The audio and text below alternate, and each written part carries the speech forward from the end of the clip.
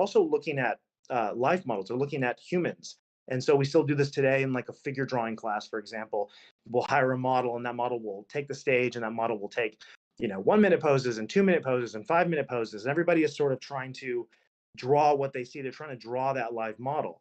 Um, that is something that is that throughout our history, how closely the life models were sort of used and observed and how they got translated into the work, that sort of changes. But during the Renaissance, like if you read Vasari's, which I recommend, there's even an audiobook version, his Lives of the Artists. Vasari was a Renaissance artist, and he was writing about the other famous artists of the time. He talks a lot about naturalism and going to nature, and nature being our biggest inspiration. And Leonardo talks about that as well. So being able to work from the live model, which often would be a studio assistant, somebody who just worked there would just have to, there wasn't professional models back then necessarily. So studio assistant would take the stage, and even if the figure was a heroic figure, or if the student was, male and the subject was female, they could still use it by being able to use their knowledge and imagination and designs. They could sort of change it, but that would be really useful for like figuring out complex poses or new poses. The issue with working from life, of course, is that it's a human being, it's a living human being, and there's a lot of limitations. Like they can't hold the pose very long. Normally in figure drawing classes that we teach, maybe every 20 minutes you have to give the model a break. And so if your drawing takes more than 20 minutes to complete your study, that's going to be something that factors in. Also, getting the model back in the original position is difficult. And often, I mean, we had some tricks to do it. Like at our art school, we would have a camera on the model, and then we would basically take a screenshot, and then we would do a 50% overlay, and then the model would come back, and the model could see the TV, and then they could line themselves back up in the thing. My teacher, Mark Westermo, used to have something called the nose monitor. So somebody in the audience would have to look at the distance between the nose, tip of the nose, and like the edge, and to help them get their head's rotation into the same point. But it's like an active challenge to work with live models. You actually have to compensate for that as you're working. So in addition to the fact that the model, needs breaks, they have to re-get into the pose. There's all kinds of other challenges.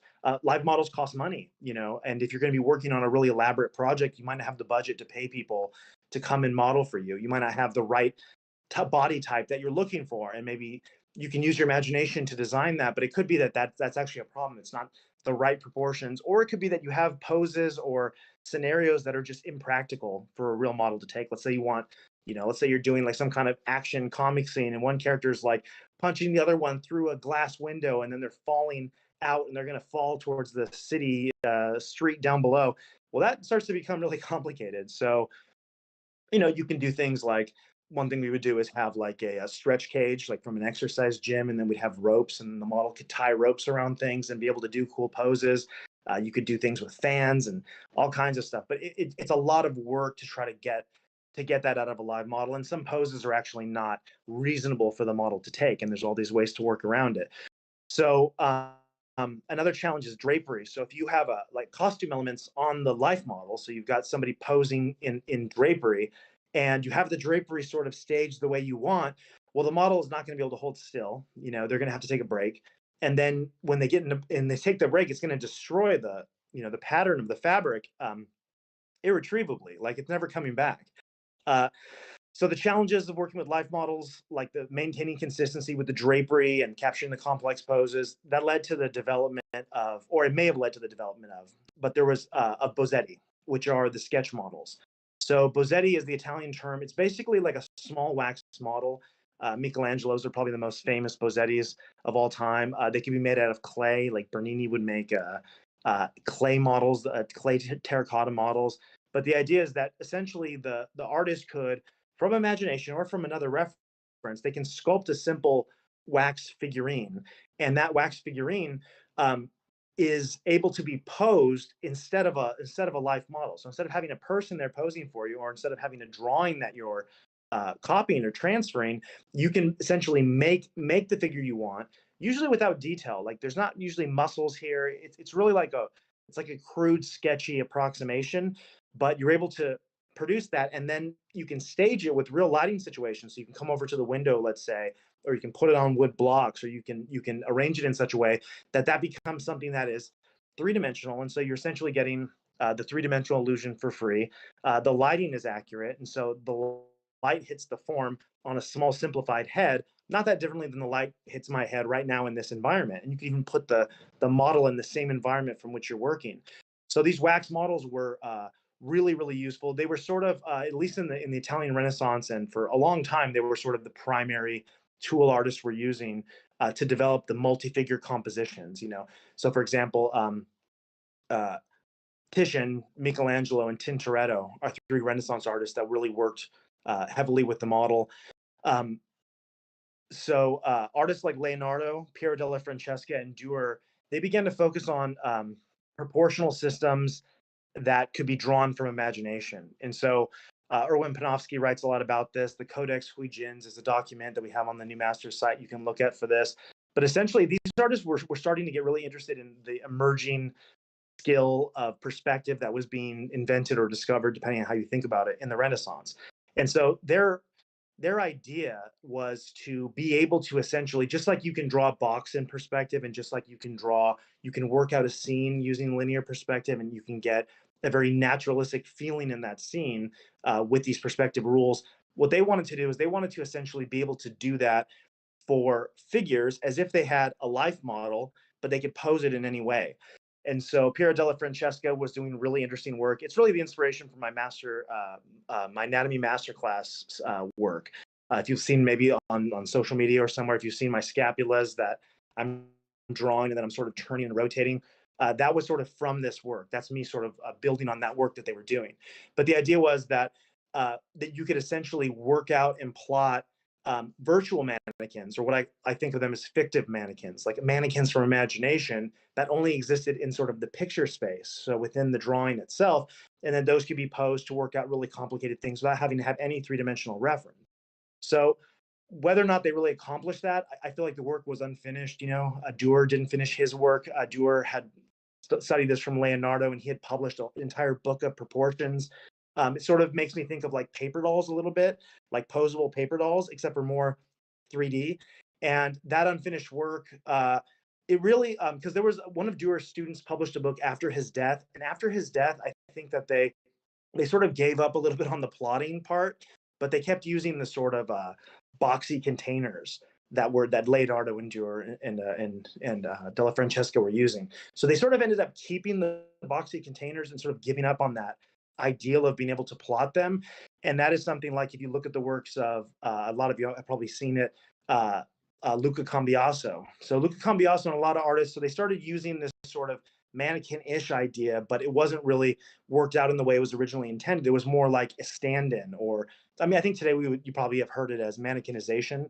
So that idea really comes from this period. So coming back to the proportion, the reason the proportions were so important was because essentially, rather than you needed a way to create these figures correctly, especially if you're going to put them in perspective, especially if there's going to be foreshortening, or if the poses are going to be really complex. So they needed to know the human proportions. And this is sort of the inspiration is really coming from the ancient Greeks and the Romans. The Romans carried on the traditions of the Greek proportions and symmetry. So Leonardo's famous Vitruvian Vitruvian man drawing, which is really famous. Vitruvian means that it was designed by Vitruvius, and so that was a Roman architect who actually was summarizing the proportion systems of the Greeks. And so Leonardo and other artists before him and after him, I did this as well, read that Latin text and then tried to sort of illustrate it. So the most famous probably the most famous drawing in the world, the Vitruvian Man by Leonardo, is really an illustration of this work. And so during the Renaissance in particular, that return to proportions and this idea of ideal beauty was really important to them. And so that sort of made its way into the mannequin ideas that they were using, and this sort of gave them a system to be able to do that. So during the Baroque and Rococo periods, artists continued to refine the use of models of different kinds. Rubens would sketch for imagination. He would also hire dock workers that to come, like really fit dock workers to pose for him as well. And then he would sort of mix the imagination sketches with what he had in the studio with the models. I mean, sort of how A lot of artists do it today. Watteau and Boucher, they employed more theatrical staging in their work.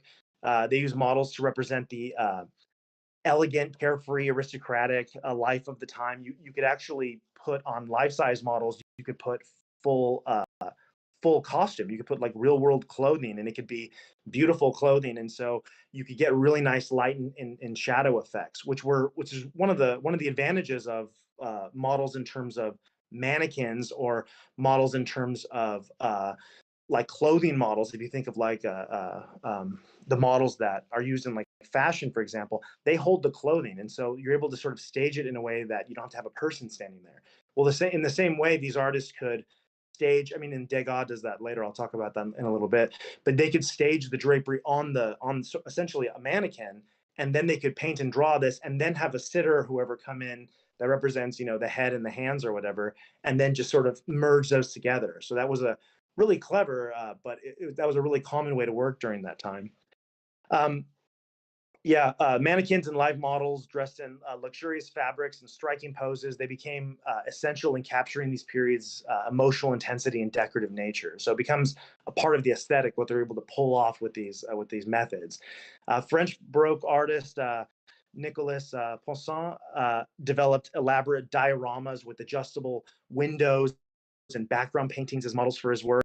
So it's sort of taking so Poussin basically took the idea, and Tintoretto would do this as well. Tintoretto would even hang his little wax models from strings and light it in elaborate ways.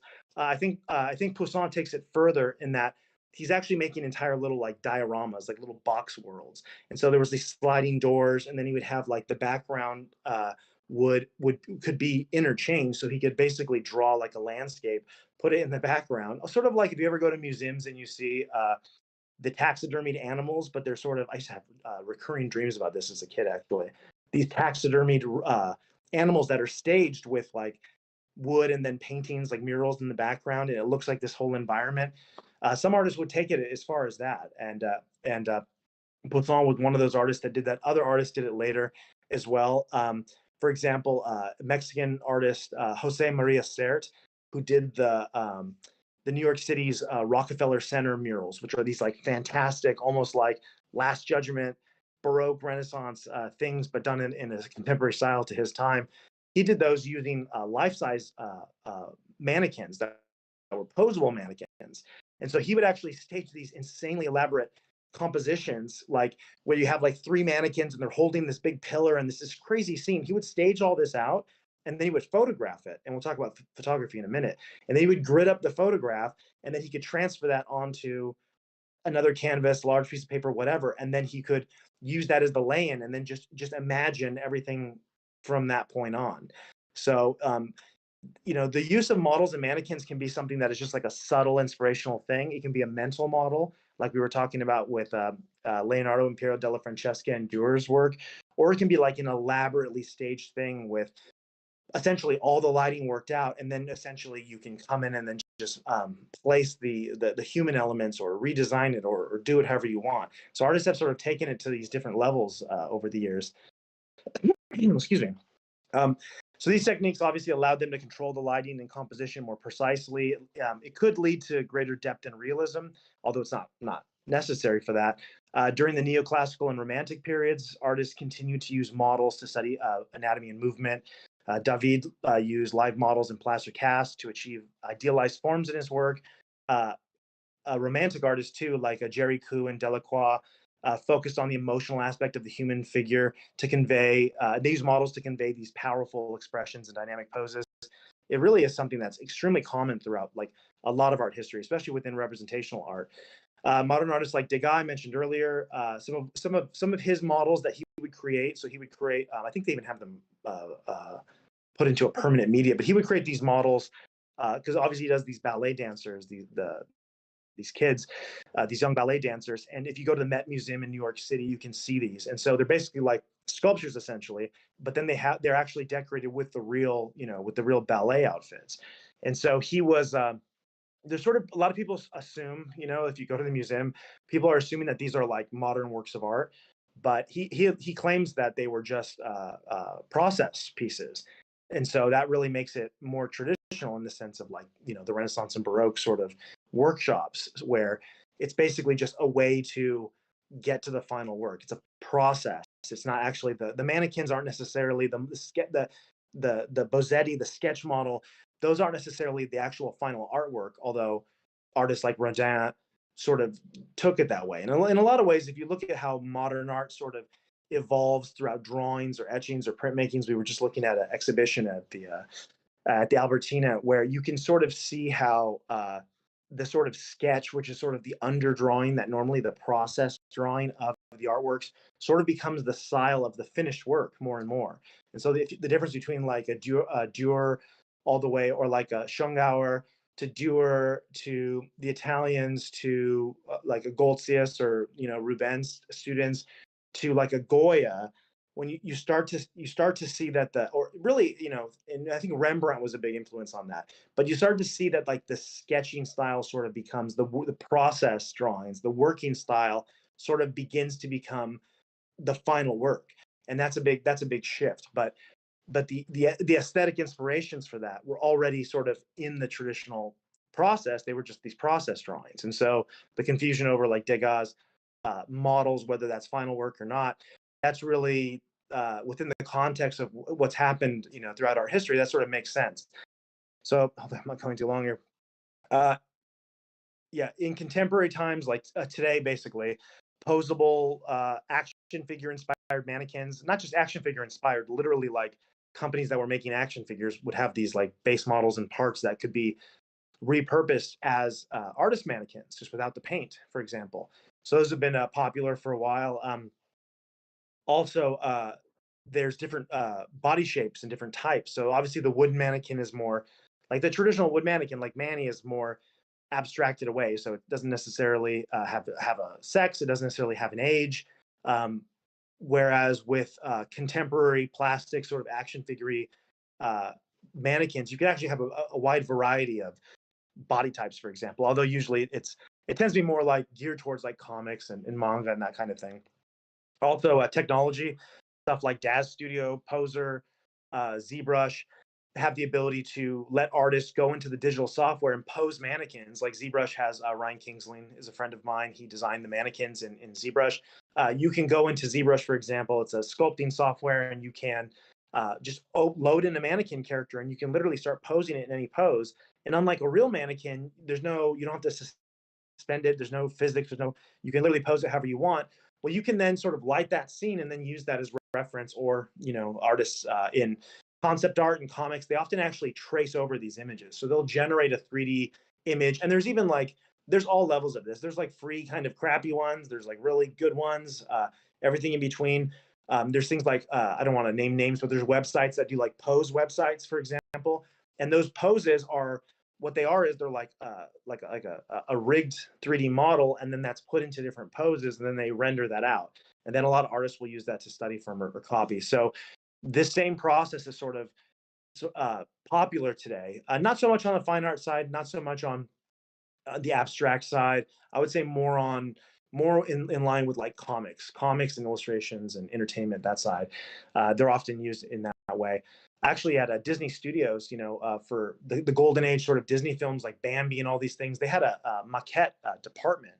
So, for example, for Bambi, they would actually carve. They had a model maker who would carve Bambi, the deer, in 3D, and they would even be posable ones. And they would have these models. And we're going to be doing a class like this for New Masters Academy, actually. But making 3D models, and then those are the models that are used in addition to the model sheets, like the 3 heads tall, Mickey, this and that. Those things were sort of used together in animation and in the birth of sort of animation as well, which makes sense because it's such an effective method. And whether they rediscover it or whether they were the artists who had become sort of these animators were bringing that knowledge with them, I don't know. But you keep seeing this process sort of repeat itself throughout history. Yeah, so today's artists, they often draw from references like this, or they trace over them directly. Like they literally just pose it out, they trace their drawing over them. So they're changing the mannequin to look like their character as they're doing it. They're doing it all in one stage. Depends on who the artist is, what their deadline is, what the industry is. Yeah, so we've discussed the role that life models have played, having a person pose for you. That's still something we do today, some of the limitations of that. But it's also essential to acknowledge that each artist carries their own life model around with them. So if you're hearing my voice, unless you're an artificial intelligence, Manny needs to go back to bed. If you're hearing my voice right now, you're a human being. That means you have a body. So sometimes we forget that. We hear artists say, "I don't have any reference," or I've heard students say this where, "Oh, I don't, the model's taking a break and my phone's dead. I have nothing to draw." It's like, well, you have your hands. You know what I mean? You have yourself. If you have a mirror, you can do a self-portrait. You can do with two mirrors. You can do self-portraits from different angles. You can draw your legs. You can draw your feet. You can draw your body. You can use a full-size mirror and draw it. So I just want to bring that up because we often you have access to a model at all times. And Miles Yoshida, who's a fantastic artist, he's a teacher at New Masters Academy. He's really known for his, among other things, his beautiful drawings of hands, which are mostly drawn from life. And so he's drawn his own hands, I don't know, many, many, many times. And that's something that the students at New Masters Academy get those assignments where they draw their own hands. That's a fantastic exercise. So if you ever feel like you don't know what to draw your hand. If you're right-handed, draw your left hand. You can put it in poses and you'll learn so much about the figure essentially from your own figure. You can also touch your own body. So this is a touching your own body masterclass with Joshua Jacoby. You can touch your cheekbones, you can touch your brow, you can look at yourself in the mirror and feel the forms because that tactile sense will help you understand it. So you don't necessarily need a model to learn a lot about the body, even if however you feel about your body. I know that there's body dysmorphia and sometimes people they don't feel comfortable photographing themselves or whatever. That's really common. I understand that, but nobody needs to see, nobody needs to know it's you. You could draw your own head from a mirror and then change it to somebody that doesn't look anything like you, and you'll still benefit in that same way. And probably nobody will know you did it. Yeah, for example, I'll often, if I'm drawing from imagination and then I'm trying to develop the drawing to like the next stage, I'll often use my own hands as reference. And even if the hands of the character need to look different than my hands, that's not as hard as you would think to modify that versus like, oh, I guess I don't have a reference. I guess I can't do it. So moving on to the invention of photography in the 19th century, it significantly impacted the use of artist models because it was so useful and so precise. Photographs allowed artists to capture and study the human form in greater detail, obviously. So a good photograph can encode a lot of information. New Masters Academy has hundreds of thousands of reference photos. This is something we've been doing for over a decade. So photography is really, really useful for artists. Edward Muybridge's groundbreaking studies of motion. So you've probably seen the animation of the horses. I actually have the original plates. I don't know if we've had a chance to photograph those for New Masters, but his movement, which is really the first motion photography, that was really groundbreaking because people were able to understand and see the world in a new way because there was no way to slow down time there was no high-speed photography or anything like that before. So being able to see, for example, that when a horse is running, at no point are all four of the horse's hooves off the ground, as was commonly thought and was commonly depicted in painting. Now, whether that improves the art or not, that's a subject for another day. But photography allowed people to get insight into the natural world in sort of a new way that could sort of slow it down, freeze it, allow you to get closer and get into situations where it would not be possible to study from life in that way. So in some ways, it led to more accurate representations or more optically accurate within the caveats of photography. Photography, of course, and my students know I talk about this a lot. Photography has a lot of limitations, and this is coming from someone who's done photography. I shot a lot of the New Masters Academy reference myself, at least at the beginning. I've done a lot of this. I've used photography a lot, so I know how useful it is. I'm not hating on photography because I know there are people like in the academic atelier world who would say, photography is awful, don't ever use it. I think that's probably changing a little bit lately, but I've heard like some really staunch anti-photography positions. That's not my position on it. I think it's really useful, but there's problems with it. So one problem is, barring future advancements in technology, the photo locks in everything. So if you're working from a photograph, you can't change the light. If you didn't take the photograph, you don't necessarily know what the lighting situation was. So it's very easy to get confused if there's complicated lighting situations. Uh, a camera lens is similar to the lenses of our eyes in some respects, but in many respects, what the actual photograph encodes is not like what we see because visual perception is not just an optical image.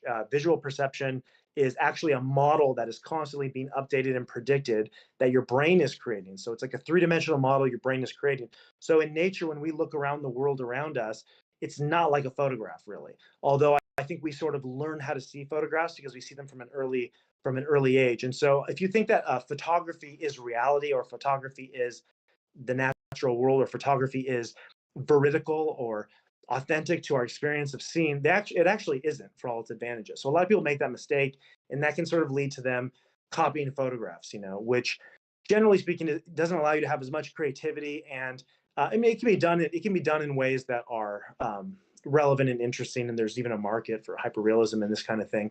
But generally speaking, copying a photograph is, you're sort of robbing yourself of the ability to really design and explore and express your creativity, which is that's sort of the point, I think, for art.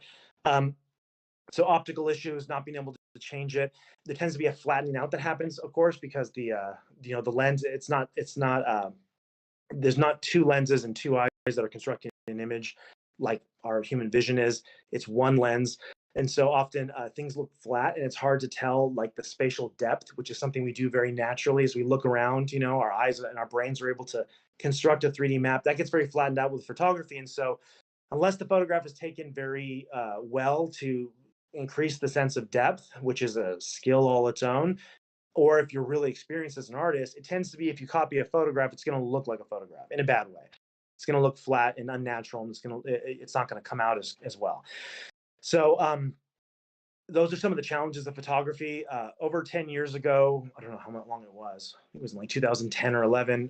We developed a photogrammetric scanner. So it was a scanner that we built in our garage originally using a CT scanner bearing and extruded aluminum arms. And there were all these cameras mounted on the arms. And so we put the cameras in burst mode, and then we would spin this thing, using a step motor. We would spin this thing around a figure, a model that we hired to come and stand in there. And then it would take a bunch of photos. You get hundreds of photos all around the model while they're holding that pose.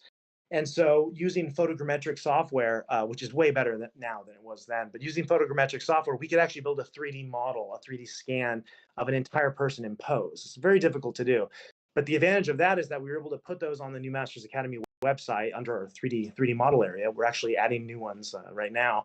And you can use that kind of thing. So 3D scans, and New Masters, we're not the only ones doing that, obviously, but 3D scans of models, for example, life models, are really useful. And they're more useful than a photo in many ways, because you can change the lighting situation. And with our viewer, you can actually take measurements. So you can measure this point to this point, and it'll give you the distance in metric or in imperial at different scales. That's really useful, especially if you're going to be like modeling or sculpting from the references. You can also change the camera's perspective, so you can get different effects and different angles. You can put the camera anywhere. You can put the camera in angles that you would never be able to like get your head in reality. You can do all kinds of wild stuff. So the 3D models tend to be more useful than photographs, even though we provide both.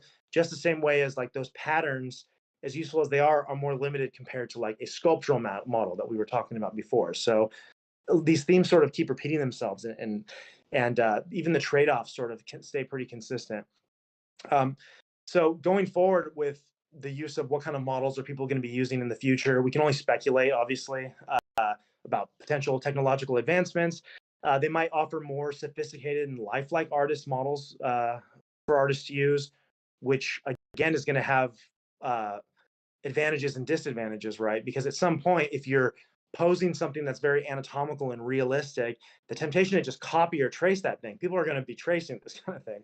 That can actually lead to a lower overall quality of art, although there's also exciting possibilities of things you can do with it.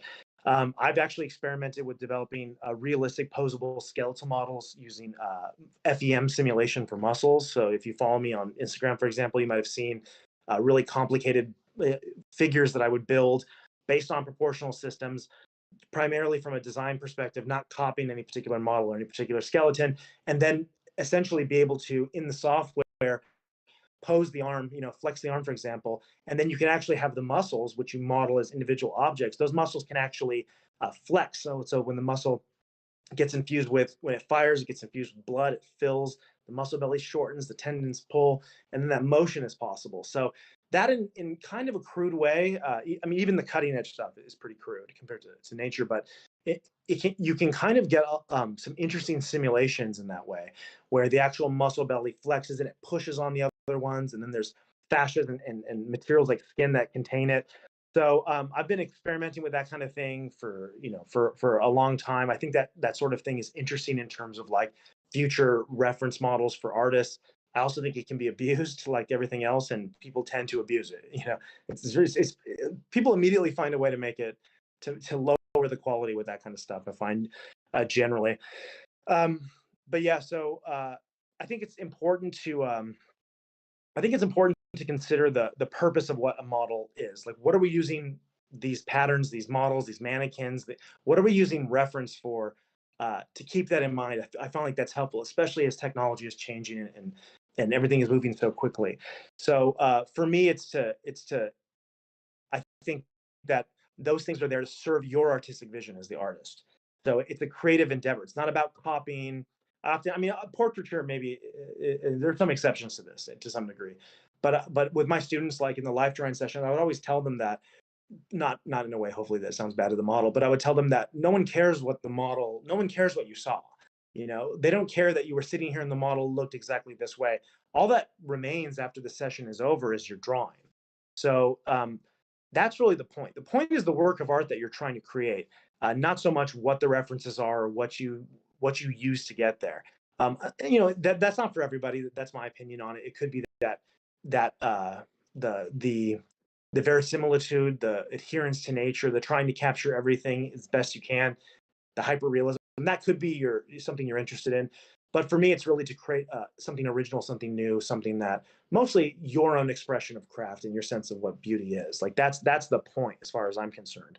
So to that end, when you're trying to decide how to use models and what your workflow is and this and that, keep that in mind. So like, for example, if you're tracing a 3D model from a mannequin software, the mannequin probably looks not great. It's not good art. It's not that anatomical. It's not that accurate. It doesn't have gesture. It doesn't have flow. So by tracing that, you might think that you're saving time or you're skipping ahead or that you have an advantage, when in reality, your figures can feel very stiff. They can basically lose that sense of gesture and life, which, according to a lot of artists, that's the whole point of the artwork.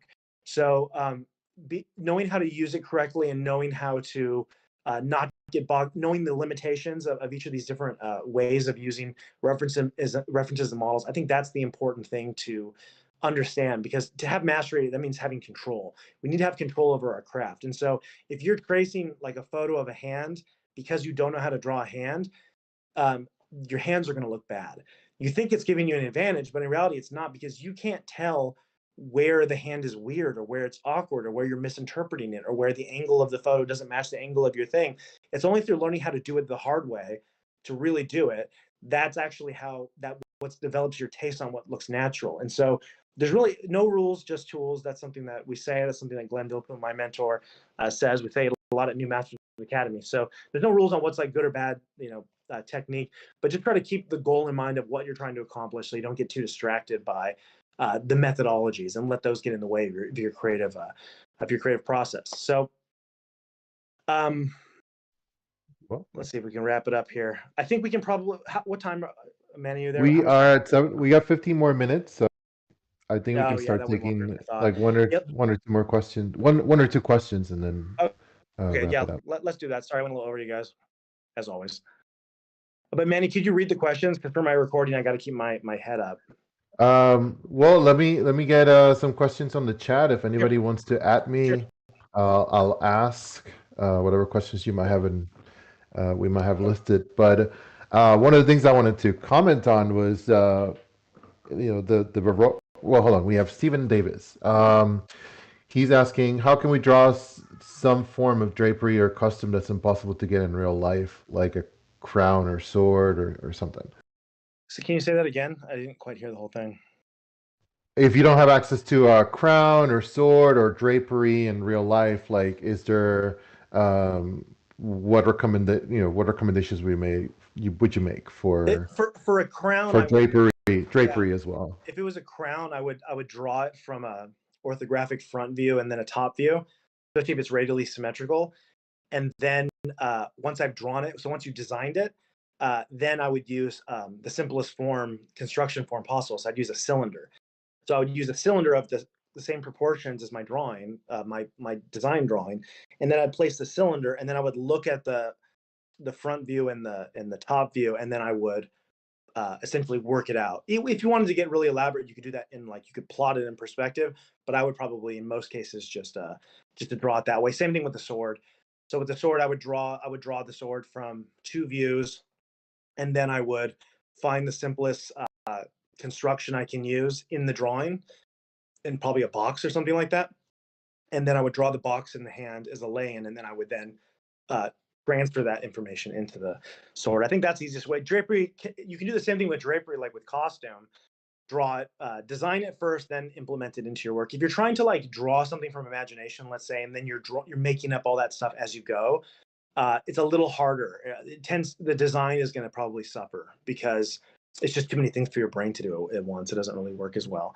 So when it comes to drapery, you want to work out the pattern of what the costume elements are, and then what you can do is you just just grab your blankets or grab anything. I've even used napkins sometimes, but grab something drapery like, and then you can kind of manipulate that and stage that for complicated areas, or look at your own clothes and then you can sort of combine your observations of how the folds are working with the pattern that you've designed, and then sort of combine those into the work. But I mean, there's lots of other ways to do it too. That's just the top of my head.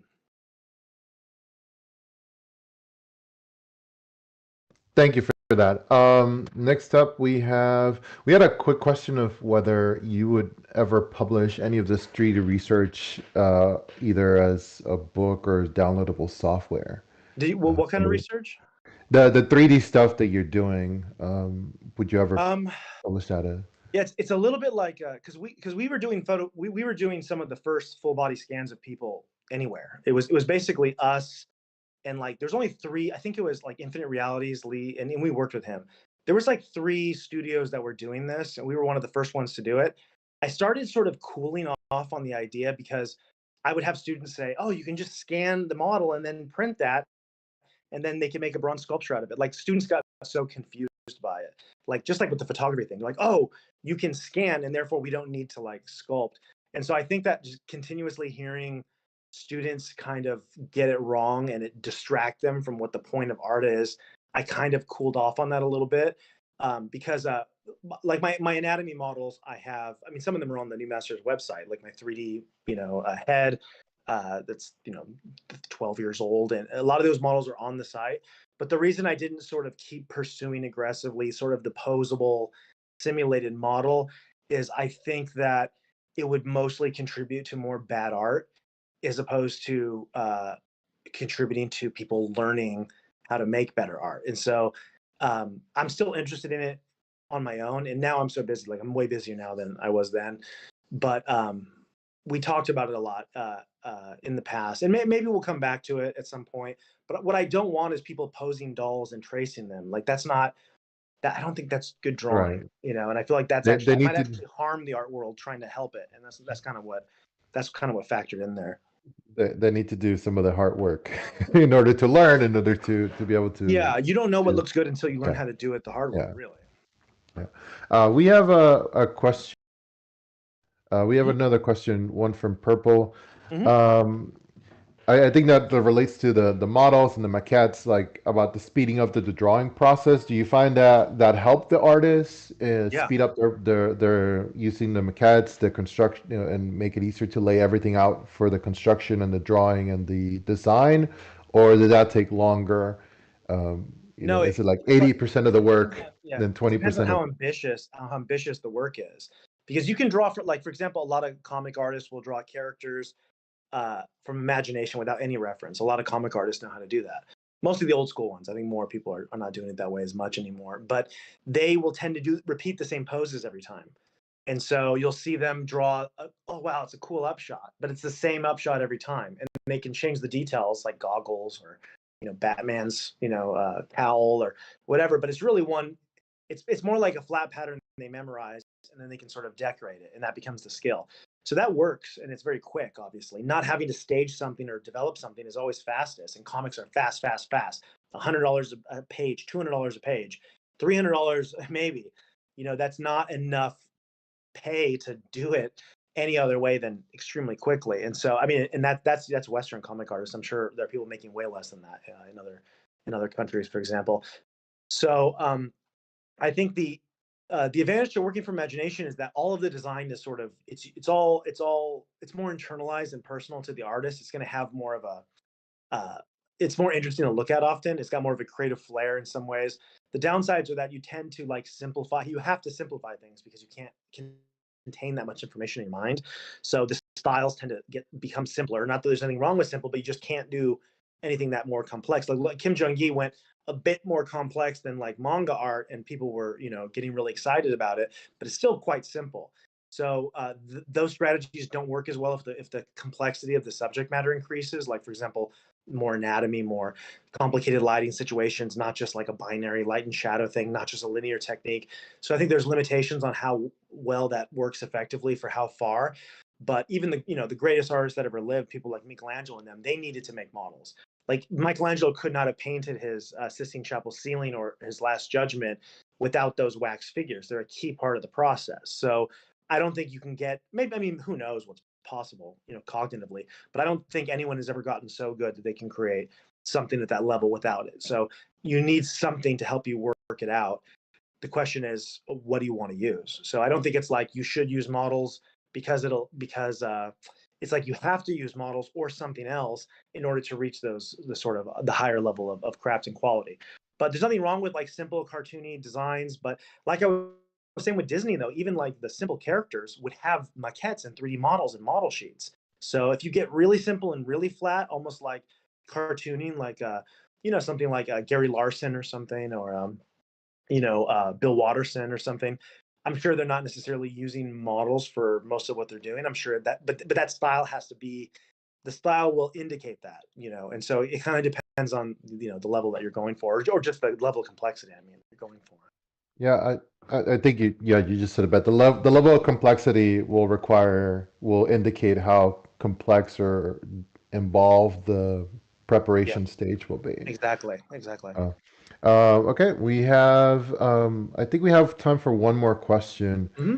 Uh, Real quick, how do you how do you do gesture and seemingly uninteresting subjects and scenes, like when you're doing still lifes, like Rembrandt's Veneta? Like, how do you bring that gestural quality and that Yeah. liveliness to the drawings? That's kind of a big question for the amount of time I have. But basically, gesture exists on like different levels. There's intrinsic gesture, so that's like the gesture of my bones and my muscles and the way things tend to spiral and wrap around, and that's sort of just built into the design. So depending on the still life object, this has a gesture insofar as it has like a vertical center line. It's got a lifting gesture, and there's compositional ideas of gesture, like the shortness here makes this feel longer. Maybe that's a lifting effect. Bill Perkins talks about this in his courses on New Masters Academy. So everything has like its own gesture just based on whatever that thing is. It's going to have some gesture. But then there's the kind of the gesture that we bring into it. That can be compositional gesture. Like think about Thomas Hart Benton, for example, where the train and then the smoke and then the plants and the clouds and everything is sort of dancing around the scene. He's making it do that because to move your eye in a Renaissance Baroque kind of a way. And you see this in Eastern art as well. So there's gesture in like how the lines are done. There's gesture in how the rendering is done. So there's lots of like levels. Like I'm going to put a cast shadow across this object, and then it's going to hit the floor, and then this reflection here is going to make it dance. So you can make the gesture happen like across surfaces or with light or within the figure, or how it's posed or organized, the arrangement of the objects. So there's lots of levels at which gesture can be applied. And no matter what the subject matter is, there's always going to be, some way in which you can bring gesture to it. And so really that's really the study of gesture, insofar as we teach it at New Masters Academy. So everything I just talked about, we teach somewhere in your track, you'll get that. Yeah. I hope I answered the question correctly, if I Yep. understood it. Thank you. Um, We are at 5 minutes to the hour, so I just want to Wow. say thank you everybody for tuning in and listening and Yeah. for the excellent questions. Get ready because we have our next event coming up in in a few minutes. I, Fantastic. bel I believe that's Hollis. Oh, awesome. Yeah, Hollis Dunlap is coming up for the Q&A, so we'll have them up in a few minutes. Hollis is an Uh, absolute killer. Definitely don't skip that one.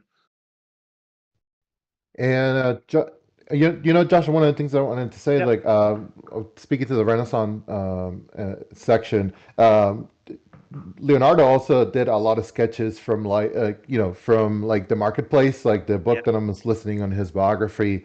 He would go to the market and just draw people's hands because the Italians are so gestural, and they just grab everything and Yeah. just sketch everything from there. So that was Yeah. He also was probably like the the first like big sketchbook artist that, yeah.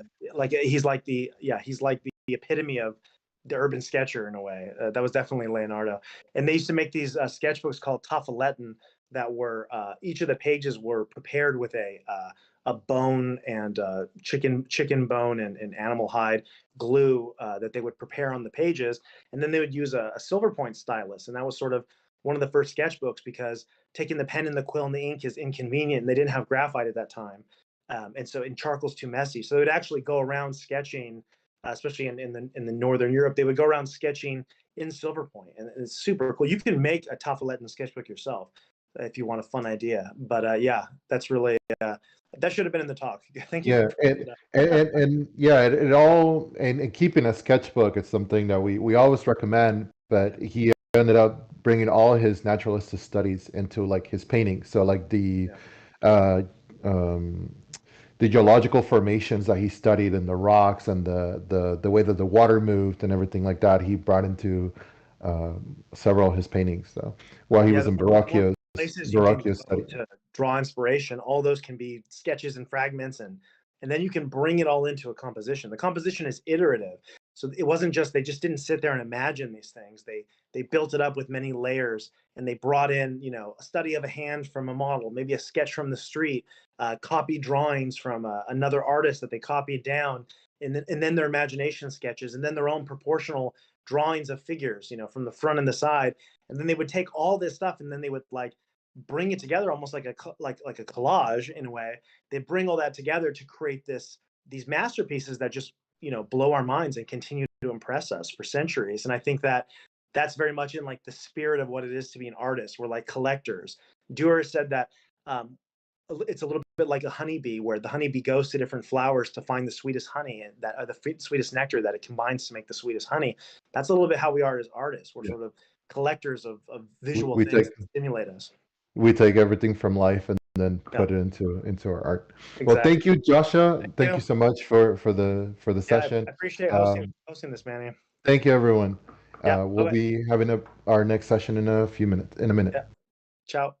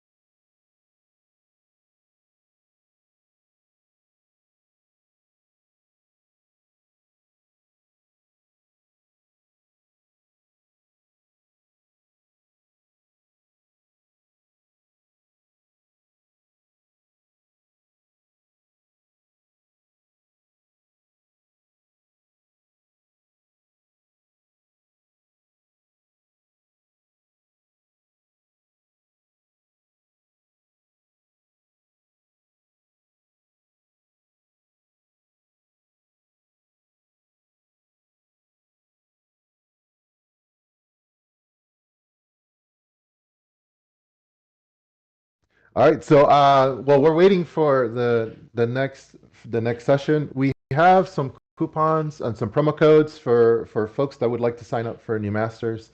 World Art Library to receive 25% of the library monthly or annual plan.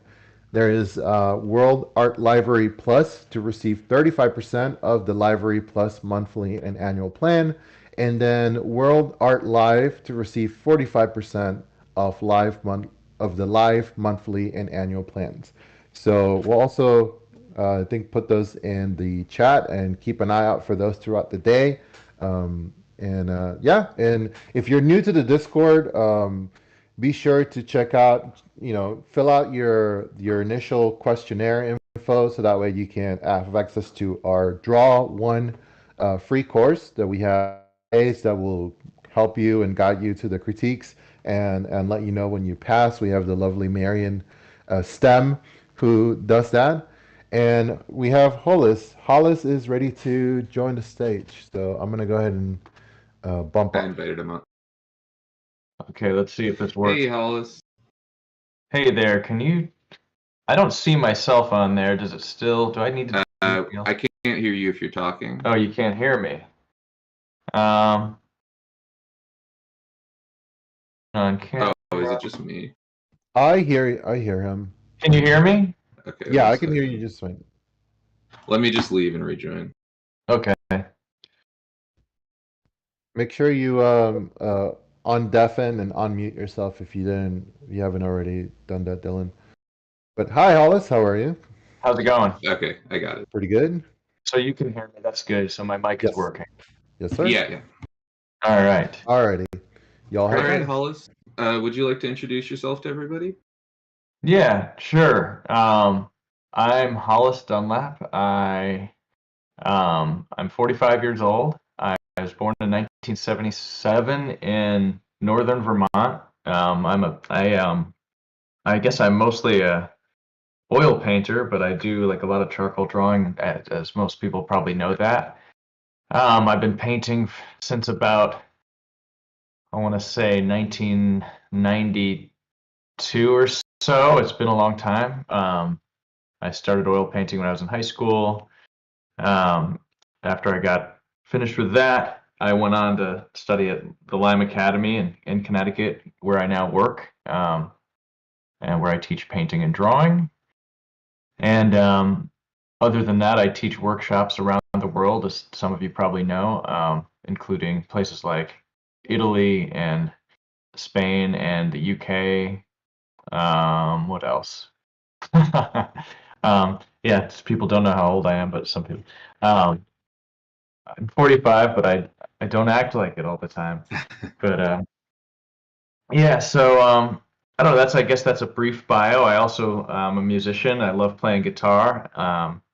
Actually, my band has a show tonight, which is why I'm doing this Q&A so early today, because after this I'm going to get ready for our show.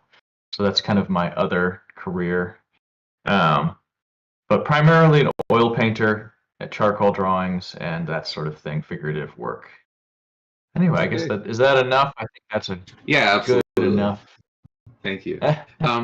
For the people in the chat, if you want to at me with your questions, just go ahead and do that.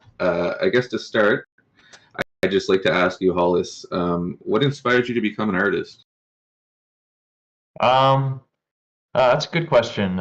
Many things, I want to say like the first inspiration I have is probably when I was a kid. I got into drawing because I had a babysitter who loved to draw. And he kind of, I guess, I don't know why I started drawing exactly.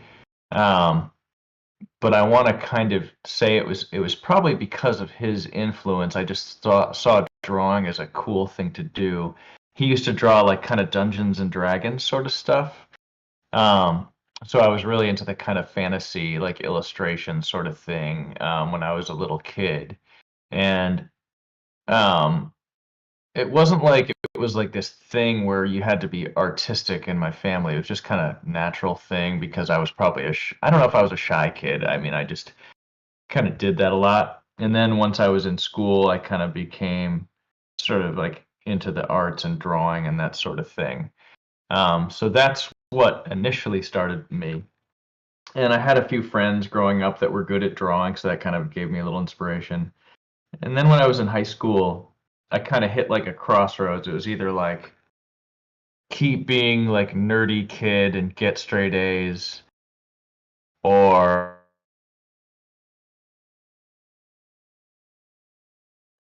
brilliant way. And so I started drawing more, and I figured, well, if I'm not going to get good grades in school, I better do a lot of drawing. And I got into Renaissance art when I was in high school. I really kind of related to that, especially artists like Michelangelo. I read all these books about Michelangelo, and it wasn't that I thought it's very hard these days to be that type of artist where it's like, how should I say, like, I mean, Hollis, it something about seems like there might be a connection issue or something. Oh, really? Yeah. Can you hear me? It keeps cutting out randomly. Just a moment. Sorry about that. Modern technology. Can you hear me at all? Yeah, it seems to be on and off. But we can just keep going Really? for now. Okay, yeah, I moved my computer in my studio recently, so it's on this wireless thing, so it's honestly, it's not as good of a connection as it was when it was like hardwired to my wall. So I apologize for that. Can you still hear me? Yeah, it's all good now. Really? Yeah. Okay. All right. Anyway, so it was high school time, I guess, that I got into like Renaissance art. I started doing figure drawing. I had a teacher who kind of encouraged me to come to the after school life drawing group, so I did that, started that then, started doing painting from life. So that's it. A lot of different people were inspirational. And then, going into college, I went to Lime Academy. I had a lot of different teachers there, like who were very, very inspirational. Dean Keller, Jerry Weiss, Peter Zallinger, Dan Gano, so many good teachers. Susan Stevenson, Steve Sheehan. I was lucky. I had a lot of different teachers teaching different kind of techniques. So, Okay, just great. tell me if you want me to repeat. If you want me to repeat anything, just tell me if the connection gets funky. Okay, I will. We have a question from Philip. They want to know if your babysitter knows about the impact they had on you in your life. Oh, that's a good question. I doubt it. That was so long ago. I was a child. I think he knew at the time, but I was probably 5 years old, so I probably wouldn't have had the ability to be like, oh, thank you so much. It's kind of one of those things where, yeah, of course I'd love to find out where he is. Maybe I'll look him up. I looked him up years ago, and I don't. It's funny. Some people. I grew up in northeastern Vermont, and the time that I grew up was just really. It was before the internet. You can look up anybody now, and people are just online, but he just wasn't. It's like, I could always check again. But yeah, that's a great question. It's one of those things like you always think back to people that are influential in your life and like I wonder where they are now, and all that, and who knows. So, All right, great. Yeah. We have a question from Marion. She says, lots of your work is figurative and portrait based. Do you find there's a growing demand for this kind of art? That's a good question. I haven't sold much art in the past couple of years because once like the COVID craziness started, I sort of just didn't have any shows. I've just been compiling paintings in my studio. So I don't even know what there's a demand for right now. I've sold a lot of different work in different genres, I guess. I've definitely sold a lot more figurative art than landscapes. I think landscapes are saleable, but I don't do as many of them.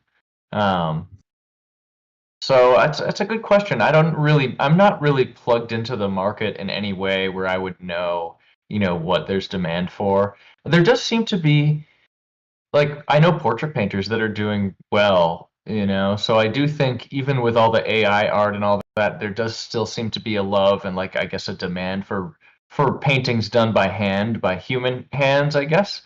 So that's a good question. I probably wouldn't be the best one to answer that since I'm terrible at marketing myself.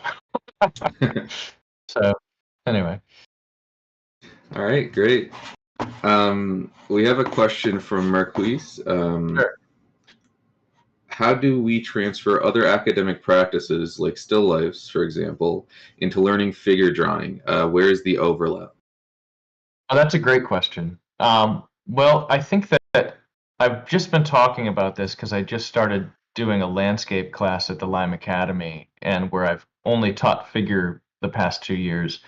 So trying to kind of translate the same principles from the figure into still life and landscape. I think for me the overlap is I try to draw as precisely with landscape and still life that I do with a figure.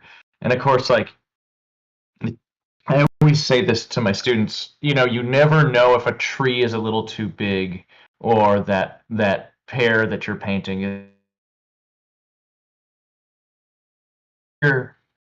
is more likely to tell you if you're out of proportion or not. No one's going to look at your landscape and say, you made the sky like too big, or something like that. So that's a great question. And I don't really know the answer. I do feel like one answer is to try to draw the still life and landscape as accurately as you would with a figure. That's one approach, I don't generally. It's not that you're going to draw it exactly. Certainly, with a figure, you still interpret things. You're still going to make the arms and legs. If you're good at drawing, you're going to make them look the way you want them to look. Unless you're not like a computer printer where you're printing out what something looks like. You're making choices. So I try to do that with a still life and a landscape too. And I think there's also technique overlap where things you do with color and value and paint texture overlap, like where you're using thick paint, where you're using thin paint, what value range you're drawing with, what color range you're drawing with. The other thing I like to do is with a figure, sometimes I will invent sort of a background, like some kind of landscape or something, to kind of bring just a studio figure sort of into a landscape environment. That for me is a way to kind of come up with a creative thing to do with a figure painted in the studio. Sometimes if I have students, I'll encourage them to invent the background. Like if you just paint a model in a model room, why not, make the model stand into a bed or put a mirror behind them, do some simple thing to put them in an environment, or just invent a weird landscape in the background. I like doing that. So hopefully that gives you some ideas. There's a lot of things you can do. It's a great question. Cool. The next question is from Saxika. How much does online presence make your art career? Is it the best way to show up to a wide audience using social media and such? I think so. I mean, it's not maybe not the best way. It's certainly not as good as it used to be. Like my Instagram account has been stuck on 122,000 for like 4 years now. So there was a time when I knew I didn't want to play that game of doing everything Instagram wanted me to do to compete with TikTok or whatever. I don't really do reels. I'm just not that into it. I love though that people will see my work there. I definitely don't have the engagement that I had in, like, let's say 2016, 2015, when I would put up a painting and a lot of people will see it. I think a teacher of mine, Jerry Weiss, is doing some article on Instagram or on censorship, and I was talking with him and I did a little calculation where I think like 1% of my followers see a post now of mine on Instagram, it's probably even less than that, but that's the average. If I compare it to maybe, and it wasn't even high to begin with, I think in like 2015 it was like 15%. All I did was just take the percent of like the likes I would get on a post and look at the number of followers, and I can tell that they don't like me because I don't want to pay for anything and I don't do I'm like the kind of user that Instagram doesn't really want. I put up nudes, especially male nudes. They really don't like that. You put up a naked dude, then they immediately are like, oh my God, they run away. But yeah, I still think it's good. I think the best thing is really still going to art openings and connecting with people in person if you feel comfortable with that. I think it's funny, it's just like this last few years, especially, you get sucked down this thing where you just live online so much, and that's kind of happened to me too. And I don't think I'm happier than I was, before all of that. I think in general, it's made me. I've met a lot of great people, but I've also it can kind of twist your brain in certain ways too. Like I still really love talking to people in person. That's why I love traveling and teaching workshops and really connecting with people that way. It's so much healthier, I think. At the same time, I'm thankful that I can connect with people like the way we're doing right now. I could have never done this even, 10, 15 years ago. So it's great. I think it's like anything, it's like you have to use it in the way that's good for you and know what's healthy for you. And not that I'm anyone to say what that is, but the and it's just amazing, like the kind of things that are happening right now. But I think we have to kind of be conscious of good ways of using it. There's my long, nonsensical answer. Thank you. We have a Yeah. question from Brenda.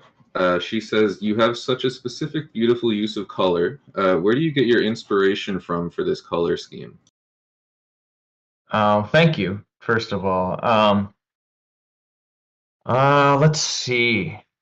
Mostly I get it from paintings that I love, that I see. Like, I was just looking at a Gustav Klimt landscape, and I love his landscapes, and I just love the kind of weird, kind of trippy color. Um,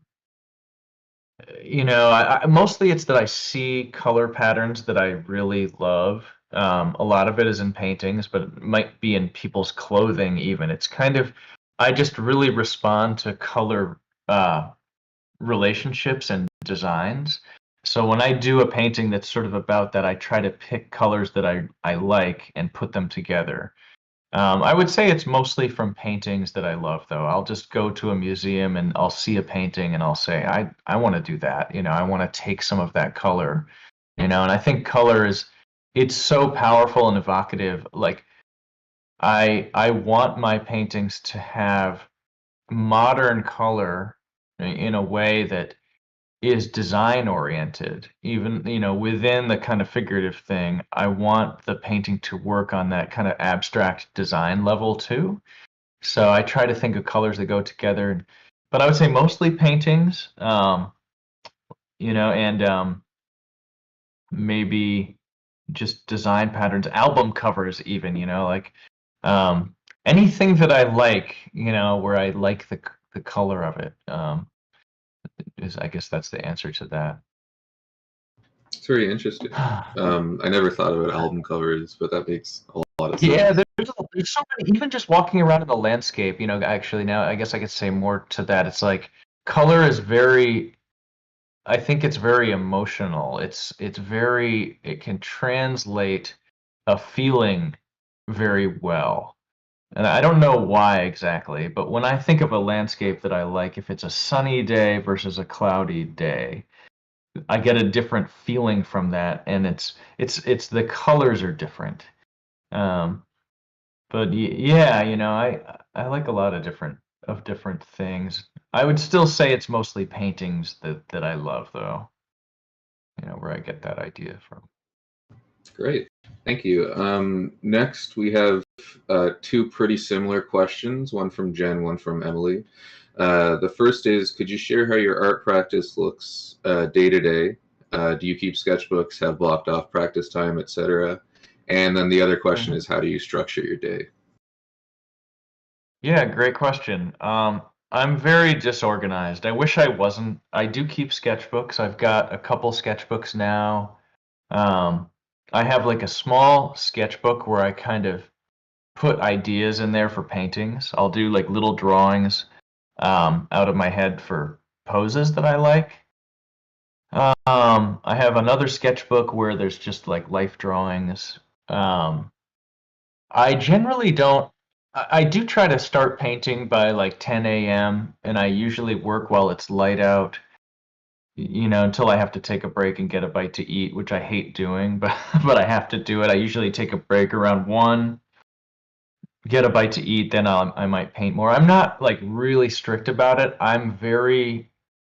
I work a lot when I'm working, and I'm really lazy when I'm not working. It's not the best way to be. I'm great at working really hard, and I'm great at being really lazy too.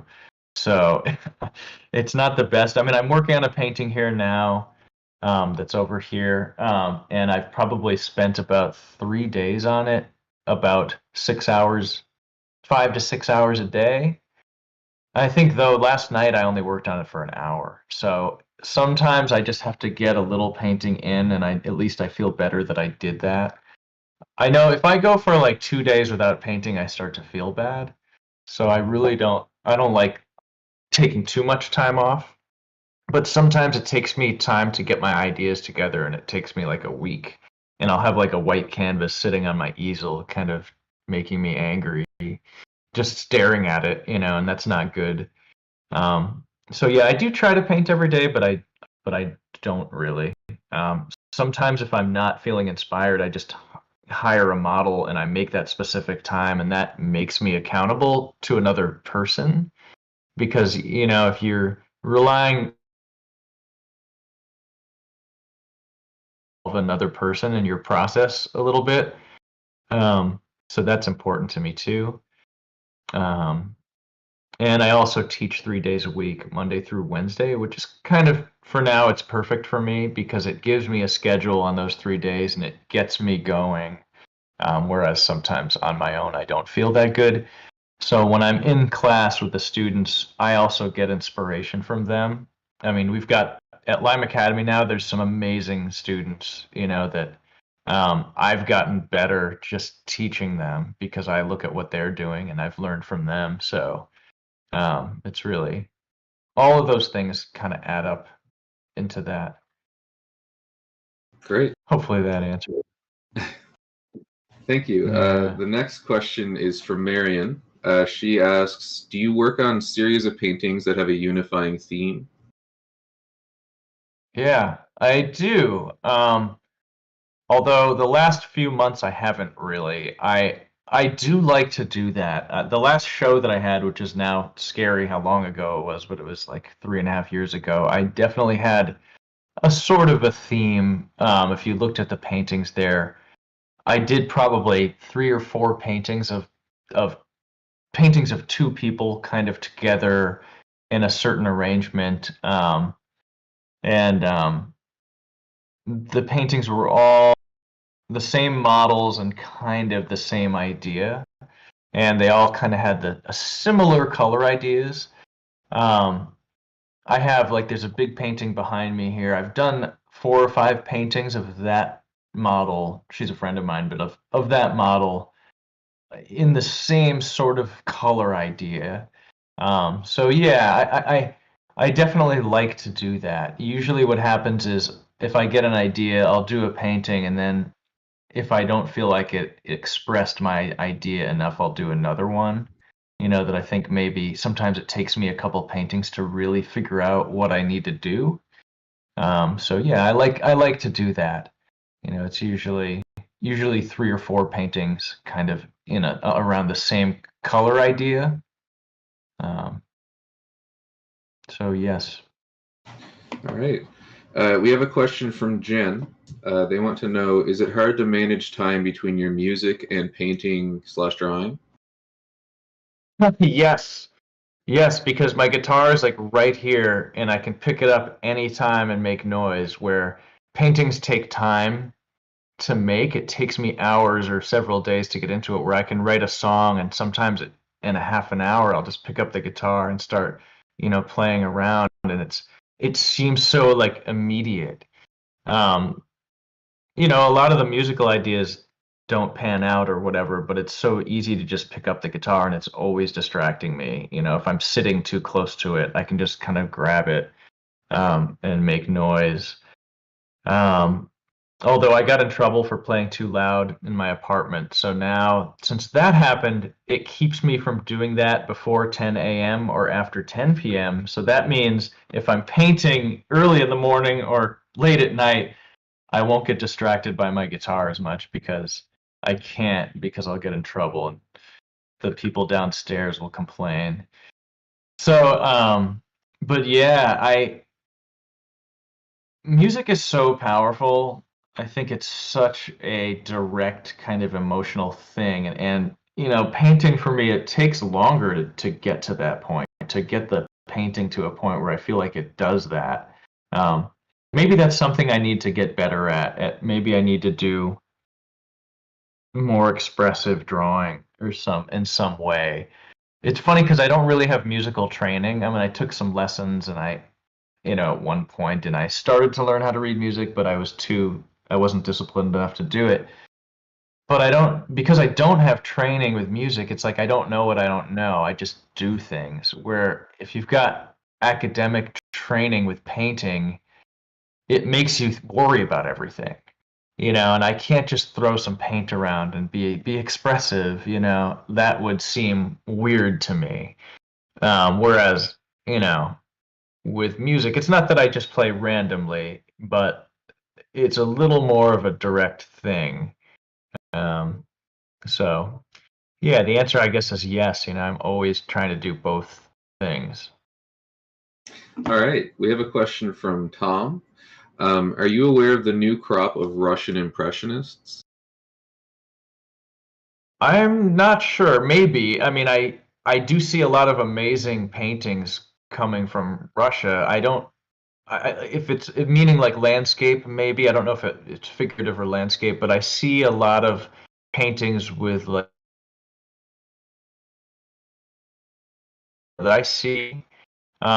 So there's so many good painters now. It's hard for me to keep track. Another good thing about social media, I guess, is like everyone knows who's out there now and who's good, and kind of like it's easier to find all the artists. I remember in the 1990s when I wasn't really online, nobody was really. You'd find out about one or two amazing painters in like a year. It's like, I remember I figured out who like Stephen Assail was, or Jacob Collins, or Richard Schmid, when I was in art school. And I remember seeing their paintings and being blown away and being like, okay, I need to get better. But now it's like I open up Instagram and you see like 50 amazing paintings, in while you're having coffee.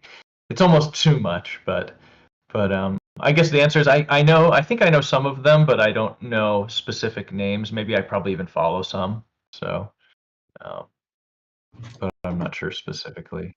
Great, thank you. RF asks, are there any exercises to see and judge proportions better in figure drawing?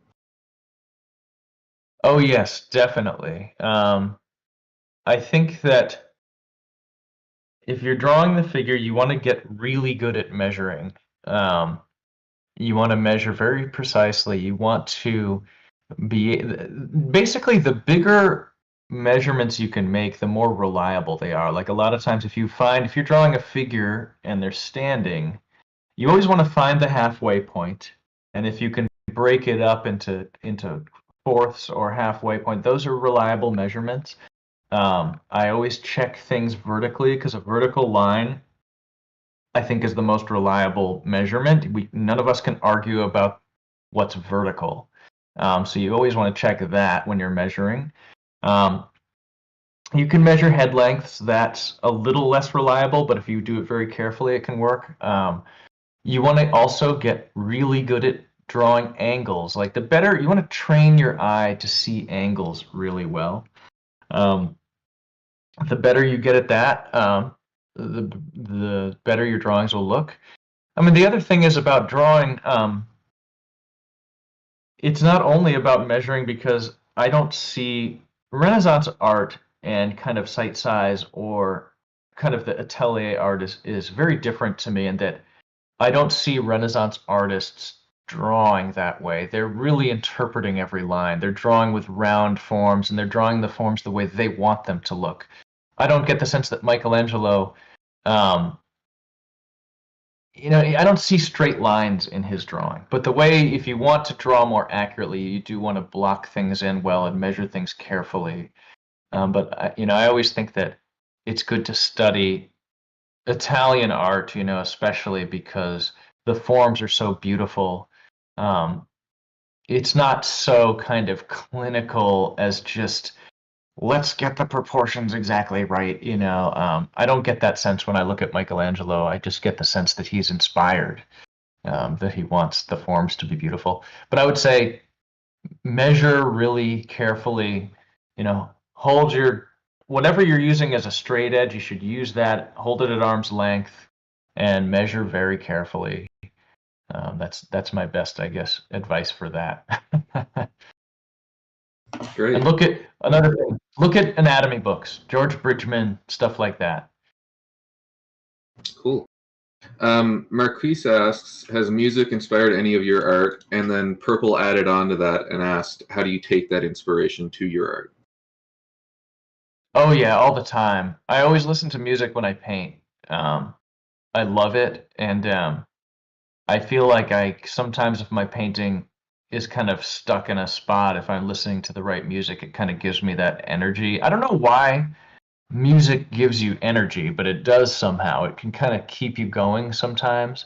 It's very powerful like that. So a lot of times when I'm painting and I'm listening to music, it'll just influence how I'm making the brush marks, or even if I just feel excited or if I want the color to be doing something. Like it definitely gives me inspiration. Like if you listen to just something by like Eric Satie, who's an amazing composer, a lot of piano music. The melodies are so beautiful. I feel like that melody kind of translates to color in painting in a way for me. But I listen to everything. I mean, I can listen to punk rock and get inspired by that. I like it all, and yeah, there's something energizing there, which definitely keeps me.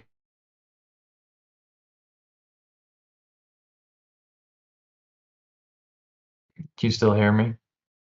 Yeah, it just cut out for a second at the end there. Oh, okay. Sorry. Yeah. So anyway, Great. that was hopefully they heard that. The next question is from James. They say they went to art school and got the impression that contemporary art is very rooted in the work of Foucault. I hope I'm pronouncing that correctly. Foucault. Everything is And is therefore very identity themed. Is there still a scene for more traditional art? If so, how did you get your shoe in the door in that traditional scene? Yeah, this is one of those questions like you could easily, it's like you don't want to tread carefully now. You should really, you should always say what's on your mind. It's funny though. There's a lot of that. I think I don't worry about it as much. I definitely find a lot of that work interesting though. I think that there is still room for it, I guess, because I feel like classical art is really for everyone, although it's not traditionally, it wasn't that way for a long time. Let's face it, when a lot of people teach art history, it's like the history of dead white guys. It's like, it's not really like that though. But I like to think of classical art as for everyone, and there are certain, whether there's a scene for it or not, it seems like there is. I mean, I am teaching a really diverse group of students now, which makes me happy. I feel like it's definitely different now than it was, 25 years ago, in terms of the people that are studying figurative art, and I see a lot of work that is still referencing classical work that's very popular. Like someone like Kehinde Wiley whether you like his painting or not. I like that he's referencing Rubens and Velasquez, you know, and thanks to him, a lot of people may know who those artists are, you know. I don't know that for sure, but I think it's likely, you know. I like to kind of, like I said, though, I like to think of classical work as something that's for everyone, even though it may not have always felt that way. I'm noticing more and more people getting good at it, you know. And it seems to be, I can just say from the people that I work with and that study with me that there's a really diverse group of people that are interested in it. So it seems to me there's a lot of interest there, even if your work isn't based in kind of maybe, let's say, identity or some type of politics. I think there's still room for just beautiful, simple paintings that are done beautifully. There's something universal there, let's say. You know, like there's a show at the Rijksmuseum now of Vermeer's paintings, and it's really popular. It's sold out, and his paintings they're incredibly beautifully done, but there's no political message there. It's just about beautiful light hitting things, and people still like that. So I think that's good. I mean, I'm really interested in conceptual work though. It's something I'd love to do more of. Um, you know, that's a long, I mean, man, we could talk about this for hours, you know. I'm definitely I still like doing really simple paintings, you know, even you know, I would love to do more story-based paintings too. So I'll probably do some of both. That's a Great. much longer question. That's like that doesn't even scratch the surface, but you know. Anyway, yeah. Saxika asks, they're a piano player and have been thinking about getting a guitar this year because they write lyrics. Do you have any advice for beginner guitar players? People say it's much easier than the piano. I don't know if it's easier because I don't play piano. One thing about the guitar is that if you get an acoustic guitar, it's quiet, so you can practice at any time. You can bring it with you. It's much more easy to practice any time. I think it's only as easy or as hard as you make it, you know, but I think that if you get a guitar, you know, the first couple months your fingers are going to hurt when you learn the chords, but then eventually your hands will get stronger. It's probably not, in some ways, not that different from piano. I mean, all the notes are the same. If you started on piano and you have some kind of a musical foundation, that's going to help you. But the good thing about a guitar is you can play it, an acoustic guitar, you can play anytime. You know, so you might wake up sometimes at like 3 a.m. and an idea will come into your head and you can play right then if you want to, which happens to me like you know, quite often where I'll just, you know, um,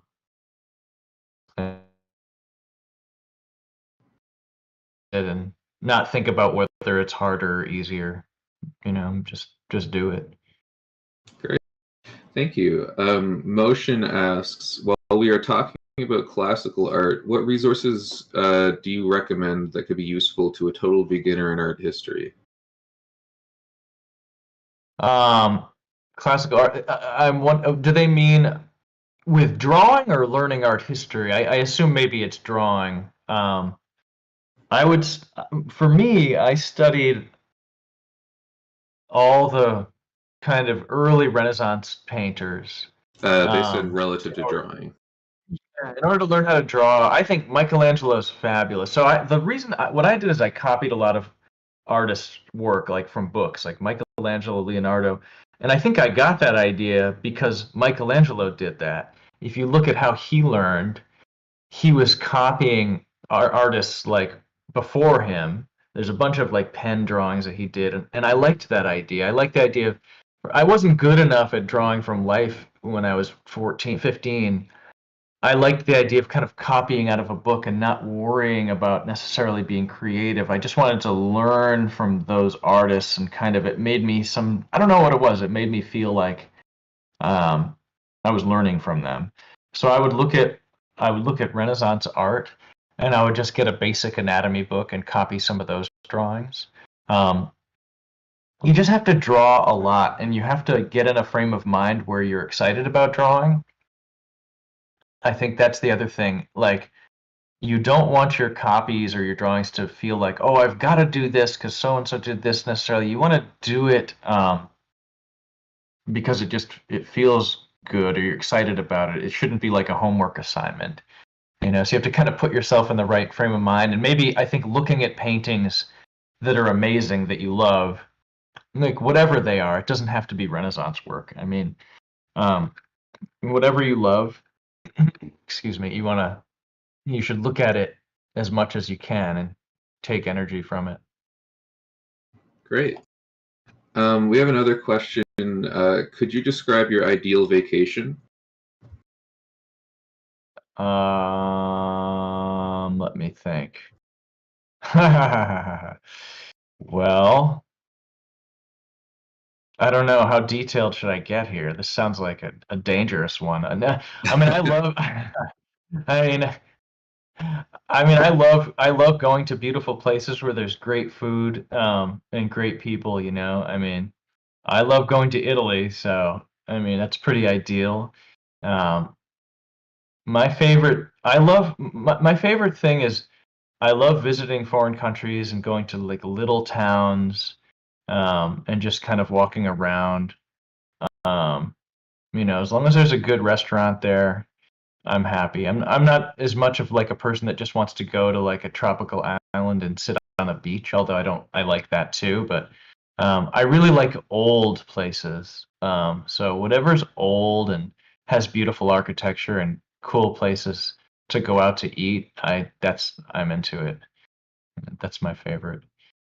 Great. What's your favorite piece of artwork that you've created and why? Oh wow. I don't know if I have a favorite. I always have like a love-hate relationship with my paintings. I never really like them, but I don't hate them either. It's always like I'll do a painting and I'm like, okay, there's things there that I like, but also things I don't like. Um, Let me think. Yeah, I don't have a favorite. I just don't look at my work that way. I mean, there's things I like. Like I have a painting behind me here. There's things I like about it. I think there's areas in it that I think came out really good, and there's other areas that I don't like. When I look at it, it makes me happy that I did it, but I also, um, I guess, there's things I don't like. My favorite paintings are probably quicker paintings that I've done of friends of mine. That are just like more memories, and they might be sketchy, but they might be more done casually when we were just hanging out. I like that sort of thing. Like I think of like um drawings that I've done of people, maybe like whether I was in a relationship with them, and the drawing was from like a very kind of intimate moment. Like I have a friend, when I go to her house now, and we were together probably 15 years ago, but we're friends, and I go to her house, there's some drawings that I did of her at the time that I could never to me because of that sort of thing, because they're very intimate. And I like that kind of work so I have drawings and paintings I've done of friends of mine that are probably the most important to me. So I guess that's what I would say about that. Great. We have a question from Manny. When do you decide you can stop working on a painting?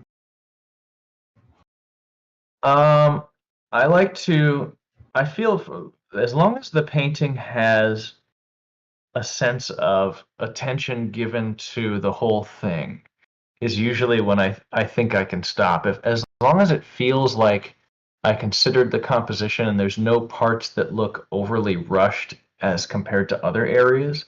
Like you could have a sketchy painting, but if the whole thing is sketchy, it can look finished.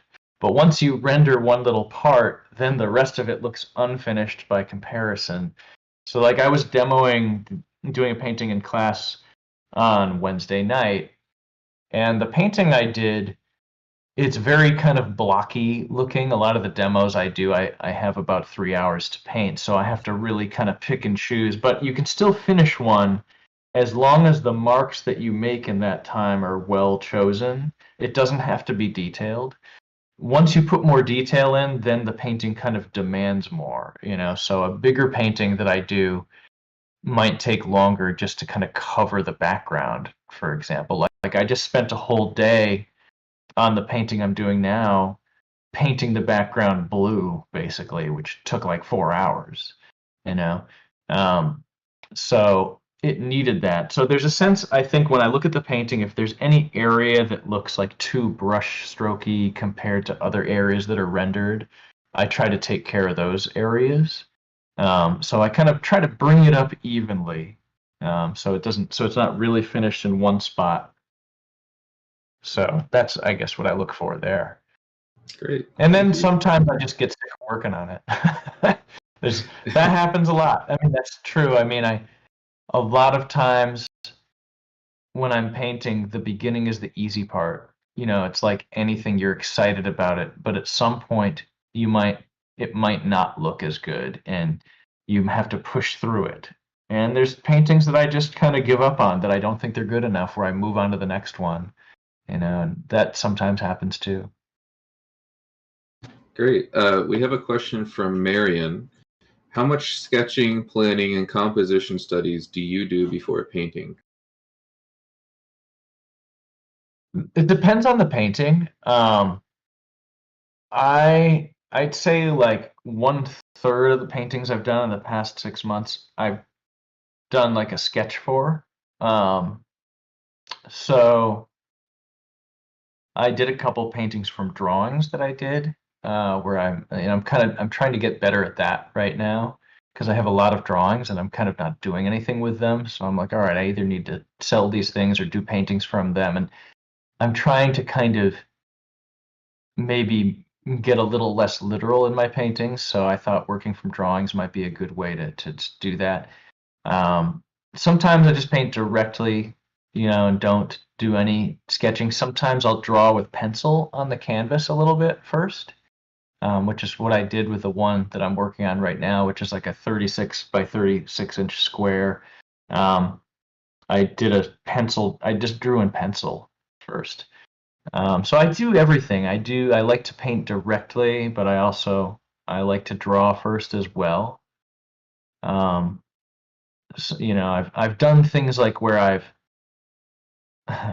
like I was trying to work from long distance with someone on paintings of each other, and we had to use photos since we didn't live near each other. So I did drawings to show this person how to pose, and that worked out for a little while. Ultimately, it wasn't easy, but it was still fun to do.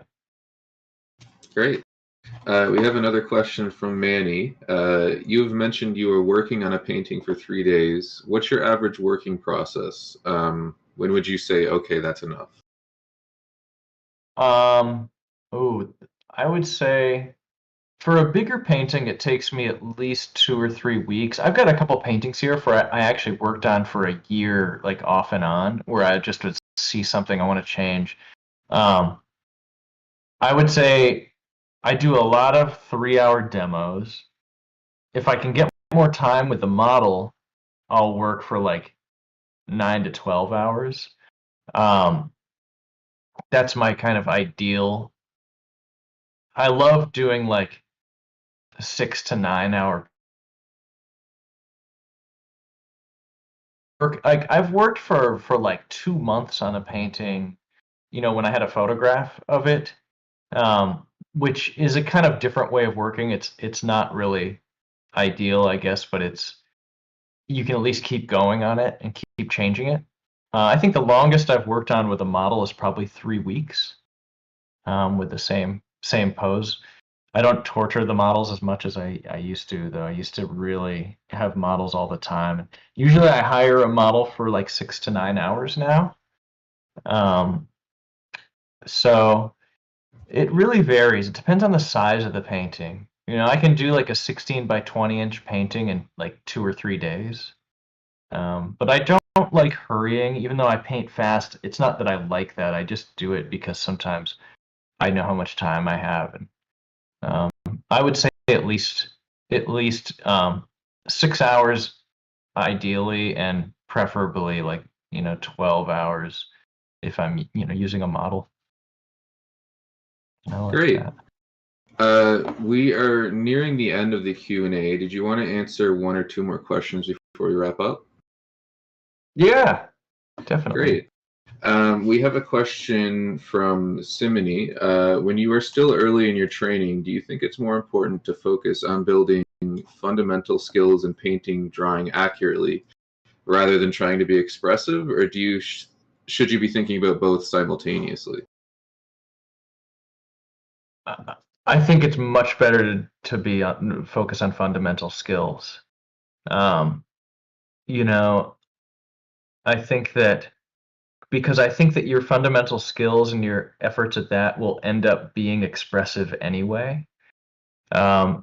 Because anybody can be expressive. I think being expressive is just generally, I don't want to say it's overrated, but it's not really as interesting as it seems to be, because I think it's like your fundamental skills, whatever's interesting about you will come out anyway. And I just think that early on, especially before you have to, you know, if you have more free time early on, it's good to use that to just draw and develop your skill as much as you can before you're a little older and maybe have a house, or maybe have kids, or maybe have bills to pay and a mortgage. Like, you want to develop your skill as much as you possibly can while you have time, because you don't know if you'll have time eventually.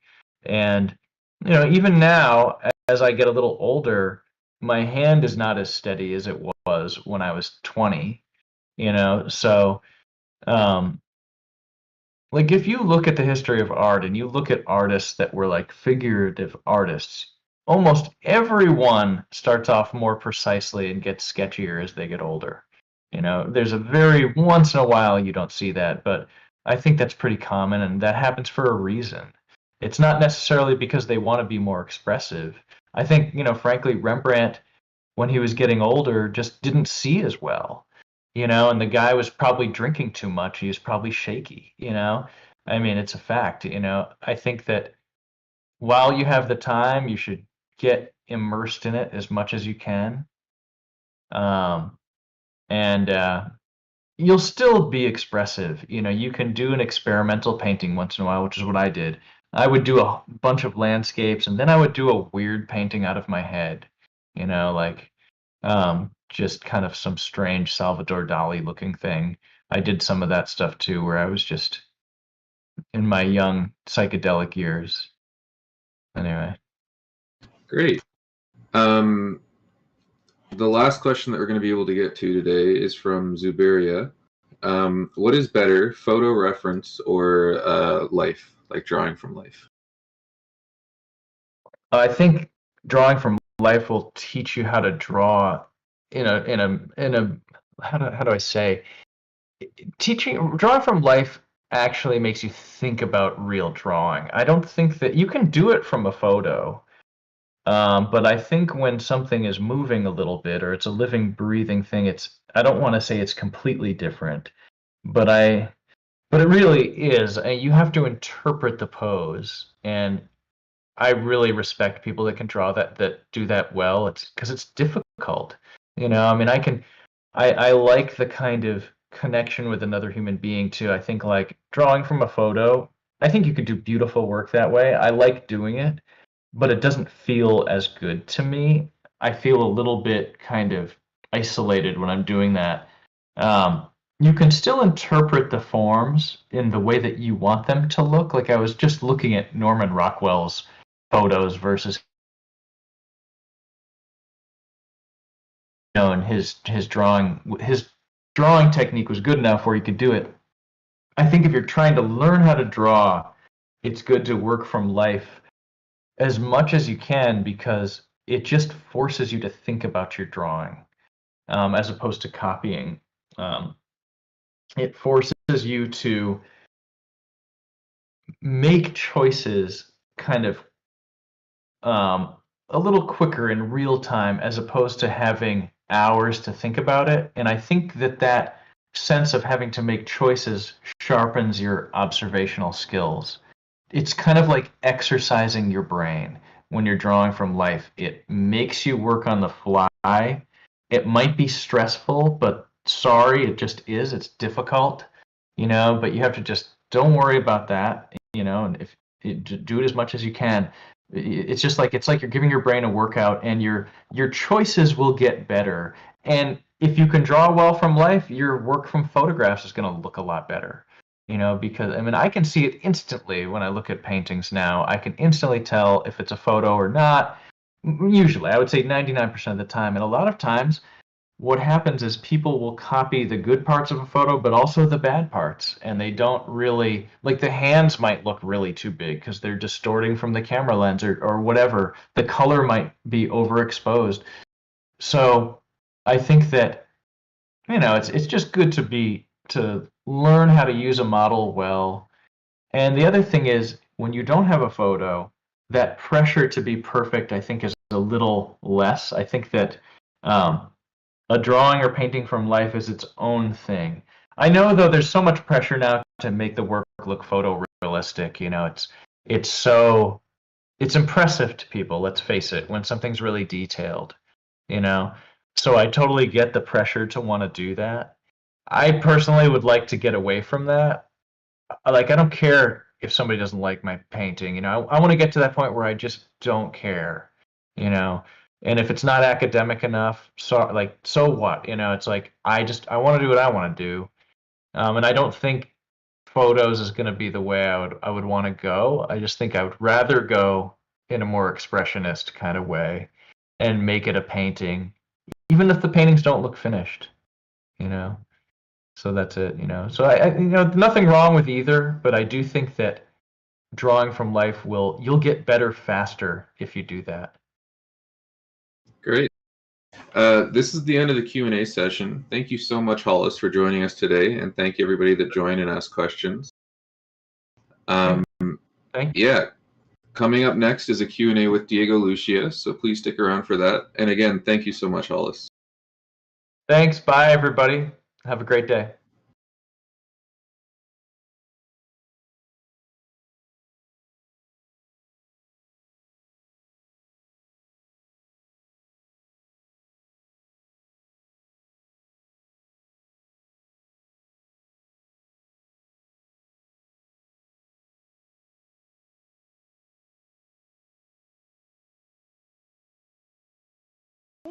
I hope everyone is enjoying the Ardalan so far. For everyone who doesn't know who Diego is, he is a masterful drawing teacher based in Argentina with a passion for cultivating the next generation of artists and animators, especially for the entertainment industry. And with years of experience under his belt, he has worked with some of the biggest names in the animation, film, and gaming industry, honing the skills of their artists and designers. Through his practical and hands-on teaching approach, he inspires and motivates his students to unlock their full potential and unleash their creativity. So if Diego could join us, that would be awesome.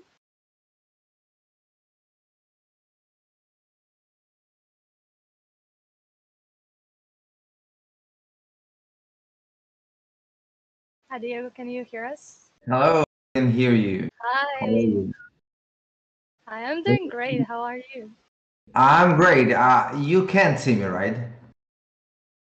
No, I cannot see you yet. Okay, let me check why that is happening. Hello, everybody. I'm gonna be right there with you. Probably is because I need to turn on the camera, right?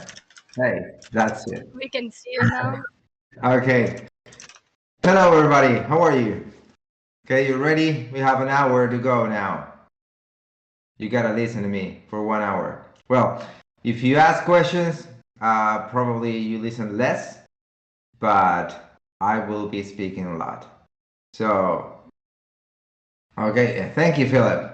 I'm reading the chat, by the way. I don't have more than 2 sets of eyes, so I will go in here and there. but we're gonna try to make it as fast as possible. Hi, Woogly. I didn't say hi to you. I was just worried about my image, but we are here. And it's a fine image. All black and Thank white. you. Thank you. Okay, Okay. so Yeah, go ahead.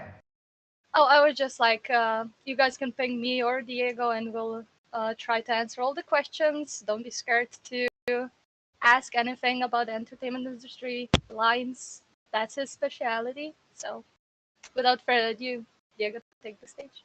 Okay, here I am. Good. Welcome, everybody. This is gonna be so much fun. It's all up to you because you are the one who are asking the questions. So I think we have a first question there in the chat. Say, if we want to do a master study of a particular entertainment design style, like comics, animation, how we can learn to draw in that style in terms of practice. Okay, Steven. The thing is, to me, and you'll notice this all around my classes, I think fundamental skills are the most important, right? That's the word inside fundamental. Because, you know, you need to learn how to draw. And to me, drawing is describing three-dimensional objects on a two-dimensional surface, right? That's the key sentence you have to understand. If you cannot describe a three-dimensional object on a two-dimensional surface and make it look 3D, then you're lost. Okay, you cannot draw a cube, you cannot draw a cylinder, you cannot draw a cone or whatever volume we're talking about. Imagine how hard it could be if you want to draw a hand. A hand has a lot of little volumes moving around. So that's why drawing hands is difficult. So that's the introduction to your answer. So you're talking about a specific style. Well, you have drawing and you have design. Design is what is going to create for that simple drawing like a cube. A design cube is start moving in towards specific style. The way you apply those design concepts are going to make that cube look in a specific style. So if you like a style, what you need to do is to understand what are the design rules used in that style. And then you just apply those rules to whatever you're drawing. Let's take, for example, if you're drawing a cylinder, right? And this is a cylinder, and you want to make it a little taller and a little more thinner, you're going to start creating a style about that specific cylinder. If you start bending a little bit the cylinder, that's going to change the style because maybe the rule is no matter what it is, it should be bent. So designing or applying anything in one specific style is basically that, applying different design rules to a specific object.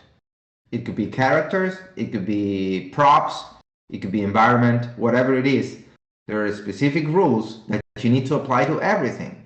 That creates a world, right? So those characters live in that environment with those props, and they all belong to the same world. That answers your question? I hope it does. All right, so we have another question. I will wait for your reply, Stephen. So please let me know if that helps you. So just me or just you ask, hello, Diego. I would like to know if there is still space for new people in the industry. No, it's all closed. No, don't even try it. Okay, now, of course, there's always space for new people coming into the industry. You know, and what skills they will need to carry with me. Okay, so for the industry, you basically need to learn how to draw. Because everything else you get kind of coach and help throughout your career. People tend to say, and that's basically 99% true, you enter the industry by drawing props, right? If you go into any game company or animation company or whatever, we need people that can draw chairs, tables, drawers, whatever it is, a lamp, a watch, a pair of glasses. I'm looking around here to name props. So that's the way you enter the industry, the easiest way to enter the industry. And then you're gonna be working with professionals that are going to help you learn a lot. And you will learn just by sitting there, right? You will sit next to somebody and you will start learning stuff. So if I can only give you one advice, is get your drawing skills up to the point that you need to have them. And before we go any further, I have a thing that I draw in every single class I do. That is one thing that goes from 100% to 0%, right? And imagine this is a slider. You go up and down. You need to get your skill around here. You don't need to go to perfect, because many people tend to go to perfect, and until they are not perfect, they do nothing, right? I need to take all New Masters Academy courses, watch them all, and be perfect before I even try to go anywhere, or even submit a portfolio, or even do, I don't know, whatever. Well, try not to do that, right? Get to the point where you're comfortable with what you're doing and start doing. Because if you wait, you will wait too much. And I promise you that. You start drawing, you start, and then once you know how to draw, start designing. Once you know how to design, start getting values in there. Once you know how the values work, start getting color. And then put together everything and start creating pieces. So start composing pictures. And then if you want, you can go to animate, right? Whatever you want to do, but don't stuck with one thing. Don't be the master of anything. Just be a generalist. And that will allow you to get into the industry. And then when you get there, you'll find what you like to do. Do you like to animate? Go there, go deeper. Do you like to draw props? Go deeper. Do you like to design characters? Go deeper. But at the beginning, you don't want to go deeper, right, until you get perfect in some manner, because that won't happen until you're very, very, very old, like 254 years old, and that's a lot. So I hope that answers your question. So it's not that hard. Well, that was fascinating answer. I don't know what some of are you Ugly, are you marking the questions, or am I? Yeah, Because I'm we not. have another.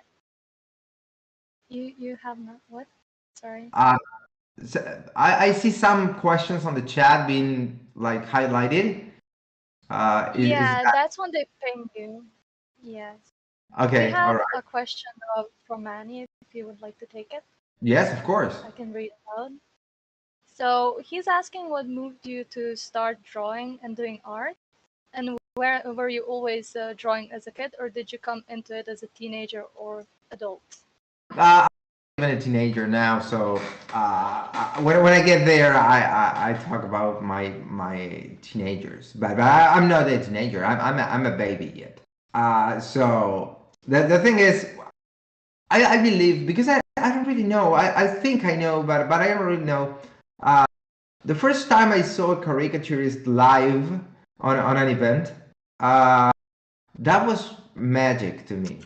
Like, seeing this guy, Ugly, I think you're unmuted and your keyboard is making a lot of. Oh, I'm so sorry. No worries. I'm just letting you know. Thank you.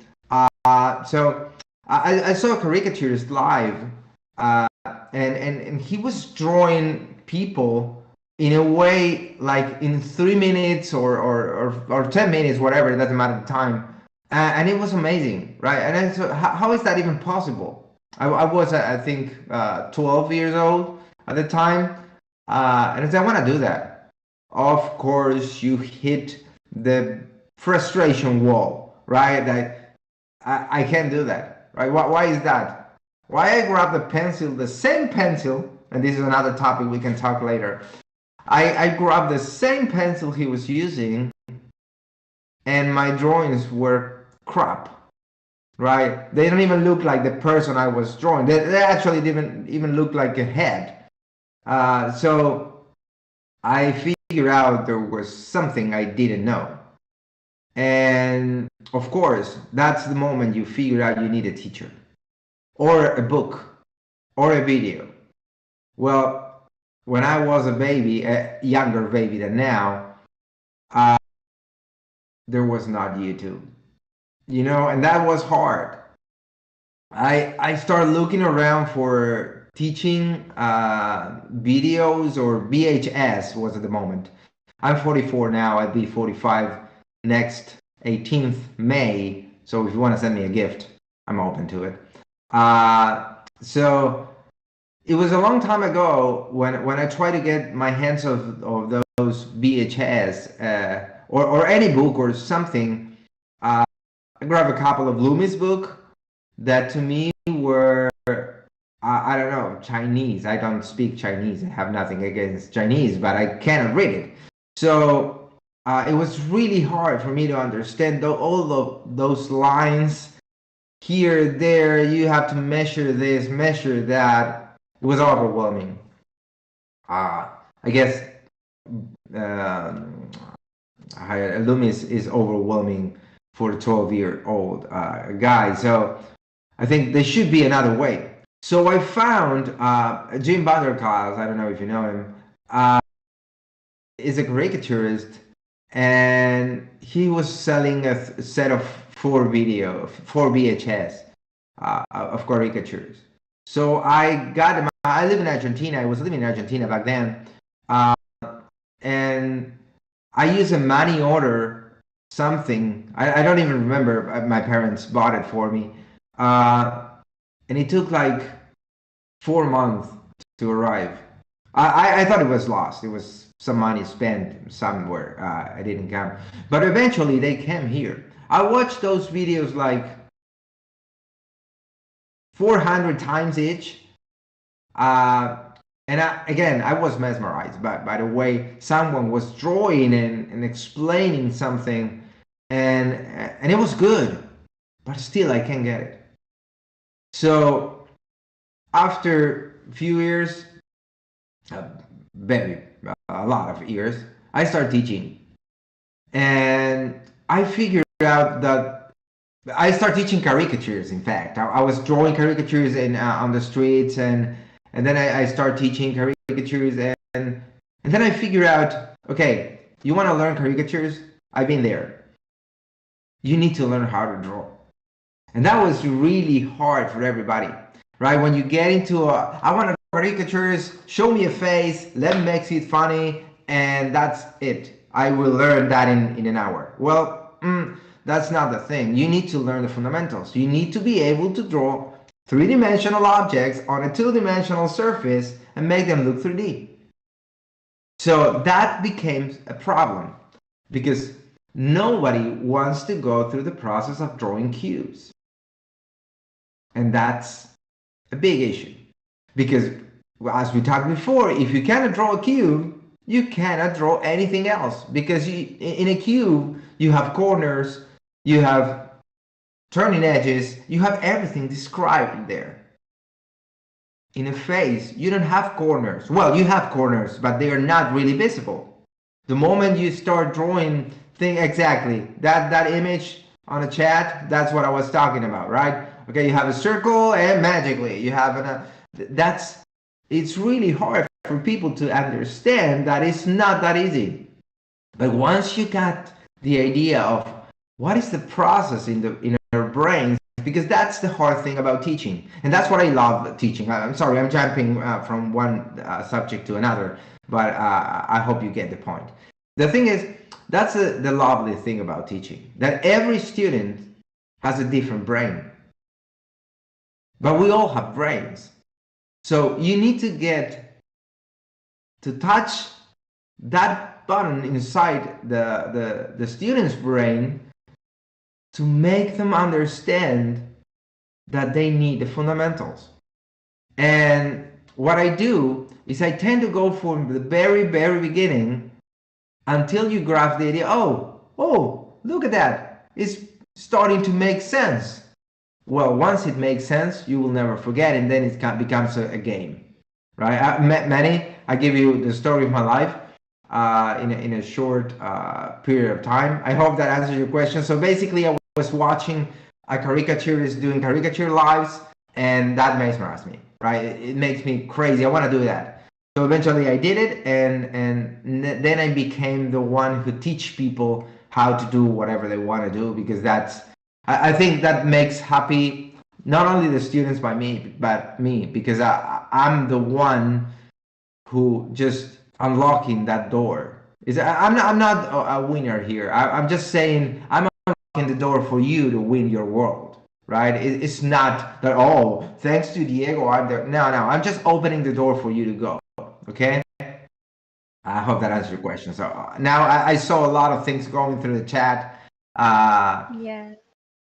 So Stephen, who you answered the question before, he has a follow-up question, Okay. and it is, how do we observe and learn the rules for a particular style?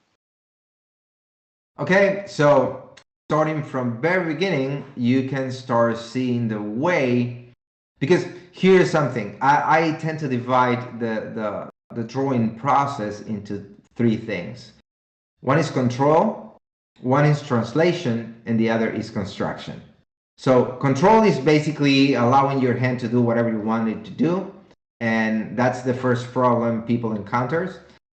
If you draw from the very young age, you will have a little bit of control, because you will be practicing moving your hand related to something you're thinking, right? Translation is the way you portray whatever it is you're looking at, a cube, let's take a cube, on the paper. How do they use the line, right? So you need to look the line quality of the style. How do they make the overlaps, or they solve a nose or an ear or whatever it is you have in the picture of that style you're looking at. So once you understand those simple translations, simples, if they are simple, maybe they are really complex, you can then start to find a reference for yourself and try to draw that reference in that style, right? Copying a specific style or a specific picture, it just helps you see those translations. Then you need to, once you understand those translations, you need to you need to use them and apply them to another thing totally different. That will make you learn, oh, and how does this guy draws the hand, right? If you look at different movies, you'll see hands are depicted in different ways, right? They're not always the same hands, right? So maybe some hands like sharp, maybe some are rounded, some of them has nails, some don't. So you look at that, and then you find a reference that you like, and you try to apply those translations into that specific reference you have. Okay, that's the way. It's a little short answer, because we can take a whole course on it. But I hope this helps you understand the way of the process of understanding a style and then applying it to whatever you want to do. Okay. So we have another question from Purple. When you are working on projects, which part of it are from imagination or visual library, and which parts are derived from real life or photo references? Well, I like to take this question in a teaching way, because in the industry food chain, I'm the teacher. I'm the one who help you get there, and you are the guys who make the movie or the game or whatever. So the thing about what amount of projects or part of the project is from imagination and what part of the process is from reference, I would say 99% of the time you need to work with references, and that's something that if you go to any company and you ask the people who work there, do you use references? They're gonna laugh because they work totally off of references. You cannot draw a lamp if you don't understand what a lamp is, right? How it's built, how it's constructed. You need to understand every part of a lamp to be able to create a lamp. But even though you're creating a lamp from your imagination, you have been studying lamps for a while. I know everybody have done this before, has looked at different documentaries of Disney where they get the little lion, the little tiger for the artist to draw and understand how a lion is, right? To be able to draw later the Lion King, right? The Lion King is not a lion. Well, it is a lion. It's based on a lion. It's based on artists understanding the lion. Why do you think we learn anatomy of animals? Why do you think we learn anatomy of humans? It's not because we want to be doctors or veterinarians or whatever, right? It's because we want to understand what we are drawing. I was talking to one student today. He asked me, we don't need to draw anatomy when we draw people with costume, right? And of course, you don't need to draw the anatomy to put clothes on top. You just need the volumes, right? We have an arm here. This is a cylinder. I don't need to draw every single muscle in here because I'm going to put this cloth on top. So it's a waste of time. But what happens if I take off my shirt? You'll find that there are muscles down there. And that moment, you need to know the anatomy. So, do you need to be a doctor? Of course not. You can take references. Because what you only need is the volumes. Is what volumes is on top of what another volume, and what volume is behind, and what volume is in front. They're just volumes. You need to understand how to see volumes, and then how to translate them, as we talked before, and describe them in a two-dimensional surface.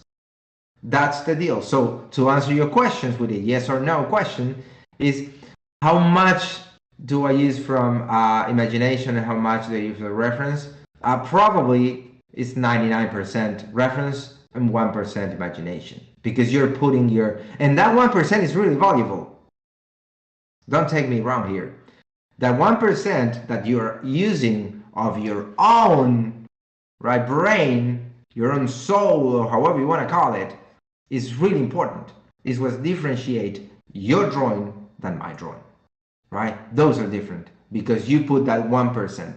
Okay, imagine a pool of water, a clean water, and you drop a black ink drop there, and you tint it, right? So now that water is different from mine because I drop a red drop of water, a drop of ink in that water. So it changes, right? It's total difference. Just 1% is a drop of ink that changed the whole bucket of water. I hope that makes sense. Okay, thank you. Moving on to the next question from Steven. Do you have any advice or tips for somebody coming into an art from a different career?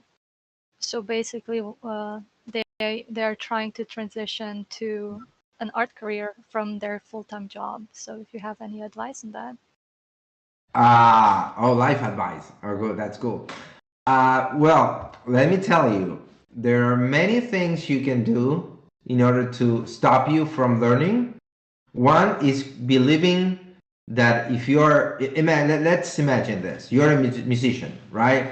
And you're a virtuoso musician that can play like every instrument, and you enter into the world of drawing.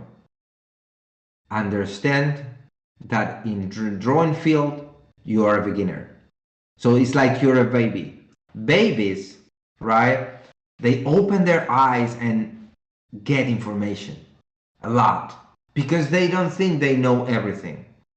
So to me, the worst thing a student can have is excuses, right? Like, for example, if I said, oh, I was really busy this week, or oh, I have a problem of that sort, oh, I really hate drawing arms, oh, those are excuses. And you know when you say that those are excuses. So if you're coming from another field and you're an expert at that field, you need to take the expert out of your brain. You need to become a beginner. Like, and not the first day. Now, today, I'm a beginner, right? I want to get every single new stuff that is out there. I want to learn it. Because if not, you become a dinosaur, right? You become someone who believes that knows everything. And in fact, you just know what you know. And that's a great thing to have in mind when you start learning anything. I love playing games, right? Video games.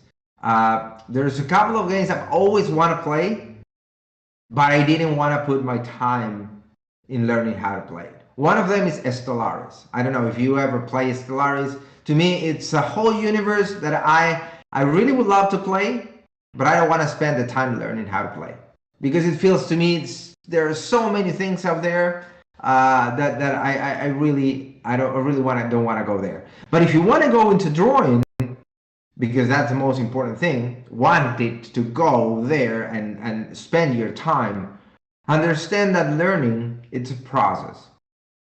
And it's not only a process, it's a never-ending process. The moment you think you know everything is the moment you're stuck, right? So my advice for you is enter the world of drawing with eyes of beginners, right? The eyes of a child, the eyes of the unknown. I don't know anything. What is theirs here to learn? And one more thing, and this you can tattoo it on your arm and read it every day. Don't learn from just one teacher. Learn from as many teachers as you can and figure out by yourself what is useful for you. I don't care if it's true or if it's a lie, but if it works for you, that's the truth. Whatever works for you is the truth, right? So open your eyes, learn from everybody. Of course, your peers. Don't try to go this road alone. It's not a good way to go, right? Find people. Well, okay, I think we are in a nice place to say this. Find more people that is interested in the things you are. So gather and get more information. Share information with everybody. I don't think that I mentioned before about magic, and I'm a magician too. So about magic and drawing. So this is not a secret. It should not be a secret. We should share information. If you find a better way to draw hands, share it with your peers, because they will find good ways of drawing whatever, and we'll tell them. So that's those two things. So open your eyes, be open to everything, learn from more than one teacher, and share information. That's what I have for you. Okay, that's awesome. So I'll just put two questions together. So the questions are, what's the best way to practice learning basic forms? And what do you suggest as a daily workout for fundamentals? Okay, now we're talking. So, what is a good way to practice fundamentals? Well, there are many courses out there that make you draw cubes in all the positions possible. That's a good exercise, though maybe become a little boring after a little while. There are courses out there that makes you draw lines, straight lines. That's a good thing, but it may become boring after a few times. There are courses out there that make you draw circles and practice this. You know, what we are doing there with those exercises is getting control, right? It's allowing your hand to do whatever you want them to do. On the other hand, another thing is you need to understand when something is right. And that's a great thing. Practice. You heard this. I don't know if it's a TikTok or on Instagram or whatever. It says, practice makes perfect. Practice makes perfect. And say, no, practice doesn't make perfect. You need to understand what you're doing, because practicing a wrong thing will make you get a bad habit. You know, if you know, practice makes perfect. You wake up every morning and we are not sponsored by Coca-Cola today, so I can say it. You wake up every morning and you drink a bottle of Coke, right? Every morning. So you're practicing. You're getting better at drinking a bottle of Coke every morning. You think that's good for your health? I guess not. So practice does not make perfect. Practice makes perfect when you're practicing the right way, the right thing. So that is the reason why I always tell students when they come around and say, I'm a self-taught artist. That's awesome. I really appreciate people who has the will to get a book and understand and then this and figure out and stuff. But you need a set of eyes, right? A trained set of eyes that can guide you and say, I think you got this not the right way. So why don't you change this and that? And then you can start practicing the right way.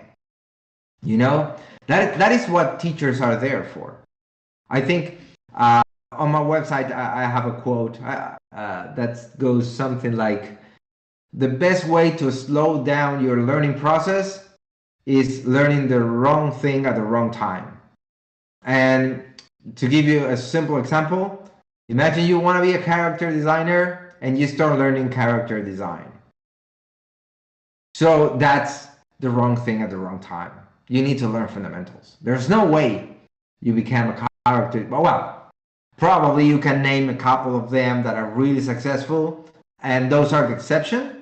But you won't be able to make it if you don't understand the fundamentals, because you're just throwing bullets in the air and praying to hit something, right?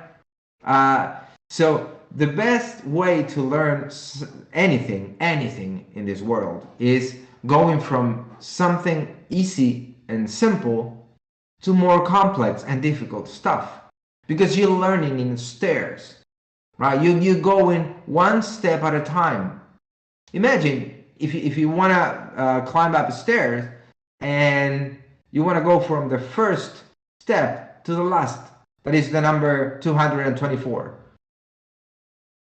You won't make it, right? There's no way unless you know how to fly, right? And we don't know how to fly unless I don't know. If you know, let me know. I would love to learn. But so you need to go step by step. You can jump 1 or 2 steps at a time if you can manage. But if you don't, just go slow and steady, right? And I know anxiety nowadays is something that we everybody have, right? We have a bag of anxiety on our back, like all of us. So if you can get rid of anxiety, also let me know. But try to keep it out of the way, right? Okay, that's good. Yeah, whatever. Okay, so I hope that answers your questions. The best way to practice is just grab, because I didn't answer your question, so I don't think it's done. So I was saying to practice fundamentals, talk about drawing cubes, drawing lines, or whatever. Once you get the idea of the basic idea of perspective and your control and all that, just grab a sketchbook, carry it everywhere, and whenever you see something that it looks interesting, try to describe it. Notice the word. Try to describe it. Or better said, don't try it. Describe it. Until you get something that resembles the things you're seeing. The more time you do it, the better you get. If you grab a sketchbook and you don't draw on the sketchbook, it won't work. It's not about the sketchbook, it's about you. So if you don't have a sketchbook, you have a piece of paper, it works the same way. If your sketchbook doesn't have a leather cover, it doesn't matter. If your pencil is not the best brand of pencil, it doesn't matter either, right? It's about you. It's about your brain and your hand. It's only about that, okay? Everything else become a part of a style. You draw with a fountain pen, okay, cool. You draw with a pencil, cool. You draw with markers, cool, right? Those are start to change the visual aspect of your piece. But the way to describe an object in a two-dimensional surface, that's you. So that's the way to practice. I think you can try it. Let me know. Okay, that was a really good answer. So I have a follow-up question here. Somebody is asking if it's better to draw 1,000 cubes in a month or a few every day for a longer period of time. No, every day 1,000. That's the way you go. No, it's not 1,000 cube in a month. It's 1,000 cube a day, every day, right? But understanding what you're doing, because if you're just drawing cubes for the sake of I need to get rid of these 1,000 cubes today, that won't work, right? You need to figure out why you're drawing those cubes, right? And why those lines are placed in the way they are placed.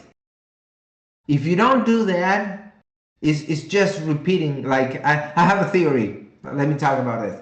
I have a theory that is a parrot theory.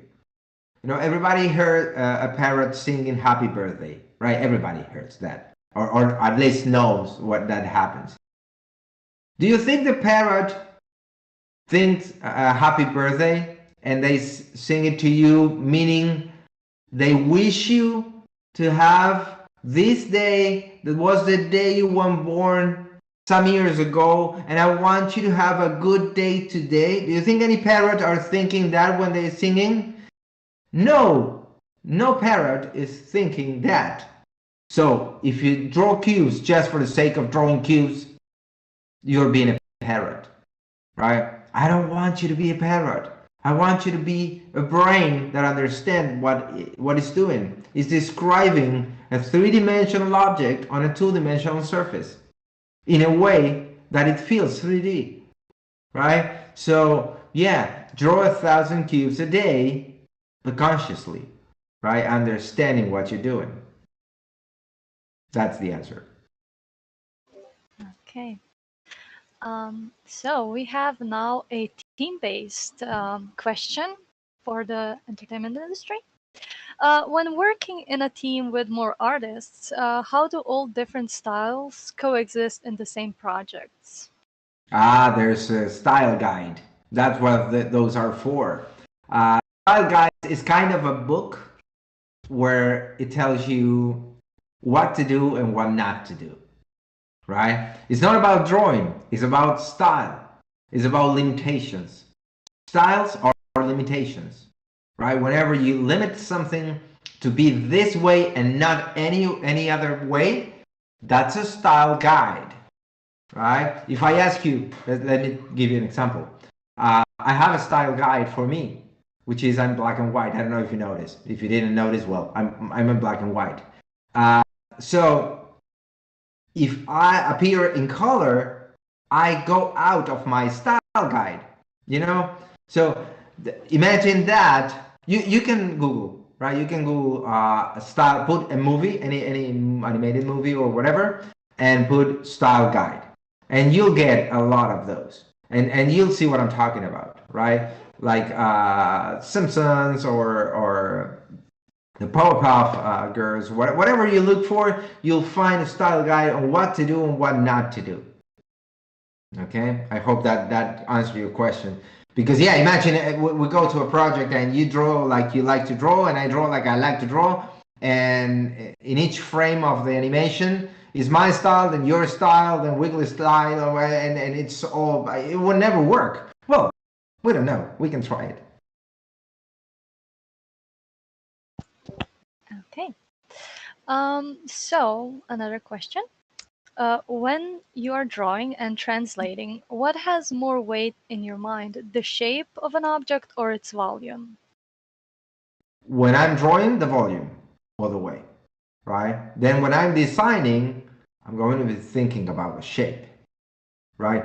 With time, that was the answer of your question, but with time, you're going to do multiple things at the same time.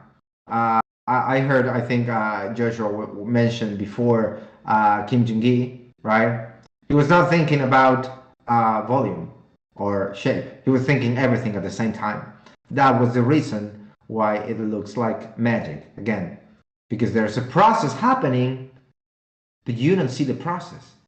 You just see the things appearing in the page, right? But when you're drawing, you need to think about volume. And of course, we can, this is very philosophical answer and question, because there's no volume without shape, right? Because we are basically working with shapes, because we don't have volumes on our paper. So when we are translating, we are thinking about volumes, but we need to represent those volumes with shapes, right? When you mention shape, I was talking a little bit more about the design of the shape, right? Because when you think about volume, kind of goes hand in hand, okay? Because you have one volume. I'm thinking, I want to make a cylinder. I want to draw a cylinder. So I need to think about how I draw a cylinder. But basically, I'm using a rectangle and an ellipse, right? And I'm changing the ends of the rectangle for ellipses and curves, right? A little arc. That become a cylinder, right? So those are shapes in a way. The moment I start designing a little more of those shapes, I change from a rectangle and change from an ellipse, I'll get something different. I maybe get a log, right? How do we make a log out of a cylinder? We change the texture and we change the outside shape. And we are not longer have a cylinder, but we have a log. Same thing with an arm. How do we change a cylinder into an arm? We change its shape, right? It's just that. So that's the thinking or the answer to your question. Okay, so there is a question. What are some of your favorite books on art, and which books would you find the most? Did you find the most useful when you discovered them? Okay, that's a really hard question. Every single book you can get about drawing is going to have something inside. I'm gonna show you, because I have 3 books here that I'm working with now. This doesn't mean they're the greatest book of history in drawing, but I find them really useful to see solutions to problems, right? To teaching problems. And these books are, don't ask me the names, please, because I don't know how to read that. But this is from Taco. Let me see if I can do this. Just, yeah, there you go. This is one of the book, and what I do with books is I just go inside the books and I start seeing the drawings, right? See here? So these are shapes. Okay, those are shapes. But we know that those are volumes. We cannot see them as volume now, but we know those are volumes. Okay, this is another one. If you want to get the names, just message me after this, or we post it somewhere, because of course I don't know. I don't know. This is kind of something like shadows and line. But it's great. I don't know if you can see the drawings, right? But these are solutions to problems. Basically, that's how I use books. I look at books for solutions to problems. And this is another one, right? These are the 3 books I'm working right now at the moment.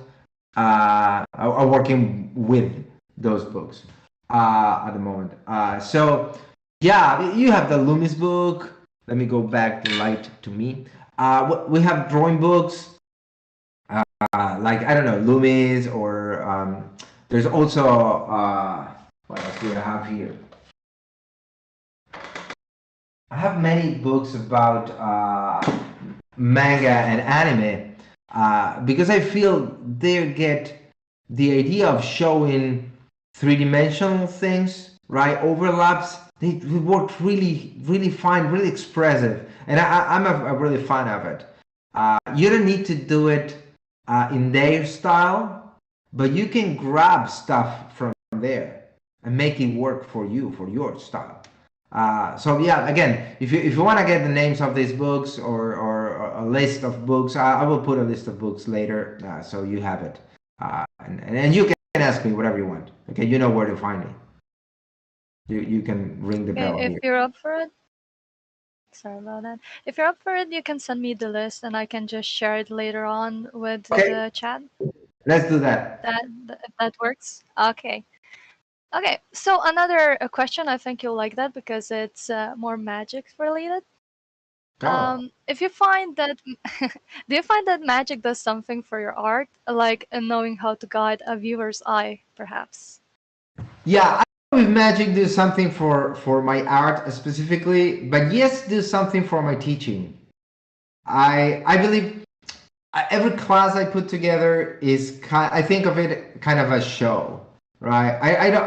To me, being in a class and start getting bored, it's not a good thing, right? I don't want students to get bored, because when you get bored, you start drifting around, like, okay, oh, look at the ceiling, and you get lost, and you lost the train of thought. I worked so hard for you to understand, so if I see you drifting, I'm gonna make you come back, right? So audience management, in magic, audience management is key, right? You don't want people to not look at something you want them to see. There's no miracle if no one is watching, right? So when you are creating an effect and something is going to happen right now, I want everybody to be watching here, right? So in a class, audience management is really important. So magic helped me to get the audience paying attention to what I'm saying. I hope everybody's listening to me, because if that make no sense if you're all drifting around. I see people on the chat putting style guides, so that's great. Thank you for sharing those. So that means you're listening what I'm saying. So that's the answer. Not in the specific drawing itself, the magic helps, but yes, in the audience management, it does.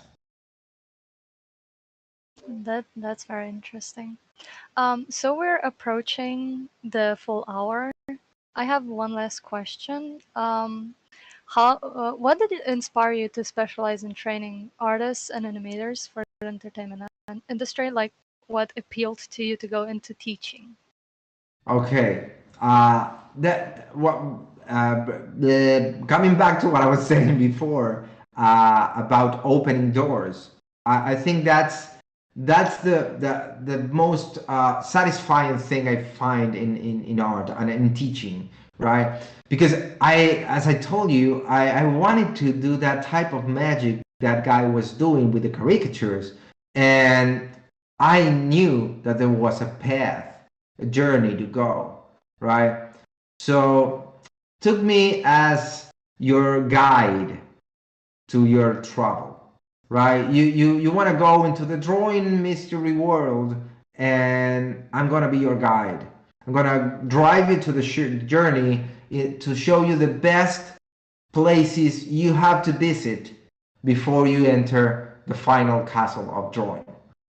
Okay, so that's one thing, and the other thing is I have many teachers that really inspires me to be who I am today, and I'm really proud of me, and I'm really proud of those teachers that really makes a really impression, a nice impression of me. And I don't know, I can name like hundreds of them, because one thing I've learned through the years of learning and teaching is, again, don't learn just from one teacher, because as teachers we find and we try to share the best way we thought it was really useful for us.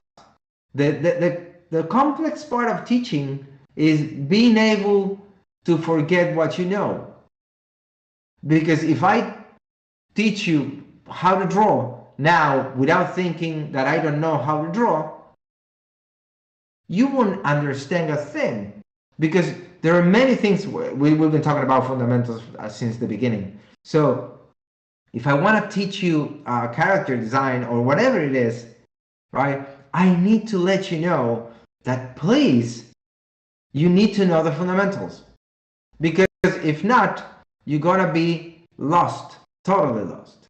So I get lost I branch out, and I don't even know the question already. But what brings me to me of teaching, what I like about teaching, and the thing is, you need to remember as a teacher that the students know less than what you know. Some of them know more, but they want to get more information about it.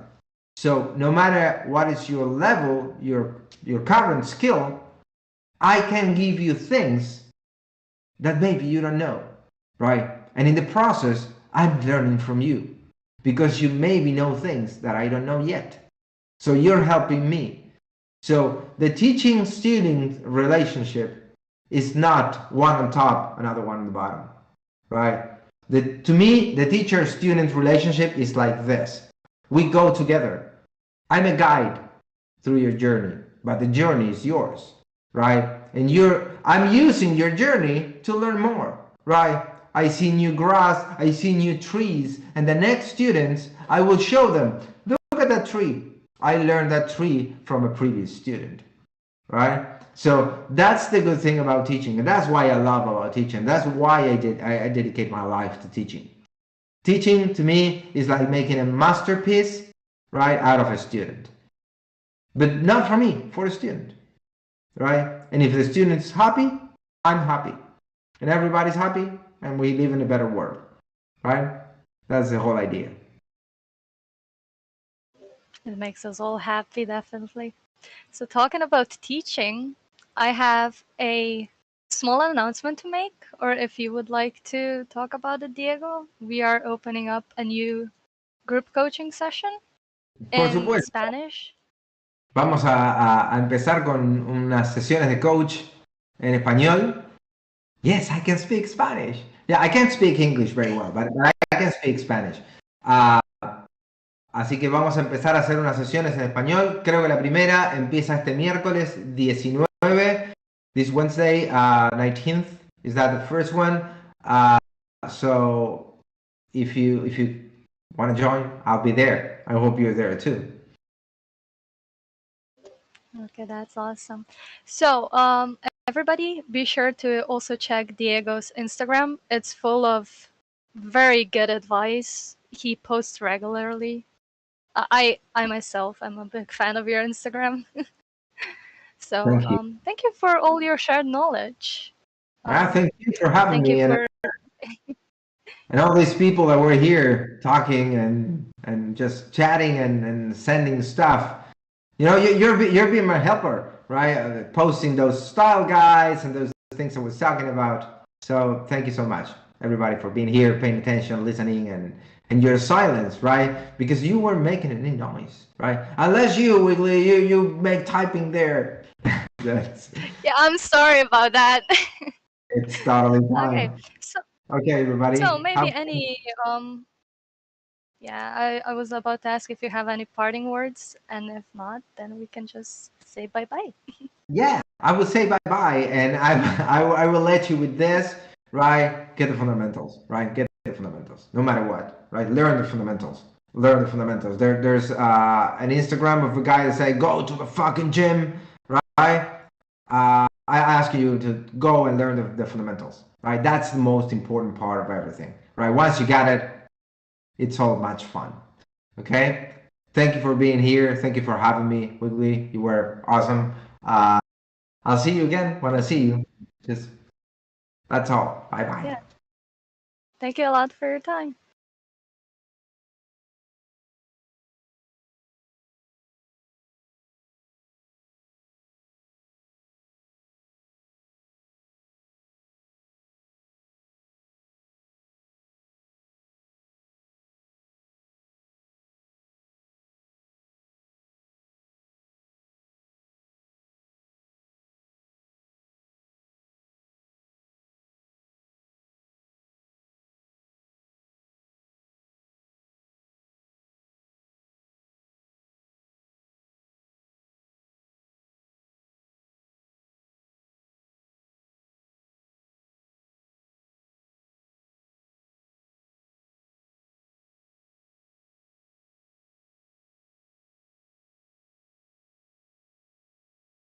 Thank you so much. We'll be playing some party games in a few minutes. So give me one moment. Yeah, I'm gonna do a quick raffle in the chat to see who gets to play the first round, and then we'll keep doing that each round.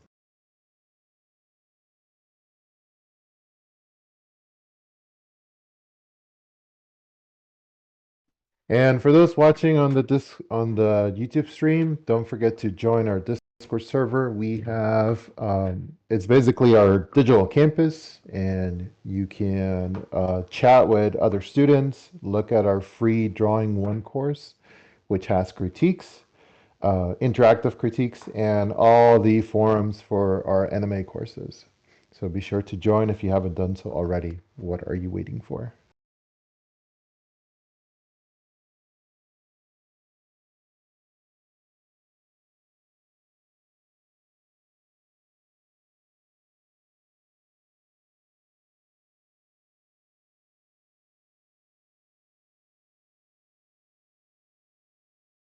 So if you guys want to play, you can just hit the little button that's underneath that the bot message,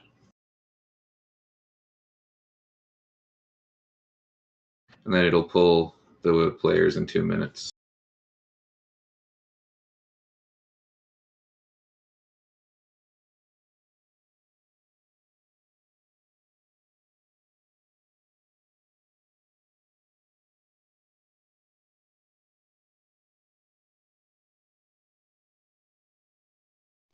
If you want to play, there's a bot announcement that just went up that you can click on.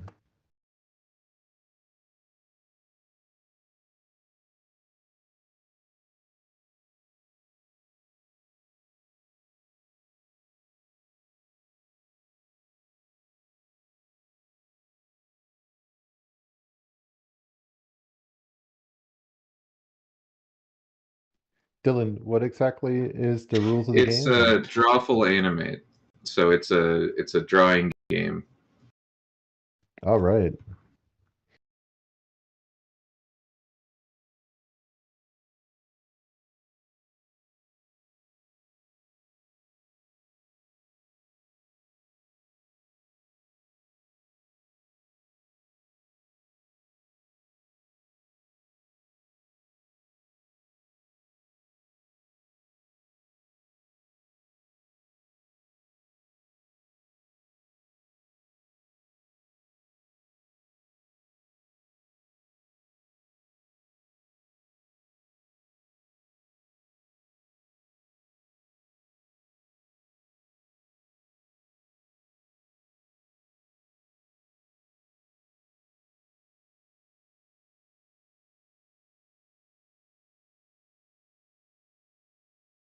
All right, I'm gonna message each of you the code to enter the game.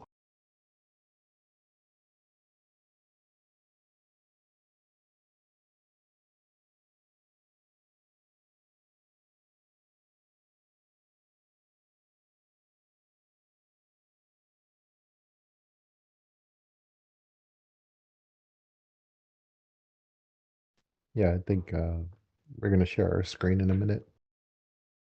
Yeah, the screen just has the code on it right now, so we need to get the people in first.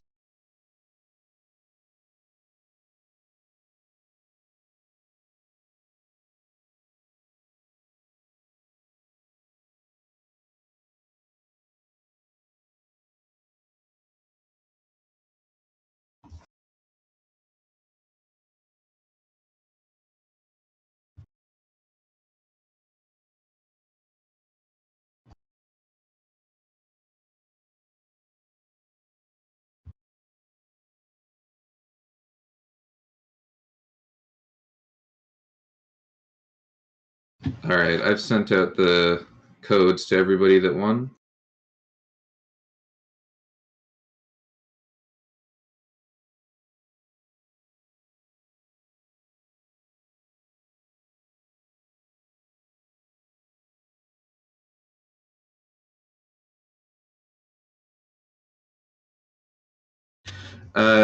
Haydar, Edel, Stephen S, Wolf Club 1, Dimbia, Purple, and Doc106. Check your DMs, and I send you the message with the code.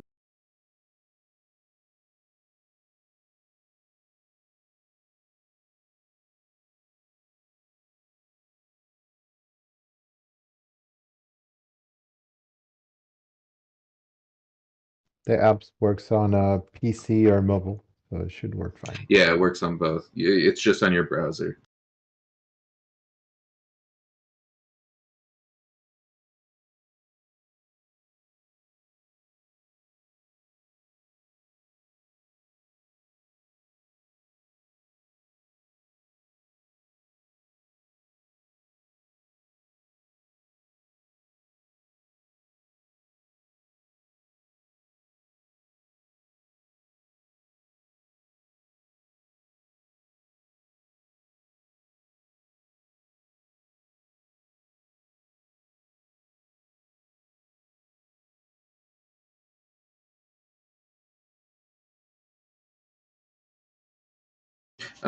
For the people that didn't win this round, there will be another chance next round, and however many rounds we keep playing. But also, you can participate in the audience, and we'll give that code out in just a moment when everybody joins.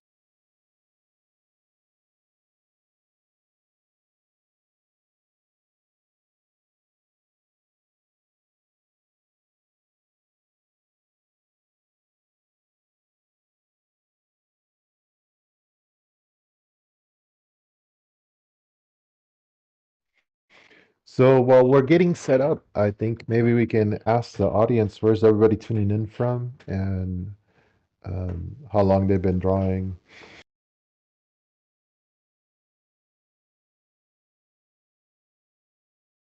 We have someone from Afghanistan. Fantastic. Los Angeles, Iraq, India, France. That's awesome. Truly, truly World Art Day. That's India, the UK, Yeah, it's great that people Germany. from anywhere can join. It's awesome. Oh no. 1 a.m. for you. I'm sorry. Agree. Argentina. Florida. I grew up in Florida for a little bit. The Netherlands, Argentina, Bulgaria, Switzerland, Vietnam, Lithuania. Awesome. We're gonna do another raffle really quickly just for 2 other people because 2 people aren't responding.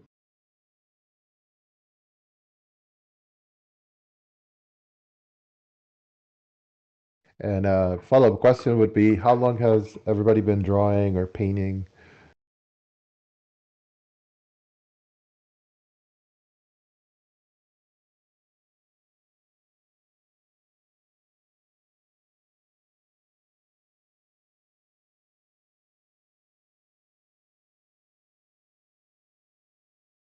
$30 years.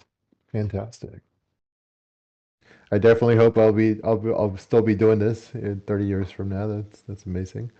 2 years, 2.5 years, 3 years. That's awesome.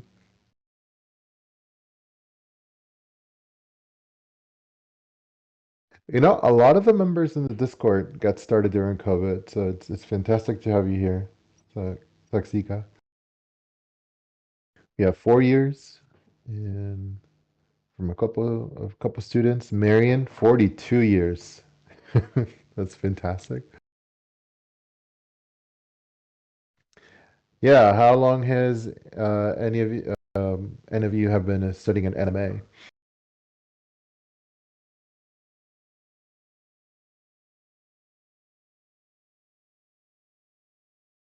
I've been doing 8 years.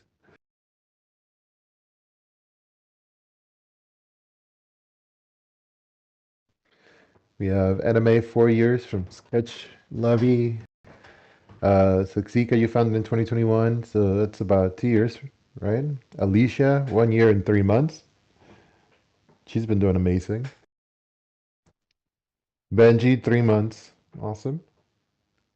Eleanor, 2 weeks ago. What brought you here? Like, how do you find us? GVB, 5 months. Nice to have you here. And Marion, 2 years at NMA with Ilya. You found Ilya's class. All right, All right, we are the about stream is up. ready to go.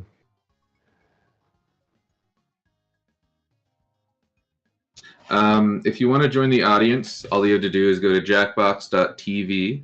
I'll put a link in the chat and enter the code that's on the screen. 15 years cumulatively and 4 months at NMA. Amazing. Awesome. Awesome.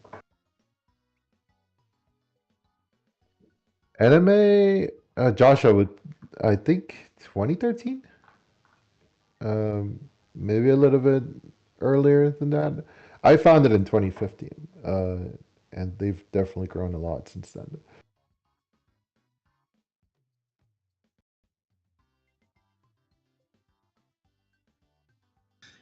I say we give 30 more seconds to join the audience, then we can start. Yeah, that's fine.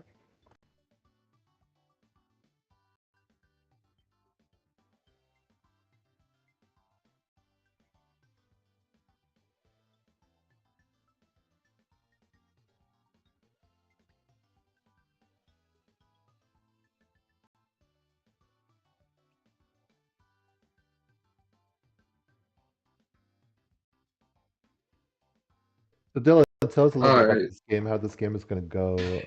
Yeah, so there is a little introduction that should explain it well, but I'll just say a little bit as well. They're going to want you to draw 2 frames of an animation based on a prompt that I believe is taken from players right at the beginning. So you're just going to draw whatever the prompt says in a way that you think is clear. It's going to be hard because, like, for example, I'm doing this on my phone screen. But just draw the best drawing based on the prompt that you can do, and then it'll be then we get to vote on them later.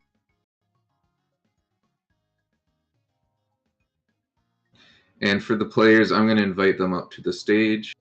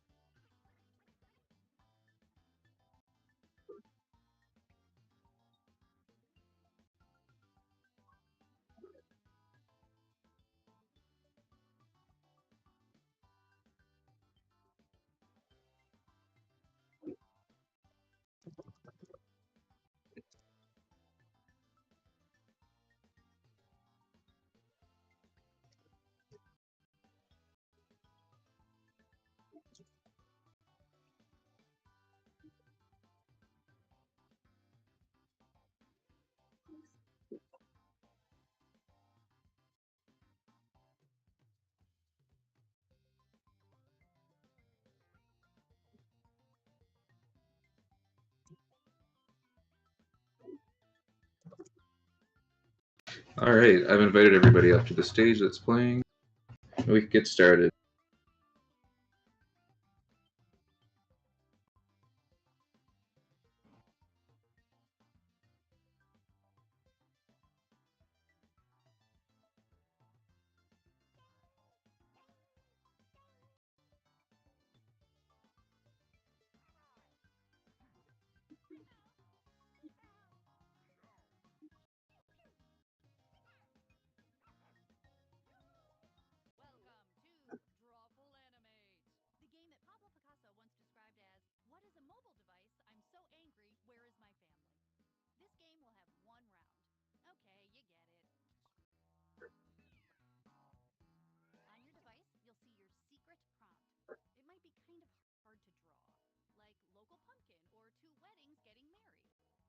job is to draw an animation that fits your prompt. You'll get points for each player that guesses your prompt correctly. You've got this. Probably.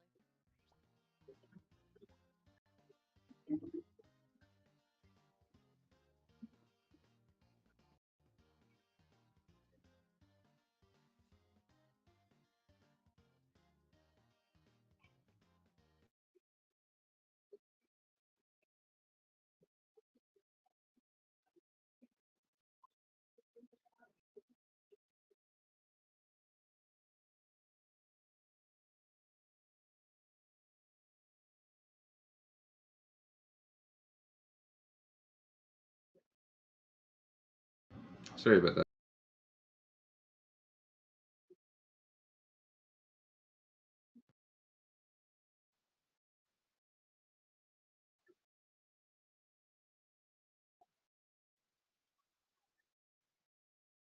Halfway through. Perfect time. I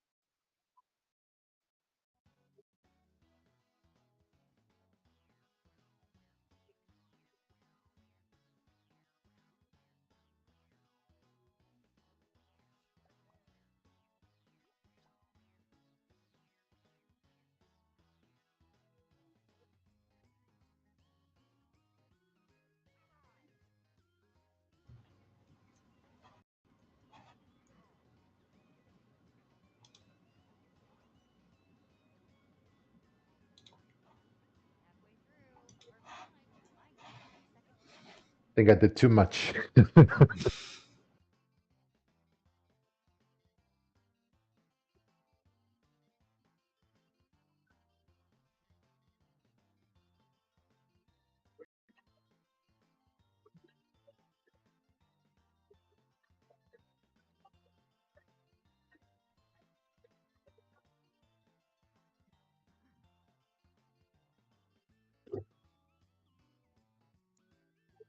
Oh, I was unmuted this whole time. Hopefully you guys can't hear my washing machine. Or if you can, enjoy the lovely sonorous white noise. I didn't hear anything. Oh, that's good. For those in the audience, by the way, we cannot erase, so Yeah. it's one of the cruel things about this game, There's no going back. in case you're wondering. Mine looks so bad. I feel like I'm a bad reflection of NMA right now, and I'm so sorry. Yeah, we've been here a long time, and if we can't doodle at this point, I mean, come on now. Oh no. And my name isn't. I got Steven too because I forgot there's another Steven. So here's hoping Steven I get first squared. place and not second. Steven squared. That's, you know what? That's right. Right. It's Steven. You know, the only thing better than that is like Steven to the Steventh power. And Here we go. I don't even can't wanna remember. I remember there was like, wasn't there like a meta to this game? Don't Like be not Dylan. just drawing, like how people Don't be choose. Dylan. Don't be Dylan. Because then we'll vote against you. What is this?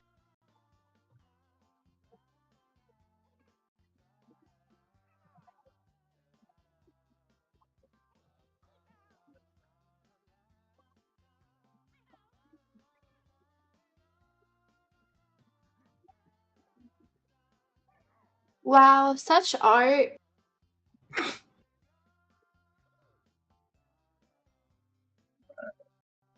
The corgi is the best.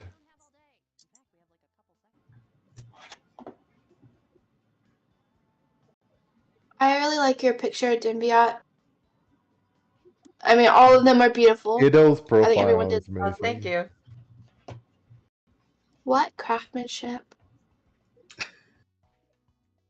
oh, I hate art. My eyes are watering from doing mine. That's how stressful it was.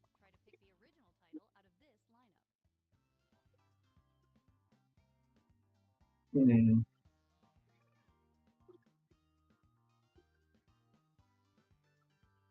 I forgot. Okay, so these titles, are they created by you guys too? Or are Yeah. these just one of the game supplies? Oh, they're by you guys too? Okay. Yeah, so one person does the drawing, and then the rest of us will come up with potential titles. And then the idea is that then each of us is trying to guess the real title of whatever the drawing is. Oh, that's right. Okay, cool. Thank you. Yeah, I think they I've explain it played like this via before, audio. but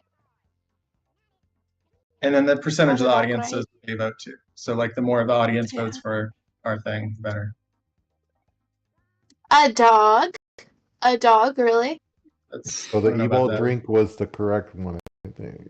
Was it? I'll take it. I got some points. What Evil drink came in first. evil drink? What's evil about it? If like I mean, it doesn't look appetizing. I'll say that. so like every drink that's not appetizing. So if it's like V8 Splash, you're just like bleh. Oh, okay. V8 is an evil drink, sir. So like, Yeah, I don't I know. know. There's meant to be someone pointing. They're meant to be like, do this, and they're moving so much the drink's falling out. Cup of That was my dexterity? idea. Ha ha. Thanks, guys. That's it. I Oh quit my art. god. All right, hang on. What? Rude Goldberg machine.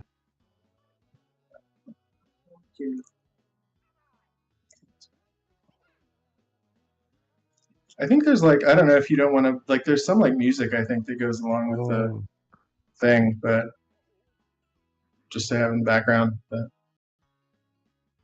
otherwise, I will just fill the silence Who with drew talking. this? We don't get to know that yet. You don't Oh my get to. god. Gotta be patient.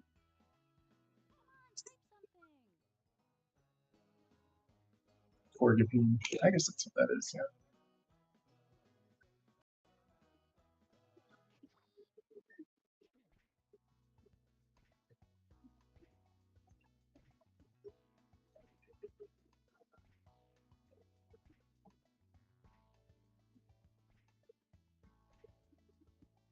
actually curious how this one turned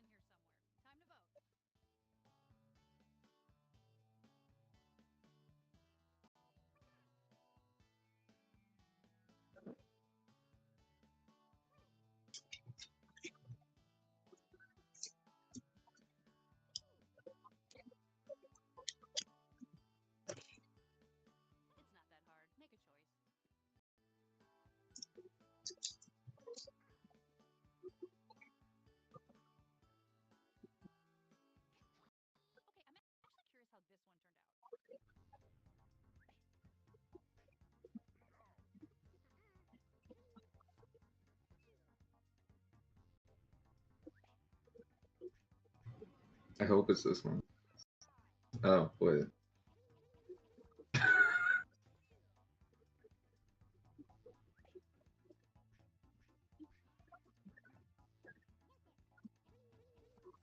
So two of us thought that, but I'm like, Dang. Yeah. it's not the real. Okay, well, no, that's just absurd.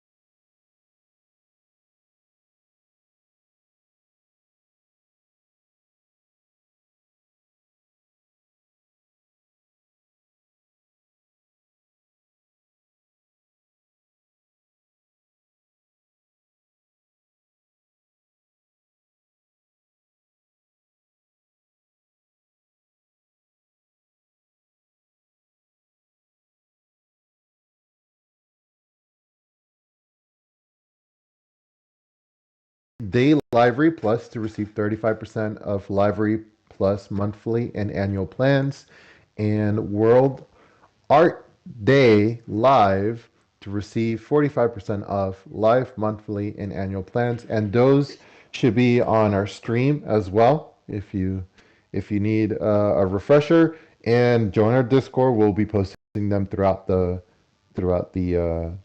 day as well. So yeah, check out our promo codes for monthly and annual plans for new masters. You'll have also access, you already have access to the Discord server, and we have one free class called Draw One.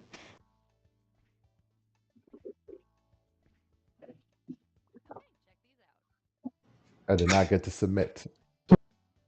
So Steven gets a freebie. What is this? Cougar, baboon, city dog, elephant. Got a lot of different options here. Dog, werewolf, another elephant. Is this Eli from the Dungeons and Dragons? Spoiler alert. I'm sure everyone's up on our campaign. Come on now. Yeah. It fun. would be a shame if they were not.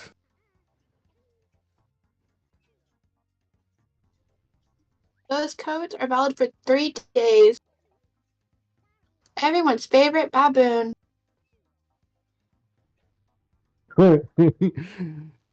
Excuse me, my favorite baboon.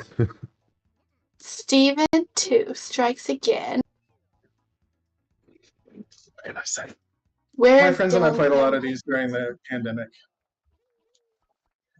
Thank you. I'm sorry, guys. This is like my worst word. It's not a cougar.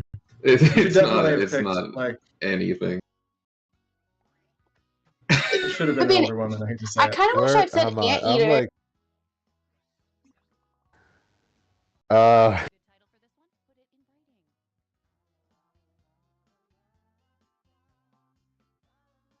Oh, this is another interesting one. Yeah, how do some people have 10,000 points other than cheating? It's a good question in the chat. I mean, you guys are the moderators. Feels like if anyone's cheating, it would be you guys. Like if I was No, cheating, Winnie I'd be did. winning.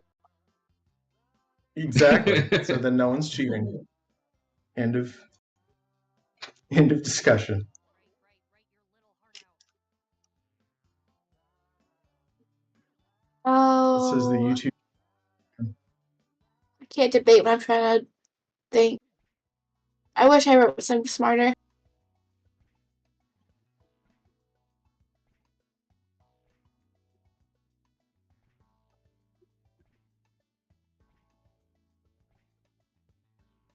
ahead and vote. Pick a choice. You're making me nervous.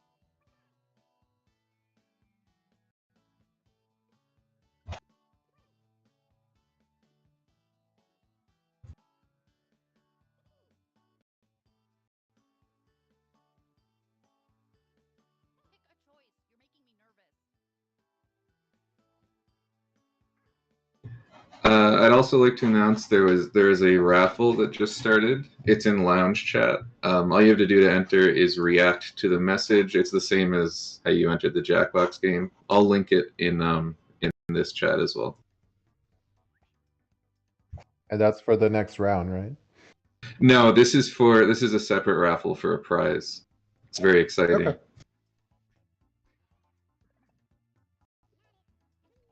Steven just getting all the hits. It's when you're practicing the right thing the right way, like Diego said, you will destroy your peers at Drawful. There's one thing you take away Yeah. from World Art Day. I'm so proud of this one. I Yeah. panicked and I saw the square shape and I'm like ironing and wrote that in before actually even looking. I don't know what happened. And I'm like looking at the brain and I'm like, what did you just do, Alicia? This one is Sabotaging. great. I love this one. There's Yeah. so much emotion.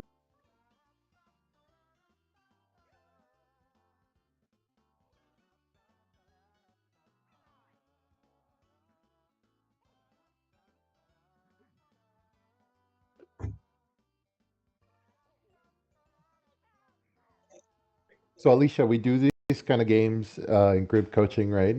And Yes. other events. Do you want to tell us a little bit about our weekly schedule? So on Sundays, we're either playing D&D as part of the tabletop role-playing game club, and on the off weeks of that, we do group coaching socials and we play games like this. So those are definitely two things you guys should check out. Group coaching and clubs. We have a huge community. Okay, we have a We lot of also cool have options. we also have events like Master Mondays, right? And Just Your Fridays. And Yeah. We have weekday events in the server as well. We have a lot of good options here, mostly soup. Good soup. What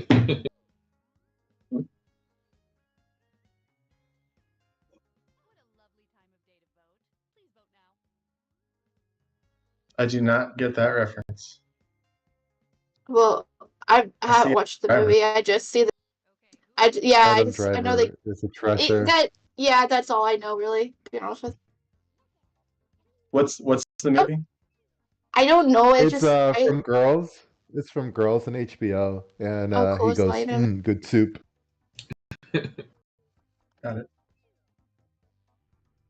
I make pumpkin soup sometimes. It's pretty good. Awesome. Yeah.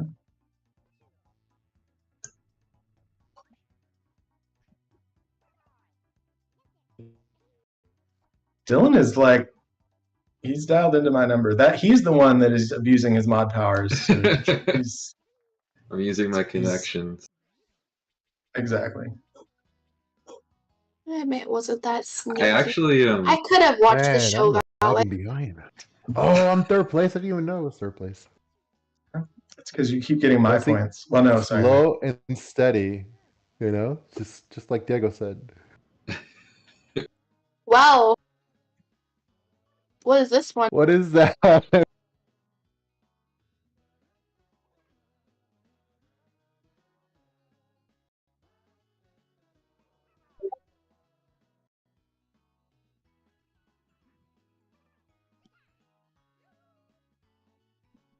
I know that Dylan is. We have a bunch of clubs on Discord as well, Yes. and I know that Dylan is That in is charge of the true. Illustrators Club, and that's And they're probably all- why he and I are destroying.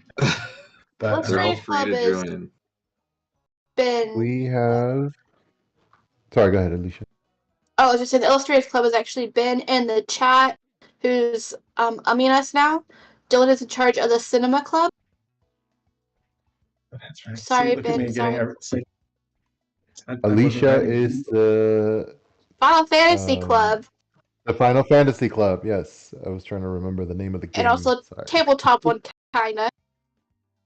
All right, what is And this? we have the Arcade Club, which is the video game group. We also have the Anime Club, if you like manga and anime. Manny does that. We're actually doing. We're watching March Comes Like a Lion and Horimiya. Homiriya? I don't know how to pronounce that one. Sorry. Fantasy Oh, Club we right, yeah. mentioned. I have heard a That's rumor right. that the Fantasy Club and Illustration Club are playing a big event for Mermaid. It's just a rumor at this point, though. Hmm. Dylan, and you guys do movies, right? So Yeah. what movies have you had? So watched so far, far? we've watched Nausicaa, which was a personal favorite. We also watched the Grand Budapest Hotel, which was really good. And we've watched Master and Commander. And that's the only three that we've been able to watch so far. And Jurassic Park, sorry. Awesome. And this week, it's The Godfather. That I have to say, that's a strange interpretation of that prompt, but I guess that's Boy Bridge, It's a Horse really Running. eclectic. Did you guys like that callback to Joshua's talk? Yeah, No? I Okay, did. cool. Cool. I said cool, yes. cool. Oh, this looks like me in college.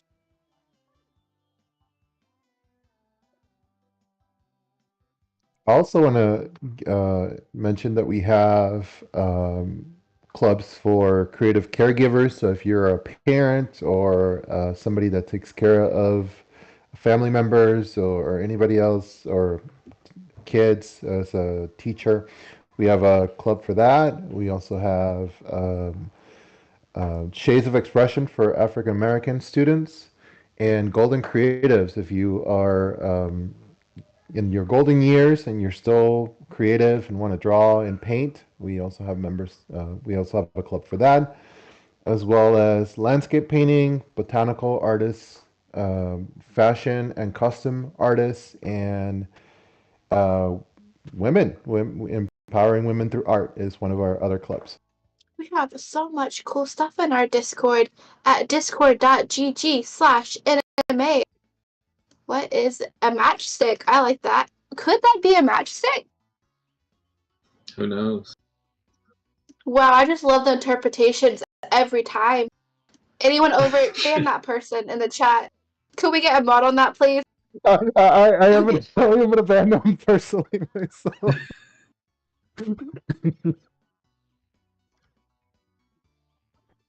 Yeah, the first test of Golden Creatives is that deciding is like, wait a minute, 34. So 30s club. That could work. Just every competition is like, oh, you have to be under 25 years old. Or yeah, it's more like, or how much does your neck hurt like throughout the day? And if it's more than say 10%, you're in. And if it's less than 10%, I don't know what to say. I can't even imagine that anymore. You're not allowed to enter unless your back permanently hurts. Exactly. We need the shrimp club where if you like draw like this. Oh, they should. Yeah, there you go. I did something for what? Woo. Tired of drawing. Yeah, I also want to mention that we have an upcoming event from that club, Empowering Women in Art, with Laura Sonic and April 8th. Steven Square. Oh, I hope I got a screenshot of that to send Dylan Pym. That when he leaves us, Steven rules. It's like, did you guys ever see A Knight's Tale when the main character's away? No? Okay, cool. Good movie. I've not seen A Knight's Tale. Oh, Heath Ledger. Fifth place. Ah. All right. Sorry. Purple, you know what? Purple still had the best profile, and I think that is a victory in its own. Sorry, shouldn't laugh. All right, are you gonna pull? Yep, that upcoming event. Yeah, just a moment. Yeah, so we're gonna restart the game. We do have what 22 minutes to go before our next session, so we have another round. And yeah, just want to remind everybody once again, we do have another event on Tuesday, April 18th at 1 p.m. with Laura Sonic and Robin Cole on Empowering Women in Art, and it'll be held on the same stage event. Wow, look at that graphic. Beautiful. I am going to leave the stage for a few minutes, and I'll see y'all guys in a little bit. All right.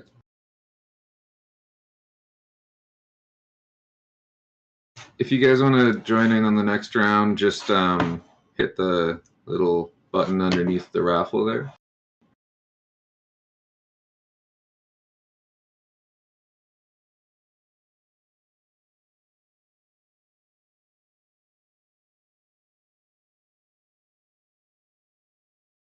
Thank you for playing, Dimbiot.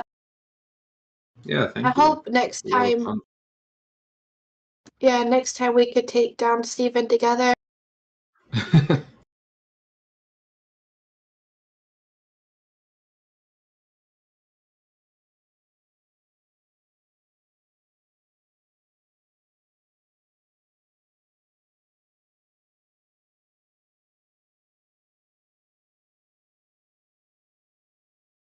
I'll come back in a bit.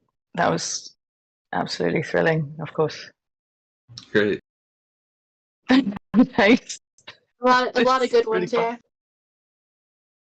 I'll see you later. What time does the next talk start? 20 minutes, right? Yeah, it starts in 20 minutes. That's with Lanny. Wonderful. I'll see you in a bit. Thanks, guys. See you later.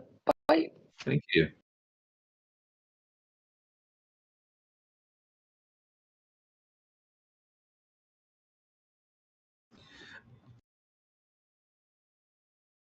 Yeah, we can play with a smaller amount of people. So Penguin, you can Penguin, if you wanted to join as well, I can sit this one out, and then we can just play with the people that won, and Alicia and you. How is everyone doing? Sorry, Penguin. So guys, what are you doing art-wise? What are you studying? How are you? Do you know me? I'm Alicia. I talk a lot in the Discord.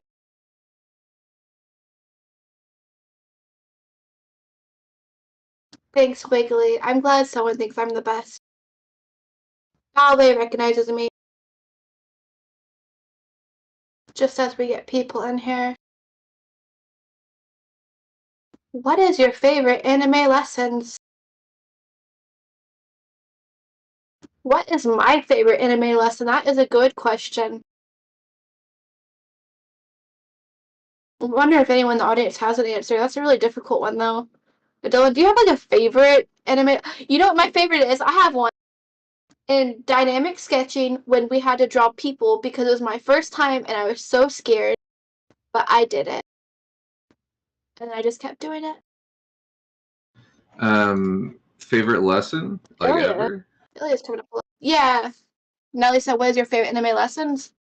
So dynamic sketching for me, the figure one.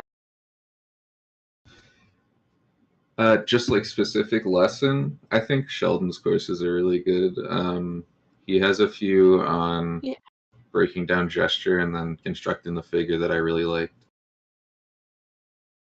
Wiggly says she loves Sheldon.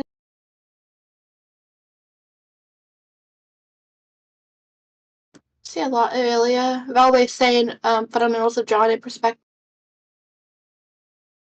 Drawing foundations 1 and 2. Why are those your favorites? Those Is are it just because great. they're like the originals? Yeah, but you know why? I want to get to the heart of the matter. What is the heart? Interactive courses. So in the Discord, we have interactive courses. You watch the pre-recorded course on the website. If you come to the Discord or post your homework, you get feedback for the teaching assistants.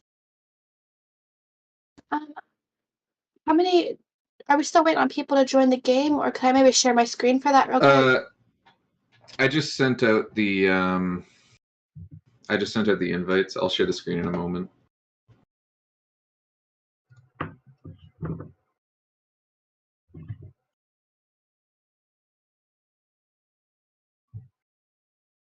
I'm just Steven this time. I got promoted number 2 to number 1. So, for example, we have the interactive courses here on the left. This is part 1. You can see Drawing Foundations 1. If I come in here, you can see people are submitting their homework. And they're getting really thoughtful feedback from the TAs. So that is definitely an option if you join our Discord. And we have Drawing 1, which is free. Also with feedback.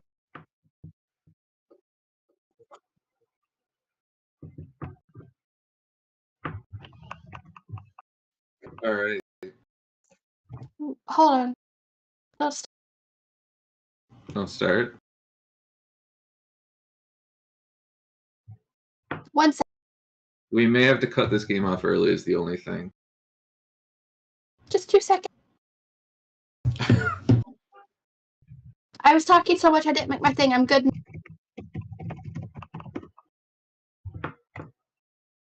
Are we playing? Binge is here. Clumsy's here.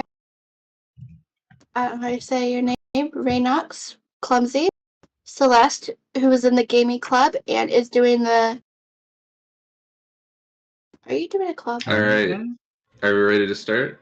Yeah, go for it. Great.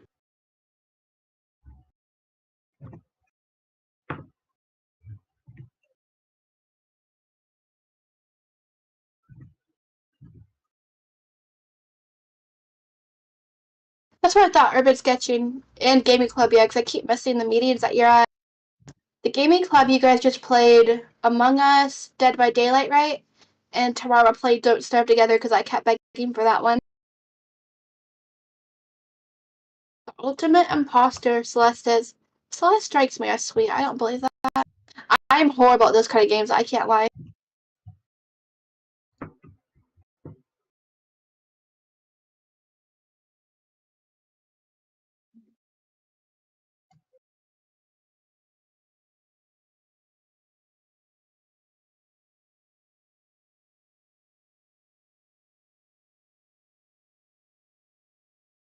This is the part where we're all kind of quiet and we're drawing. It's really scary.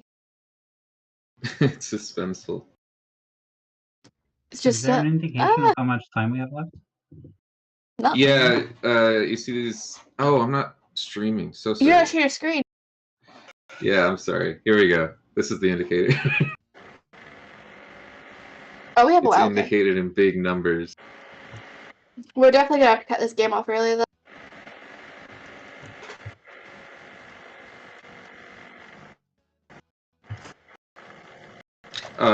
Reno, could you mute your mic for a moment? Wait a second.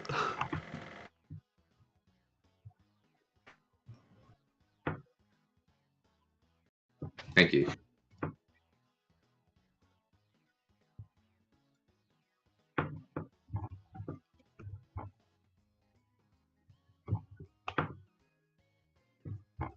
I'm trying stick figures. No one tell Josh.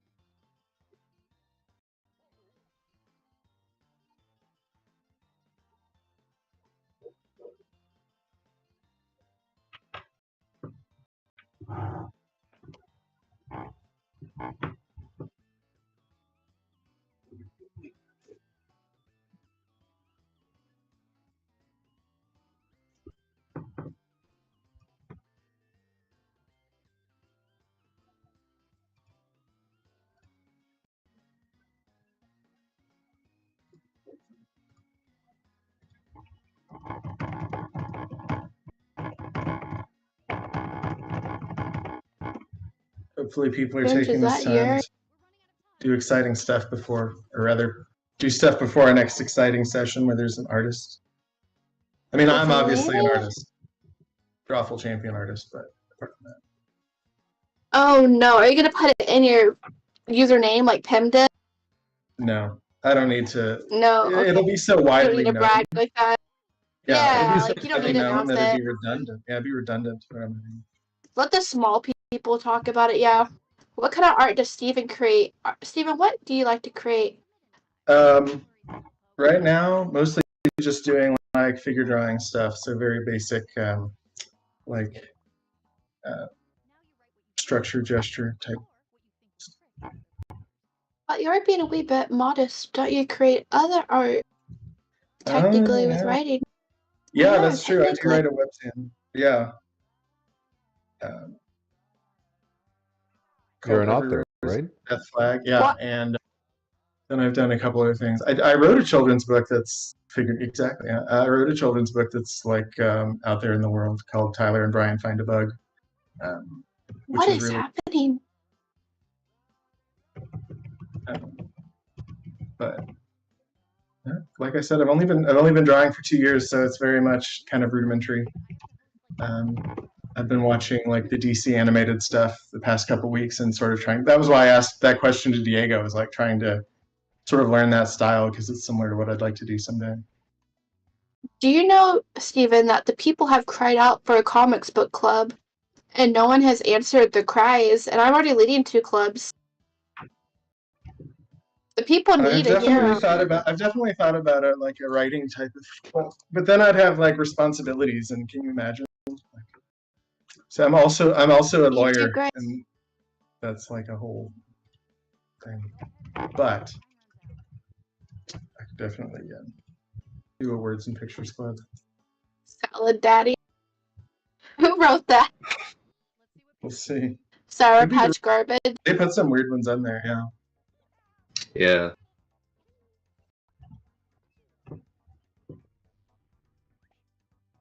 Oh no. Is that what paella looks like? I thought it was like a big flat. Like, man, I would have been in trouble if I got that. all wrong. the tiny grains of rice. Easy.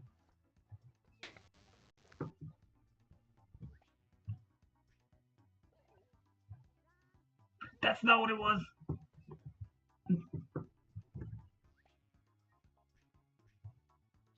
If it's Salad Crushed it. Daddy, I'm leaving. What? Explain. Who drew it? I didn't see who drew it. I liked it because it was funny, but How do you see who drew I'm it? I have a very not- angry message to send. alright, well, you know, we're not gonna backseat draw. So I just want to remind the audience who's watching on YouTube that we're going to move on to our next session in about 10 minutes. So stay on, stay tuned, and I believe it's join the sooner than Discord that, if you huh? haven't done so already. You'll be able to get your questions answered.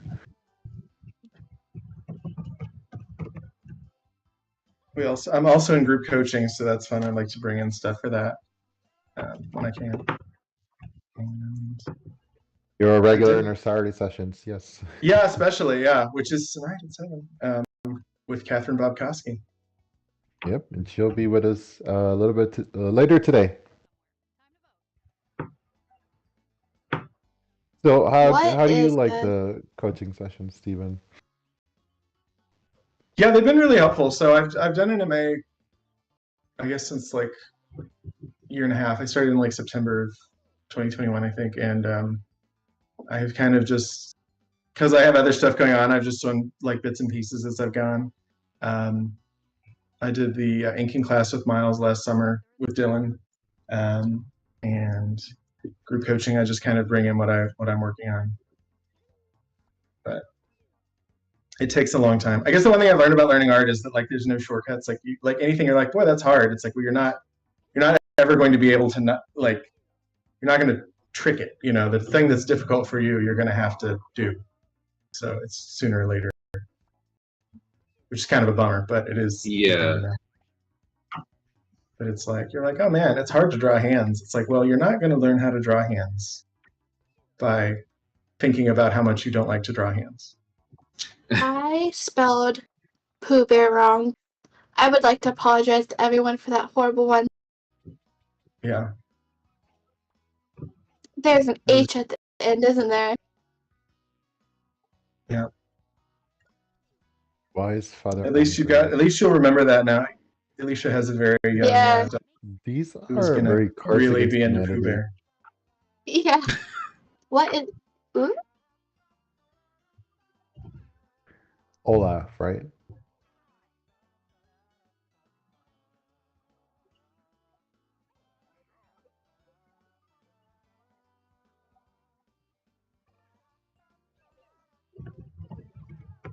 Well, I'm also the perspective person because I have a math background. So if anyone in Discord ever has a perspective question, you can ping me and I'll try and answer.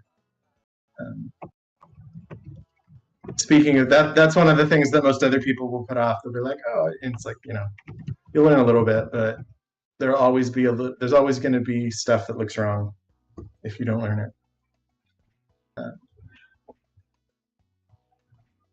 I think it's like part through the interactive courses too, so I'm gonna get there. Yeah. Frosty enjoying life. I will say Just one thing I learned chilling. about drawing boxes is if you try to draw cubes in particular, like from observation, that'll really help you because sort of intuitively, it's like you won't know. It'll help you with the actual depth because if you're just drawing a box that's just random, then you know it's technically right, but it doesn't give you much information about how to make things look deep based on their actual size. So try to learn cube. I like how you changed the topic at 5 minutes before it ended, Manny.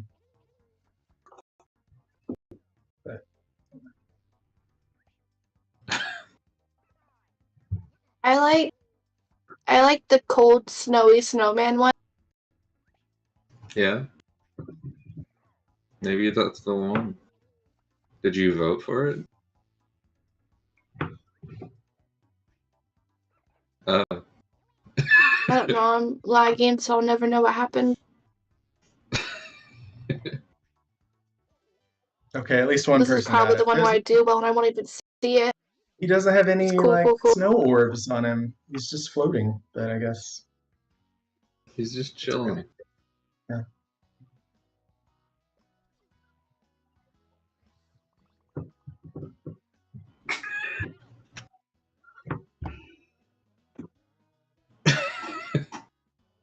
I forgot I did this one.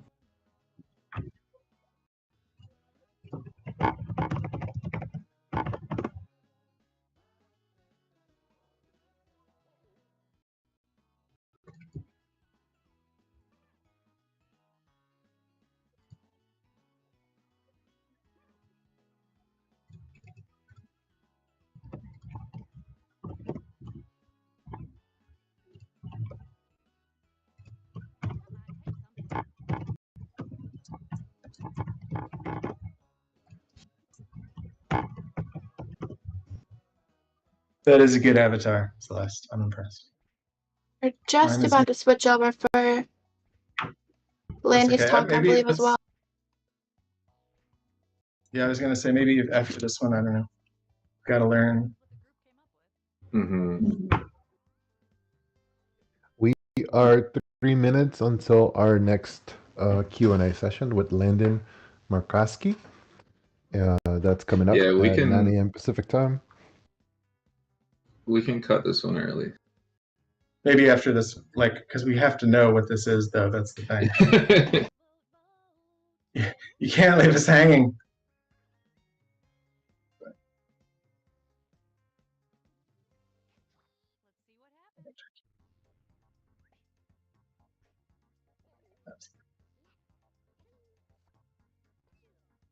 Hmm.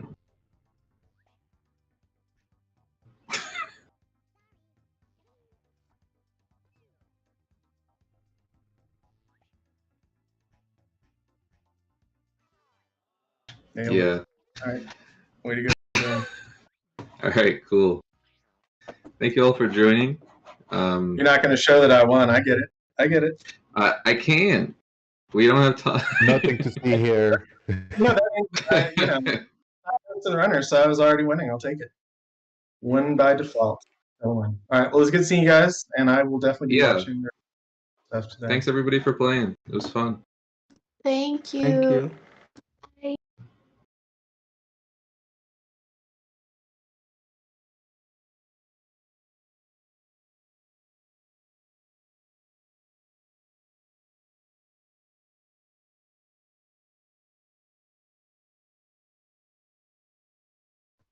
Alrighty.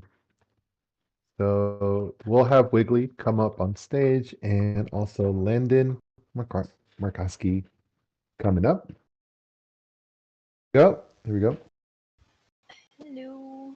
And you prefer Lanny? Is that right? Yeah, Lanny's good. Yeah, I The normally full go name by is Manny, Landon, but my but parents just called me Lanny my whole life, so I go by Lanny. then I go by Manny, but the mannequin has now stolen my. I get all the ats. Nice.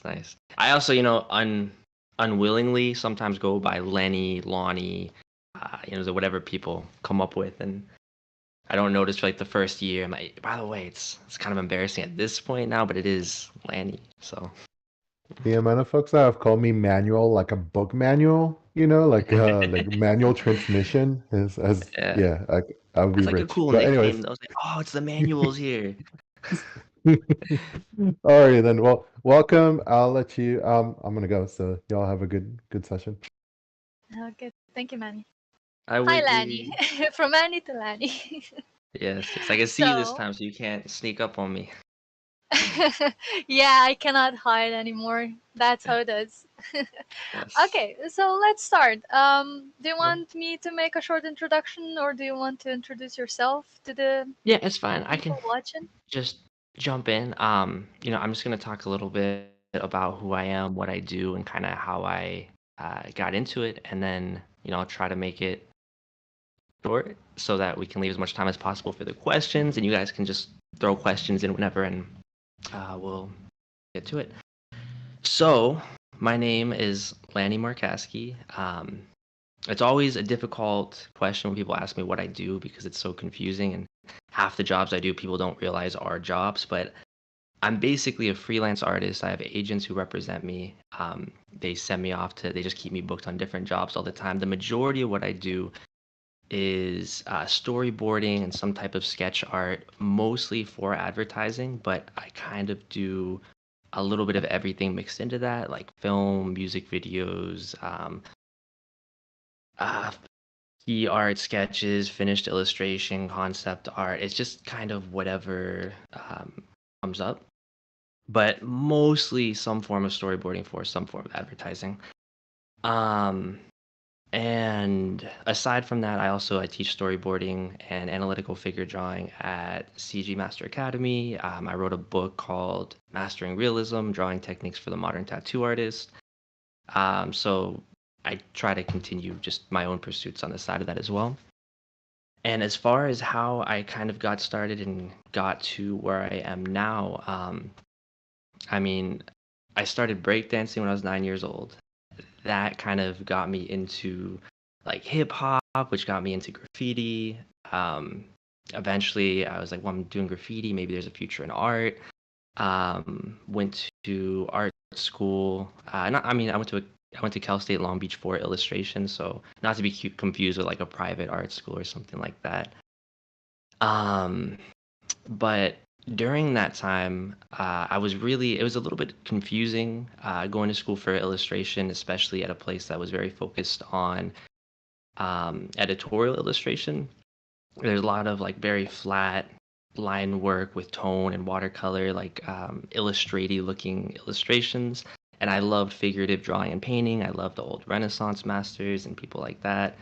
So I was kind of like trying to figure out how I fit into things. And one thing that really put everything into perspective with me was during my time at Cal State Long Beach, I went to this art show of the Golden Age illustrators like Norman Rockwell, N.C. Wyeth, Howard Pyle, and it was that moment that I was just kind of like, oh, so this is illustration. This is what I want my work to look like. It's kind of like bridge that gap of like figurative oil painting with illustration.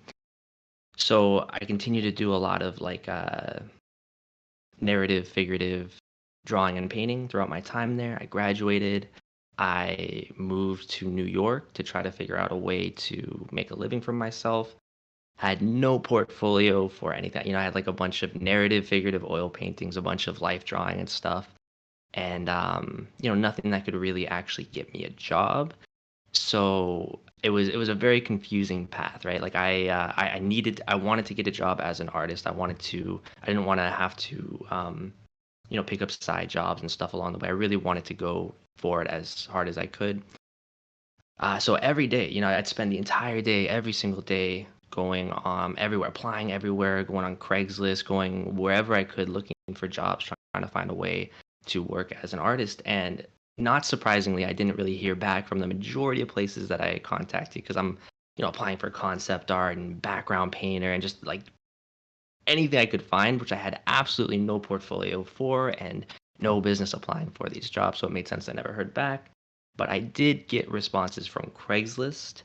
So my life kind of turned into every morning I'd spend like an hour or two on Craigslist, search everywhere in the United States for jobs. I'd find like, I'd apply for like 200 jobs every single day. I'd get enough work that it would allow me to pay rent. I was not great jobs for not great people, not big scale anything.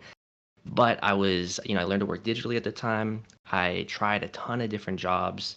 I figured out what I liked, what I didn't like, and it took about 9 months of doing that before I had kind of decided to go into storyboarding, built a portfolio, got repped by an agency, and that was kind of like my break into the industry when I started getting big jobs. And I've been doing that for the last 8 years, and that's taken me to where I am now. So let me look and see if we have some Do you want me to questions. read? Do you want me to Yeah, read the questions? if you've or- been paying attention Yeah, and you see anything you want to tell me, of so I don't have course to I scroll was. up and figure out where we are. Yeah. Okay. So the first question is actually from Dylan, and Mhm. he's asking who are some artists that you look up to, and do you have any big inspirations that have pushed your interests? Yeah, definitely. So I mean, like I said, I used to when I was in school, I really looked up to just the Renaissance masters like Titian, Rubens was one of my favorites. Uh, I'm sure other people as well, but I don't honestly don't look into those people as much anymore, so I'm kind of blanking on who used to be my favorites. Um, but currently, it's tough because there's just so many people, and especially like in the current day with Instagram and everything. There's just you go every time I go on Instagram, I see people who I've never even seen their name before, and they're just unbelievable. It's crazy. I've been looking at a lot of Nathan Fauch stuff lately. He does like visual development. He's a really good at color and stuff. I believe DreamWorks he works for. Dan Milligan is like one of my all-time favorite storyboard artists. Craig Mullins, of course, is like a big inspiration with digital painting. Um, yeah, I don't know. I could the Golden Age illustrators, right? Like NC Wyeth is one of my favorites. Mead Schaefer, if I'm saying the name correctly. And then also too, a lot of after I moved to New York, I continued studying at the Art Students League in New York, and I was really fortunate to have a lot of really great instructors there. People like Ricky Mujica, John DeMartin, Jerry Weiss, just to name a few, but tons of great people that I'd highly recommend looking into. Hopefully that's helpful. Yeah, I have a follow-up question. Mhm. When you mentioned the Instagram and how many artists there are, Yeah. there's a question: how do you choose who to focus on, given there's so many folks out there and so many resources? Is it Yeah, a yeah. matter? Is it a matter of what you're trying to solve at the current time? Yeah, my answer to that is I think you should always I I always hesitate about saying always because there's always exceptions to everything, but always focus on whatever you're most interested in at the moment. Because I feel like whatever you're most interested in, you're going to put more effort into, you're going to learn more and work a little bit harder in that area. And I think another important point on that is um, when we're learning in general, right? Like a lot of people talk about style and how, should I come up with a style? How do I come up with a style? And you don't come up with a style, or you shouldn't have to. It's like if you try to come up with a style, it's almost like you're creating a gimmick that you kind of get stuck in, which I don't think makes a lot of sense unless, you work in some industry where that's valuable. But if you study different artists, like if you study one artist only and you just do studies of their work like Michelangelo or whatever, you just do nonstop studies of that person, you just end up a worse version of that person. But if you study 10 artists, and not just any 10 artists, but you study your 10 favorite artists, you end up learning and taking your favorite pieces from each one of those artists. And then your favorite pieces from your favorite artist become you, which make you an actual unique individual. And everything that you're keeping is also based on your aesthetics because you chose what you like the most. So you're actually kind of creating what you want to be. Like if you just like here's a great artist, here's another great artist, here's another, it's not about your aesthetics, it's just these are great artists and you just study from all of them. Then yeah, you're going to learn from all of them and you're just going to look like them, but you're not really tailoring yourself to become what you want to be, if that makes sense. Yeah, I think that makes a lot of sense. Moving on to the next question. Mhm.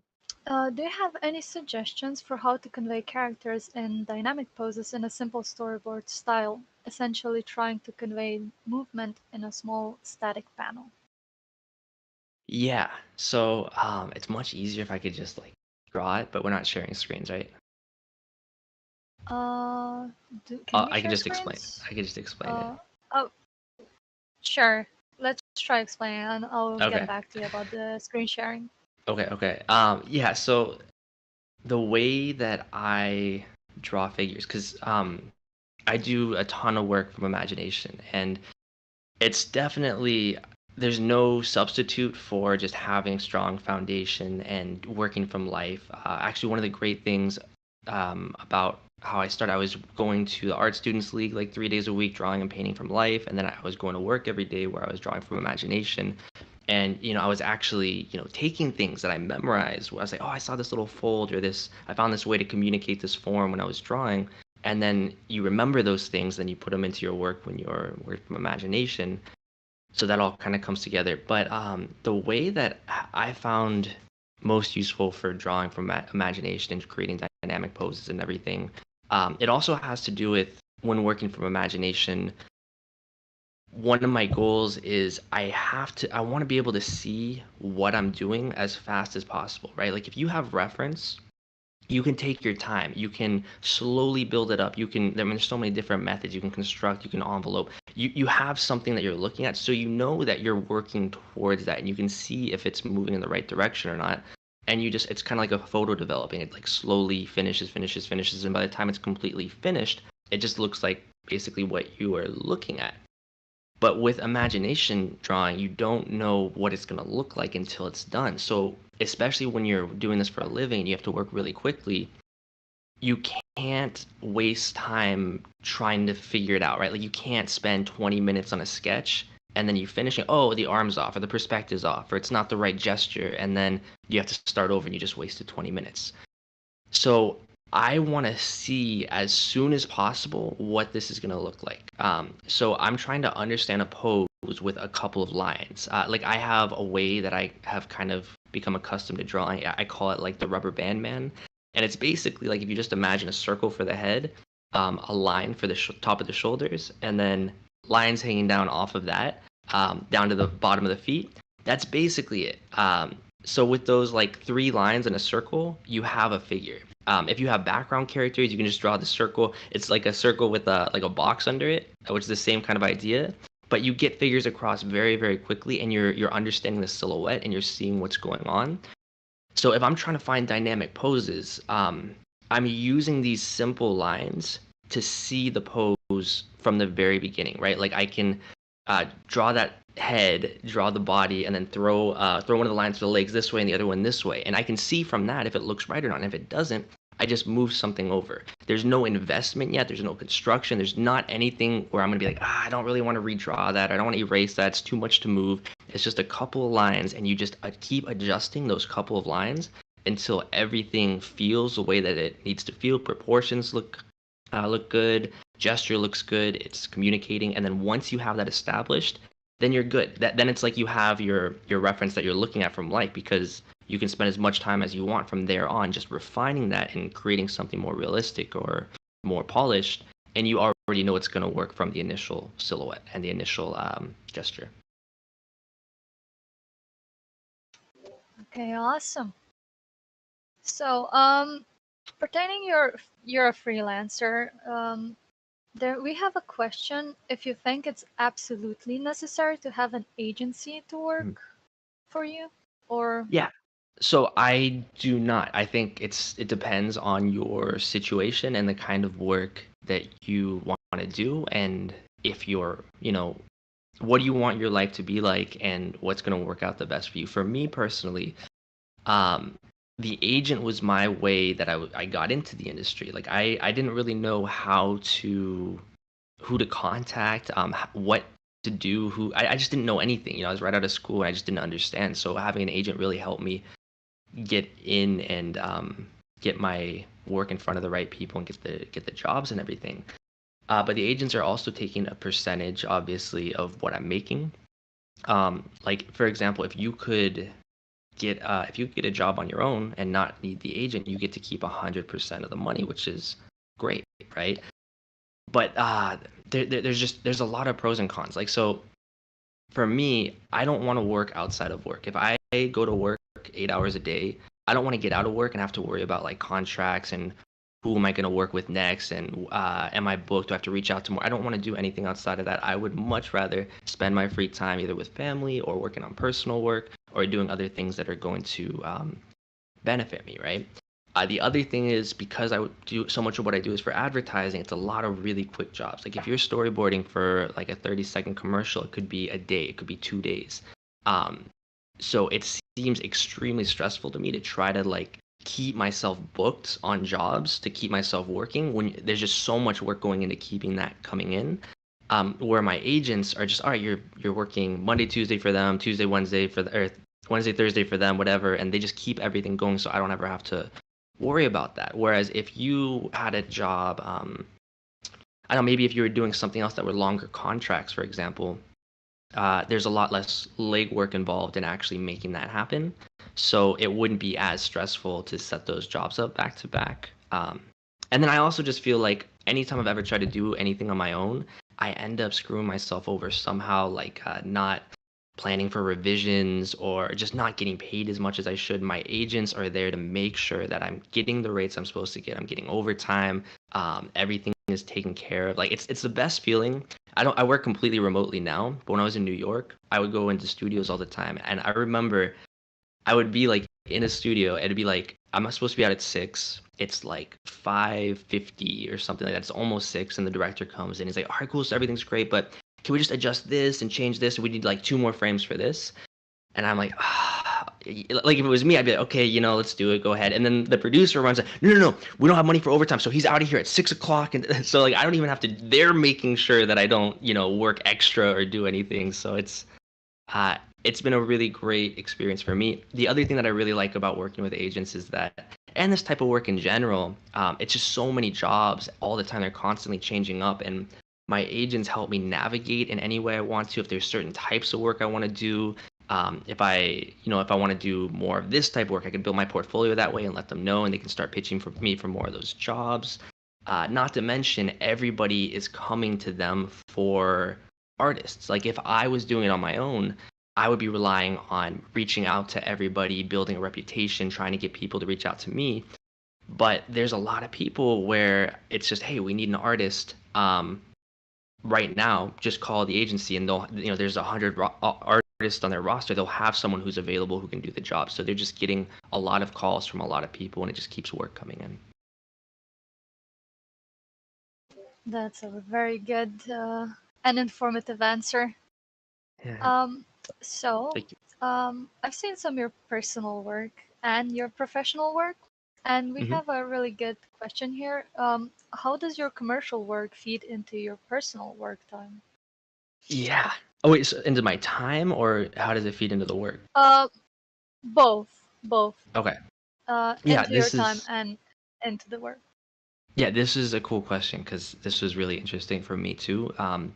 When I was in school, I thought that what the realist art to me was like creating oil paintings based on philosophical ideas that I came up with. Like that to me was the epitome of what would be most unique and real and all of that kind of stuff. So even after I started working, I was like, okay, cool, I'll work. But then the real art that I'll do will be like my oil paintings at home that are, based on these ideas.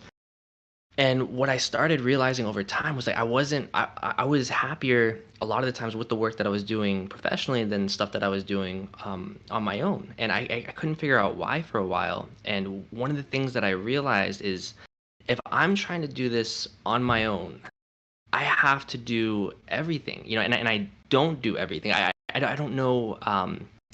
I'm not coming up with clear enough ideas. Like I'll come up with this philosophical idea, like, oh, like you should work so hard to achieve things, or just something so vague and dumb like that. I was like, this is gonna be this epic painting, and I don't have anything to go on. It's just and I know what I do too is different from a lot of other artists. Like a lot of people who are maybe working more from observation or more trying to communicate how they perceive things or whatever. And I was doing something that was a little bit more on the side of illustration, even for personal work.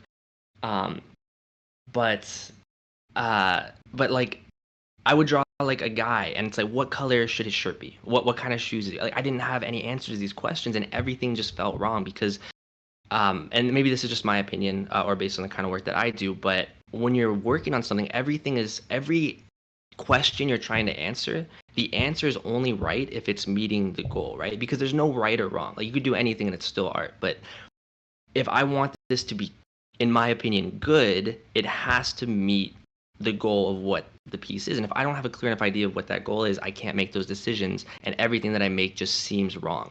But when I'm working on a project for work, I have a team of people. I have someone writing scripts. I have a director. I have people who are giving me information about location and all this kind of stuff.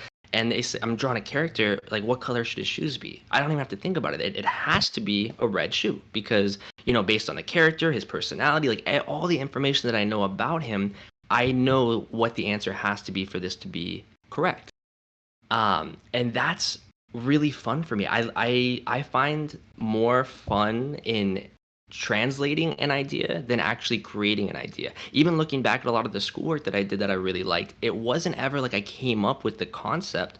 It was that it was, like I said, it was more of an editorial illustration type school, and they would give us kind of prompts or ideas or like a newspaper article or something to base it on, and we would just communicate that idea. So that's really what I find to be interesting, and it kind of took me a while to get there. But so now I love work. You know, I love projects. I love working on different projects, working with different people. Because jobs are always different, I'm constantly drawing different things with different goals and different priorities. So that's really fun. And also to the transition from traditional media to digital, it took a while, but I actually prefer in a lot of ways digital now to traditional. You know, even things that I feel like a lot of artists go through this, especially like coming out of being a student. But you know, you maybe like you graduate school and it's like, okay, I'm a traditional artist. I only work from life. I'm never gonna work from a photograph. I'm never gonna do digital. I'm never gonna trace. I'm a purist. I'm just gonna oil paint. And it's like, okay, maybe I'll use photos, but that's it. Okay, you know, maybe I'll do digital, but I won't incorporate photos. Or okay, now I'll do digital and I'll do a little bit of tracing, but I won't photo bash or I won't use 3D. And it just slowly gets more and more and more. And it got to a point where like I'm not trying to prove anything anymore. Like I'm not trying to prove that I can render something or that I can spend 6 months and make something look really, really pretty. I'm confident in the abilities that I have, that I know I can kind of do whatever I needed to do. Right now, I've become a lot more interested in storytelling and designing than just the technical act of creating something.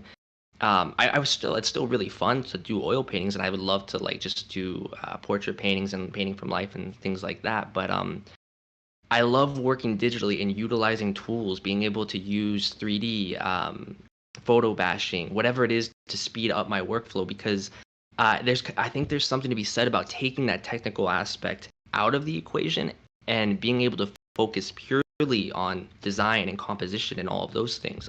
I think sometimes when I'm working traditionally, it's easy to be distracted by the technical medium, or the traditional medium or whatever, and you're trying so hard with the paint and the pigment and getting these effects and everything that sometimes your priorities shift a little bit from just design and all that.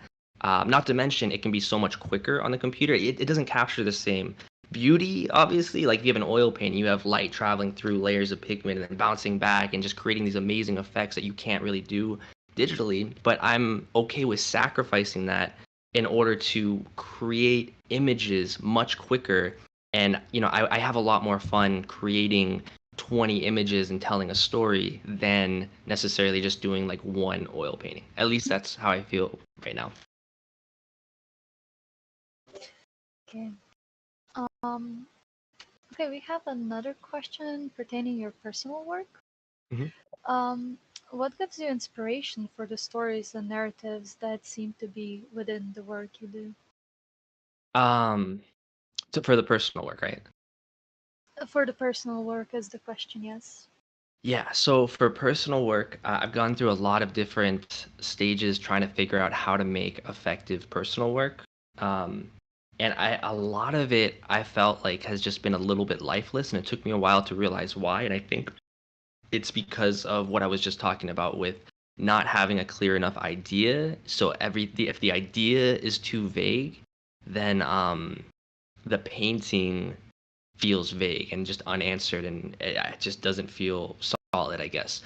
So what I came up with recently is basically coming up with a project, solving those problems that that team of people would solve. Trying to be as clear as possible on what it is I'm gonna do. Like if I want to, and also what kind of work I'm trying to make, because every type of art is different, and I think that's a really, really important thing to understand. Is there's different goals for different types of art, and whatever we're doing, we're trying to meet those goals. So if I'm what I've been really interested in lately is doing keyframe illustration, which is, I like keyframe illustration a lot because it's kind of similar to what I think of when I think of like the Renaissance painters and the Golden Age illustrators. They're the key. If for anyone who doesn't know what keyframe illustration is, it's kind of like they're like storyboards, but it's like the key moments. Instead of doing like 50 frames of every single thing that's going to happen, you're picking like the key moments and you're basically fully rendering these things in to show,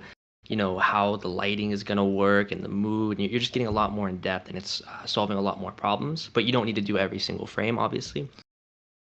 So I've been enjoying that, and I would love to do more of that for work. So I've been doing that for my personal projects lately. But what I'm doing is, like, I came up with an idea for a film. I came up with characters. I came up with general plot and just kind of motivations. And when I understood a little bit about this world that I was in, I answered a lot of those questions. At first, I thought I had to write like an entire script, and then I could just pick moments from that script to create these frames. But then what I realized was, as long as I have the characters, a general plot, what their motivations are, what they're into, things like that, I can just put them into any situation that I want. And I now have problems that I can solve. I know how to answer the questions, and I can even just look at other artwork or find something that I think would be fun at the moment. Like I might look at, I was like, oh, a desert would be cool, like a desert city kind of piece. That sounds fun. So I just thought to myself, maybe these characters go to a desert city, right? Like they're already in like this sci-fi kind of environment. So I was like, okay, cool. Let's say that they travel there. So I could do a keyframe with like the city in the background, and like what would they be doing there? Why are they there? Maybe they needed to meet somebody there. You know, you kind of just start putting things together, and as long as you have those motivations, you can inject that story into it. And once you know the story is so important because it dictates kind of everything. Like you don't know how to render an image if you don't know what the story is, because you have to know what are the most important pieces versus the least important pieces, because you need the focal point, you need the action to read. You're communicating something, and you can't just communicate an image and just render the entire image. You need to communicate the story, so you have to know what that is. Oh, and one more thing on that too, thinking about the keyframe illustration stuff. And I like using that example because it does feel very similar to just a lot of painting in general that people are doing. Even this, it has specific reasons that they're done, and it helps me to think about what those reasons are. And I kind of simplified it to 3 things. You're trying to understand story, you're trying to understand design, and you're trying to understand VFX. Those are the problems that you're solving for the rest of the team. They're going to use these to help create the look and everything from that. So when I'm creating these images, I'm trying to think about which ones it's solving the most. Is it solving all 3? Is it solving 1 or 2? And then really push those as much as possible. Like if this is something that I'm going to create, like there's like a portal that the person's walking through, I really want to pay attention to the VFX that I'm creating in this. And you know, is there like energy shooting out of it? What is it? Because the person who, as this goes forward, they're going to use this as inspiration to create all of that stuff. So for yourself, you're trying to solve problems that, you know, are going to help you create a cool painting. But when you're working on a job, you're trying to figure out what is going to be most helpful to the team working on this, and how can I help them the most. And yeah, that's very interesting. Could you share your top tips to create portraits with strong personality without making them look too cartoony? And they also say your work is very amazing. Thank you. I appreciate it. portraits with personality. Yes, I guess you have to think about what is personality. Like if I'm trying to think of a portrait with personality, it's probably coming mostly from the expression.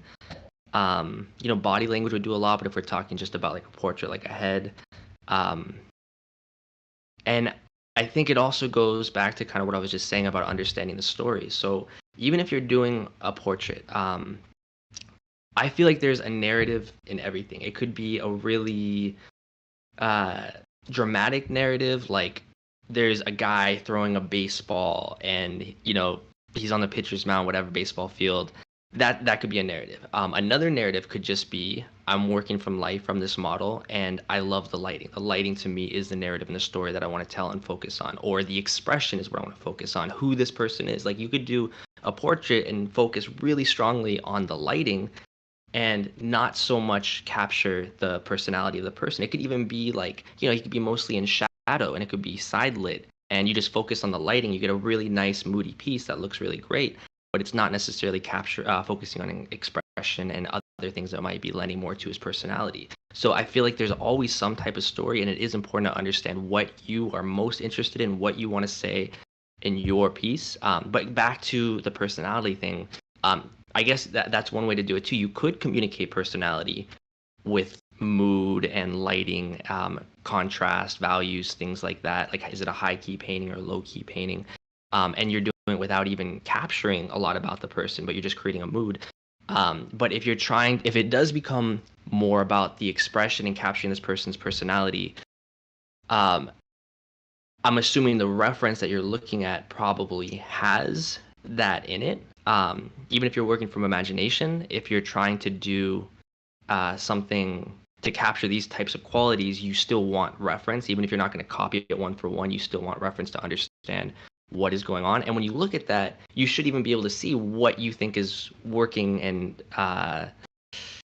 what are the most important features or most important, like for example, if somebody smiles, like this, you see the cheeks pulling up, right? So as this pulls across, we see the compression right there. So the smile is important, but then we start looking at what are the things going on that are communicating that that smile, and what is it's like, what are the reactions based on that?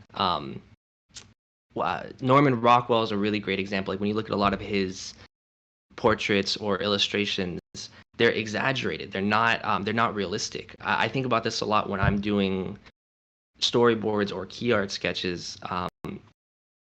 We have to capture expressions, and we have to push that. Like I'll study comic books are great because they're really good at pushing things in a stylized way that isn't always necessarily cartoony. But sometimes abstracting things and making them a little bit more, I don't like the word cartoony. I feel like things are cartoony when you start really losing proportion. So keeping realistic proportion, but simplifying line work and learning certain shorthands and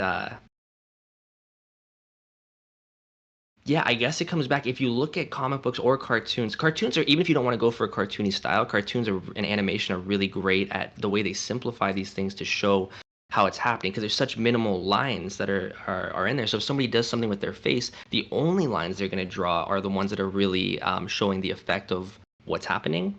So that could even just be a great way to study. And then when you go and work on something from life or from reference, look for those same kind of marks that they're using and try to see if you can exaggerate that or push that without leaning all the way into something cartoony. But I think too, just in general for drawing, when I teach storyboarding, there usually is that issue with a lot of people of how do we make this simplified realism and not just cartoony. And it usually, the biggest issue is proportions. Like, if heads get too big, it looks like a cartoon. If eyes get too big or they go too high, as long as proportions are all correct, you can get away with a lot.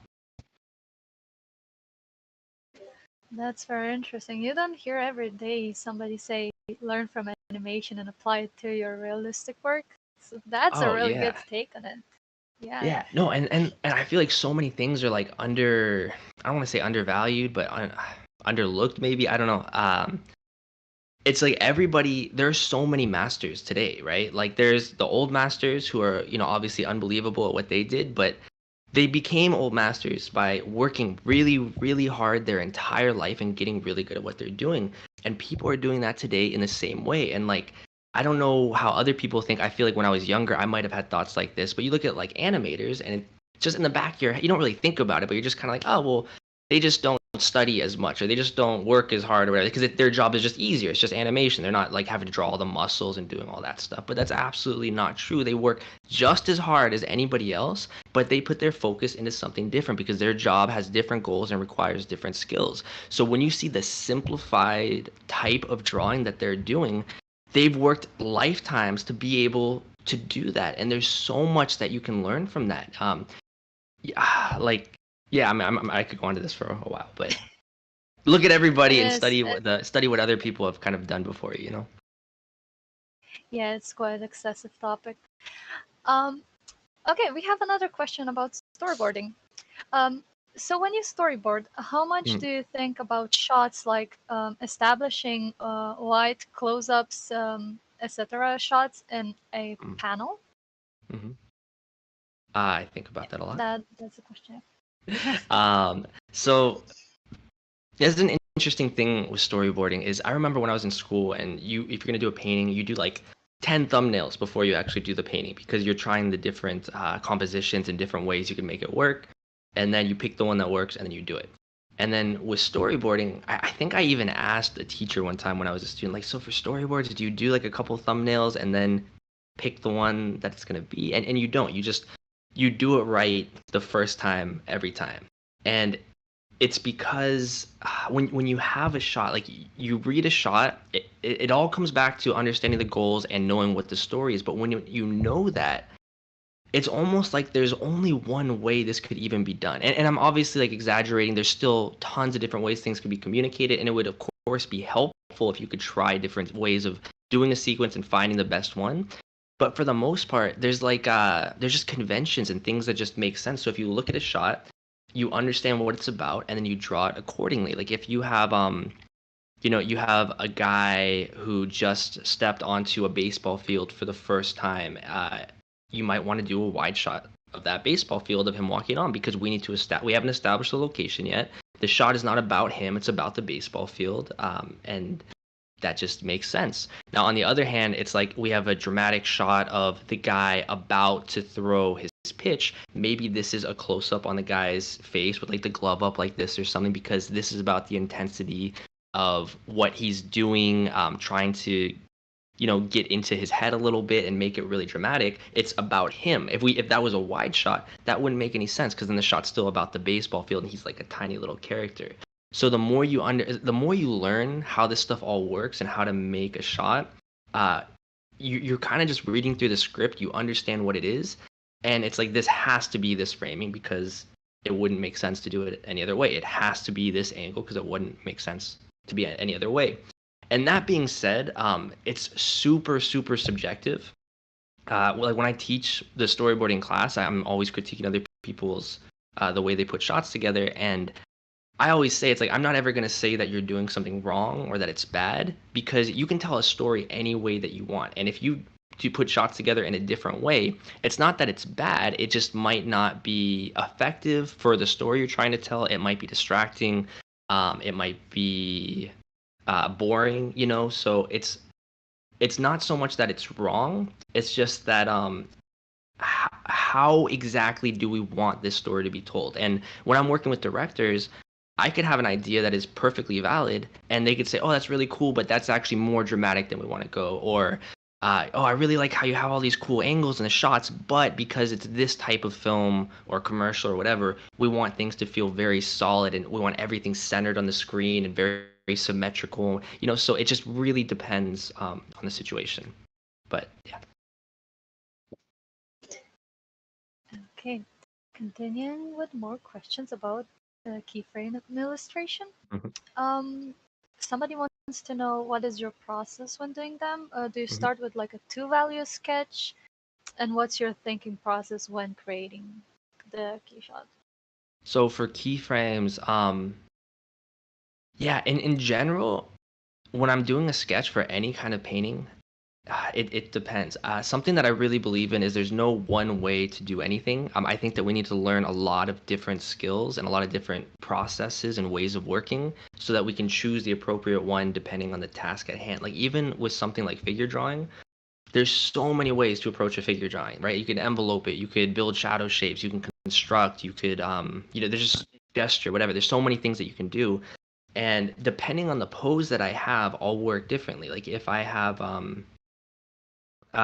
if it's like a very straightforward pose, I might work really flat and go for the silhouette and things like that. If it's really foreshortened, I might construct some things. I might think about overlapping shapes and things like that. So I think you have to have a lot of different ideas so that you can pick the right tool for the job. So when you're starting a sketch for something, a preliminary sketch, it really depends on what it is.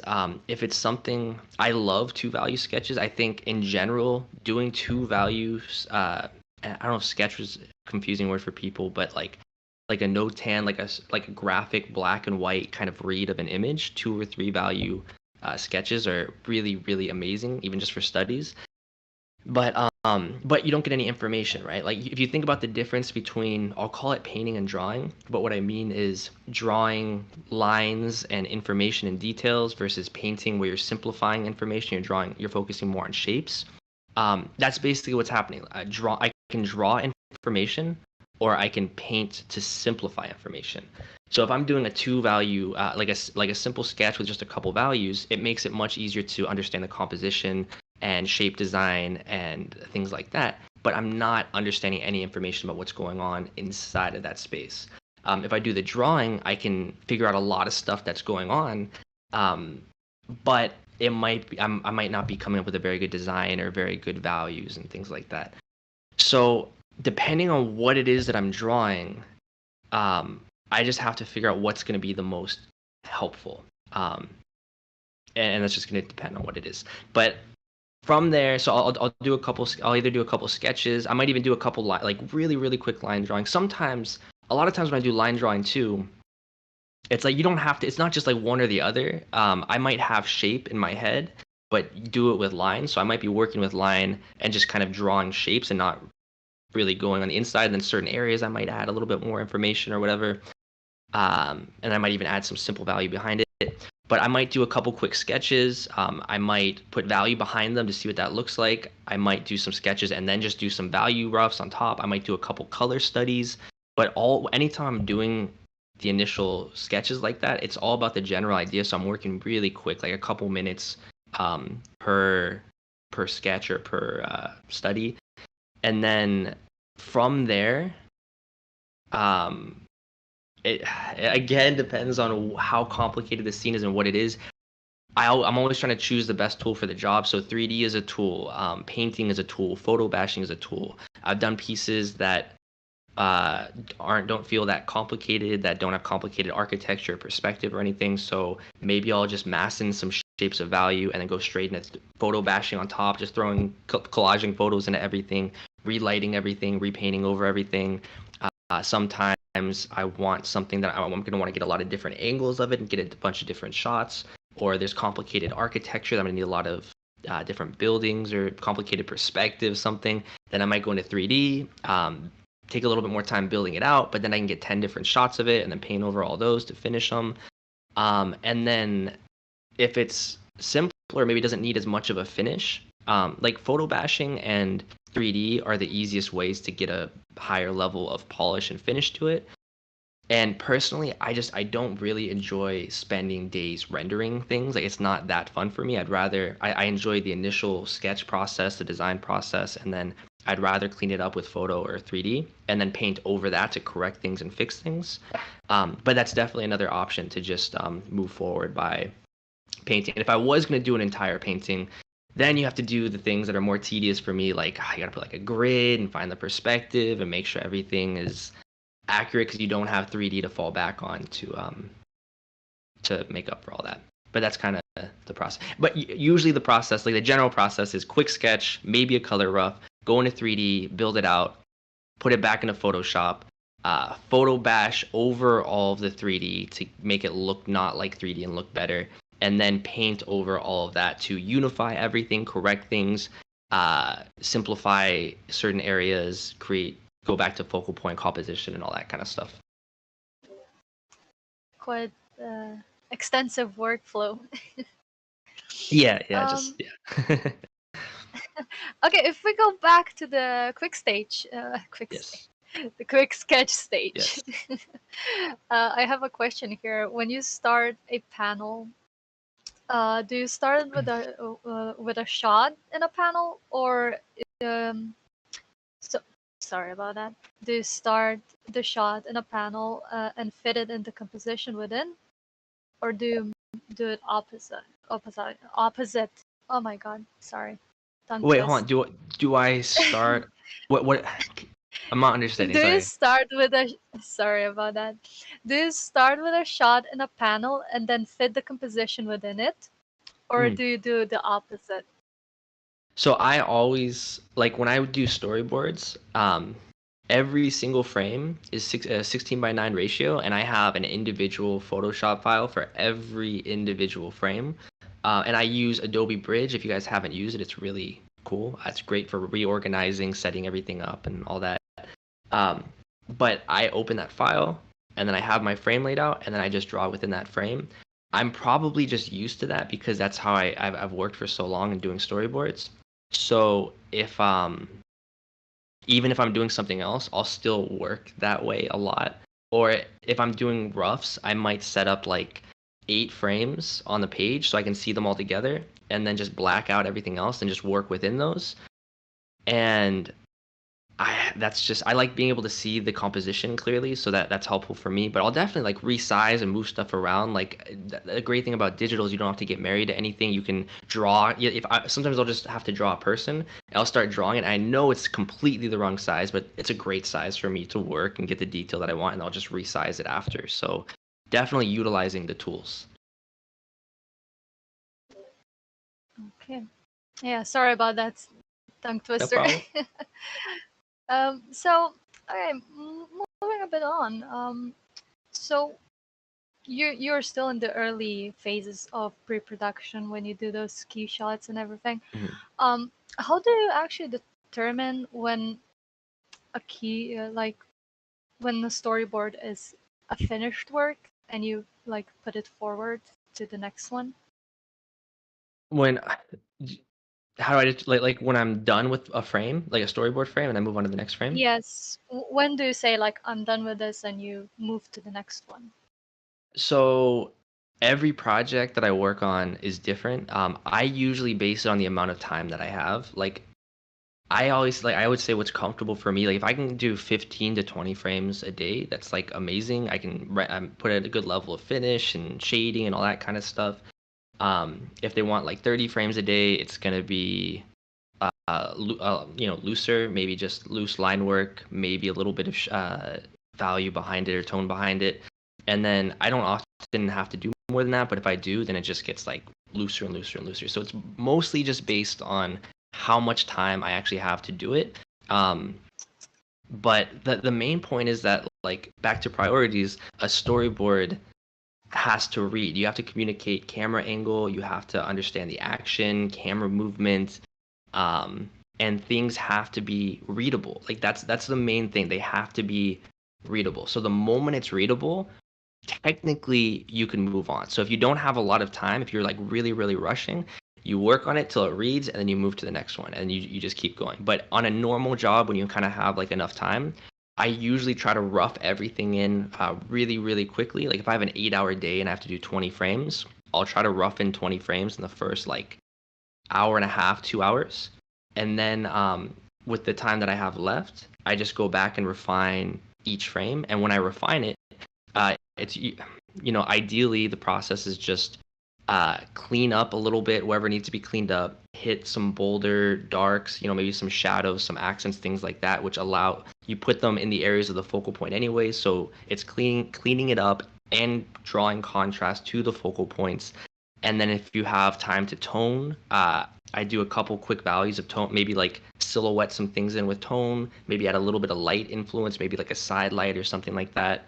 and then move to the next one. So the more you do it, the more you kind of develop a way of working, and it just becomes kind of standard. You just, all right, boom, boom, boom, finish, boom, boom, boom, finish. If you don't have as much time, then you just start simplifying those steps a little bit. Maybe you don't add tone, maybe you don't add lighting, maybe the lighting is looser, maybe the line work is looser, maybe you don't refine. It just depends. That's a good answer. Okay, I think this will be our last question for the day because we're nearing the 1 hour point. Yeah. After training in traditional media, did you find it challenging to transition to digital? And what were the hardest or easiest aspects of that learning curve? Yeah, it was difficult and confusing. Digital is a weird thing because it seems like it's giving you so many tools and helping you so much, but a lot of that actually makes it more difficult. Like for example, mixing pigment physically gives you a lot of constraints, and it usually keeps your palette more harmonious, and things are mixing together. Everything, I don't know, it just makes a little bit more sense. Whereas digital, all of a sudden you have the entire color spectrum. You can get the brightest, most saturated colors of everything, and it makes it a little bit more confusing. But more specifically with like drawing, I love drawing with a charcoal pencil. Like I don't know if you could see, but I have like some like imagination studies behind me of just I use a charcoal pencil, I sharpen, I got the long tip, and you can get so many marks with that, right? Like you can get thin points that are dark, that are soft. You can go on the side and get like softer marks that are more broad but darker or lighter, whatever. You just have so much control, and not to mention you can feel exactly where that mark is going. You can turn it, you can control it. All the stuff that they do on Photoshop with the tilt and all these things on the pen, none of it measures up to like the control that I have over charcoal. So when I'm drawing digitally, I'm still going back and forth with different brushes and different tools trying to find the most control, but I have to use like a bunch of different brushes. I have to use like 3 or 4 different brushes in Photoshop just to get the same types of marks that I can use with a charcoal pencil. Drawing a circle is really difficult. It's like, yeah, it has the circle tool, it has line tools, it has you can mask things out with the lasso tool and fill those things in. And it's like a lot of people see those as, oh, you have more tools, you have more advantages. But I feel like I have to use all of these tools just to get the same level of control that I have with traditional drawing and painting. So there's definitely a learning curve. And then just learning the process, even layers, right? Like we want to use layers because it's helpful. We can organize them. We can draw on different layers. We can erase different layers. There's a lot of great, you can move things around on the background, stuff like that. But then we have 500 layers and we don't know what we're doing and everything gets confusing and it just, you get lost. So finding a way to work with minimal layers and make it more similar again to traditional where you don't have that. There's just so many things that are confusing about it. And but the huge benefit is that it is faster. And you can try, like, I've done so many studies digitally, and you can try different iterations of things. Like, I can start drawing something and then duplicate it over here and try something different. I've done color studies, even just with a sphere. Like, you can do a sphere and make a different layer for, like, highlight light, halftone, core shadow, reflected light, occlusion shadow, cast shadow. You have, like, a different layer for each one. And I can make 50 of them and just adjust the slider on each one. I can test out like different color combinations within how light is falling over a form and things like that. Well, I mean in general too, just working professionally, like it's industry standard. Like you just kind of have to, like if you're amazing, then maybe someone will hire you still and just accept it's going to take longer and they're not going to be able to make the same kind of revisions. But for the most part, like you just have to do it because they want things finished in a certain amount of time. You know, you don't have to scan everything and send it in. If they say at the end, they're like, oh, this is great, but we want to move the figure an inch to the left, like you just hit a button a couple times, you know, you have to redraw the whole thing. So yeah, it's just what it is. But that's basically my answer. Yeah, digital definitely makes it easier and it's a time saver. Yeah. So yeah, we we have 6 minutes left. Do you have any parting thoughts? Maybe any words of wisdom? Parting thoughts and words of wisdom. I don't know, just keep drawing. Practice, stay motivated. I think one of the biggest things that I talked about multiple times was just goals. Like, think about what your goals are. What is the kind of art that you're making? If you're studying, why are you studying? Why are you taking these teachers? Why, like I've seen people do master studies. Like, you take like a Rubens drawing and you do a copy of Rubens, and you spend the whole time trying to make like a photoreal copy of Rubens, or like over render it, just make it look amazing. And you're not even understanding like the whole point of the study, right? Like, if you're and even like, just pick out what is the point. Like, if I want to study Rubens, why do I want to study Rubens? What is it that I like about him? Is it his line work? Is it his hatching? Is it the gesture? And if I like him for gesture, then I should do 50 studies of just the gestures. And don't, it doesn't even matter if it looks finished or looks like his drawings at all. I just want to learn the gestures. If I want to learn the hatching, do 50 drawings of the hatching, but like, always have a goal and a plan, so that it kind of keeps you on a path and in a direction. And don't let yourself just like, art, I'll just draw this, and then I'll take this class, and this guy's good, I'll learn from him. And have a set path, and you're going to get better a lot faster. Yeah. Okay, thank you, Lanny, for your time, for your talk. It was very inspirational. We Yeah, learned a no lot. problem. Everybody loves you in the chat. I love you guys too. Thank you for coming. Yeah, and feel free, anyone, if yeah. anybody has additional questions or anything. Like, I'm on Instagram. I don't know if anybody has posted anything. I think it's on somewhere, but Yeah, we feel free to reach posted. out and ask questions or anything. Thank you very much again. Yeah. Should I leave? Yeah. Yeah, you can leave. You're free to All leave. right. Thank you very All much. right. Thank you guys so much. Good luck with the rest of the day. Bye, everybody. Thank you, Lanny. Bye.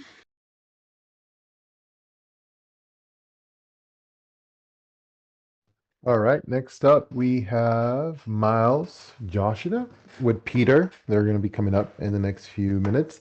And we have some additions to the schedule. We are having some additional artists added to our schedule in a little bit, and we'll be announcing that. So thank you all so much that have been tuning in and keep watching the stream, or join our Discord server if you haven't done so already. You'll get to ask your questions directly on the chat, and we'll be able to read them out to the artists.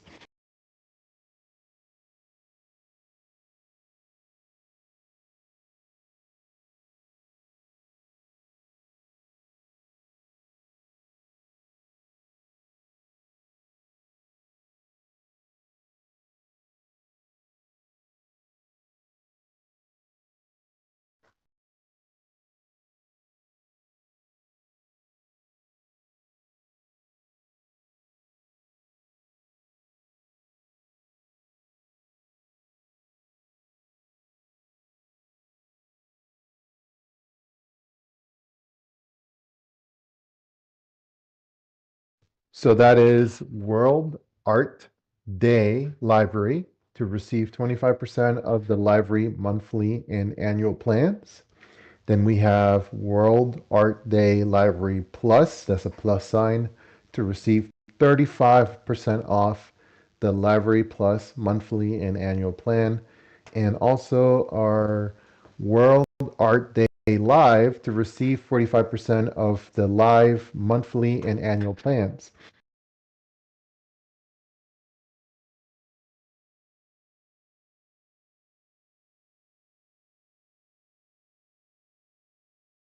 All right, and now we have Peter coming up.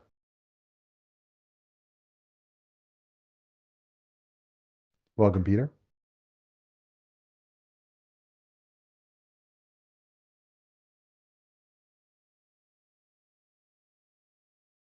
Hi, everyone. Welcome. Just waiting Hey. on Miles here.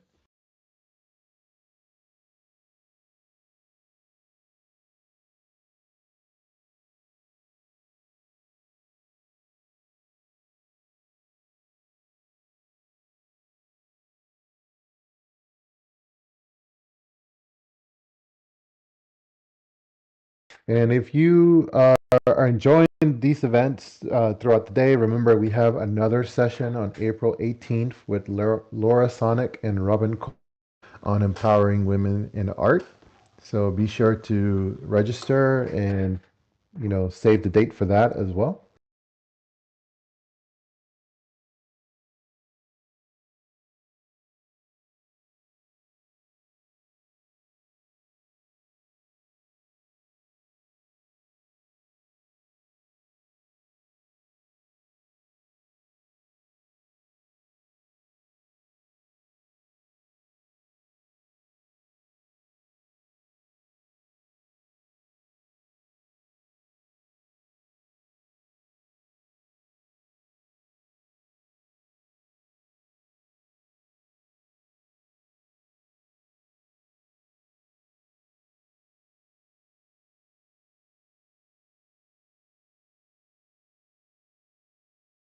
So how are you doing, Manny, on this fine World Art Day?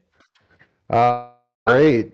It's been lots of fantastic information and very inspiring discussion. So I tuned it's in been for lovely. Lanny and it was incredible.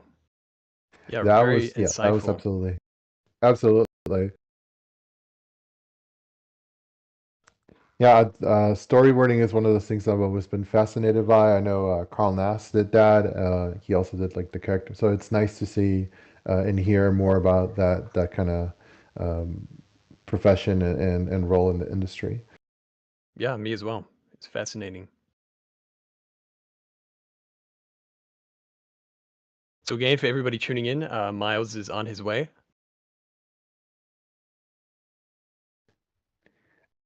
Meanwhile, it's just Peter and I. Peter, you have been with NMA and you do the streamings, right? For this, you want to tell us a little bit about that?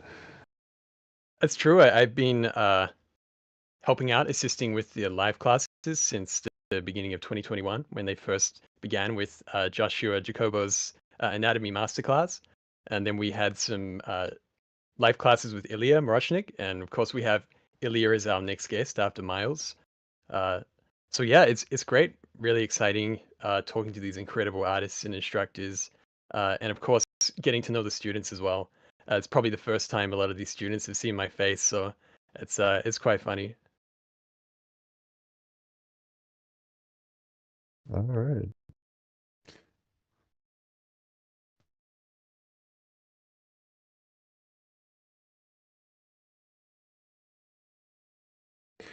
Yeah, the 2021 Anatomy Masterclass. I also remember the Master Mondays with Joshua, and that's been quite a catalog that they've developed.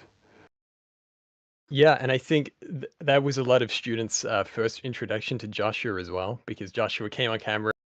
We first had Joshua in Discord coming on the voice chat, and back when it was Draw Together 1, and Joshua would enlighten us with all this incredible information about the Renaissance and artists like Michelangelo and the methods that they used to understand anatomy.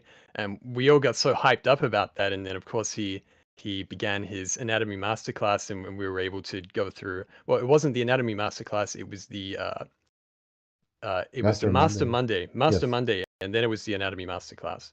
It was incredible. Okay, and I see All we have right. Miles here with us. We have Miles here, Hi. so I'm going to go ahead and jump off.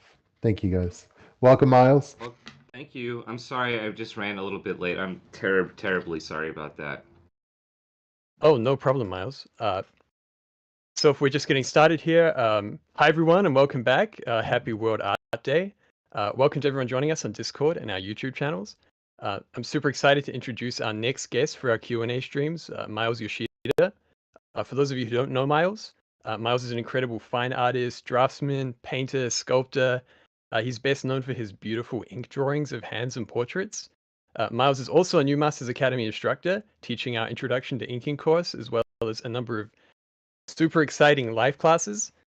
So my name is Peter. I'll be reading your questions to Miles throughout the Q&A session, so please go ahead, start writing your questions in the chat. So before we get into the questions, I'd just like to hand it over to you, Miles, and just ask, how are you? And maybe if you could give a little introduction of your background, that'd be awesome. Sure. Yeah. Let me turn on this overhead light real quick. Sorry. I'm sorry I was so disorganized this morning. But hi everyone. For those of you who are here, like Peter said, Miles Yoshida. I've been living and working in New York for the last 15 years, but I just moved to LA with my wife recently, so I'm really excited to be in Los Angeles, which is where I was born and raised. But just so you have, just to get a brief bio about me, I studied sociology in undergrad, but I switched over to artwork after taking some printmaking classes, some electives in college, and it was just so much fun that I decided I would go back and focus on art instead.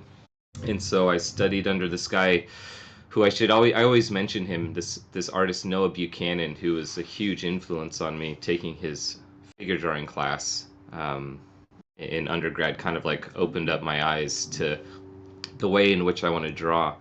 So really have to give credit for him to inspire me to go back into art even deeper, because I went to grad school at the same academy as he did, the New York Academy of Art. So I spent 2 years in New York, basically just atelier style studying, drawing and sculpting from the live nude model, which is kind of like a rite of passage, I think, for a lot of artists.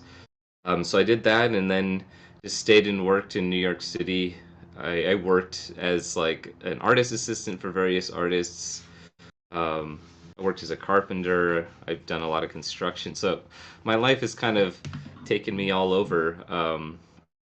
But art has continuously been a professional practice since graduating, I suppose, with, you know, ebbs and flows of success. And now I am teaching at Cal State University Long Beach and Santa Monica College, and as well as New Masters Academy, just covering a wide range of things. But in my in-person class,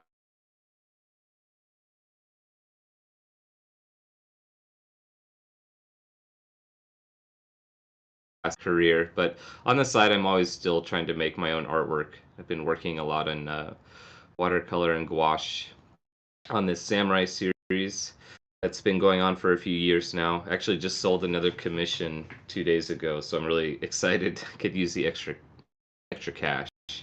But that's it for me. I think that's a quick bio breakdown. You can ask me anything you want to get more specific into anything. So thanks again for joining. Okay, that's awesome. Thanks for the introduction, Miles. So we already have some questions coming in. I think this one was bound to happen. So Vegapunk is asking Miles, what is the key to drawing the hand? Oh, so what is the key to drawing the hand? I would say I always say that anatomy isn't necessarily like the end all be all silver bullet to better figure drawing, but it's a pretty darn important subject. So I think the key to drawing good hands is having a foundational understanding of the anatomy of a hand. I think that really helps, and it doesn't have to be in depth, honestly, because what you see basically is just a little bit of muscle, tendon, and bone. So it's not like there's a crazy amount that you need to research. But I would say studying the anatomy of the hand first will really help take your drawing skill to another level, just because you'll have the understanding of what to look for. I think a lot of people, when they don't have an anatomical underpinning to their work, when they're working, it's especially more difficult because you don't fully comprehend what you're looking at, so it's difficult to make a critical decision on how to present it well. So yeah, I would say anatomy, and also just really observing your hand like it's a foreign object to you, and not we fall into traps sometimes in drawing when we start drawing like a schema type of something. We're not really looking at the object that we're trying to represent. We're kind of just drawing what we think we know about it. So that will really help too. That's what I've found, is really just being dispassionate about looking at what you're drawing. Okay, awesome. So we have another question in. Miles, how would you approach representing different materials and textures using only line and tone, such as traditional hatching and cross hatching? Cross hatching is an interesting way in which to draw or even paint, right? Like frescoes are all cross hatching. A lot of gouache, or I mean, tempera paint is quite cross hatching, and a lot of drawing. But it's a really powerful way to draw, mode of drawing. But it can be difficult when you're trying to differentiate. Like, are you suggesting line here, or are you suggesting value, or now is it a texture? So like drawing animals, for instance, cross hatching is something that can also be done. So I think it's just the manner in which you're drawing is conveying an idea to a viewer, right? It's a communication device. So the way in which you hatch, I've noticed, can give certain cues to people and not be confusing. So I found that really tightly, this is just purely technical, and this is just my opinion, but really tightly clustered lines together that really will read as value to someone else's brain. If they're just very well connected and very tight in their organization, for some reason the human mind just understands that as like a veil of tone across something. But then I found, like when I used to draw my cat a lot with ballpoint, it was all cross hatching, right? So I had the similar problem, and so to convey tone, but also the direction and the texture of my cat's fur, you just sort of like, again, it's the idea that you're trying to capture the quality of that fur in terms of like the way it expresses itself. I guess I don't know how else to say it. I guess like the direction of the individual lines and kind of the nature of what they look like, that kind of was enough to convey texture as well. So like when lines stand out on their own, they say something more independent and unique. So I always say this to my students when they're cross hatching, and then all of a sudden they have an area of cross hatching that's very loose and the lines are very separated and they just blow through the form. That's telling the viewer that they're looking at something else. So line in isolation then becomes, it draws more attention to itself. So it becomes a contour line. It becomes a shape that you're carving out. The lines all together, working together in a cross-hatching pattern, the individual lines don't matter as much, right? It's the grouping that matters. So I think with line work, it is possible to convey a whole lot, even in one drawing. But the way that you strategize when you're really going to let the lines stand out, that's when you have to be sure that you don't have like a tiny little sliver of value across something. So that one stroke line that stands out on its own, it must be communicating something else. So I know it's kind of maybe a long-winded answer. It's a little bit confusing, but that's the best I have. I mean, I can try rephrasing it if it doesn't work, if that doesn't make sense. No, that's great. It's always so interesting to hear about how you handle materials that way. So we have another question. Kush is asking, what are some artworks that you have done that have meant the most to you?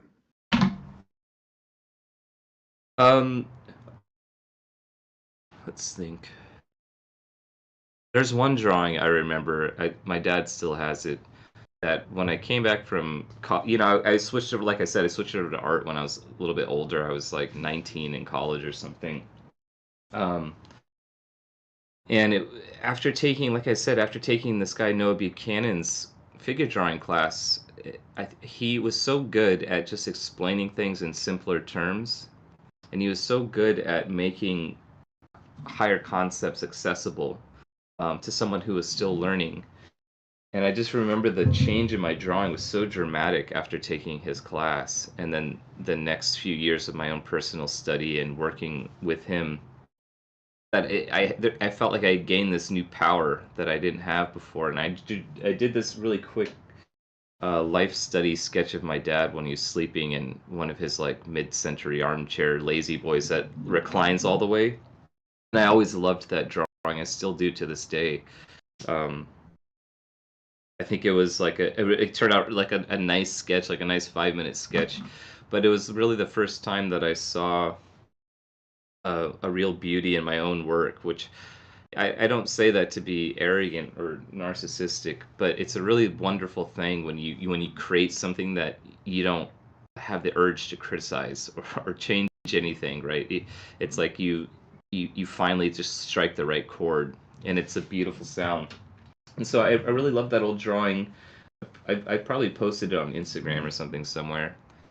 But there's a few like favorites, right? A few, like if I had like an album, it would be my greatest hits or something. And there's a bunch of Jasper drawings that I've done that I really like. So there's a lot of drawings of my cat and paintings of my cat and my wife's previous cat that I really am proud of. Like I don't think I would ever sell those gouache paintings.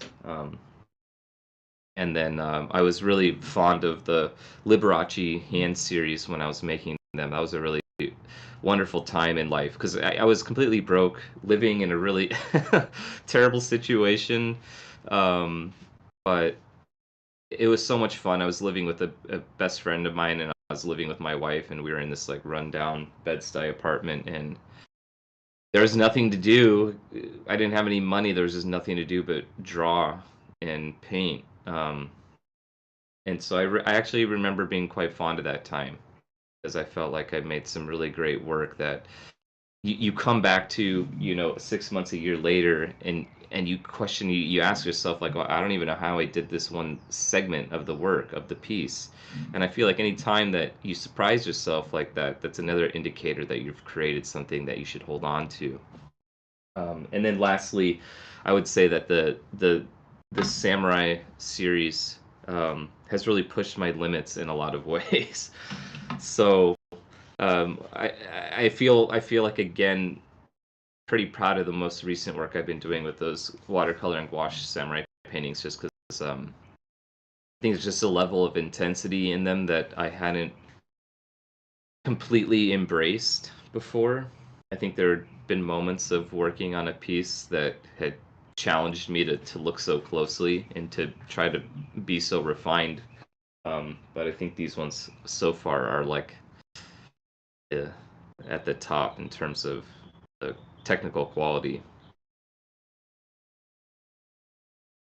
Yeah, that's really interesting, Miles, how, sometimes you're like the meaning of the art experience can come from, a place of personal circumstance or personal growth, and then at other times it comes from the technical challenge of really being pushed forward by that as well.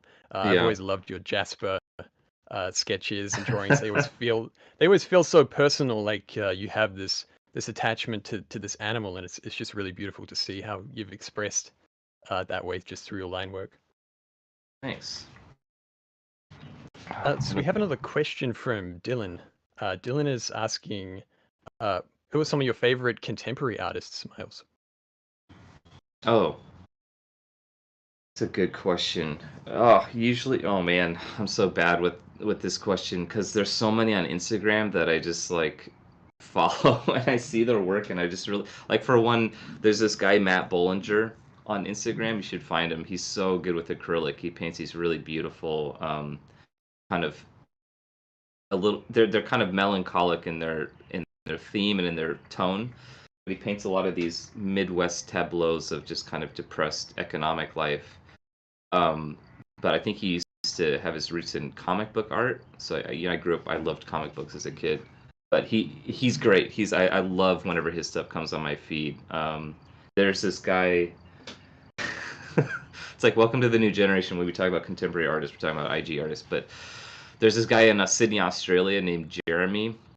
His handle is Jeremy is Painting. I just stop and look in awe of his pieces every time they come in my feed. He does these really hyper realistic, but they're magical surrealism kind of paintings of urban life, juxtaposed with like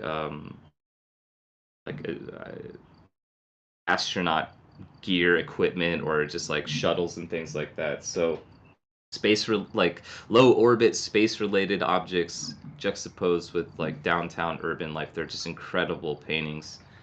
And I think we all know Kim Jong. I don't know how to say his name. Kim Jong Ji. I think the gentleman who passed away not too long ago, while he was on one of his drawing tours. I don't really care for his art that much. On it, I know that might be blasphemy to some people because he's just so technically gifted.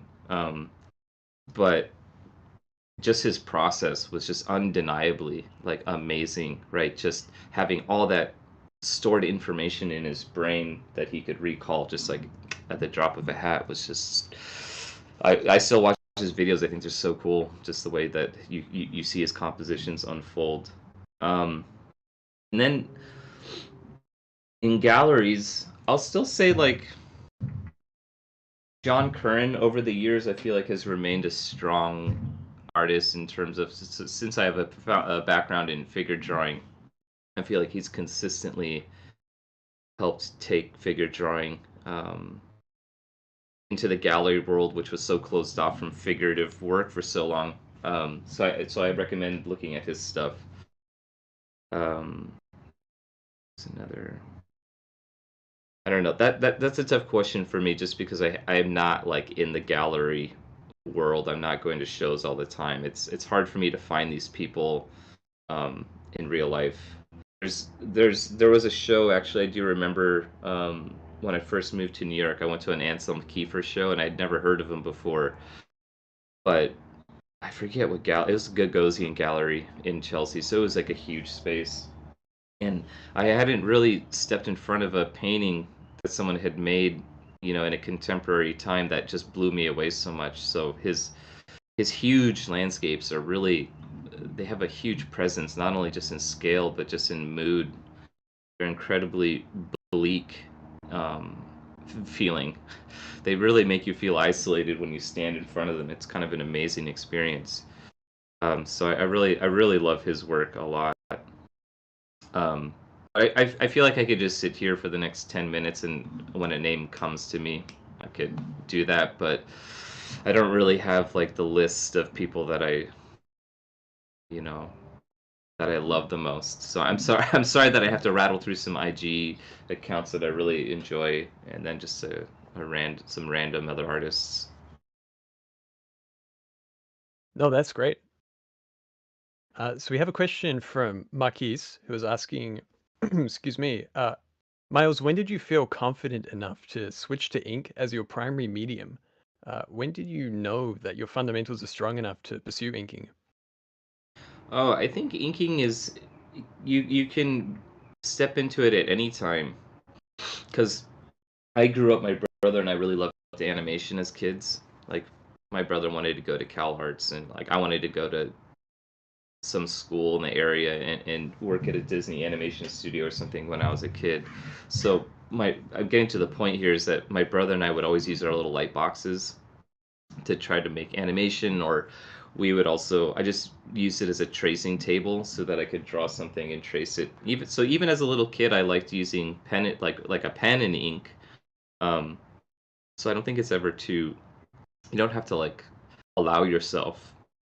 I think that working in ink exclusively is actually a great way to build your foundational drawing skills. So it's not even like you get your chops in graphite and then you say, now I'm ready for ink. I think that working exclusively in ink is the best way to get you better at any other dry medium, because it forces you to live with decisions, right? You don't get to erase anything. It kind of just forces your hand in terms of what you can produce, like kind of live in a way, right? It's like someone playing it. It's like a band playing a show live.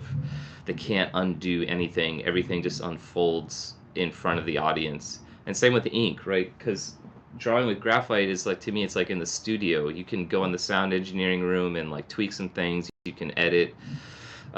So it's to me, it's almost the reverse, right? It's that drawing in ink teaches you to be that strong draftsman. That's just part of the training. So if you look at a lot of old master people, they use like silver point. They also use a lot of just like quill and ink before they went into chalk. It was like, look at Michelangelo, all his early studies, that's all pen, or it's all quill and ink. It's not till he's older that he starts using red and black chalk pretty much exclusively. So I would say pick up a brush or pick up a dip pen, get away from the technical pens. Get to one of the pens or a brush that challenges you to make more beautiful lines. It's right. It just really trains your hand and it trains your mind. So yeah.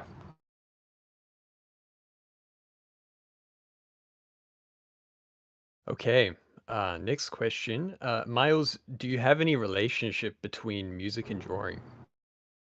I just find that it's really hard, I think, sometimes to, as a teacher, you're constantly trying to come up with analogies.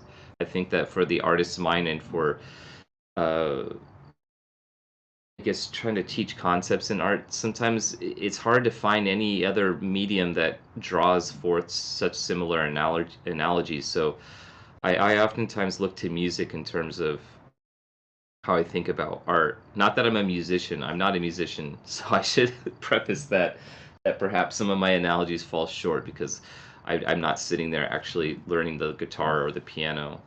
I've like noodled on that stuff with friends like over the years and things like that, but by no means am I a musician. So, but I think as someone that appreciates listening to music, that I just find that some of the things are so similar.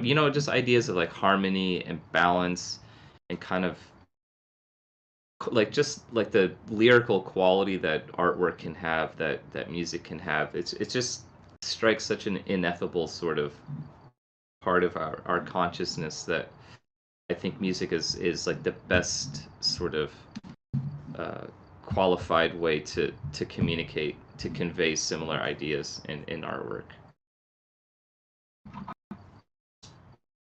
That's great. Yeah, it must be related somewhere along the line. Yeah, I think so. So we have a question from Marion. How has teaching fed into your own personal work?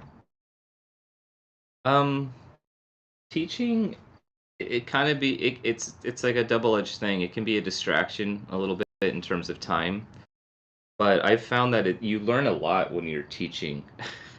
Like you're trying to give some sort of constructive criticism to somebody. You're trying to explain a concept, and in doing so, you find that maybe you didn't understand the concept as well as you thought you did, or else you'd explain it better.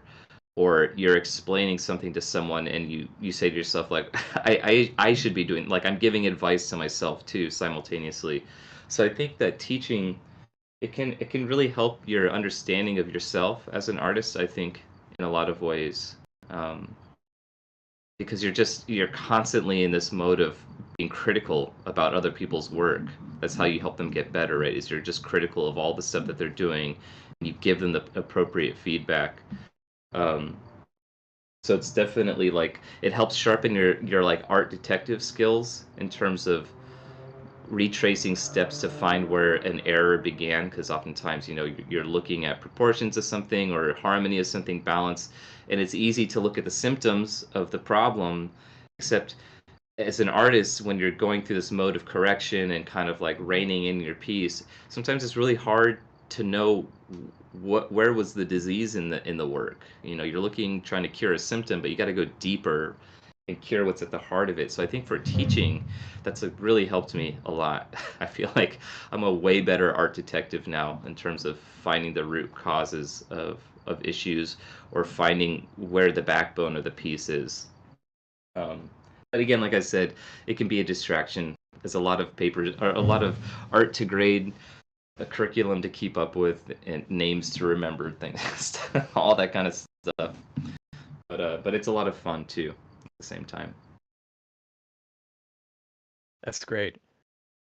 So we kind of have a follow-up question to that from Manny. Manny is asking, how have you found teaching at your different schools like Cal State or New Masters Academy, etc.? Are the students all running into similar kinds of issues? Yeah, that's a good question, because yes, they are. They're all my students from various, from in-person, online. We all deal with the same problems, issues, whatever you want to call them, when we're, quote, a student of art, when we're like learning at an institution. Because the assumption is that if you're learning at an institution, right, at SMC or CSULB or NMA, and I mean, I've noticed at NMA actually there's quite a bit of spectrum in terms of artistic development. So I can maybe just speak to CSULB and SMC that all the students, they don't understand like delicacy with their work. Everyone is drawing super forceful all the time, so they're still really appreciating line quality. They're trying to figure that out. Value. Everyone is just really overwhelmed by value in the beginning because they're not thinking simply. So part of the training is to get everyone to think in more basic terms, which is actually difficult. It is, because it's easy to get entranced by all the richness of the world that you're looking at, and it's overwhelming to organize it in a rational way sometimes. So the value structures are always a problem. Just really basic stuff. Keeping your composition on the page and in control is hard for students because they don't have the visualization yet ingrained in them on how to organize their page and kind of anticipate where things are going to wind up going. So it's just really across the board. You see the same mistakes over and over again. So my teaching, it can get repetitive, but that's just part of the game. It's like first learning how to play basketball. You're going to spend hours and hours of dribbling drills and just basic shooting drills, things like that. You know, anything, the foundational stuff kind of, it kind of saps up a lot of time. But every time you level up in your work, you get to touch upon, you know, the higher, the more philosophical, conceptual side of your work that kind of comes later. But in the beginning, it's like boot camp for a lot of these students. That's really interesting. Manny is asking, your sketchbooking class is such a huge inspiration to me. Miles, when you're sketchbooking, are you using it as a repository of knowledge, like a journal process or study with materials? There was a time when I used to, because I was so just in fact, like, I used to be so in love with drawing. I was one of those annoying artists that would have my sketchbook with me at all times. And that's when it was like a repository for ideas, just for thoughts, bordering more on like a free form kind of journaling, but also, yeah, a place where if I'm taking notes on a process or something, that would put them all in the sketchbook. Now, I don't use my sketchbook nearly as much as I used to, which it's a tough confession to make. In this Q&A session, I'm leading a sketchbook class, and my sketchbook habit isn't even where it should be. But I think that Peter and I once talked about this during a class, that everyone's sketchbooking, the way in which they approach it is going to be different. And we just really wanted to make sure that we got people excited about the idea of keeping something visual with them to express themselves like that. So yeah, I mean, it was a lot of stuff. But I'm not one of those people now that, you know, there's a girl on Instagram that I went to school with, her younger sister. There's this girl, Dina Brodsky, that has a very active Instagram account. And she posts a lot of reels of her sketchbooking, and it has tons of writing in it. Right, so sometimes, like, we love our sketchbooks that look like one of the codex like the codexes of Leonardo da Vinci, where it's like a sort of a research journal, but also just incredibly beautiful works of art. I feel like I love looking at sketchbooks like that. But for me, it's simply just become like a playground, a place that I just go when I'm feeling inspired to have fun. And yeah, so teaching with NMA too, I gotta say, I really appreciate it, because it's gotten me back in my sketchbook a lot more than I would have in the past. So it's kind of a, you know, I give you some classes and you guys all give me energy to, like, I see everyone's work, and it's really inspiring to me too. So I gotta thank you guys for taking part in those classes and submitting work and showing me your practice. That's really awesome to hear how the inspiration goes both ways with that process. Yeah. Marion is asking, looking at your drawings of your cat, it strikes me that they tell a story. Have you thought about either collaborating with a writer to create a book or maybe writing one yourself based around their adventures? I know the Jasper pages. I think you're talking about, Marion, because I really like those pages too, and I got a lot of feedback from DMs about people asking or saying like, oh, this should be a children's book, one of those books where it's mainly visual or something. And I've thought about it. There was like a brief. I'll post stuff on Instagram fairly regularly and get like a lot of feedback and a lot of good engagement from people, and then I'll just kind of like stop posting and whatever. So there was like this recent time, I think when I had gone to New York to visit last fall, that I was doing a bunch of those Jaspers, and I really did want to. There was a part of me that like really thought, not that I would make money, but that it would be a really great project, something I'd be like, excited about.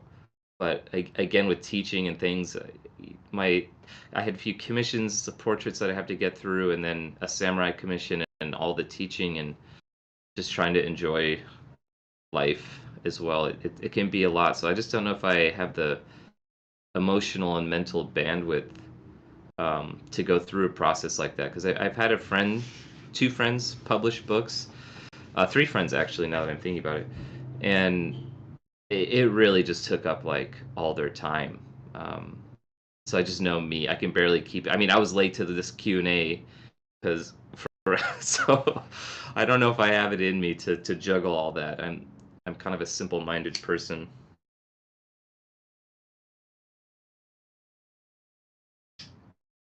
Oh, maybe when the time is right.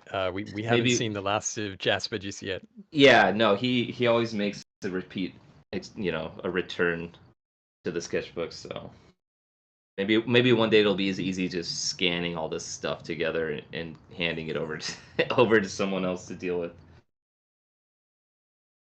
Awesome. Okay, Cave of Light is asking, for someone who's stopped drawing for a while, how often do you recommend practicing? Practice. If you really want to get better, it's a lot. I mean, I think it's nothing to be scared of, but I saw the most growth in me personally when I was drawing like 5 or 6 hours a day, every day for a few years. Because even in undergrad, at that point when I switched from sociology to art, I was like 100% into the art at that point. I wanted it to be my career at that point. So I was working a lot of my own. And then in grad school, like I said, there was just such a strong structure for it. But I would say it was like maybe like 3 or 4 years of having really intense drawing, having a really intense drawing schedule. And then once I graduated of all my education, I was working at like the Kuhn studio for a while. So it's just every day working on sculpture. And then I would go home at night to my own studio that I had in Bushwick and work on this really large 10-foot sculpture based off Rodin's Three Shades. So I wasn't really drawing, but I was still sculpting like 8 hours a day.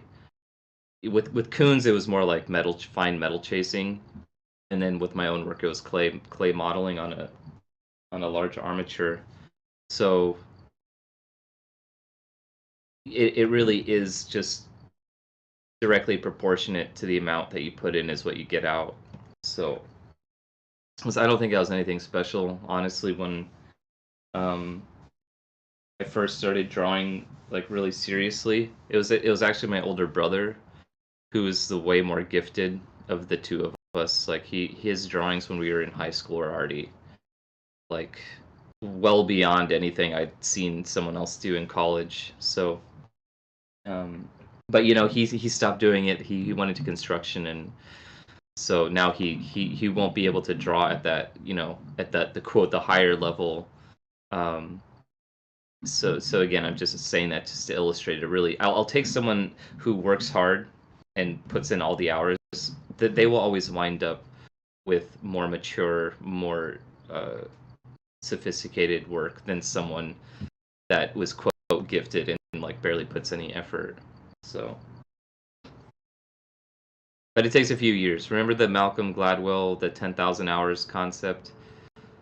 And that it was like a book, I forget what it was, Outliers or something, I don't know, but it's like he would say 10,000 hours is how much time, if you can quantify it. So just think about if you work full time at a job that's about 2,000 working hours in the year, 5 years later you're pretty much like a pro at whatever your job is. So same thing with drawing. You know, if you put in your 10,000 hours, that's a pretty good benchmark. That's a great answer. Purple is asking, when you're doing ink wash painting, do you ever work with shapes like how they're used in Chinese and Japanese ink wash paintings, where they're more of a focus with individual brushstrokes than with the value groups? Oh, that's a good question. I think as I've gotten older, I've really become more attracted to that, because a lot of my work, I don't like using the brush as the medium of expression in terms of like, this is a brush stroke, right? All my artwork is like, if there's going to be a brush stroke on the page, it's being built with a bunch of tiny little brush strokes to make that brush stroke, much more of a Northern Renaissance kind of mentality. But as I've gotten older, I've really started to appreciate a lot more just the beautiful mark of a brush stroke. So fairly recently with some of the watercolor and gouache, I'll try to leave moments that are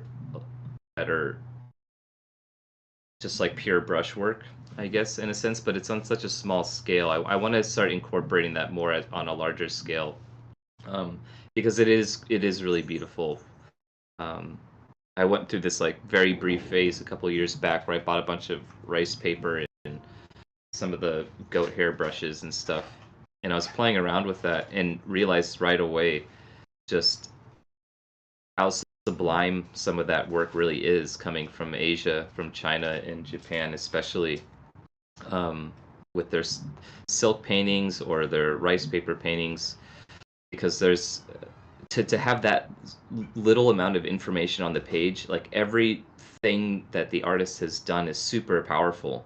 Because let's say you have like a little bodhisattva painting that it's like a sitting Buddhist figure, but he's made up of like 20 lines, right? So it's like you have 20 opportunities to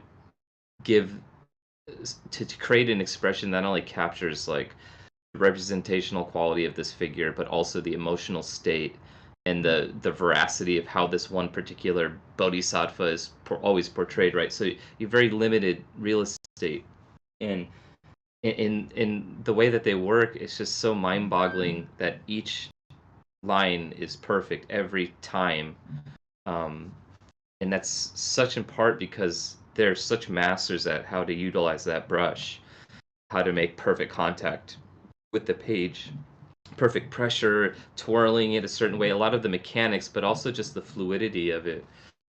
So that's, admittedly, I think that's something that I've really ignored in my own work for a long time, and that I want to push more. So I'm glad you asked that question.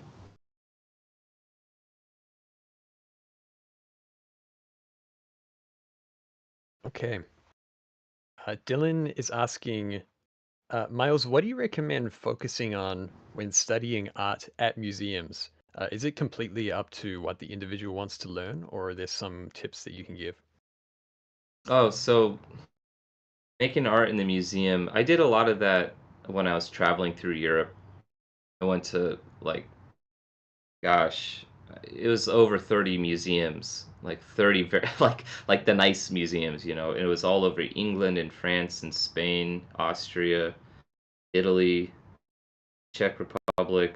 It was just all over the place, and I had done a lot of drawing in those museums, but I knew that I was going into grad school. This was the summer before heading to grad school, and I knew I wanted to study sculpture because I felt like to be more of a complete artist, I wanted to study sculpture on top of drawing, painting, and printmaking. And so I was drawing pretty much exclusively from 3D sculptures. And I think that's one great way to draw at a museum, is to draw things in the round, draw sculpture. I had a lot of painting friends that would go and draw inside the painting galleries. So I think it's best to, because two things happen, right? When you're drawing in a museum, you're aware of everything around you, and people come up and look and they bother you. That just happens.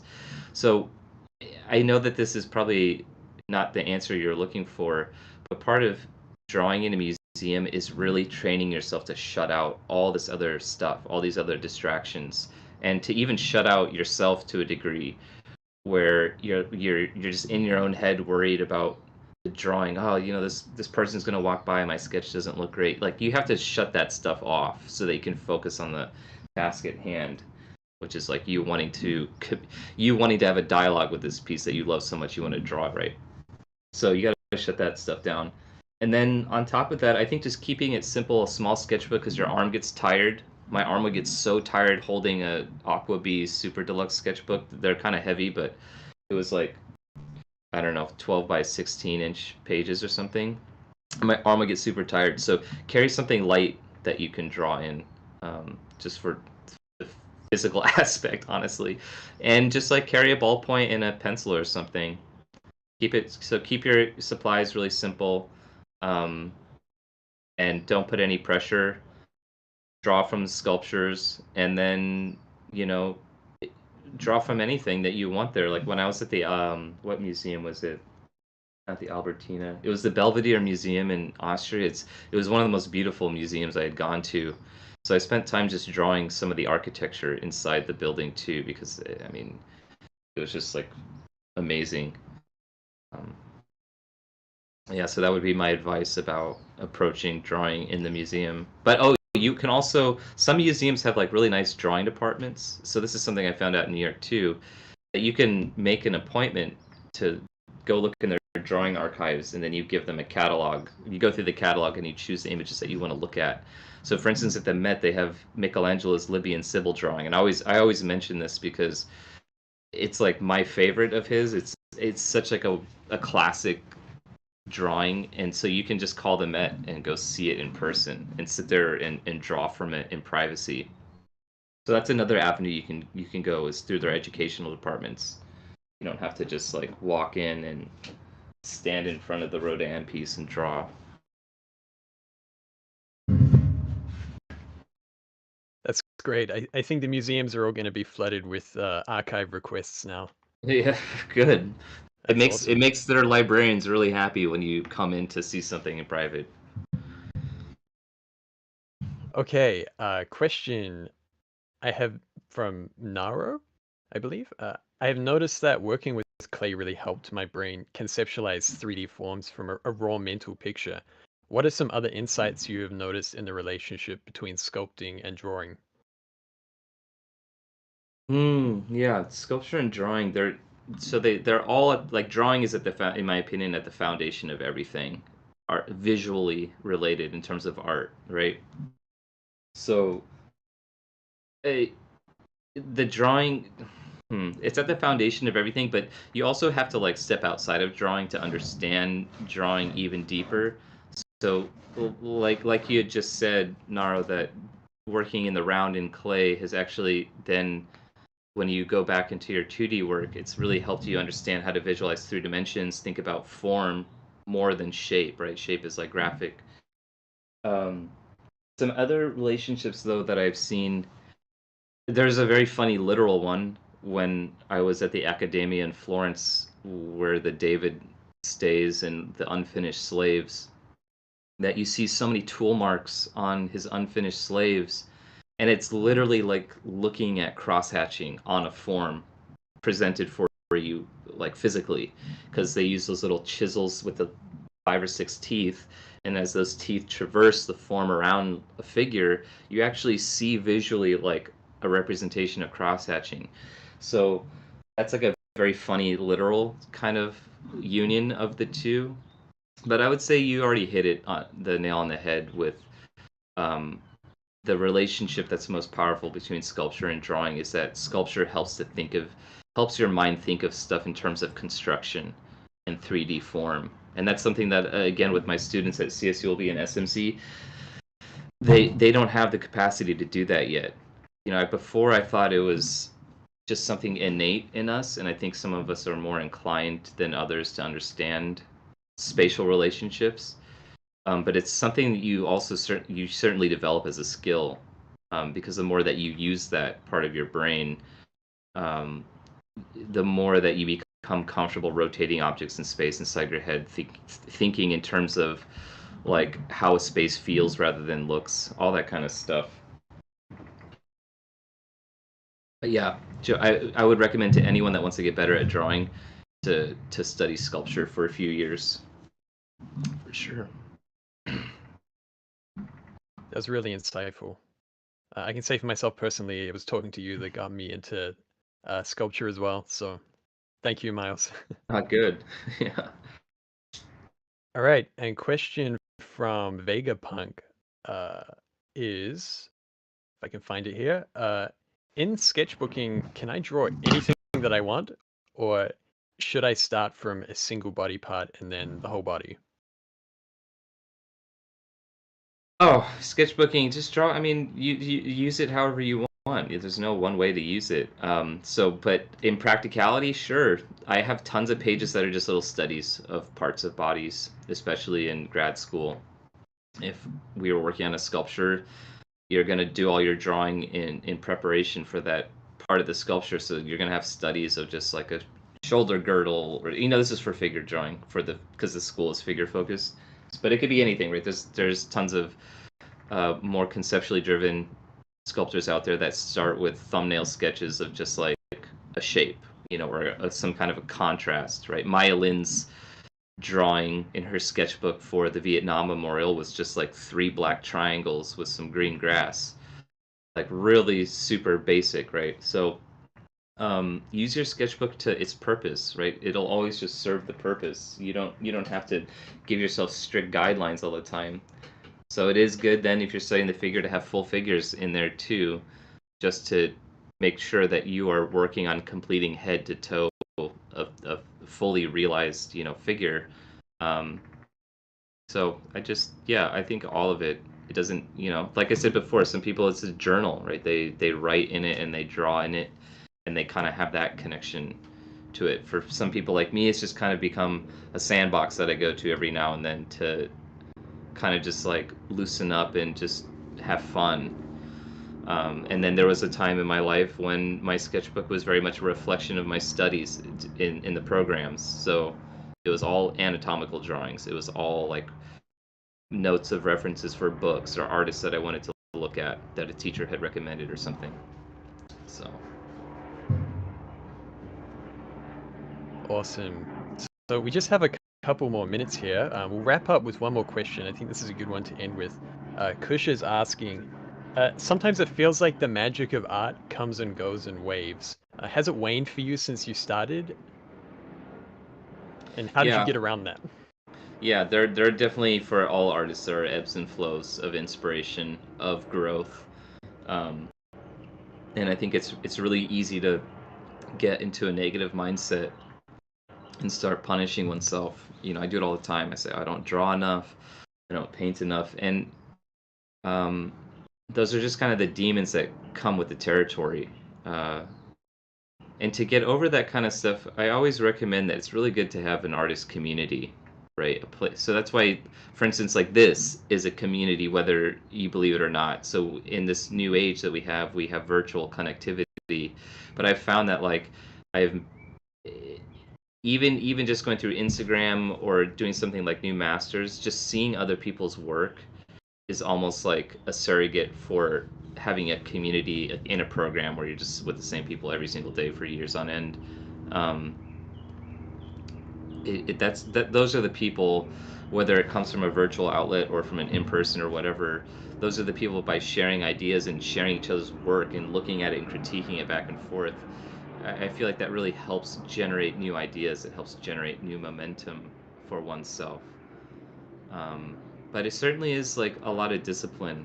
Sometimes I need more structure to be more disciplined. Left to my own devices, I'm gonna just mess around or something. I'm not as like singularly focused as I used to be. And like recently, I think COVID was really difficult on a lot of people. For me, I've heard of other artists mention this and musicians that it was really productive because there's just nothing to do. And I didn't have a TV in my New York apartment. Like I never owned a TV there, so there was just like really no distraction. And then there was like a few years before that was a really dark time for me. I was working jobs I hated. I worked for other artists who I hated, and it just like my own work. I was going broke with my own sculpture and had no money ever. So all sorts of stuff can come at you, but drawing will always be there. So when you're ready to come back to it and grow from it, I think that sometimes you have to give yourself a kick in the butt just to go through the motions. Like they say when you're sad, just to try smiling a few times a day at least, just to like get your muscles moving to remind you it's okay to smile. So with art, it's kind of the same way. Sometimes you need to like just go through the motions. And then sometimes undeniably, like I have zero motivation to do it. And I'll just, my drafting table will just have like computer stuff on it and a bunch of garbage. I just won't have anything art related.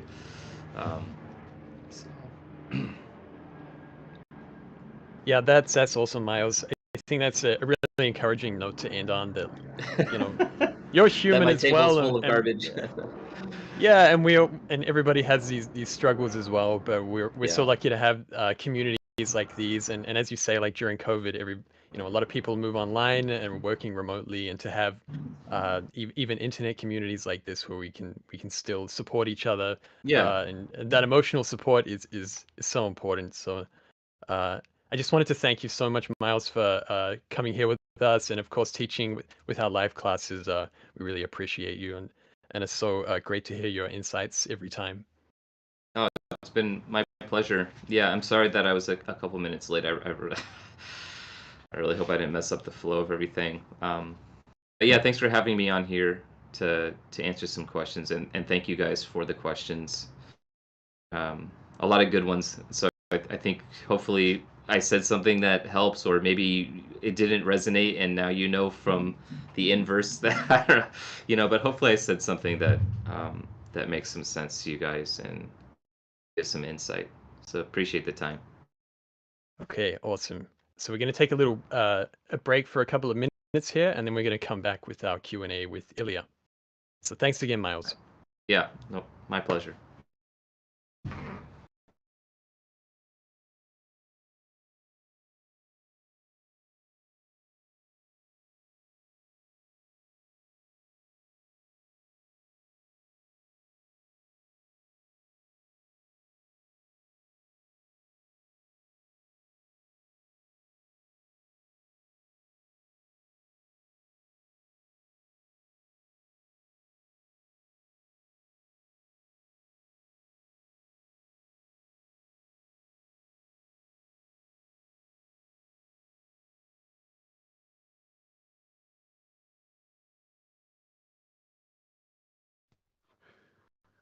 While we're waiting, if you are just tuning in, we'll be having Ilya up to come to speak for the Q&A session.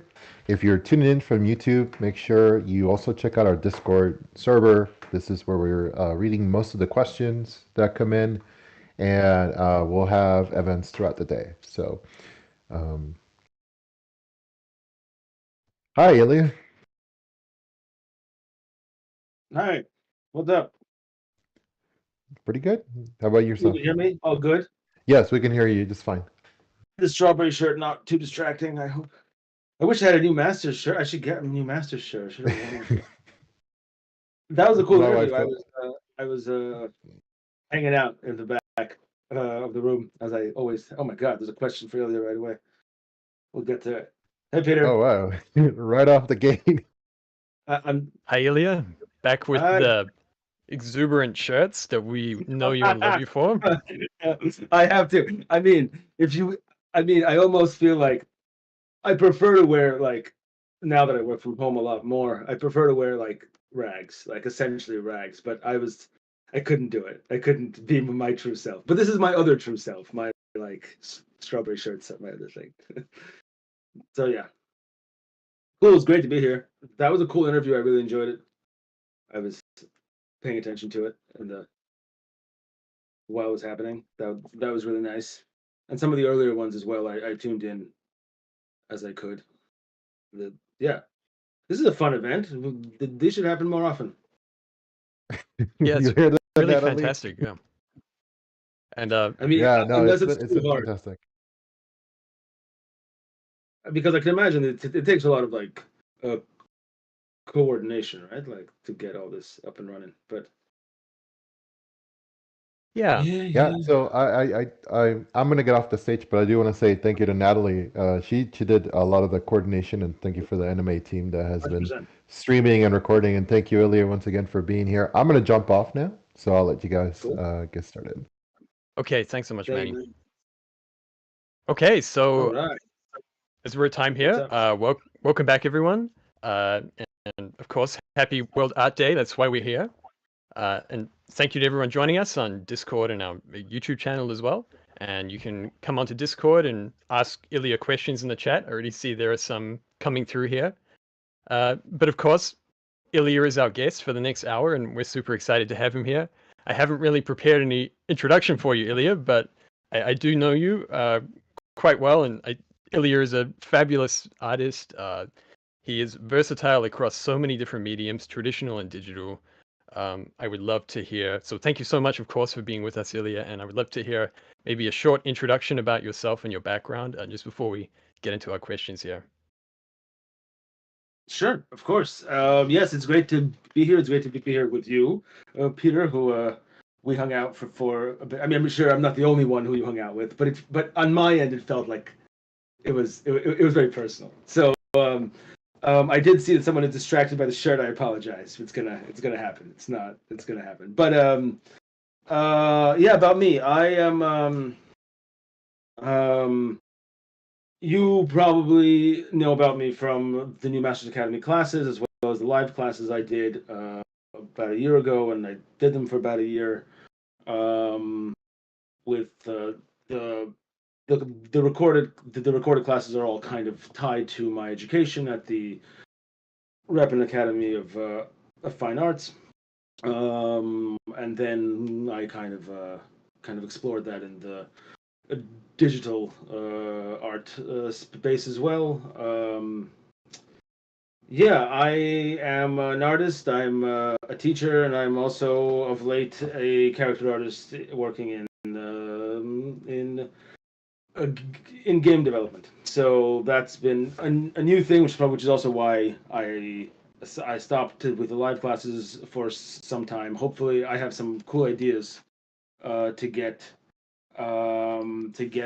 back into that, but it's just harder to find the time lately. I don't know. I like when things are interactive and when we're having a conversation, so I'm happy to jump into questions and we can kind of get on from there, and I could talk about myself more if you'd like, or we could talk about art. Anything else you'd like. I'm here for you. All right, that's perfect.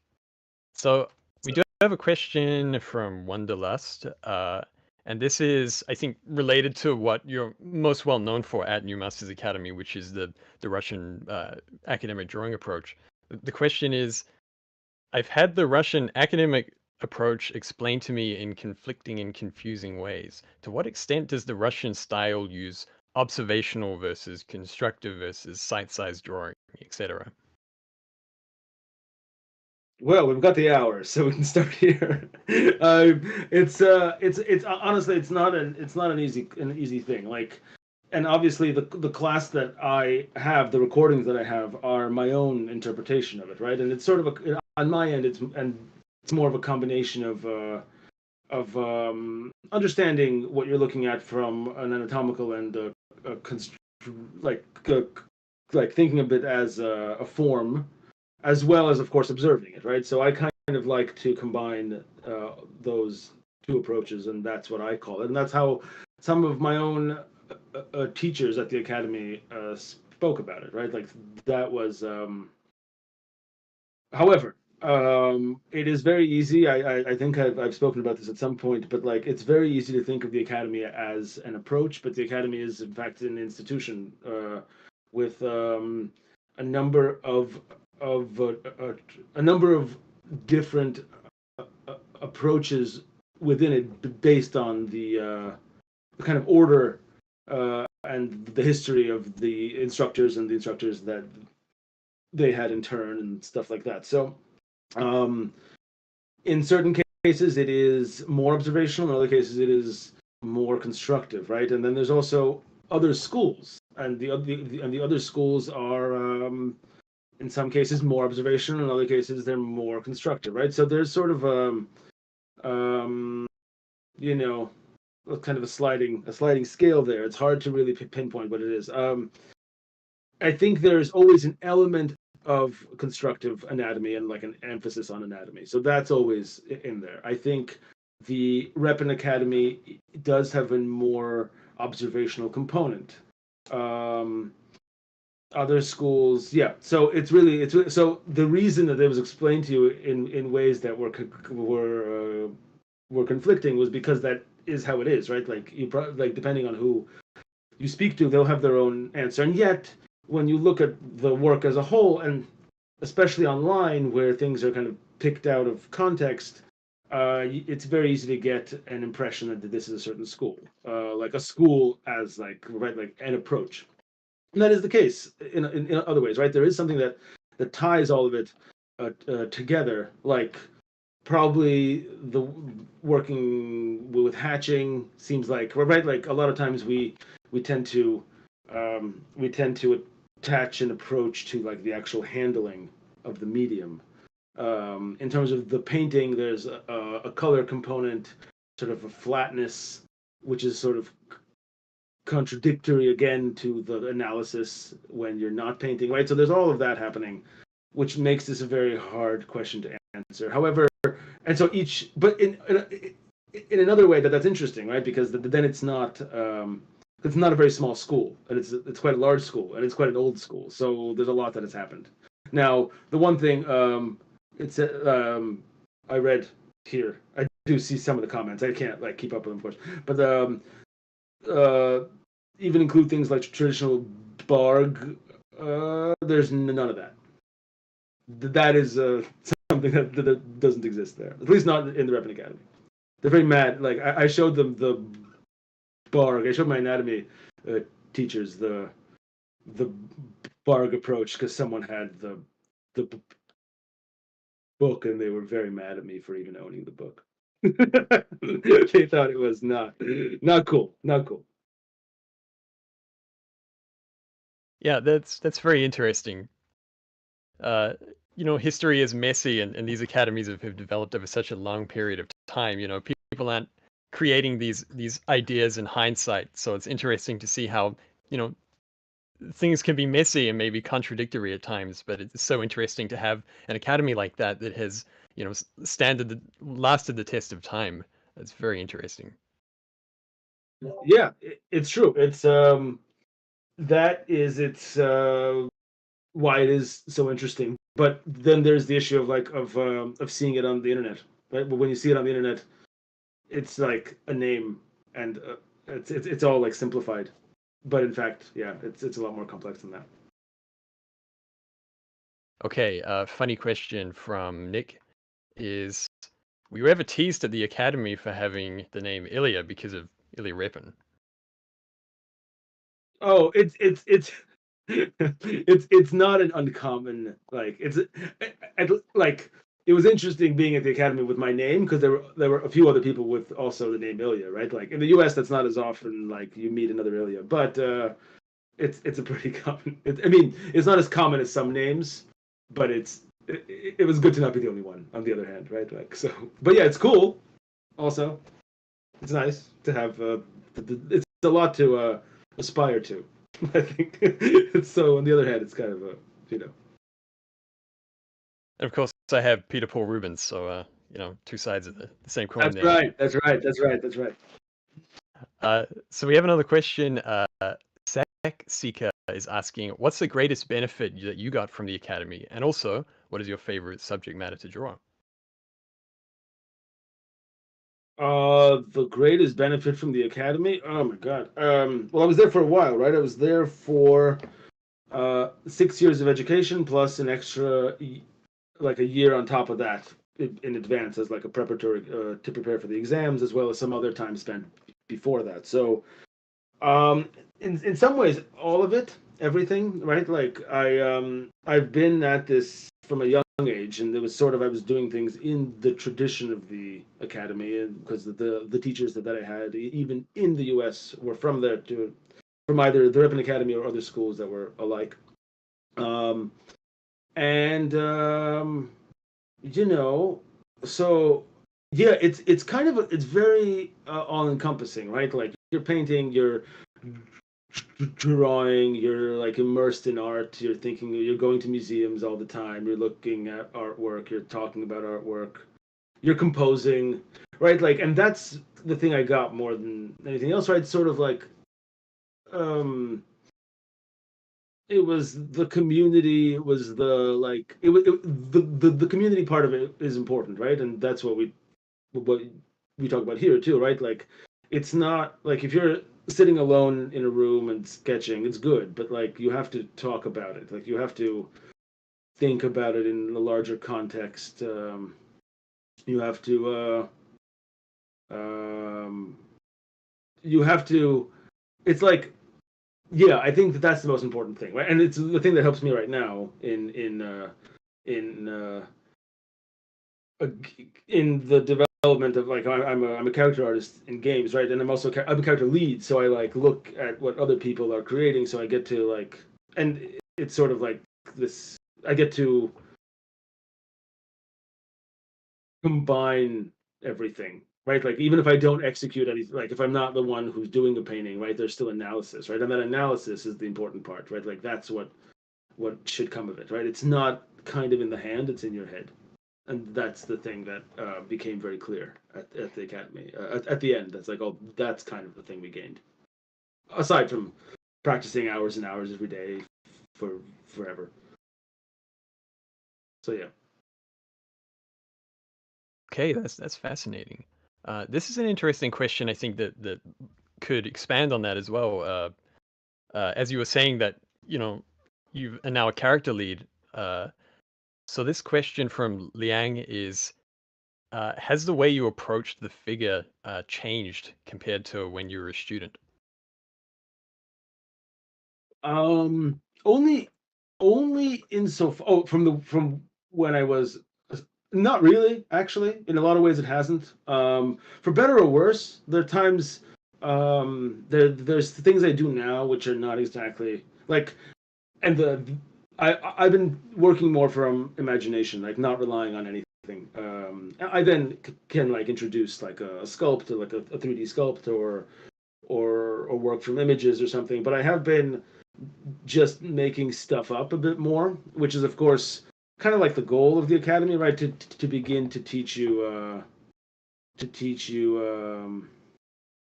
the constructive anatomy part of things, right? Like it allows you to interpret the model and also invent a large part of the model, right? Like to kind of combine. This is the back to the original question of observing and analyzing. So I'm relying a little bit more on the analysis than I am on the observation lately, and I'm composing a bit more, which is interesting, right? Like that's stuff we did in school, stuff I did in my own artwork.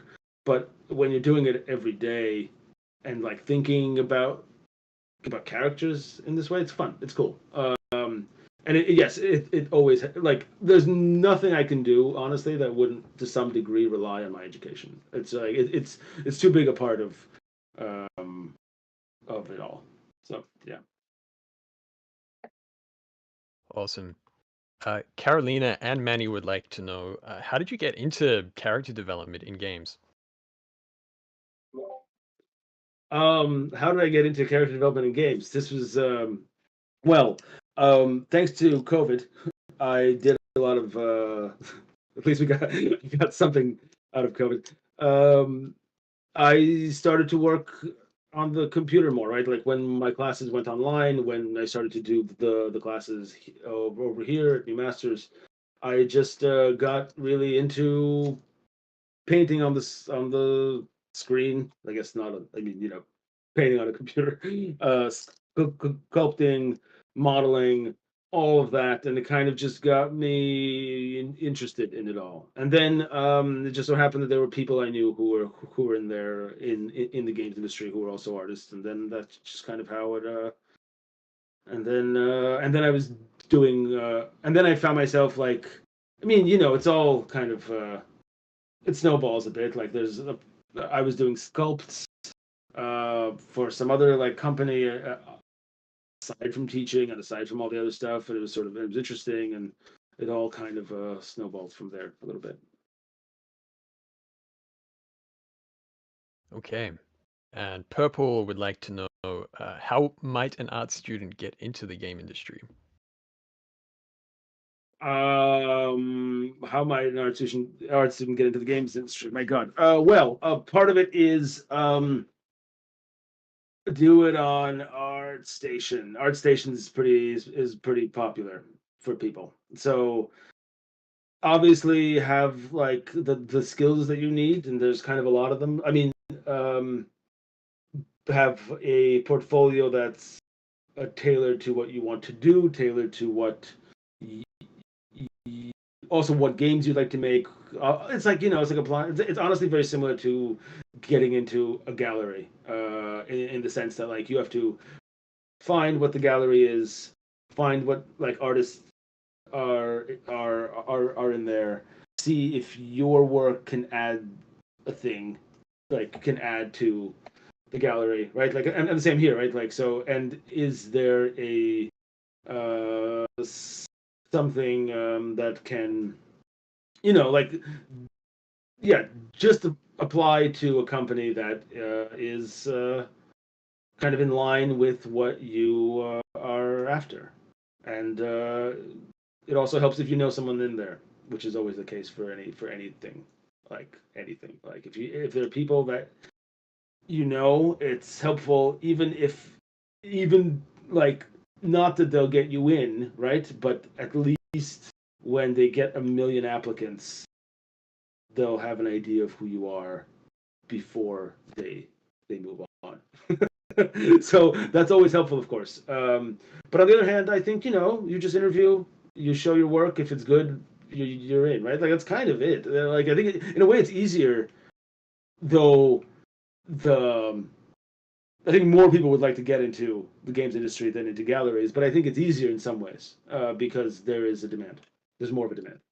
I mean, hopefully, I saw someone was asking about AI, and we're not doing it. We're not getting into AI. But until that happens, it's still a thing. Still a thing. Maybe we'll get into that another day. Yeah, or never, or we'll just allow it to like calmly replace us, and then we're good. We embrace the overlords. Well, maybe not. So on a more serious note, Ilya, Viv would like to know what is your favorite color, and Kel would like to know where did you buy that shirt?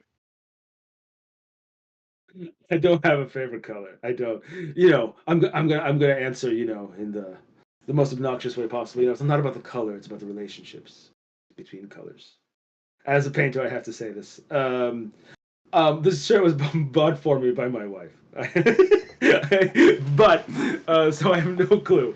It was a gift, and it's awesome. I have another one with flowers, and when we do this again, it's coming out. I laughed. If you saw me laugh, it's because I saw the question, what is your favorite way to prepare and eat strawberries? Which I thought was an incredible question. And I don't really have, just eat them. But that's awesome. To prepare and eat strawberries is a fantastic question. Okay, this one might take a little while to read out. Sharon is asking, so question for Ilya. First of all, thank you, Ilya, for taking your time with us. In addition to your Russian Academy drawing course on New Masters Academy, can you suggest any additional resources for those who want to get good with the Russian academic drawing style, Also, any advice for those who have a full-time job and other responsibilities and only have a limited time to study art? Can I suggest any other resources? I think there's a lot of there. I think there's more people from the academy who are making some like online courses and things like that. So I would just say kind of spend a little time on Instagram, and I'm sure, right? Like Instagram will offer, Instagram will offer other art. Wait a minute. Okay, I'm sorry. I'm distracted by somebody put. That's a good shirt. I might look into it. So I think the important thing is to kind of just see what other artists are up to, if they're doing anything online. There's that like art school in Florence, right? That sort of claims to be sort of Russian Academy adjacent. My personal opinion, I don't know about that much. Like they have a really good artist who is kind of instructing there, right? I think what is his name? Chubirka, I think, right, or something of the kind. But he has a very. See, this is the problem, right? It's one person teaching this class, right? Like kind of in some ways a similar problem to. I try to be. I try in the new master's courses, especially. I try not to teach anything that's very stylistically like my own. I try to be a little bit more like style agnostic to the extent that I can be, to teach like the core ideas and not like. But the Russian Academy and specific people from the Russian Academy, depending on what's going on there, often impose, in my opinion, maybe a bit more of their own personal stylistic explorations on the students than I think is good. Now, unless that's of course an artist who you want to imitate, and then that's fine. But then often there's an issue with making sure you know what is the core idea and what is like added on top of that, right? So this is important. In terms of not having a lot of time, that is totally fine. That's like everybody for the most part. So if you don't have a lot of time, then the trick is to be consistent, and it's not to spend thousands of hours, right? So if you can do half an hour a day, or even if you can't do half an hour, you can do half of that, but you do it for a year, you're going to make more progress than if you spend 8 hours every certain amount of time when you find that time. So if you just keep at it, you will improve, and you will, and the more. That's kind of the key, to be as consistent as possible. It's not about hours and hours and hours. It's about hours and hours, but over a very like a longer period of time. So that's totally okay. And I think that's just how it is, right? Like everyone has a job, everyone has to exist, support themselves. That's totally understandable, and I think it's also possible to do everything else. I know how. I mean, there is like a capacity, right, that you hit, right? Like you go to work and then you have all your other obligations, and then you sit for half an hour, and sometimes that is hard. But the trick is that sometimes you won't be able to do it every day. Like you won't right, like as a goal, half an hour a day. But some days you will just not be able to concentrate on things, and you won't be able to do it. And the trick is not to be upset and not to get angry at yourself about not doing it that day, and just pick up the day after. Now, I'm saying this from my own experience. A person who, when if I'm working on something, or not so much anymore, but like as I would work on something, and then it either wouldn't work out, or I would not take as much time as I thought I should, and I would just get mad and upset, and it would just kind of like become this whole thing, and it's awful. It's completely counterproductive. So just be consistent, and be kind to yourself. That's it.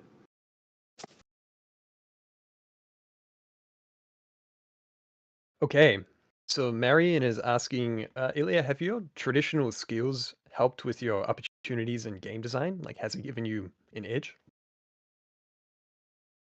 I think so.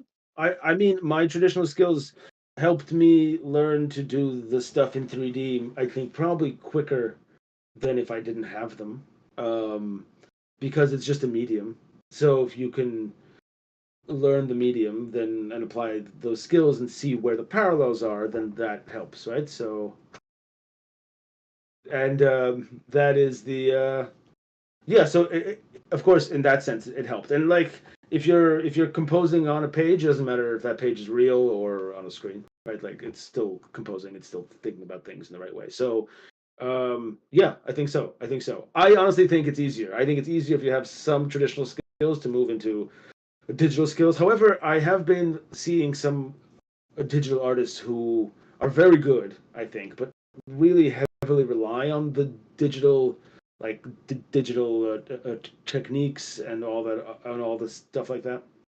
And I'm kind of envious, but I just can't. Like, I can't. Like, my in a way, here's the opposite of the question. I like how it's harmed me, and I think in a way, some of those digital skills, which maybe aren't even hard to pick up, but I just often would rather just keep, painting in the way that I am, in a very similar way to the way I would do it on paper or canvas. Like at times, and then I get mad at myself because I'm like, I could have done this in like a way that was a bit quicker for what I needed.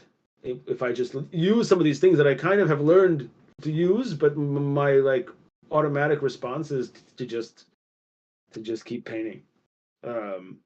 But who knows? I haven't worked in games that long. Maybe that'll happen, though I doubt it. That's great. I always love how Ilya can take an innocuous question and sort of flip it on its head. So we have a. Sorry about that. No, it's great. That's why we love you. So another question. Mayon would like to know, Ilya, how do you deal with frustration, art block, and self-doubt? Do you have a specific mindset when approaching art? Oh God, how do I deal with the blocks and self-doubt and frustration? Probably like everybody else, in a frustrated way. like I don't. I mean, the thing I said earlier about like being like, it's just, this is important, right? And I remember that we had a whole conversation about this in one of the live classes. But the important thing is that you have to get to a point where the work you do is not who you are as a person. And when that hits, it's much easier, because it's very easy to get caught up in having a day where you made a sketch and it was bad, or you thought it was bad, right? Because you're also not very objective about your own artwork. This is just not possible.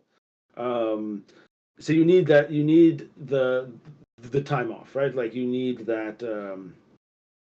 You need to take a break from your art in order to analyze it in a good way, right? So that has to happen. What has to happen is that you have to like disassociate in that way, and I think that's healthy, right? Like you are more than an artist. You are also a lot of other things. Like you like to, like, I don't know, you like to cook, you like to do it, like you like to go on walks, you have people around you in your life. Like all of that is important. I think I'm very much against this whole this artist as identity. It's sort of toxic in a lot of ways. So I don't think it leads to anything good. And of course you are an artist as well, right? That's just a part of who you are. And then the next thing to help is that you should have, as it's tied together, but you should have no opinion whatsoever about the overall quality of your work, right? Like you should only have opinions on small areas of your work, and ask yourself, so you're solving small scale problems. If you solve them one at a time, A, you're not as attached, and you solve one problem at a time, and this is where the consistency really comes in play, right? Like, and then after, I don't know, a month and a half or more, half a year, you realize that you've been solving small scale problems and they've added up to improving your skills overall, as opposed to just hating your work or really being proud of your work. I mean, and those things are okay. I'd rather say it's okay to be proud of your work, but also be careful of that too, because once again, as I said, you can't be objective about it. So like, take time away before you think you're proud of it, as well. But yeah, I think that helps with all of that overall, right? Like, then you don't hit a wall as much, or if you hit a wall, then you just step away and come back.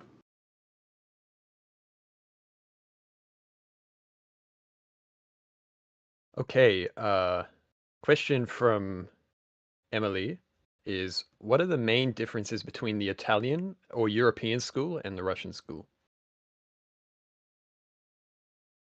My only ask there is, the Italian school is like the old Italian school, or like the like contemporary, like Florence Academy kind of a thing that's happening, because those are very different things.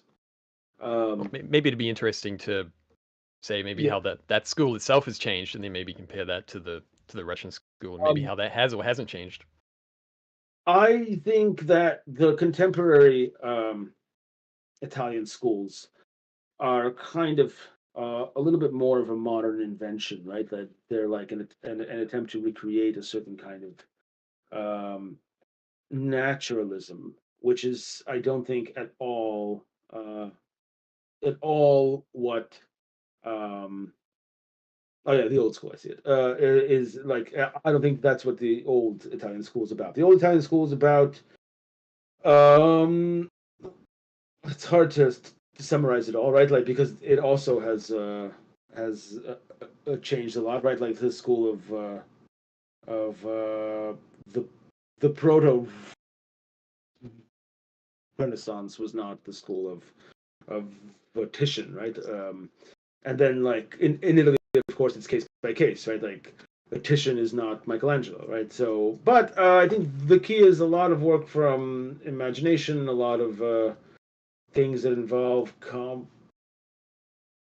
composing, and that is, of course, simply the, like, what it has to do with, like, the technical skills. But then there's also, like, kind of a philosophical element, which is like a Neoplatonic approach to, like, it was a world that we are in some ways not at all connected to anymore. Like, I don't think we have any understanding of it, and I think we can take the technical parts of it, which are awesome. We're not going to be a Neoplatonists, right? That's just not going to happen. This is not the world that we're in. We can't, like, that's not the speed of the world. That's not what we're reading. So unless you want to, and even if you are reading it, you probably do something else with it, right? So, but in terms of the however, there is an emphasis on working from imagination. Of course, all of the stuff that happened with anatomy. These comments, some of these comments, they're very funny. They're very distracting. So, yeah, I think we have to.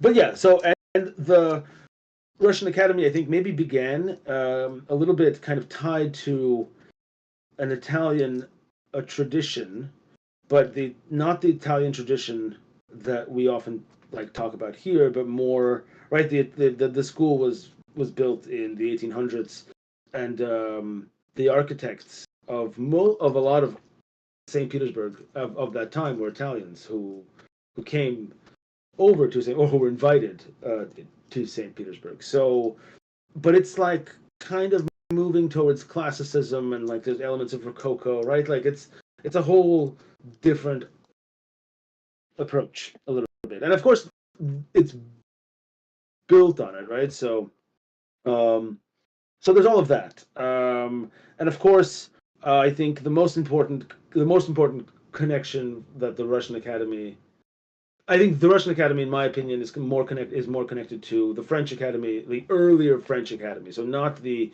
kind of the naturalistic French Academy that actually is the basis, more or less, for the contemporary Italian schools, but the sort of old approach, which is more constructive and a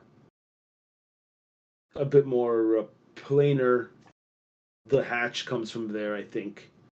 Yeah, so it's like it's all just a mess, as we started this conversation with. Like it's all just a complete and I think any attempt to establish a clear like as soon as you get into it, you realize it just falls apart because there's like an influence from here, an influence from there. It's just like yeah.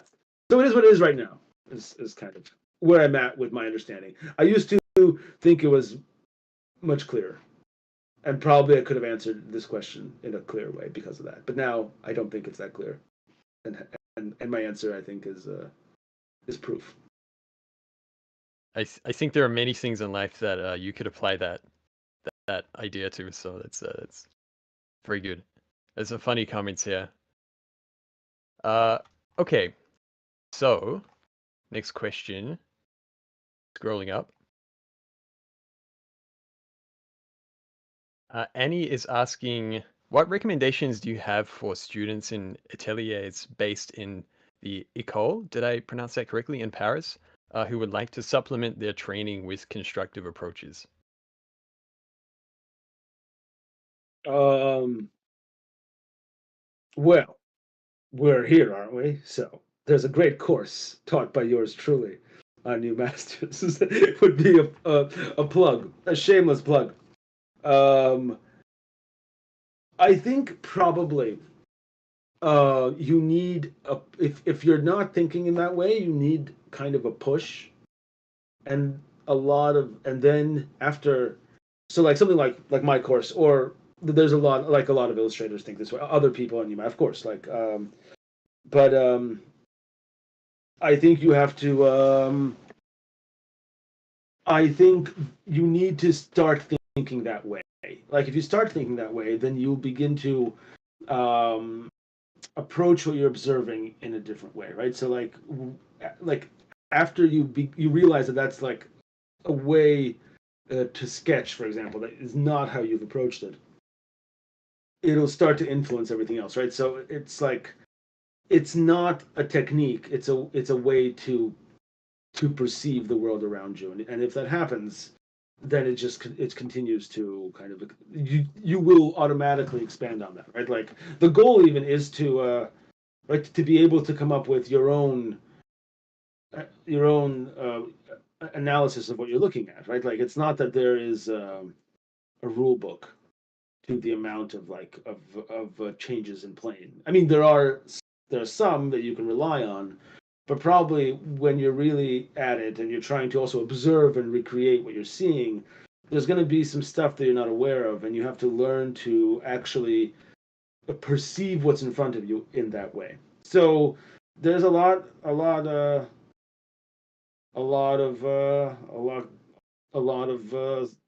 there's just a lot of classes, stuff like that online that I think can help if like help begin to get you thinking about that.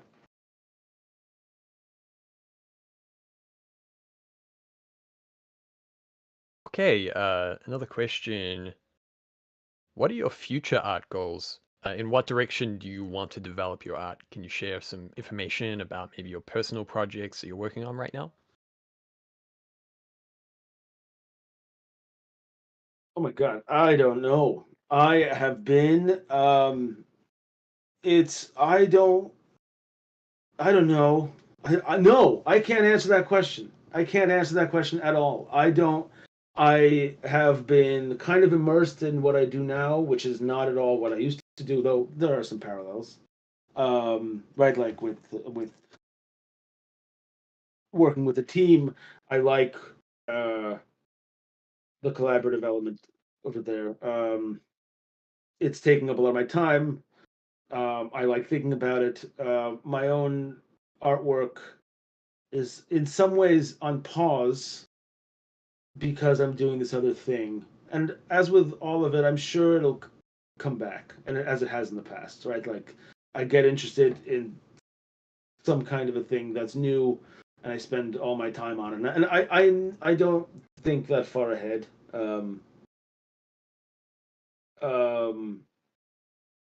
It's harder to think that far ahead lately. I don't know. No, I'm sorry. I am actually sorry. I wish I had a bit more. It's just like it is a creative. Like the work I do is creative. It's interesting. So it's sort of it has taken up that time. However, I do have a bunch of ideas. It's not like it's all I do, but like I do have a bunch of ideas for all kinds of projects that utilize the stuff I've been working with. But I still feel like I'm currently in a place where it's new and exciting, and like I'm allowing that to all kind of to absorb, like to explore that, absorb that, and I'll go from there.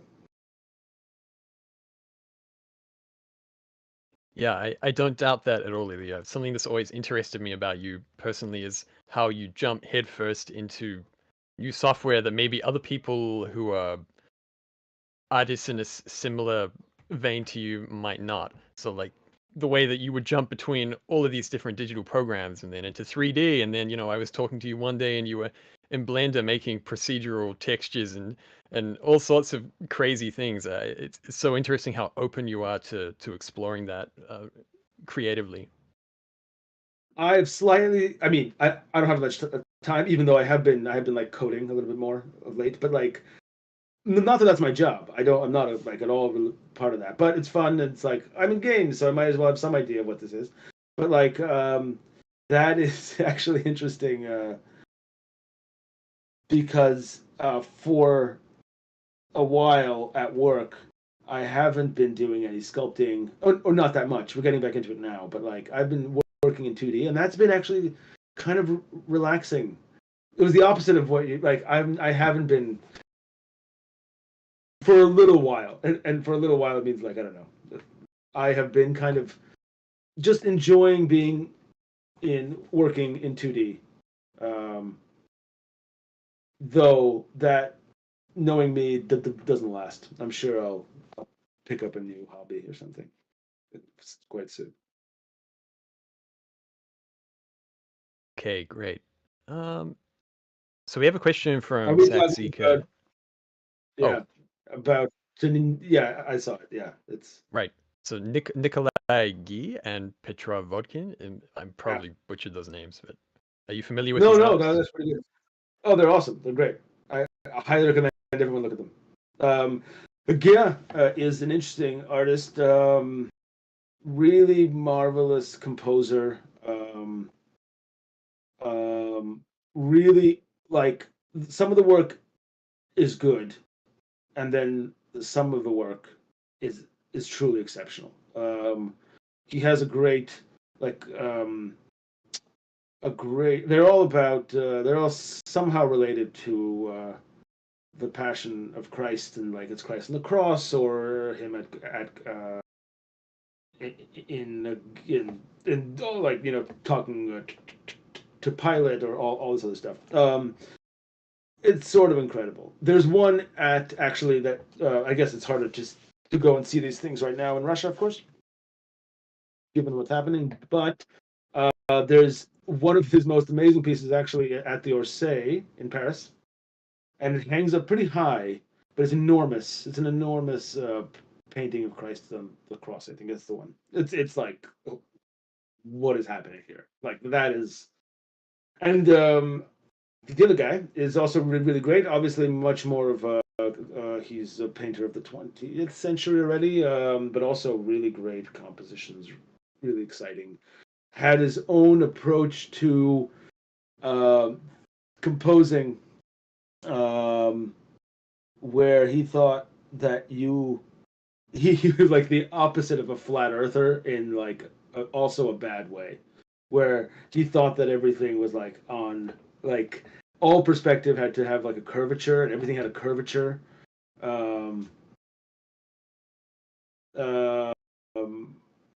Which is very interesting and kind of totally came out of like ignorance in the same way that flat Earth comes out of ignorance. But hey, if he's just exactly the curvilinear conspiracy, yes, it's something like this. But he just applied it to his paintings. So if you pay attention, there is this like there's a curvature that's happening that he has nothing to do with the real curvature of the Earth, of course. But it's cool. So yeah, enjoy those artists. I think they're awesome. Okay, here's a question from Nick that I know he has been dying to ask you for years because I keep hearing him say it. Ilya, what is your favorite movie and what is your opinion on Stalker? We're talking about the 1979 Andrei Tarkovsky. Take it away. What is my favorite movie? I can't. I have a lot of favorite. I have a lot of favorite. I think it's hard to do that. Isn't that always my answer when people like ask me, well, what's my favorite this? I'm like, I don't know. I really can't. I don't. Maybe I don't. I don't think in those categories that much. Mainly because I mean, it's my favorite movie as I'm watching it, right? Like it's my favorite thing, and then I watch another thing, and that's my favorite thing. I could tell you what my favorite like animated cartoon on TV is, and I think I've mentioned it. And it's King of the Hill, which I recommend for everybody to truly understand America. And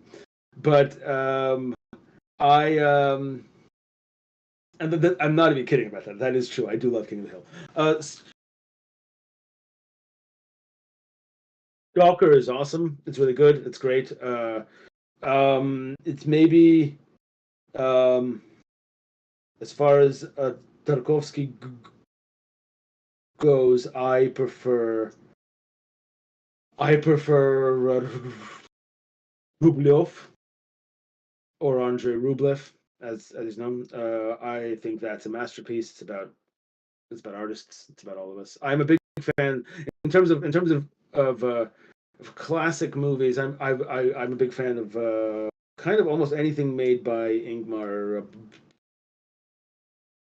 Bergman, especially Scenes from a Marriage, the original one. I'm a big fan of Scenes from a Marriage, and not the like 2 hour one, but the 5 hour one. But yeah, I don't know. Yeah, I loved that. There's a lot of yeah. So oh yeah, of course, yeah. So yeah, like yeah. That's my convoluted answer yet again. All right, I'm sure Nick will be beaming for days. Okay, so another question we have. Wafa is asking, in terms of process for drawing, do you rely first on a comparative approach, measuring, and then switch to a constructive approach and start ditching the measuring and thinking about form? How do you merge those different approaches? I don't. I am rather intuitive about it at this point. I kind of adapt to what the goal is. So there are times when I don't measure that much at the beginning. I do it after the fact, after I put anything. Like there's got to be something like on the page for you to compare it to what you're looking at if you are making these comparisons. So you have to you just need to put something on there. And whether you're relying on construction to do it, which you can, especially if you're working more from imagination, or you're observing and you're just thinking kind of abstractly, and then building into it, the like proportional part of it, where you're making sure you're correct on things, should come, in my opinion, should come after the fact. Maybe that's something that's not something that absolute beginners should play with. But I think as soon as you have any experience at all, you have to work intuitively and then correct your intuition to keep improving your intuition. So that's kind of the idea.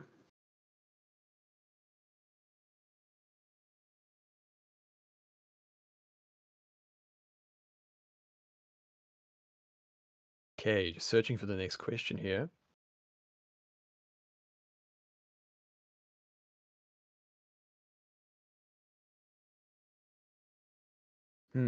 Okay, in the meantime, while we wait for some more questions, I want to ask a little bit more about how it began for you. Like, I know that we've spoken before a little bit about how you had some training at quite a young age. I'm just curious how that made an impression on you, because a lot of artists, perhaps didn't begin until a little later in life, or they drew very informally, but I know that you had a little bit more of a formal education at a young age. So I'm curious how that worked out for you.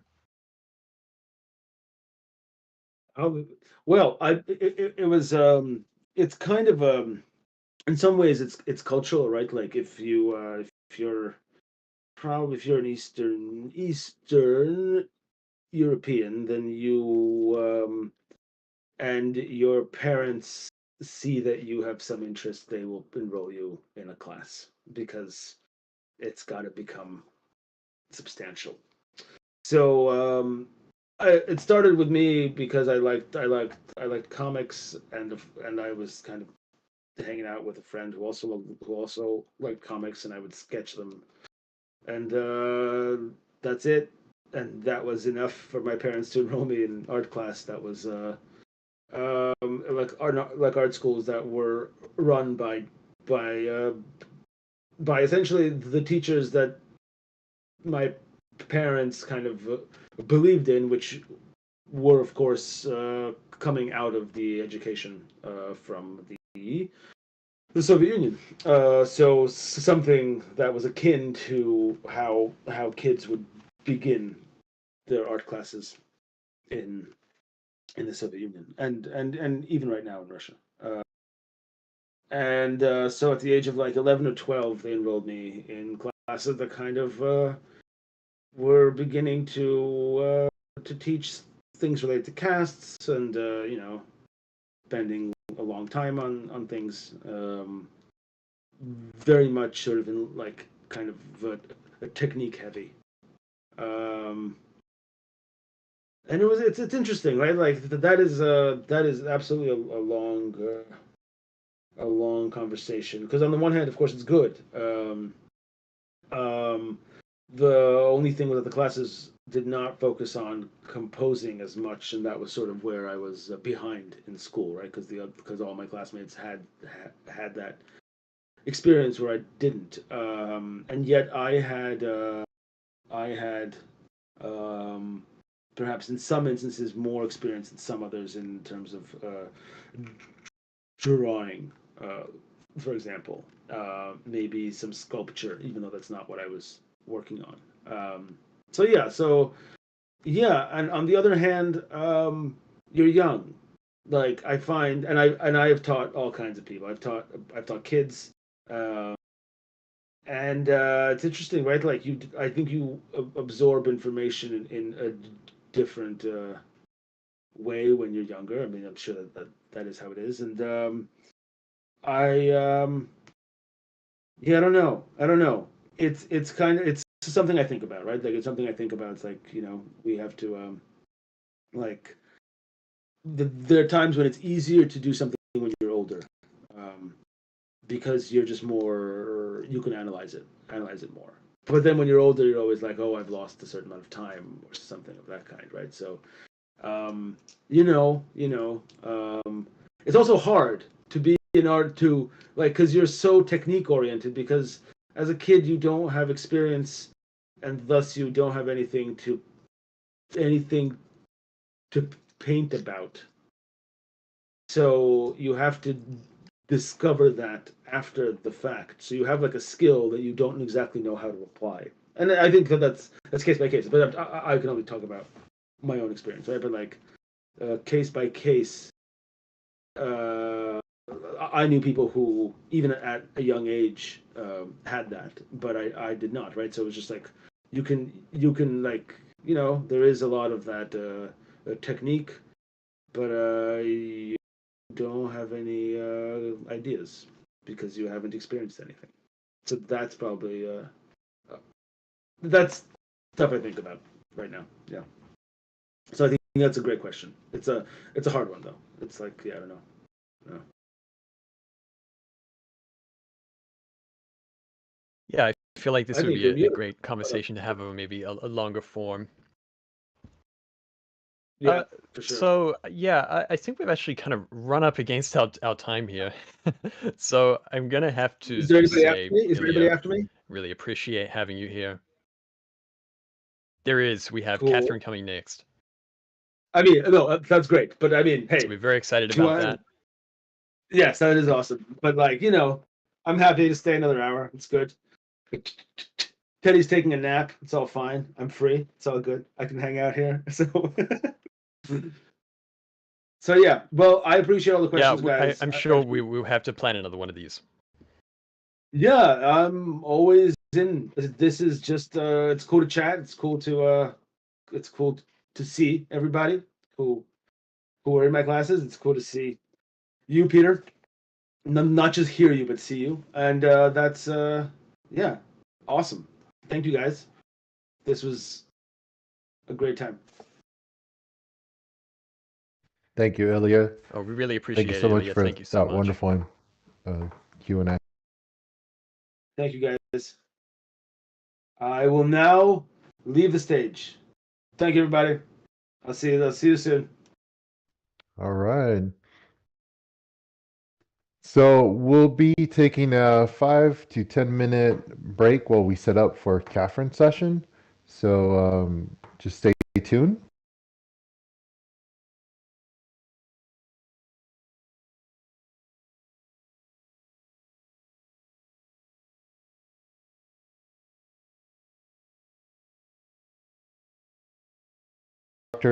An instructor here at NMA, in case you're new. You follow her on Instagram. She does lovely, wonderful flower paintings and botanical paintings.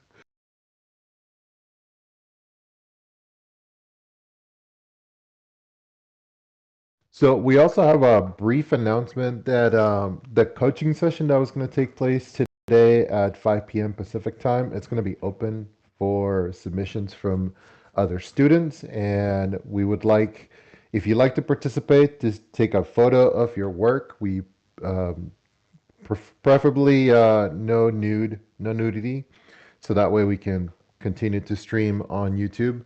But yes, we're going to be hosting an open critique session at the same time as the 5 p.m. Pacific time coaching. And this will be with Catherine.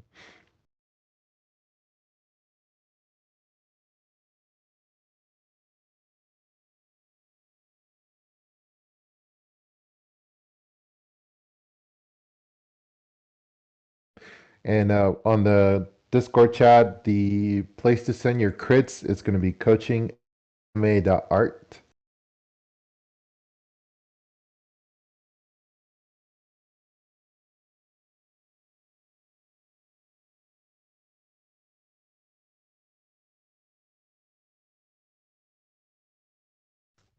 While we're waiting, let me remind everybody we have promo codes for today in order to get monthly and annual plans. Those are in our streaming on the YouTube channel. You'll see those promo codes, but I'm also going to go ahead and list them out right now. World Art Day Library to receive 25% off library monthly and annual plan. World Art Day Library Plus to receive 35% off Library Plus monthly and annual plans, and World Art Day Live to receive 45% off live monthly and annual plans. So be sure to, if you haven't already subscribed to NMA, be sure to use those promo codes for 25, 35, and 45% off respectively. The Discord server is free to access, and you have access to a Draw One, which is our beginner scores with interactive critiques. from our TAs.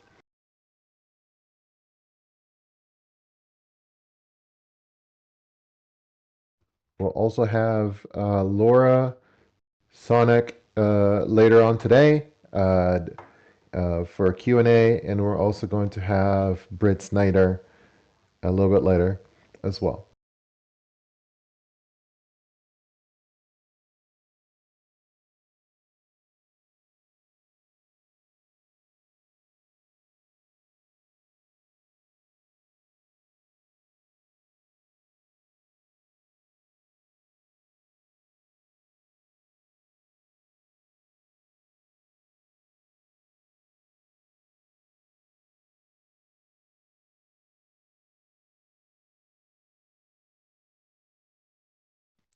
All right. I do have to ask if anybody has actually taken the time to draw the the folks that have been up on stage throughout the day. Or if you've done any work today, make sure you always tag new masters and do hashtag path to mastery for any other work you do from our references or from the courses that you take here at New Masters.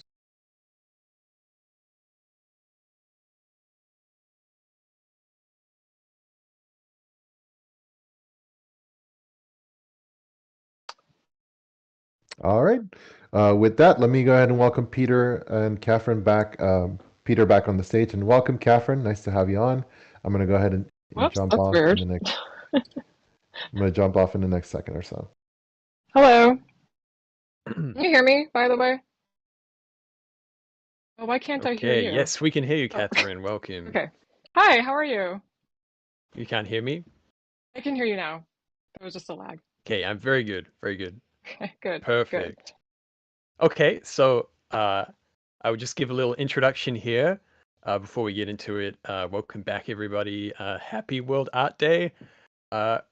Super excited, of course, to be joined for another Q&A session. So make sure to write your comments below. We have Catherine Bubkowski here.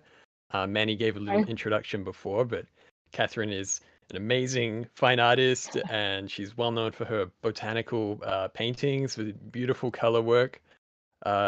So if you would like to maybe give a little introduction about yourself and your background, Catherine. That'd Yeah, be great. sure. Yeah, I'm a fine art painter, mostly an oil painter these days. And as Peter and Manny both said, I've been pretty obsessed with flowers for maybe the last 8 years or so. Before that, though, I had a pretty academic, figurative focused training in drawing and painting. And I've been teaching for over 10 years at this point. I love to teach. I've been very passionate about teaching, and that has been, I think, a really critical part of my creative development also as an artist. So I've worked with New Masters Academy since 2017, I think. That sounds right. So yeah, it's been a minute. And I just love the community here and what it's kind of grown into. It's really, really exciting to see it really turn into something super huge and cool and have all these amazing people that for some reason want to hear me talk, I guess. It's weird. But yeah, I think that's just about it about me. Yeah.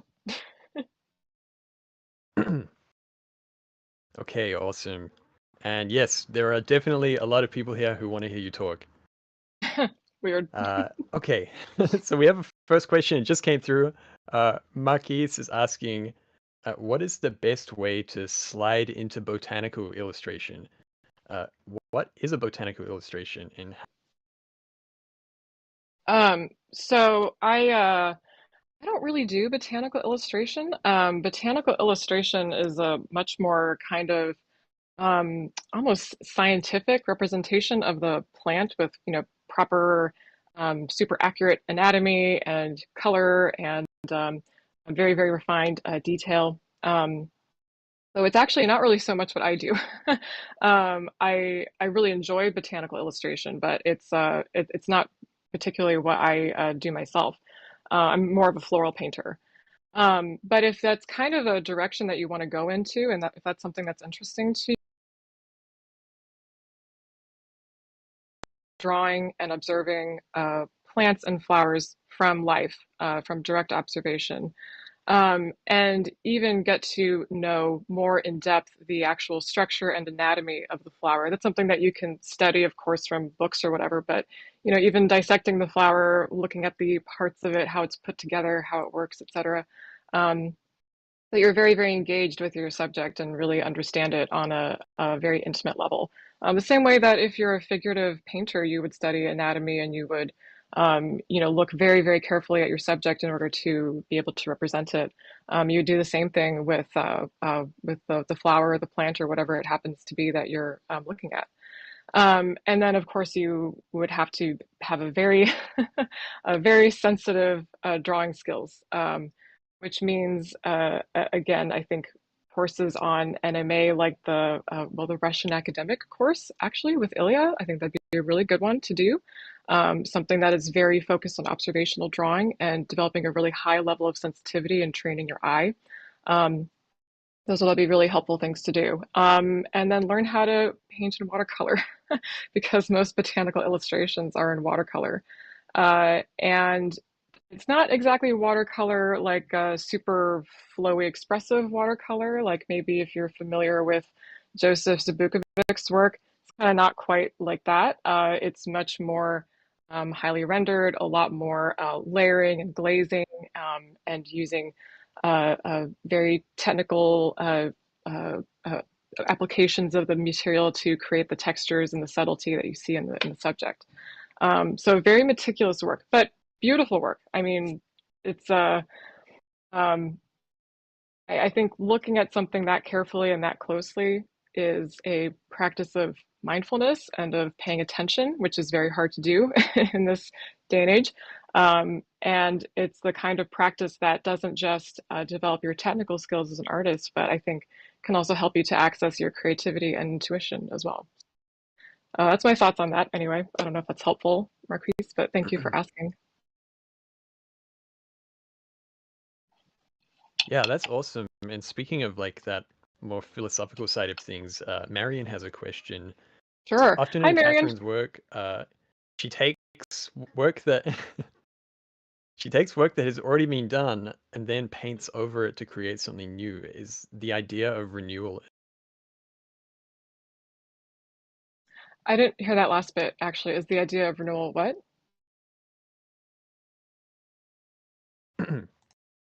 Is the idea of renewal? Oh, yeah, yes. Yeah, that is actually really important in my work. That's kind of why I paint flowers in the first place, I think. Actually, a artist that is very important to me and very influential to me is not a painter, but Walt Whitman, who wrote Leaves of Grass and Song of Myself. And in that book, and in the first poem of the book, which is Song of Myself, he writes about how every atom belonging to me as good belongs to you, and that grass is the beautiful uncut hair of graves. And that, I think, is really an amazing idea, that everything kind of recycles and renews itself. And that you see that in the world around you if you can pay attention. And if you can really pay attention, you can see yourself in a leaf of grass or in a flower or in another person, and that all of those things regenerate and recycle and renew and continue, and everything goes onward and outward.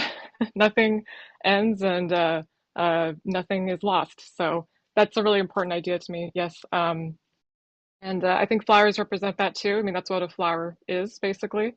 It's the plant's attempt to continue its life forward, to reproduce and to bring forth new life. And the plant, of course, does that by taking in a bunch of detritus and dead leaves and dead stuff, and brings forward this beautiful, delicate thing that is the flower.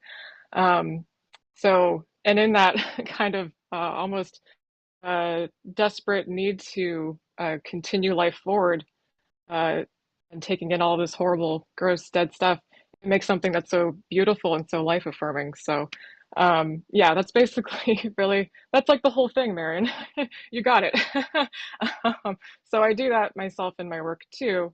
If I have paintings that didn't work out, or if I am not really very happy with a painting, Yeah, I'll paint over it, I'll rework it, I'll sand it down, and I'll even kind of destroy it a little bit so that I can bring something new out of it. And sometimes I show that and people don't like it, or they'll say like, "Why did you do that? That painting was so good. I can't believe you destroyed it." But that's kind of not what it's about, really. It's like, well, if everything goes onward and outward, then I'm gonna make more paintings, and they're gonna last longer than I will, hopefully, if I do my job right. So it really doesn't matter if one painting I destroy to make something new. It's all still there. Um, so yeah, deep question, Marion. But yeah, I'm not quite awake enough, I think, to do this philosophical stuff right now. I haven't even finished my first cup of coffee. But yeah, thank you for the question. That's a good one. Yeah. That was a really beautiful answer, Catherine. Thanks, Peter. So we have a question from Dylan. What made Catherine fall in love with drawing flowers? Was this a lifelong thing, or was this something? Yeah, that's a really good question. As I said, I have a academic figurative training, and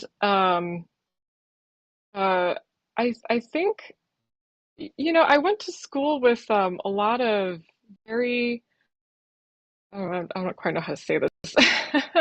A lot of like macho kind of people, a lot of men, frankly, and I think the approach and how they trained us and how they brought brought the information to us, it kind of had like a sort of machismo to it that I didn't totally respond to, I guess. And I think I kind of felt at some point like, well, you know, painting the figure, drawing the figure in this kind of really heroic, really, uh,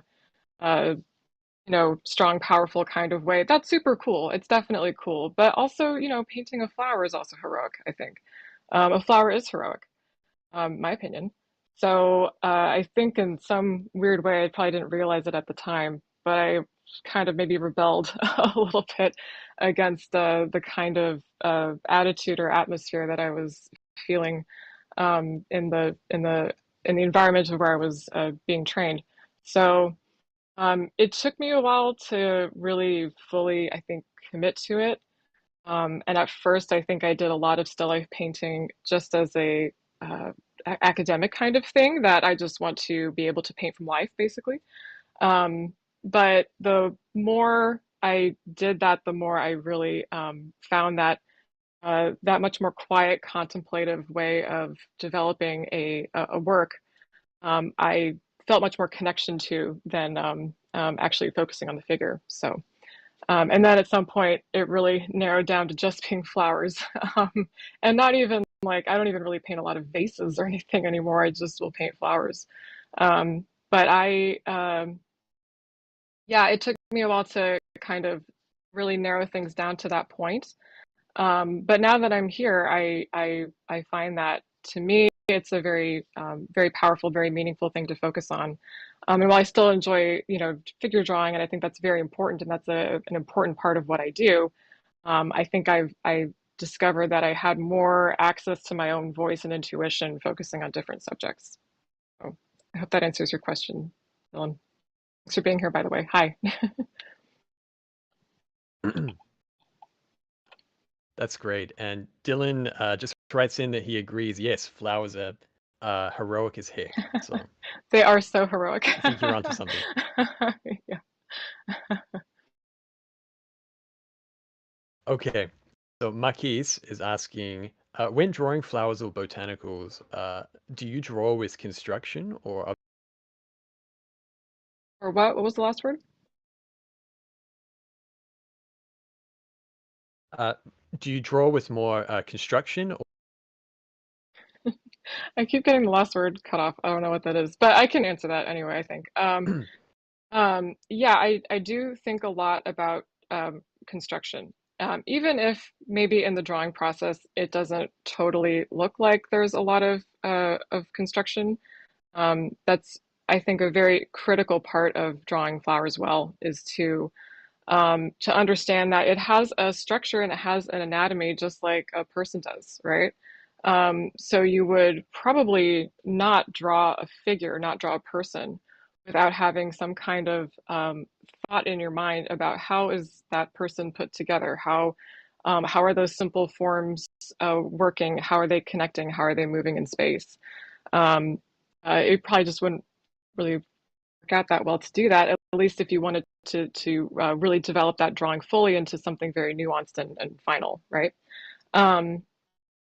Anyway, so yeah, I think a lot about structure, simple forms, and I try to think in 3 dimensions a lot about the flower, which is especially important if you're working from photographs, which I am a lot because I'm very, very slow.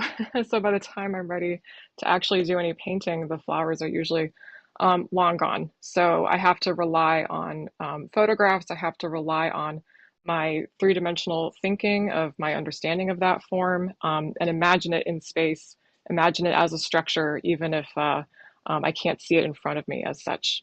So I hope that answers your question, Marquise.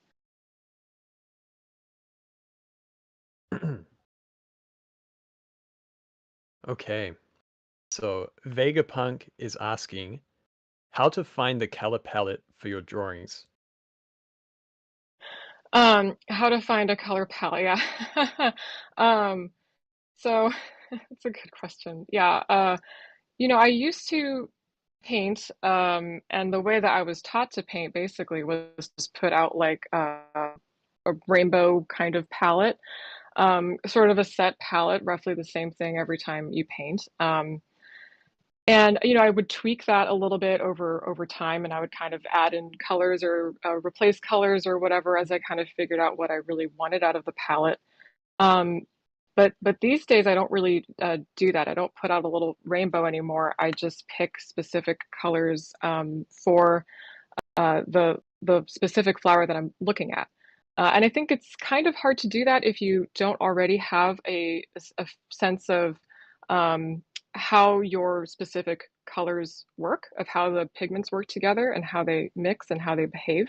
You have to have some baseline level of familiarity with that before you can easily just sort of say, oh yeah, I need this, and that one, and then I'm good. Go for it.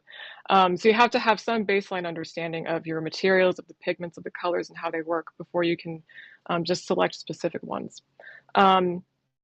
But basically what I'll do is I'll take the flower that I have, whatever I'm painting, and literally just sit right here at my desk and look at it and try to mix colors with my palette knife, and I'll hold up the palette knife against the flower to see how close I'm getting. And it's not even that those specific mixtures will even be reproduced in the actual painting. It's just a figuring out of what ingredients do I need in order to capture what I'm seeing in the subject. So yeah, it's just a lot of looking very carefully at the flower and trying to seek out the specific ingredients that will get the end result that I'm looking for, and a lot of patience. And also a lot of painting practice and experience with mixing color before you do any of that, right? I mean, if you are really new to painting and you just don't have a lot of experience of mixing color in general, you're going to find that to be very difficult. So do a lot of painting from life. If you haven't heard of Richard Schmid's color charts, I would really suggest that you actually do that exercise, do all of the color charts that Richard Schmid describes in his book, Alla Prima. And that will really help you to understand your colors and how they work. And then that will help you to understand how to use them in practice. And that will help you to understand how to select a very limited range for, just exactly the flower that you're looking at. So yeah, I hope that answers your question. I did talk about that in Studio Painting Fundamentals a little bit, just so you know.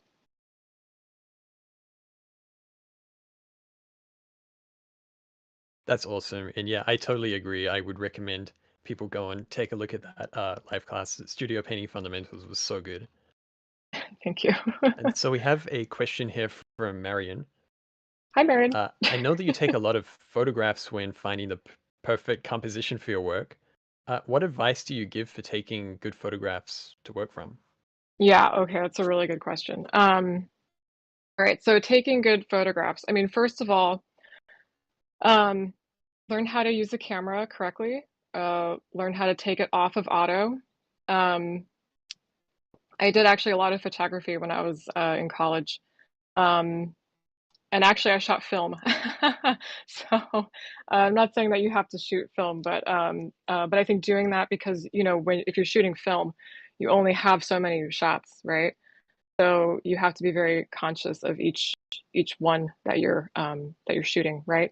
And you have to make sure that your exposure is right and that you have the right aperture and shutter speed, et cetera, in order to capture the thing that you're trying to achieve. In a way, having digital cameras just be so easy to use and so accessible and all that kind of stuff makes it a lot easier because you can shoot like 5,000 photos or whatever, and probably one of them will work out. But I think there's a certain level of I don't know, of don't just treat each shot like it's super cheap, like you just have a million shots that you can take, and so you just fire them off like it's nothing. You still have to be very conscious and present with each one still, right? So treat it like it is film, even though it's not film. Yeah, learn to use your camera so you can take it off of auto. And then the really, really critical thing is to pay attention to your light because that is actually the medium that you're working with when you're taking a photograph, right?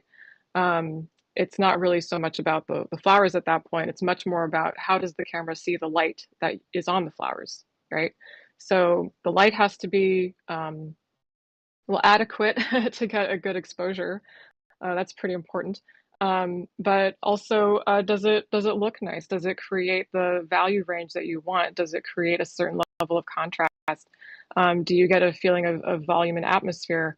Does it create nice edges, right? Do you have nice, beautiful, voluminous, soft edges, or do you have kind of a harsh light, like from a lamp or something? And then of course there's all the issues of composition on top of that. But I think if you don't have those first things, you're going to have a very hard time getting the composition to work anyway. So yeah, take your camera off of auto, think about the light, and don't just fire off shots like there's no tomorrow. Be present with each one so that you're making conscious choices with each photograph, and you'll get better work out of that for sure.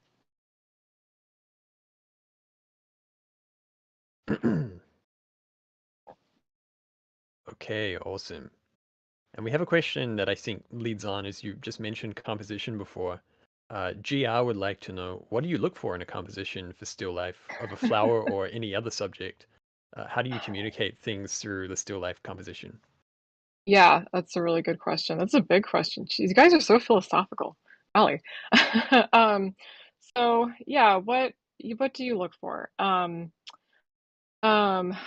well, I think a very important thing that that I will look for is some kind of movement or flow or gesture through the composition. I think one thing I notice a lot with student work when they first start working on still life, or if they're first starting to put together compositions, um, is that often you kind of end up with something that feels very static. Like I have an apple and I have a coffee cup and I have a I don't know, book. I'm just going to put those three things together and just take a picture. And it ends up looking very still and very static, and there's not a lot of movement.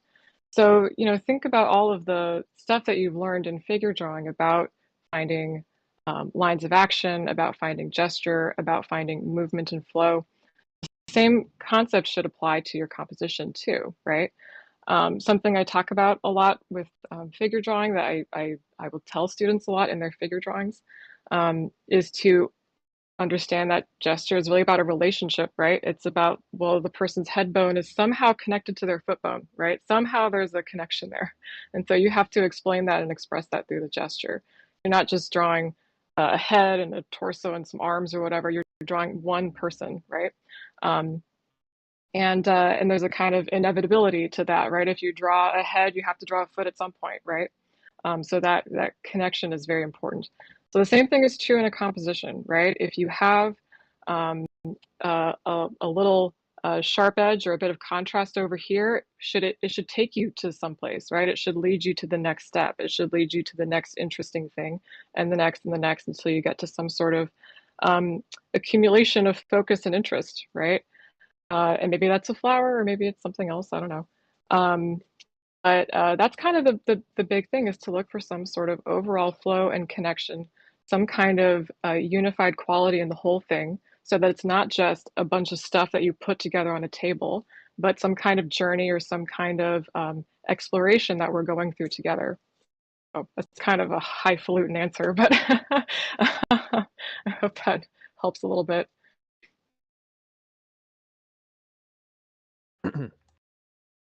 No, that's also really insightful. So let's see here. Celeste is asking, do you have any tips for keeping paintings dynamic and loose when using oils, especially to avoid overdoing them? Yeah, that's a good question. Peter, it's so funny. I keep wanting to repeat the question because that's normally what I have to do in a live class. So anyway, I have to like shut off a part of my brain that's like, okay, repeat the question. All right. So yeah, keeping a painting fresh and alive. Yeah, that's very hard. So yeah, I have a couple thoughts. Okay, so for one thing, how you start, really, Steve Houston say things like practice good starts, and the finishes will take care of themselves. I think that's really, really true. And how you start can have a really big impact on just like mentally how you handle the rest of the work, right? So if you're starting in a very tight, tentative, careful, a little bit intimidated, scared sort of place, the whole painting is going to be like that, right? And you're probably going to end up with something that's overworked and kind of, not so nice.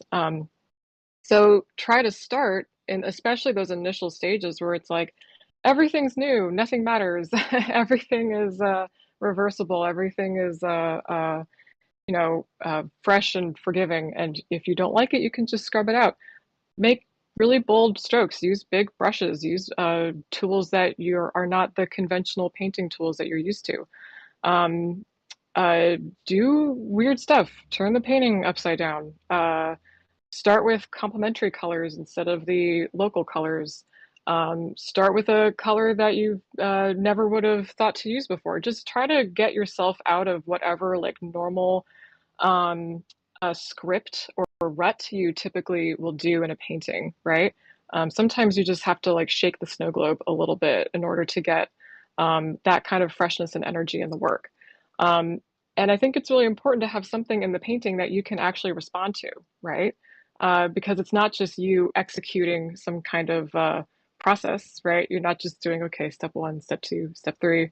Like it's a Bob Ross thing. Like, not that there's anything wrong with Bob Ross. I love Bob Ross, respect. But you're doing something different, right? If you're making art. So basically, try to be engaged with the process so that whatever you're putting on the surface, whatever you're putting on your canvas, is something that you can react to instead of just going step 1, step 2, step 3. And I talked about that maybe a little bit in SPF, in Studio Painting Fundamentals, where sometimes I'll purposefully like kind of mess up the painting a little bit so that it's interesting again. Or if it's just sort of feeling clunky and tied down and just static, that's a great time to just get out a big brush again and paint over big sections. Or it's a great time to sand things down. Or it's a great time to decide, what if I just put another subject over here, another object, another element to make the composition new again. Yeah, keeping the painting as a something that you're constantly responding to and reacting to, and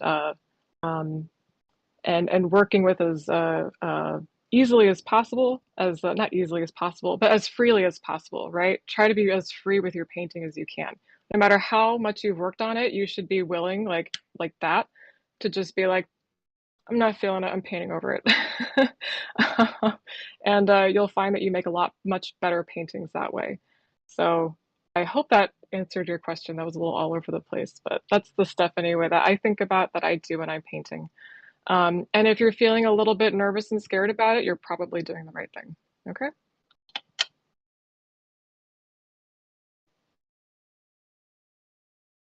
Really awesome advice.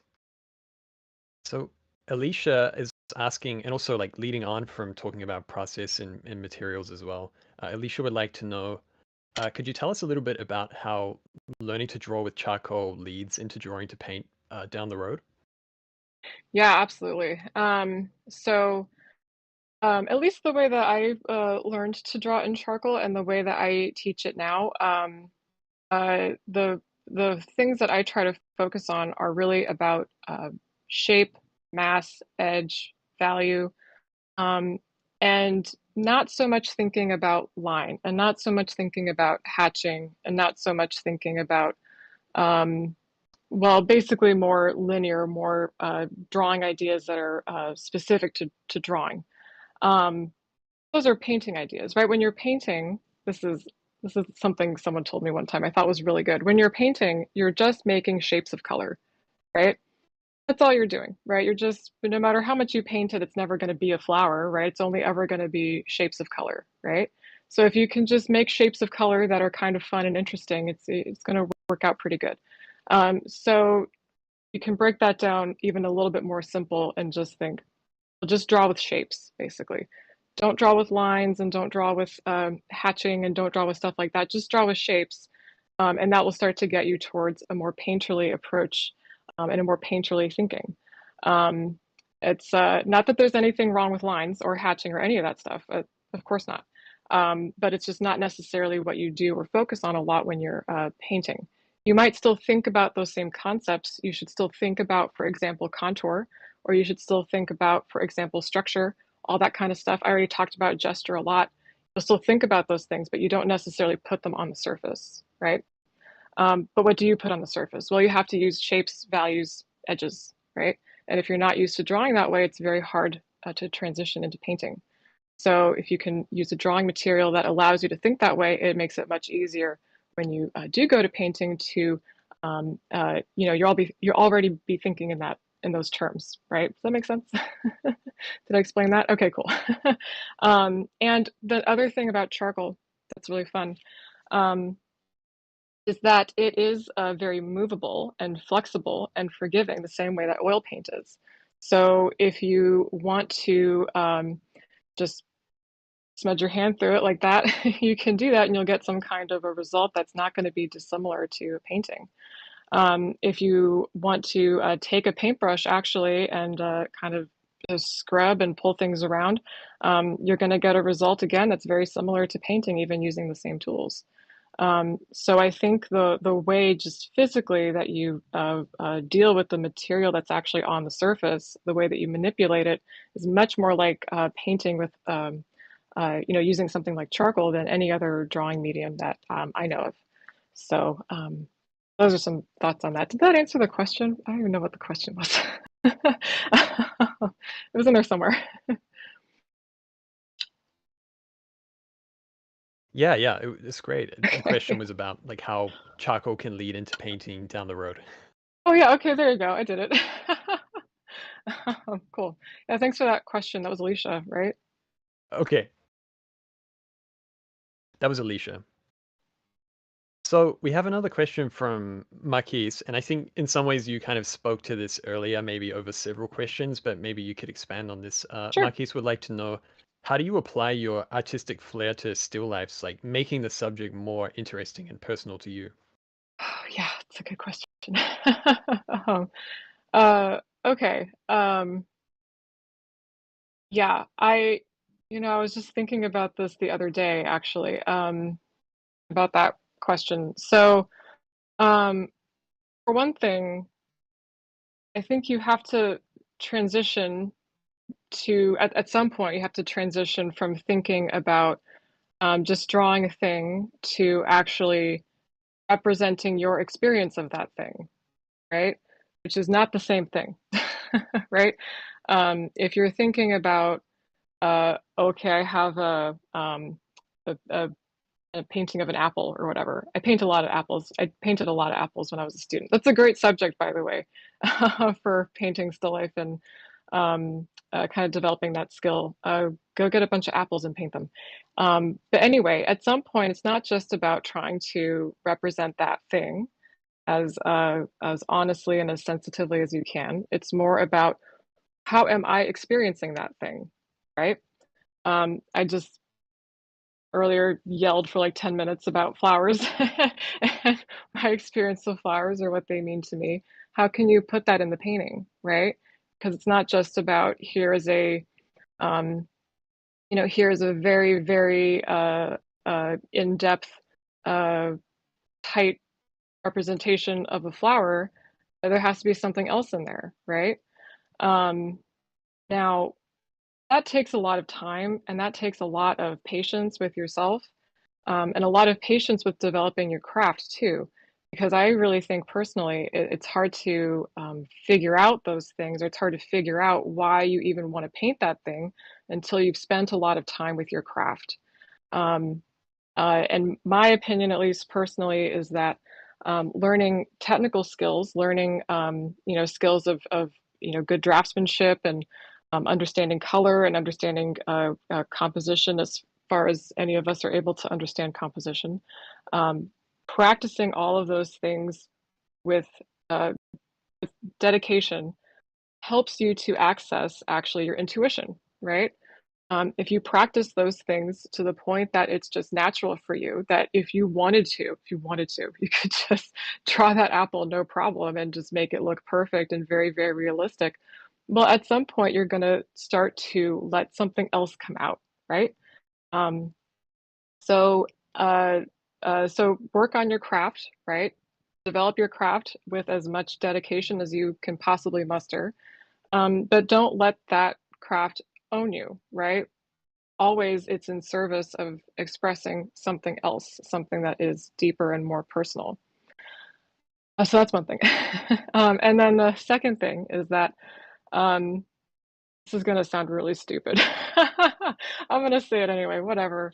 We're amongst friends.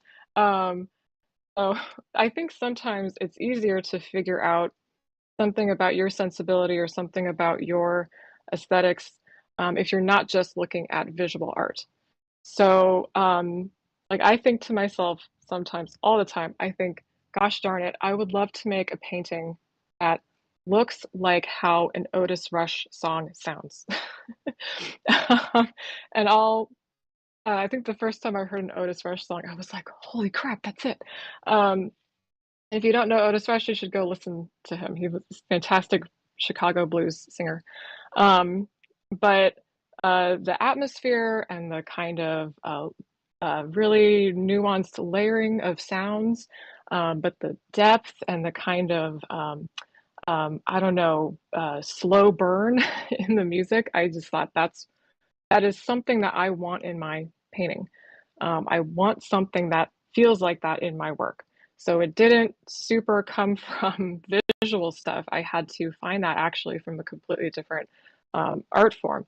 But I would not have made that connection if I wasn't already doing all of the work on craft that I had been focused on for so long. So anyway, I don't know, Marquise, if that helps you. Maybe everyone should just go listen to Otis Rush and then you'll understand. But yeah, that's my thoughts on that. It's a really good question. Thank you for asking that. Yeah, that's awesome, Catherine. I can totally resonate with that. And I just see Marquise commenting there that the music example is great. And I think about that a lot. It's one of my goals to make art that, how music sounds. Yeah. And I think a lot of us are like that as well. I mean, even Miles earlier was making the connection between art and music. But I really love how you said that, like, when you put as much effort into the craft as you can muster, and then like all these amazing inspirations can be harnessed, like the connections between music and art. I think it's great. Yes, 100%. I mean, it's all the same kind of thing, right? It's all accessing the same I don't know, it's all accessing the same stuff, I think, on some level. It's right the reason that you know, you might love Chopin or Beethoven or Otis Rush, Howlin' Wolf, he's great too. You know, it's all doing the same thing. It's all hitting the same buttons, right? You just have to figure out what is connecting those things because there is a connection, right? But yeah, anyway, absolutely. Yeah, totally. Totally agree. So we have a question from, well, this is an interesting one, and I agree with this as well. Marion is asking, you're amazing at engaging with people on Instagram. How do you keep coming up with ideas for new content? Okay. I knew someone would ask about Instagram. Gosh. We got 40 minutes in before it came up though, so that's good.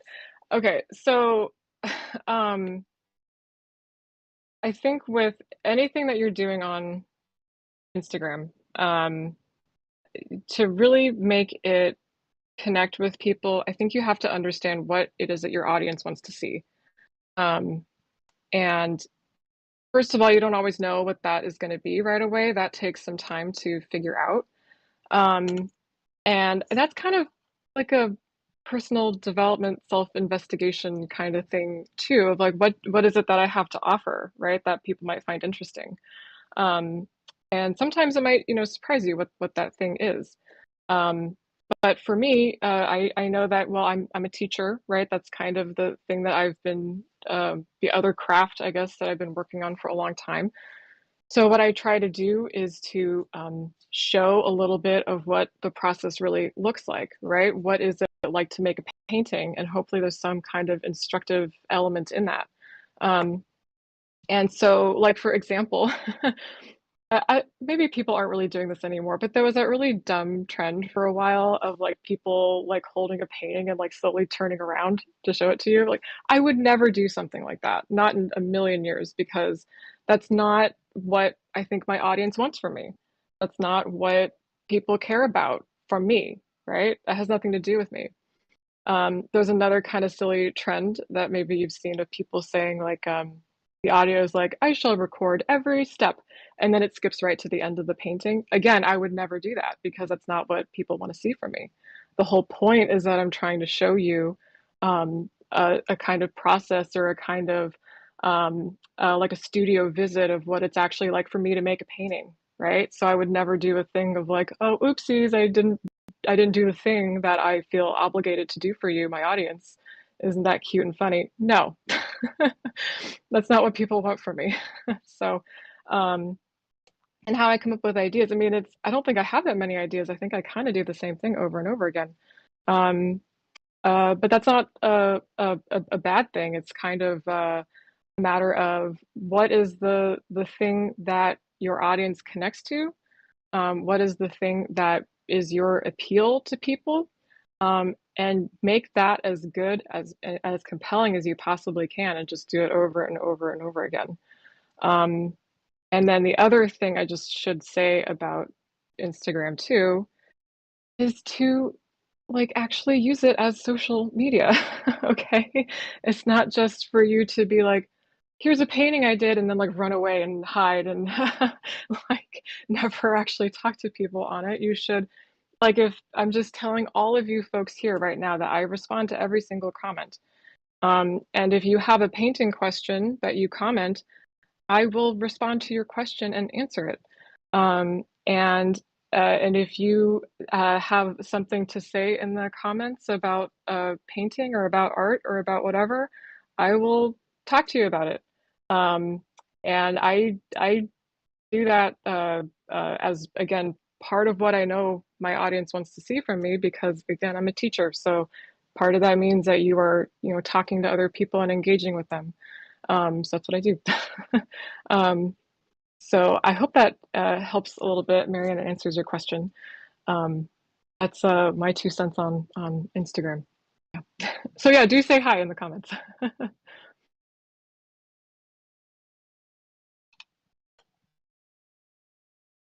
Be careful what you wish for, Catherine. You might get absolutely flooded with comments. No problem. That's engagement. No, We that's want just that. really great. Yeah. Yes. Okay, so Pal is asking, I always feel lost when I try to draw from observation. What kind of mentality must one keep while drawing from life? And also, how important or how do I improve my hand-eye coordination while drawing from observation? That's a really good question.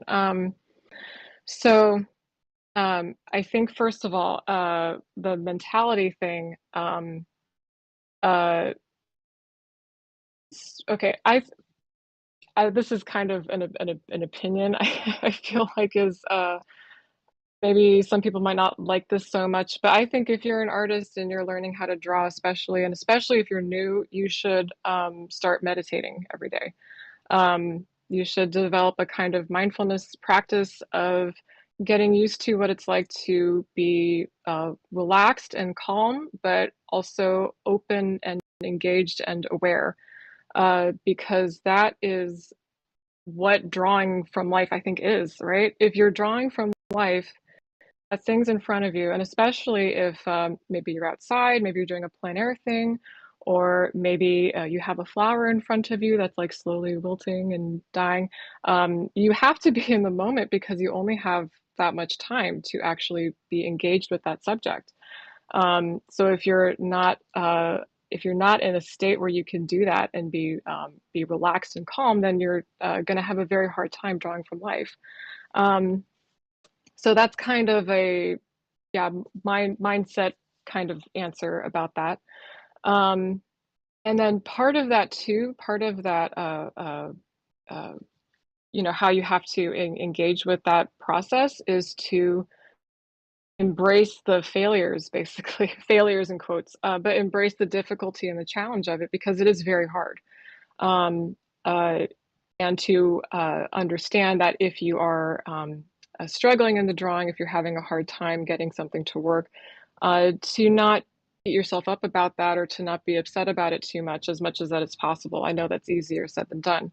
But to invite curiosity into that process of why didn't that work, or why does that not look like the thing I think that I'm seeing? And if you can be as open and curious with the process as you can, you will start to see more and more. You'll become a better observer, and you'll have an easier time making that connection from what you're seeing and understanding in front of you to what you can do physically with your hands. And as for the dexterity thing, or hand-eye coordination, I can't remember how it was phrased, but do just simple line exercises. I think it's Drawing Foundations 1 now, we changed the name of it, and I keep tripping up on that. But I believe Chris Legaspi shows like a point-to-point exercise of connecting points with a line. And that in and of itself is kind of like a mindfulness practice, right? You have to look at the 2 points that you drew, and you have to imagine and visualize what is the line that would connect and capture those 2 points, and what do I have to do physically in order to do that? And then do it yourself, actually. And if you do those kinds of exercises, not just that one, there's certainly other ones, but do those exercises consistently and engage with them like it really is a kind of mindfulness exercise. And you'll find that you develop more of a connection between what you want to do in your mind to what you can do physically. And then just, keep going. The only way to fail is to stop, right? If you practice and if you engage in your practice, and if you dedicate yourself to your practice every single day, you will do it. So just forge ahead and remember to be kind and patient with yourself. I hope that helps.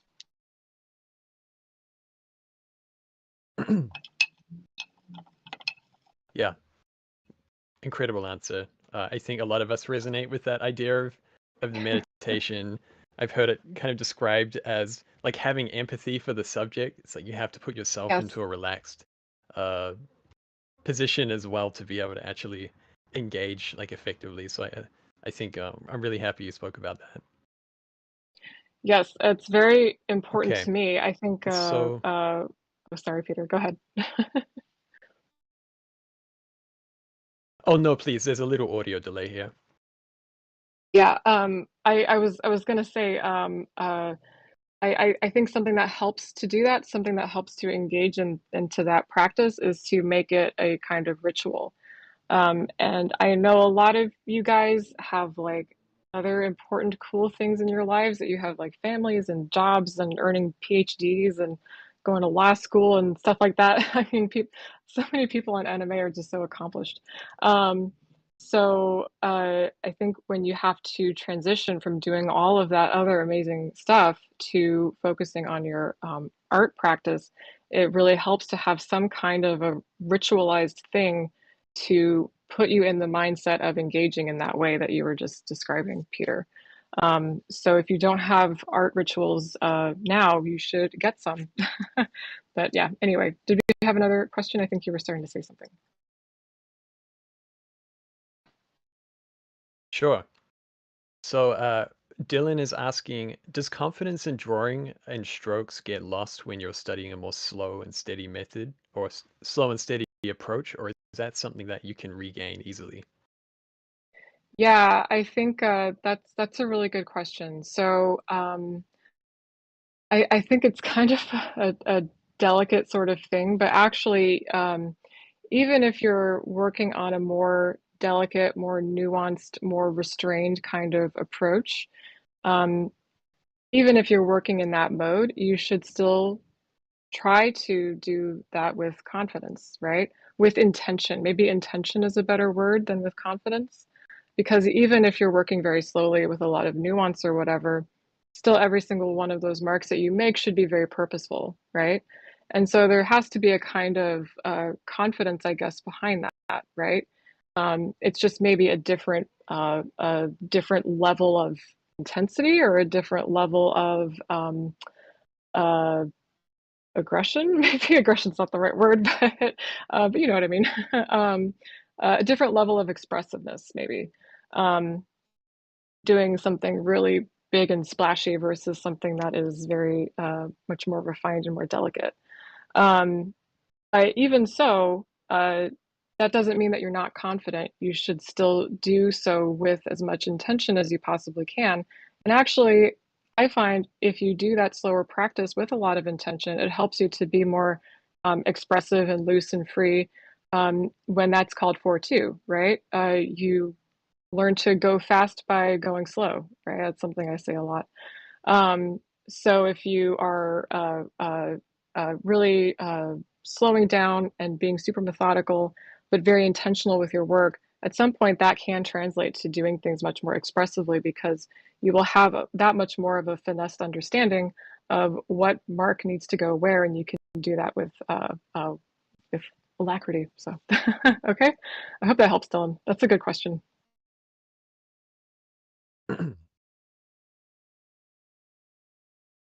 That's great.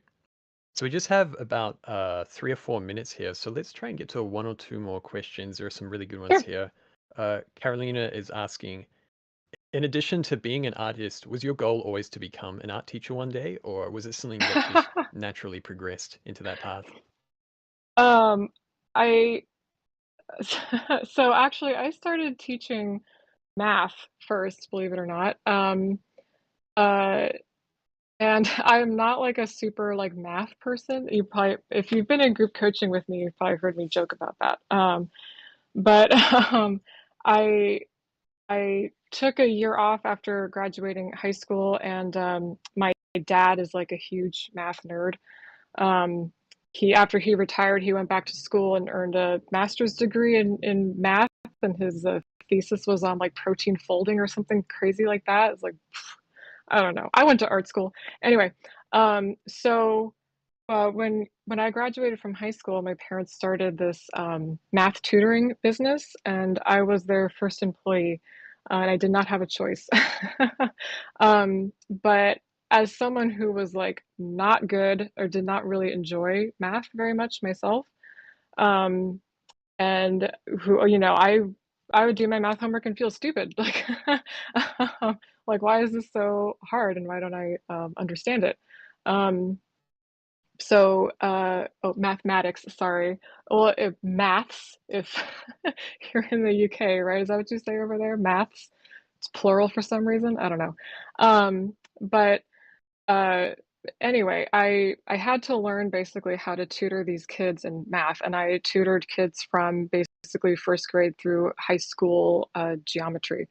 And the way that I had to learn it was basically to almost translate it, to like put the meaning into terms that the kid could understand. Because kids aren't dumb, like they can get it. It's just that it's not taught very well. So that was very influential to me, actually, because I realized how I don't know, it was very powerful actually to be able to explain to a kid how to do like how to figure out a percent in their heads, right? And you could see that, oh, they understood actually what a percent is. That's kind of cool, right? Or what a fraction is, right? Or how to divide or multiply fractions. And instead of it being this kind of bland external thing that's just a set of steps that you execute into actually having meaning, was very important to me too. So I came to teaching kind of a very roundabout way and not through art actually. But I still think about that all the time, teaching like, what's a percent, blah, blah, blah. What is what's how, whatever. I don't remember any of the things now 'cause it's been too long. But yeah, that's how I came to teaching. And I try to do the same thing when I'm teaching, is to try to just put it into terms that are understandable. Because I hate it when if you're in a class with someone or if you're in a workshop or whatever, and a student asks a question like, well, how did you make that decision? And the teacher says something like, oh, it's just a lot of experience. Like, that's not helpful. That's not, what's the student supposed to do with that? Anyway, so that's how teaching came about. It wasn't exactly a plan, but I'm very glad that I found it. So thank you for the question.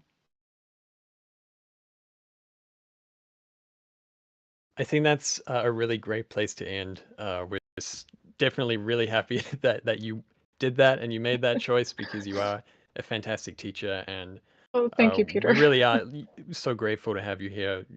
Such an important part of New Masters Academy, really.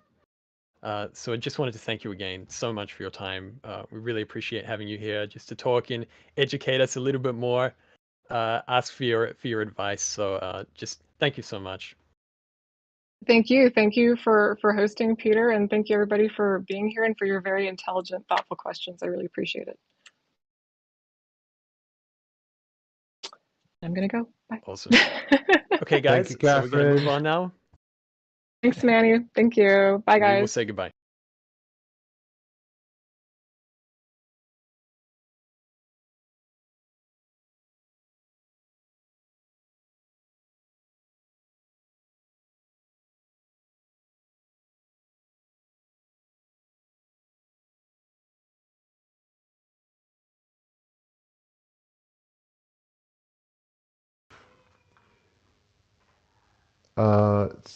Su- Sudaika Taro coming up for the Q&A in a few minutes.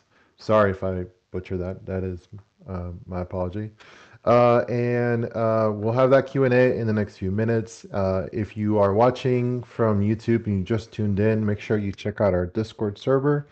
It serves as a New Masters digital campus. Basically, you'll get to talk to other students, instructors, students. We have events and clubs. So while we wait, Alicia, are you on? Do you want to come up if you get the moment, you want to come up? But we have lots of clubs and lots of events. We have Master Mondays, we have Just Your Fridays, and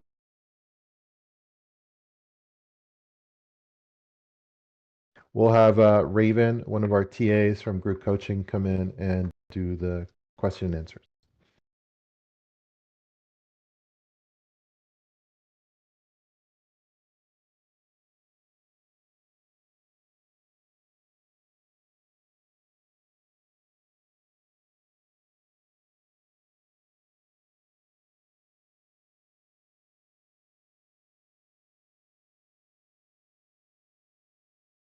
Hi, Raven.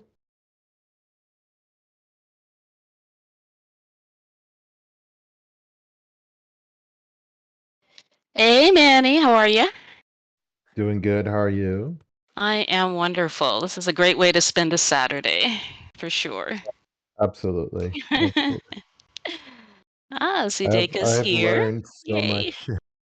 Me too. This is like fabulous. This is like a lifestyle. If we just had this every day, I would just not do anything else.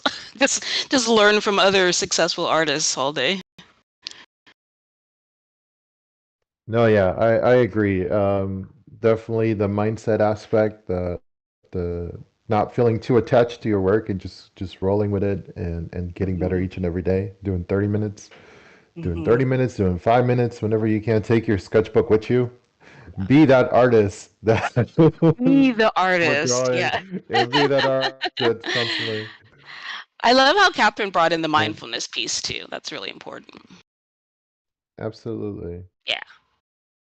I think I see Sudaya in the audience. I'm gonna invite that person to speak. Yes, sounds good. They'll be joining us in a moment. Perfect. I'm excited. And before we start, before they come up, just want to say again, our scheduled group coaching session is now going to be in the stage events area. So be sure to email a picture of your work, preferably, as Diego would recommend, take the photo parallel, a 45-degree angle, shaded or with good lighting. So that way we can see the lines and the strokes that you're doing, and submit to coaching@anime.art. Now, because this is going to be broadcasted, make sure try and select something that doesn't have nudity, since we need to broadcast to YouTube. But yeah, if you have any work you would like to get critique, come on up 5 p.m. Pacific time. We'll have our group coaching session. And yeah, don't forget to stand up and stretch.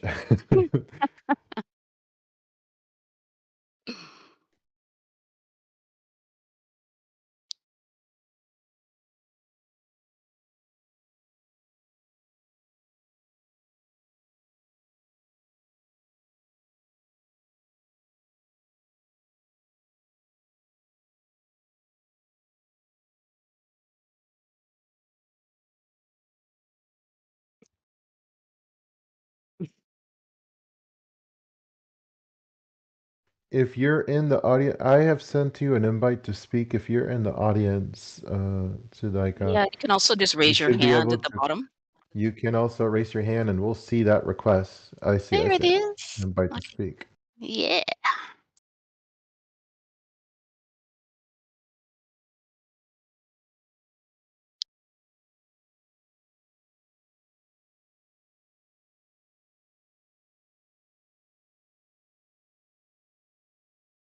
All right. So we have accepted and sent a request to speak. So you just got to check and accept. Yep.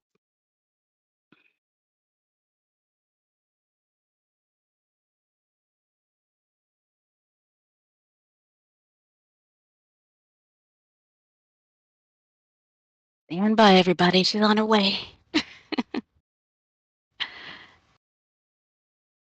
And Raven, I understand you're one Yes. of the club leaders, right? You want to tell us a little bit about your club while we're waiting? Yeah, I'm leading Shades of Expression. That's for artists of color.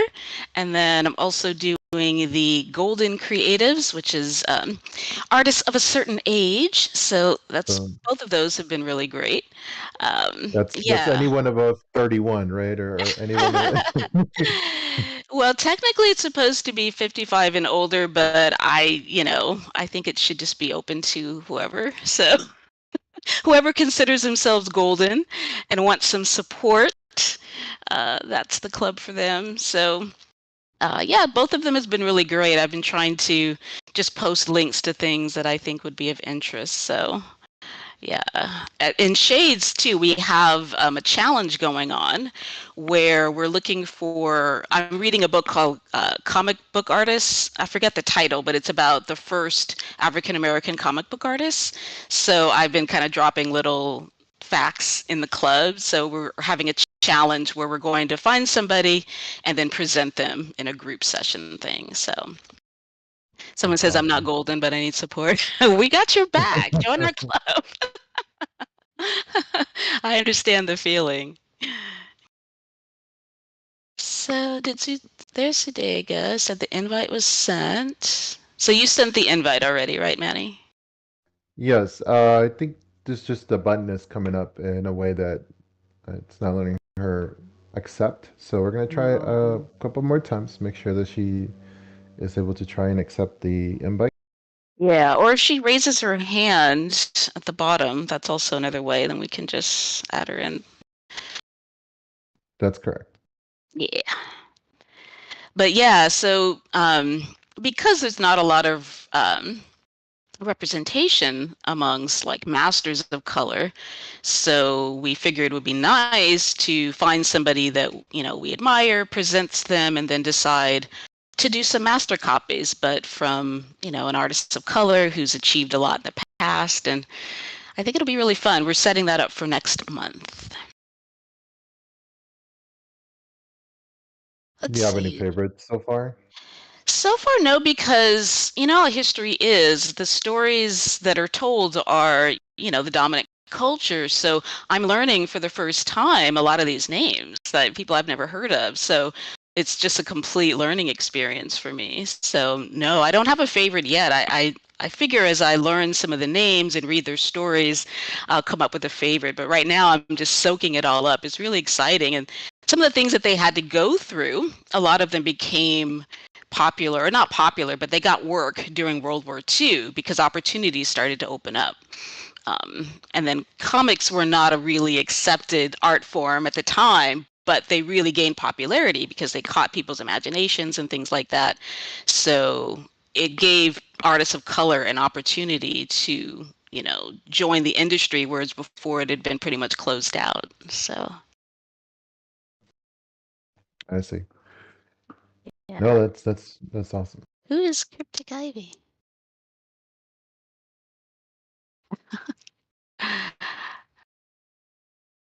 So I sent another request to Sudeka.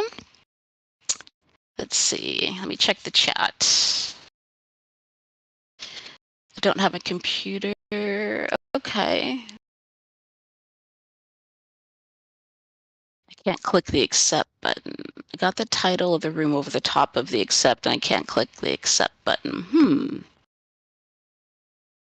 Can you try and disconnect from the audience and then come back just to see if that resolves the issue? Me? No, for Sudaika. Oh. Yeah, maybe that's it, because she joined as a listener. Yeah. Yeah, so how are your clubs going, Manny? I'm so busy with grad school. Oh. We did. I mean, tomorrow we have our cave painting and our history discussion. So technically, that should be going on. We're starting from the very beginning, like humans and caves, painting animals and painting their. You're going all the way back to the old school. I know the old masters. I figured that would keep us, give us plenty of time to get through. Yeah, you all won't of run the out of material if you start back in the No, I cave don't painting. think so. Yeah, I don't think so. And on the other one, we have the anime club, which has been a lot of fun. Lots of memes, lots of discussion on the upcoming seasons and spring release, and then just our selection for this month. So it's been fun.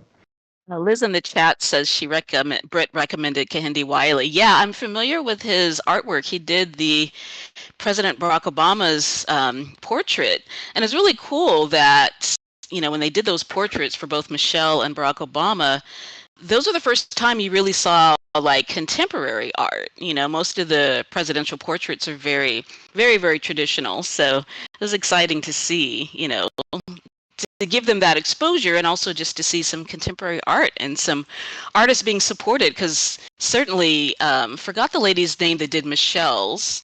It'll come to me in a second, but her career totally turned around. I mean, not that it was bad. I mean, she already had a career, but it really obviously took off after she did Michelle Obama's portrait. So yeah, I started following both of those artists when those portraits were made. So that's a great recommendation. Yeah, I'm sorry, Manny. So anime, I never really got too much into anime. Is that something that you kind of specialized in? I mean, I grew up watching like Dragon Ball Z and Latin America, like your 5 p.m. to the evening Mm. kind of entertainment, you know? Mhm. And I think like Neo Genesis of it was like a formative formative experience. It was like one of the best animes I saw growing up. So Mhm. yeah, I've kept up with it. But it's been an explosion this Yeah. last 10 years, you know? Yeah, for sure.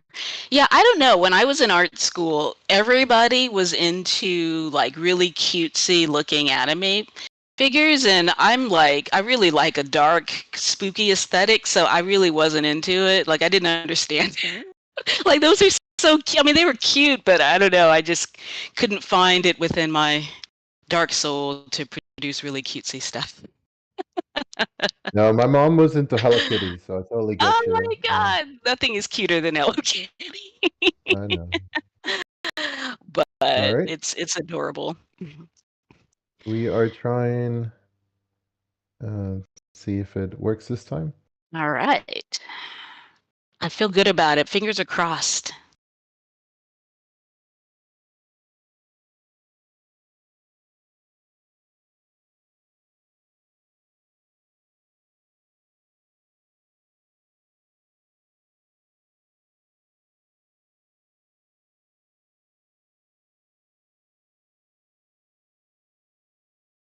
Oh, I see some drawings in the chat. Cryptic Ivy, very cool.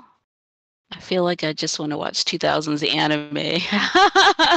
Is this what it's like to get old? No way. All right. Yay, All right, Sudeika. All welcome. right. So excited. Thank you, Noah. Thanks everyone for your patience. Thank you for Sudeika for All right. continuing to try. I am gonna bounce off and y'all have All a right, good Manny. Q&A.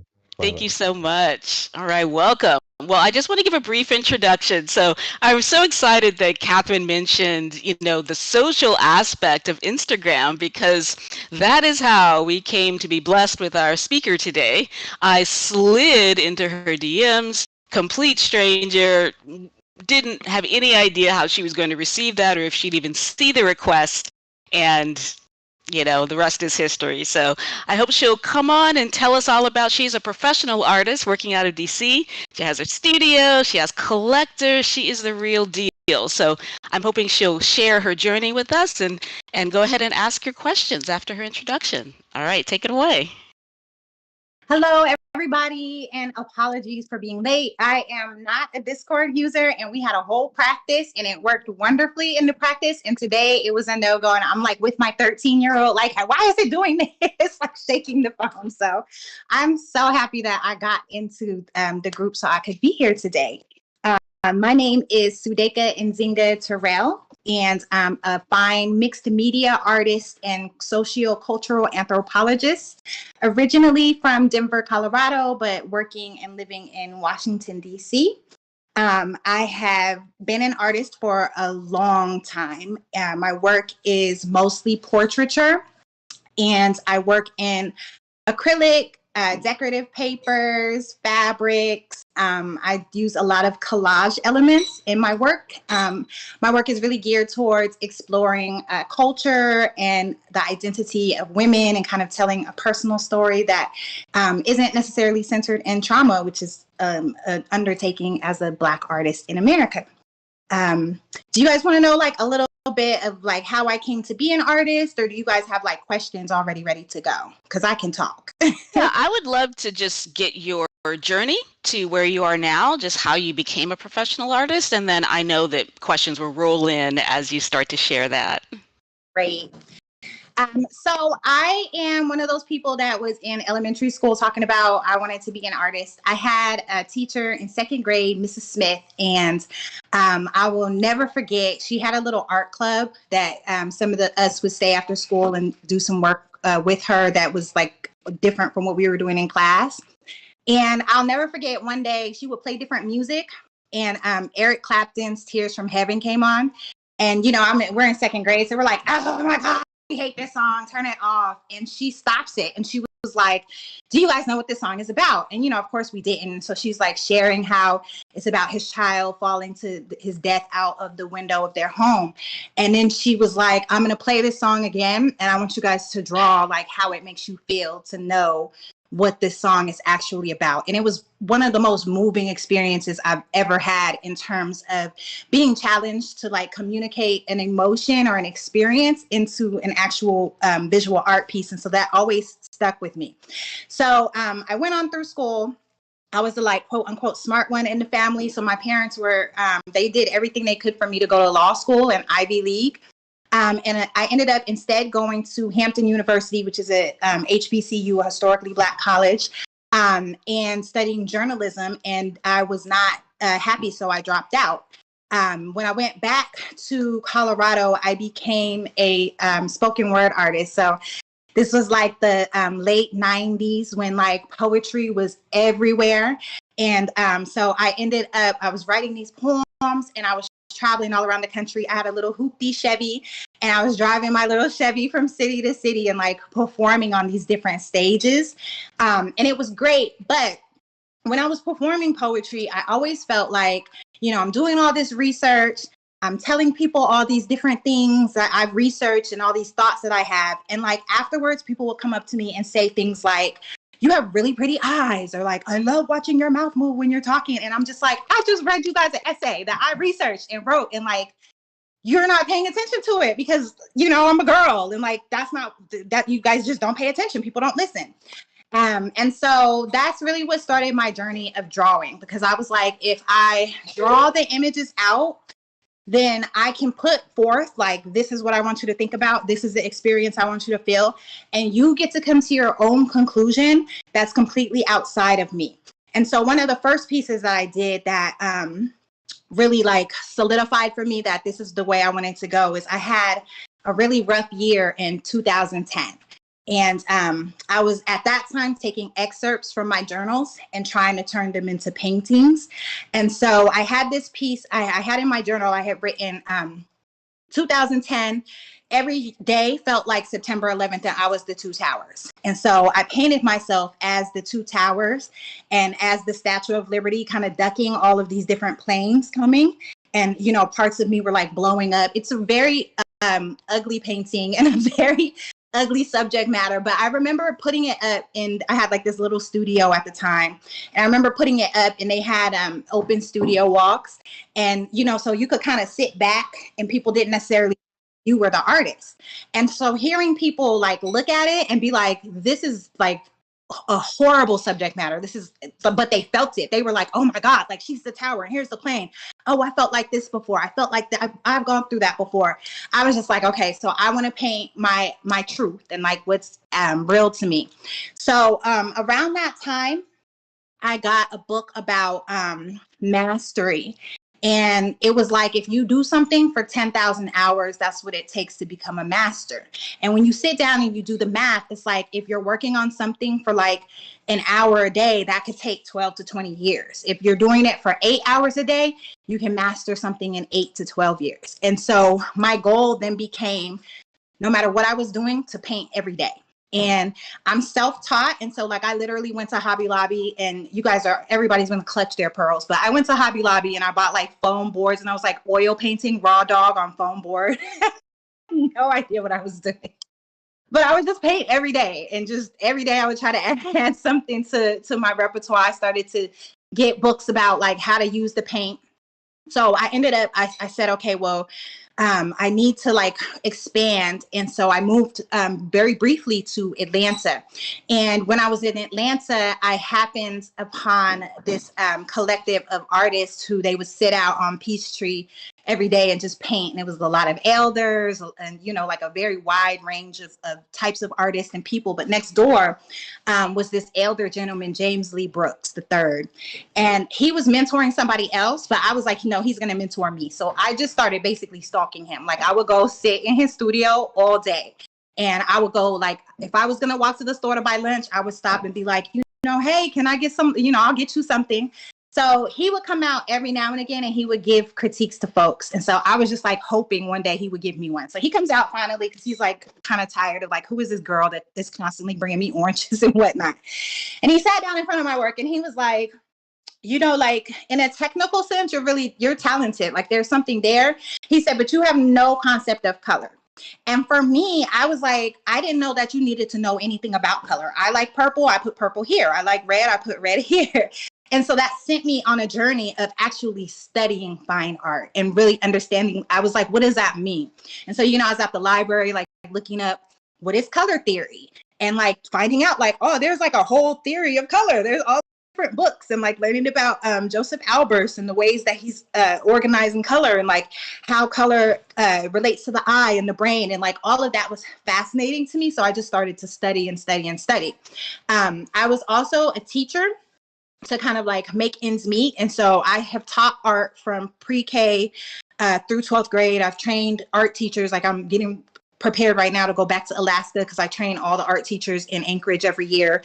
So I was using my lesson plans for classes to learn fundamentals. So I'm teaching my kids like, okay, I'm learning line work. I'm learning how to shade. I'm learning how to do all these other things. So then I moved to DC. And I got an anatomy book and I started drawing the anatomy. So I learned how to draw the whole skeletal system. I learned how to add the muscular system. I learned how to add the different fats and the textures that make us all look how we look. I've always been fascinated by portraiture. And my goal when I got to DC was I'm going to learn how to paint photorealistically. And so I got to DC and I could paint a photorealistic portrait in about 4 hours. It's not, like once you get the technique, it's not crazy hard to do, but it wasn't fun. And I had this situation where I realized that a lot of people don't actually know what they look like because I made this painting for this woman and I stand by the painting. I thought it was an excellent painting and I took it to her house and she like looks at it and she was like, why did you make me so fat and black? And I didn't know what to say because like she was kind of big and she was really dark skinned. And I like, what do you say to somebody like, oh, you are fat and black? Like, you can't. And she got like really enraged. And so I had to like escape from her house. So after that, I was like, I'm done doing photorealism because y'all are crazy. And like, here's similar stories from artists that do photorealistic portraits all the time, that they have these clients who people have no concept of what they actually look like. And like, I noticed that our eyes have a way of making us feel like we look a certain way.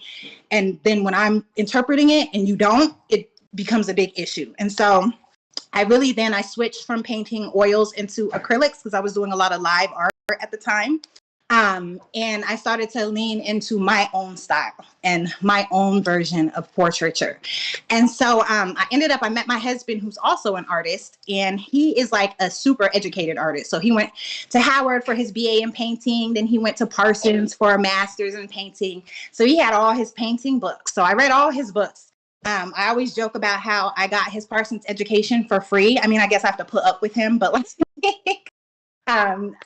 so I got all this information and I learned all these different things about approach and technique and how the eye falls and, trying to draw out Fibonacci spirals and trying to plan out all of these different elaborate aspects of work. And so we have 3 children. And in 2020,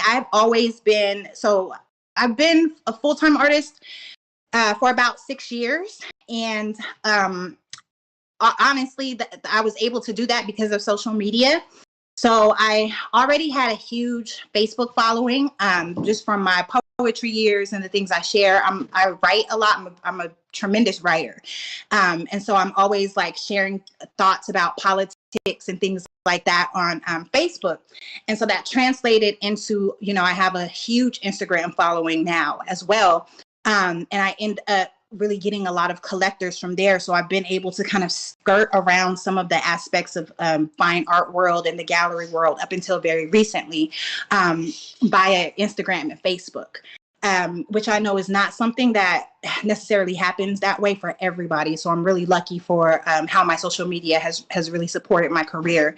I think things really shifted positively for me in 2020 because after the George Floyd murder, I ended up on a bunch of top Black artists to watch lists. And I mean, like with people, like there was one day I woke up and my page had like blown up. And I was just like, what is going on? And it turns out that I'm on some list with Bisa Butler and like people I'm just like, who I want to be like one day. And so like to be on these lists, it brought a lot of traffic to my work and a lot of attention to what I do.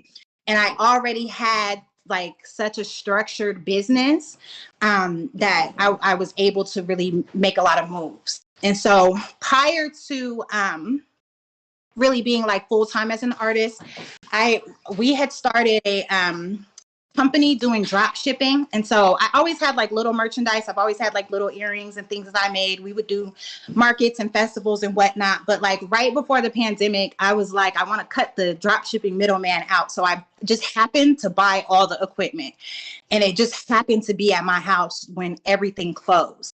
And so when you couldn't get drop shipping orders, we were just printing them from our house and shipping them out. And I had like the ancestors was really speaking to me because they were just like, buy all this stuff in bulk. So I had hundreds of cups. My husband was like livid. He's like, what are we doing with all these cups? And like, well, why do you have all these t-shirts?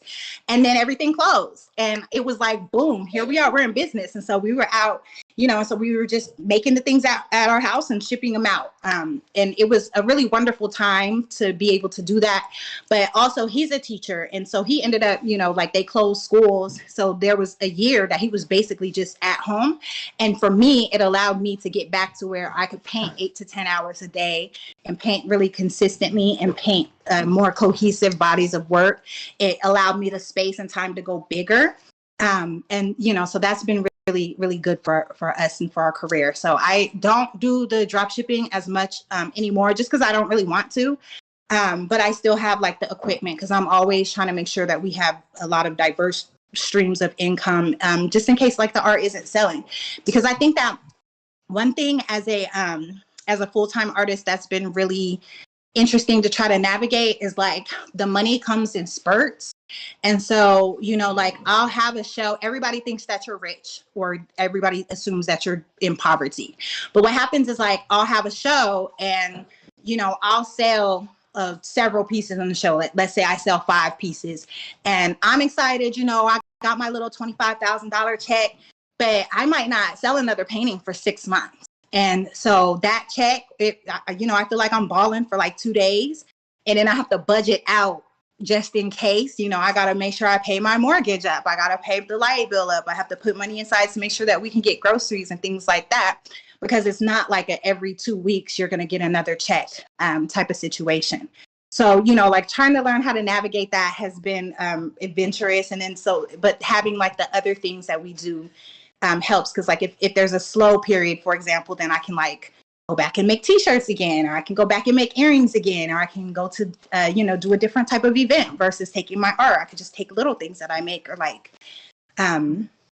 so that's me in a nutshell. Yeah, that was really, really awesome. And yeah, you're an entrepreneur, and it sounds like you've really, embraced the idea of having diverse streams of income, which all entrepreneurs talk about the importance of that. A couple questions have come in. I'm going to ask the second question first because it relates to what you just said, but Marquise is asking, how important is it as an artist, especially in the fine arts, to have a business mindset? It's extremely important. Like if you have the time or the resources to take even just a slight business class, I would 100% recommend it because how you structure everything, particularly with like when you're selling your works, it can really make or break. Really having, so one thing, the last 2 years, I have an accountant who I just pay every month to manage, where is the money going? Because it's easy for us as artists, like you sell a piece and then you go like, buy everything at the art store so that you can do more, or you paint this huge piece and it's $20,000 and it's like, do you know anybody that has $20,000 that's gonna like come and get this piece? And so thinking about like how you structure what you're doing is really important. So we have an LLC that is called Terrell Arts DC. And underneath that umbrella is my husband's practice, my practice, and our oldest child's practice.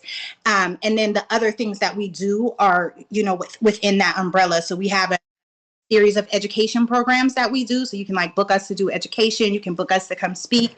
You can book us to do workshops. You can book us to do paint and sips, birthday parties, you know, like whatever it is that we want to do. But what's important is like knowing how much money that I need for my time. So like if I come and do a paint and sip, knowing how much money per head is going to supplies and how much money per head is going into my pocket. How many hours is this taking? Like it's a 2-hour event, but like I also have to set up. I also have to clean up afterwards. I have to, you know, travel to and from the place. So if that's the only thing I can do that day, how much money do I need to make a day to like justify that this is what I'm doing? How many paint and sips do I need to do in a month to pay my mortgage? Paying taxes, you know, like we definitely, a lot of people in places I speak don't realize that as artists, we do also pay taxes. And so, you know, knowing if I'm charging taxes for the actual sale, what the tax rate is, or if I have a set amount and I'm pulling tax out of that amount, like what is that tax amount that needs to come out? Where am I putting that money to make sure that I'm not spending it? And really thinking about like, mostly on Mondays. Mondays is like my business day. So on Mondays, that's when I'm really sitting down and like reading emails, getting back to people on emails. Mondays is when I schedule all of the pickups for shipments. Mondays is when if I have a drop shipping, like I have some prints, and I have a couple t-shirts and some pillows for some other artists that I carry on our site. So if people have ordered throughout the week, Monday is the day I place everybody's orders, so that, you know, I'm getting everybody their shipping and tracking information and whatnot. Monday is the day that I look for calls for art. Monday is the day that I look for grants. Monday is the day, you know, so you have to have some structure to kind of understand exactly what you're doing and where the money's flowing. Brilliant. That's a beautiful, very, very good answer. You can tell you have a really great brain because you have to stay organized. You're running a business, not just painting. Excellent. Just thinking about the business, and at the end, to make a living from doing it, but you need to be able to see like where's the living coming from, and that might change as your career goes. Absolutely. Okay, perfect. All right, well, Marquise had another question. This is more along the lines of managing, I guess, the social pressure in the art world and things like that. He's asking, as a Black artist, have you ever felt the social pressure to hide your culture in order for your art to appeal to a wider audience? And if so, how do you combat that feeling? I do not. I know that that is definitely something that a lot of people do experience. I think that I have a unique experience because I grew up around nothing but white people. And so I kind of understand that language a little bit. But I also have just gotten to a point in my life and in my identity where I think that it's intellectually lazy for other people or other artist spaces to pretend like they don't understand or like they can't connect to my work. And I think that it opens up an interesting opportunity to have a conversation, particularly when I'm in art spaces that are talking about American art, and my narrative is excluded from that when I am from America. I think that there's often a push for me as a Black American artist to like, I have to, it's somehow connected back to Africa, or I have to relate. And I'm just like, I'm from Colorado. My parents are from Chicago and Tennessee. We have been here for at least 6 generations. I don't speak a language from another country. I don't practice customs from another country. This is where I'm from, and this is who I am. And I think that if more of us kind of took an unapologetic approach and then like asking back the questions, that's one of the things that's helped me, is kind of reflecting the questions, because like in art talks, a lot of times I'll notice that the white artists get up and they get to say things like, oh, you know, I was walking down the street and I found this rock and I thought, oh, I can paint this rock. And then I added some glitter and like I glued it in the box and like, boom. Whereas I'm required to get up and talk about slavery and hardship and poverty and trauma. And that's not the narrative that defines my existence. And so I think that when I'm in situations where that's happening, where there's a disconnect from other people, I reflect that back to them of like, well, why do you require that from me?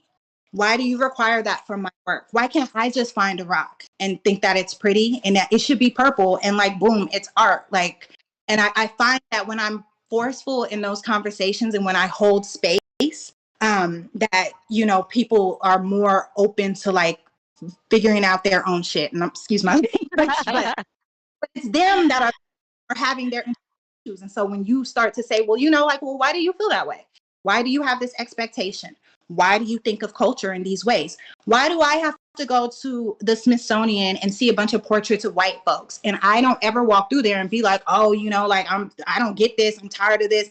Like, why is my culture engaged that way? And I find that a lot of curators, a lot of gallery spaces really respond positively to that. I also find that a lot of times I make what I like to call my Black History Month money. And, you know, like I'll get invited to opportunities where they would have never had a Black artist present because it's Martin Luther King Day or it's Black History Month. And, you know, so I take my little reparations check, but then I go in and I go hardcore on what it is and interact with other cultures. And like, well, you guys don't have a problem sitting next to a Chinese artist and like hearing them talk about how their culture is influencing their work. So what is the disconnect when it's me? Excellent. Yeah, there's a lot of baggage around race, but it sounds like you take the approach that I do. I don't apologize. I don't make struggle art either. And you know, I've never felt the need to apologize for that. Another question's coming from Vega Punk. They are wanting to know the story of the painting in your background. Like I have to check and see. So this painting is not finished. Actually, I don't know how much of it you can see. This is just a fun piece. Right now, I'm working a lot in repetition and blending all the mediums that I do. So I do collage portrait as well as painted portrait. And so I've been doing a lot of pieces where it's the same figure reflected twice, but one might be one might be painted. And so in between, I try to take breaks to just like do things that are fun and that are a little bit more exploratory with the medium that are not so serious. And so this piece behind me is one of those kind of exploratory pieces where I'm kind of playing with what happens when I do things to the canvas before I even start painting. So if I'm just layering fabric on it really just in a very free way, and then, you know, I'm painting over these different textures and these different shapes. It's one of the things with my practice right now is that it's very articulated. So everything is like very pre-planned and very drawn out, and I'm very clear about what fabric or where the figures are going to be. And so doing pieces like this one behind me that are more free and experimental help me kind of grow as an artist, where I'm like figuring things out. And if it doesn't work, I don't feel like I have wasted time and resources. Like I've learned some things about it. So. Yes, absolutely. Okay, cool. Ross wants to know a little bit more about process. He was referring back to your mention of poetry. So he says poetry, or she, I'm not sure if it's a male or female. So they're saying poetry and visual art lend themselves to capturing moments. Are there similar aspects to your process for creating poetry and visual art? The story has to be captured in a short snapshot. So how do you manage that? What's your process? You know, I wouldn't necessarily define myself as a poet anymore. I think that there are things that I write that I pull from that I wouldn't necessarily call poetry. Particularly on my Facebook, I share a lot of overall thoughts of my process as a wife, as a mother, as an artist, as a human on my Facebook. And a lot of times words that are shared from there do become aspects of actual pieces. And so an example that I'll give is one of the pieces I just finished is called Mourning My Childbearing Self, because I turned 39 and I always wanted a bunch of kids, and I have 3 wonderful kids, but I had a really hard time with the last one. Like, I'm one of those people that get sick for the entire pregnancy, and I still managed to get fat. And then my husband and I have our baby. We have our babies at home. We do free birth, so it's just me and him. And so, my last couple of years, a lot of my work has been about being a mother and like being pregnant and breastfeeding and being around with my babies. And so, I had this experience where, we were kind of talking about, do we want to have another baby? And I had a pelvic issue after the last one that still gives me pain, but is a little bit better now. But she's about to turn 5.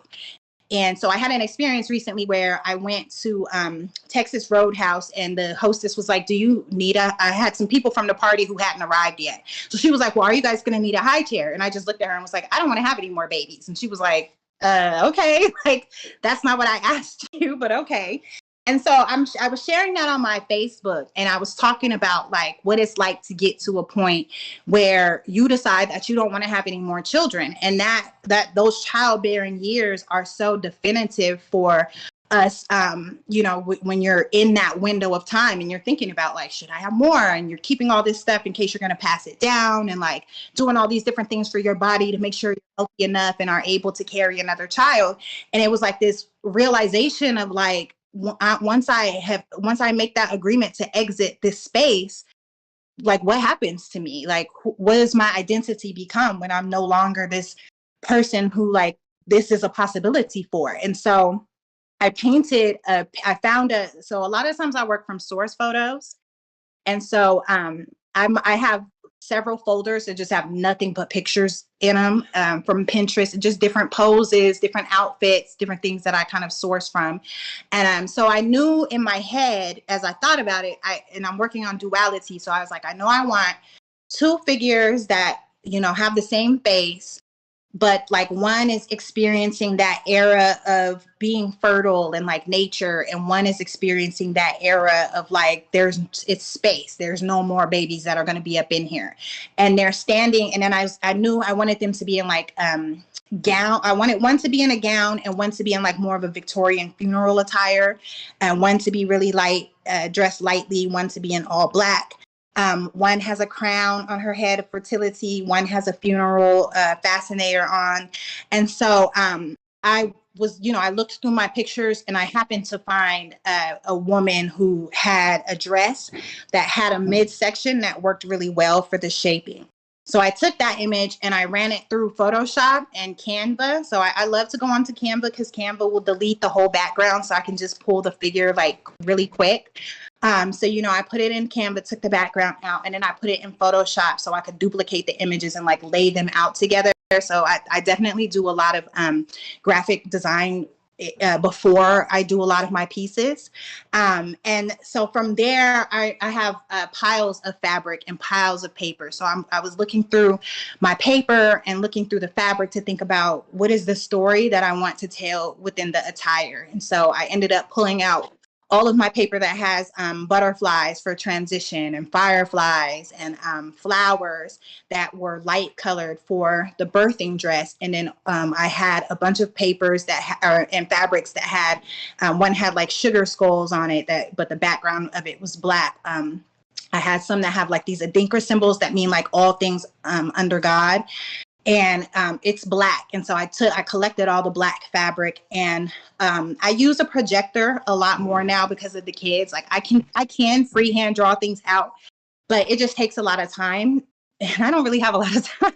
So I lay everything out, and then I project it, and then I draw it out. I used to think that the projector was lazy, but what I really learned is that you really have to account for the differences in proportions that projectors and photos take out. So to use a projector, you still have to really have strong drawing skills, and you still have to be able to communicate things like where is their shadow, where is their wrinkles, where is their movement in your piece. So I'm a really big stickler for drawing. So usually like I'll have a piece that I use the projector to sketch out, and then I'll go back and sketch in the rest of it, because the better that the sketch is, the better that the painting turns out to be. From there, I take tracing paper and I make patterns. And so I'll trace the clothes, and either pin them to fabric, or I have a big cutting table. So, you know, I have my blade and I'll cut out like the different shapes based on the patterns. I probably redraw every piece 5 to 6 times before it's all finally done. And then I do like an underpainting technique with acrylic for that piece, on just the figures, but there's also on some pieces, there's other little elements that I might paint. I might, you know, randomly paint the couch in, but I also might do paper for the couch. You know, it just kind of depends on what the colors are. I am very into planning the color. I don't know if it was like that initial critique or what, but I've been in love with color ever since. And so I'm very much about like, if I have one piece of fabric that I know I'm going to use and it's red, and I'm like, oh, you know, the person has on a red shirt, then I'm like, what tone is the wallpaper going to be? Is it going to be green to push them out? Where am I going to put blue? Where, if I put purple here, where am I going to use darker purples, or where am I going to use yellows? So I'm very intentional about each piece and each color. So much so that there's times where if I don't have the right colors, like I'll put a piece aside and go find, you know, if it's a piece of paper I need, if it's a fabric that I'm looking for, I'll put it aside until I find that right color. Okay, excellent. So along the lines, since you mentioned your piece has to do with kind of the transitioning out of childbearing years, someone asked a question about how you combined, it was Emily asked the question, how do you combine motherhood with an artist's career? It's pandemonium, to be completely honest. I have taken the mindset, and this is not a popular thing to hear women say this, but I have very much taken the mindset that they joined my journey already in progress. And so they need to buckle up, like, let's go. And as they figure out what their journey is, like, I'm just going to prepare them to like go on out into the world. And so much so that if you were to scroll through pictures of my Instagram over the last couple of years, you'll see pictures like I was in labor sketching pieces out and, you know, preparing. Like that was how I mentally like dealt with the pain of labor, was like, okay, I'm just going to keep working. I have pictures of, you know, I have a 2-week-old baby tied to my chest and I'm painting with the baby. I have pictures where I'm out at an event live painting with a baby on my back or on my chest or both. I have pictures at art receptions where the kids come with me. And so we've always taken them with us everywhere we go. So they see that as a consistent thing. They know what to expect from a reception. And we also know what to expect from them because they're kids. So I might go to a reception and the kids are horrible. And like, we just have to leave. Like, that's just what it is. If it's a solo and I'm the one who has to talk and everybody comes, my husband knows like he might have to remove the kids from the space so I can talk, and vice versa. I might have to remove the kids so that he can talk. I might have to, you know, zoom up to Philly to go do an event and he has to stay home with the kids, or vice versa. We've also really encouraged them to create alongside us. So the upstairs in my house looks like a subway station because they are allowed to paint on the walls and draw on the walls. And so like, that's how we taught them their ABCs. I wrote the ABCs on the walls and I'm like, here, y'all trace them out and keep going with it. And they have these like evolving murals that they do on the walls. We're also an unschool family, so we keep our kids with us 24/7. So when we travel, they go with us. On Fridays, we do field trip Fridays, which a lot of times is to art museums, so that, you know, I like to study the art, but they love the art too. And, you know, what ends up happening is like, we took a trip to Brooklyn, for example, in 2021. And at the Brooklyn Art Museum, they just happened to have a KAWS exhibit. And I just like at the last minute bought tickets. And so like my kids got to see like stuffed animal sewn chairs and like some of their favorite cartoon characters blown up really big, and that was really cool for them. So I also try to make sure that I'm taking them to things that are going to engage them on their level. My oldest is now an artist, and she's like in the corner right now working on her work on her art. My youngest two are some of the harshest art critics that you will ever come across. Which has turned out to be really helpful sometimes. Like sometimes they'll come and they'll ask questions. You know, why did you draw it like this? Why did you put this color right here? they'll look at the paintings and they'll try to interpret them. They'll be like, so are these two women pregnant? And like, but sometimes they're also very rude, like they're 4 and 6. And so sometimes we'll be at art receptions and they'll be like, everything in here is ugly except for that one and that one. And it's just like, okay. Or they'll go like ask the artist like really hardcore questions. Like we were at this event with these different chairs and mannequins, and my 4-year-old is like talking to the artist, and she's like, I don't understand why you took a girl face mannequin and you tried to make it into a boy and then the legs are flat. Why didn't you stuff the whole body? It looks dumb, and I'm like trying to redirect her out of the room. So I think that just like being immersive with them and being engaged with them has really been the key. And then they understand it. They understand it now. And I think they love and value that their involvement means that they get to travel a lot and they get to see things and be around people that other kids their age are not having the opportunity to engage in. 100%. I love how you called it unschool too. It says you're giving them a really great education, just you and your husband. That's awesome. Yes. And a lot of people don't know a lot about the philosophies of unschool. I think that we are actually considered radical unschoolers because we don't really have a lot of like rules in our house. We really spend a lot of time like getting to know who our little humans are, and trying to make sure that they're living a life that is fulfilling to them. So, if you are a night owl, then stay up all night as long as I can get done the things I need to get done the next day. If you're a morning person, get up. I have a kid that stays up all night and gets up at dawn. Like he needs about 4 hours of sleep. And so it's just like, that's fine. Stay in your room. The job. 100%. That's awesome. All right. Well, it sounds like a lot of people want the answer to this particular question, so I'm going to move it a little bit ahead in line. Marquise wants to know, what are some lessons that you've had to learn the hard way in the fine arts world that you think people should be aware of when they are entering it? Ooh, okay. So, Biggie. One of the biggest lessons is to read over the contracts when you are applying and showing places. Every gallery has a different percentage that they take. They have a different way that they pay out. So some galleries, they'll pay out as soon as the painting, if the painting sales opening night, you're getting a check in the mail within the next couple of days. If some galleries, you don't get paid until the end of the reception. So you might sell 3 pieces, but you're not going to see a check until after the reception. Some places take payments and they don't go through a financing program. So you might not see a check for that painting until they're finished paying it off. Some places have structured payment plans. So like I'm going to see this check on this date, and some places don't. And life happens to people.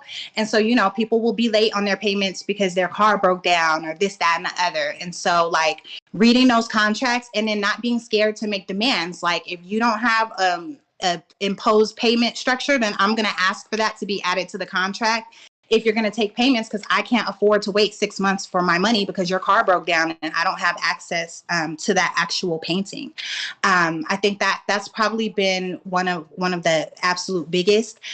Also, when you're applying for things, go see who the jurors are and like think about, is this going to be something that they're going to see and understand and value what I'm submitting? Like if I'm putting my work in and I see that the jurors are all sculptors and they all are like from these far off places, is my cultural portraiture going to really fit with what they're looking for? Because you can kind of get a vibe of what a call for art is actually looking for based on who they pick as the jurors and who's going over the work. So that's been one thing where you're not wasting money applying to a bunch of things that you really shouldn't be wasting time and money on. I made the mistake last year of having too many solos. I said yes to too much. So I had applied for a whole bunch of things and then everybody came back at the same time. And I think I hadn't had a solo up until then. And so I had a fear of like, well, nobody asked me before. So now everybody's asking me. So I said yes to everybody. And then I ended up, the first show I had, of the 13 pieces, 8 of them sold. And I had another show that I was expecting to move the solo to a month from there. So then I ended up having to paint like 15 pieces in like a month. And then that one, it toured. So I had that set, and then I had another set of pieces that I toured around, which weren't so stressful because there was a lot more of those pieces. But one thing I've learned from watching my husband is he paints 2 or 3 full bodies of work at a time, so that when he has different solos, he can rotate what he's showing and what he's applying for based on like this set of work, this set of work, this set of work. I revisit my artist statement and CV every month. I sit down with it and I read through it and I think about, is this continuing to say what I needed to say about my work? And I tweak language. I tweak small little things that are in my CVs, in my bios. I have started to keep, so like if you go onto my website, you can pull up my artist CV.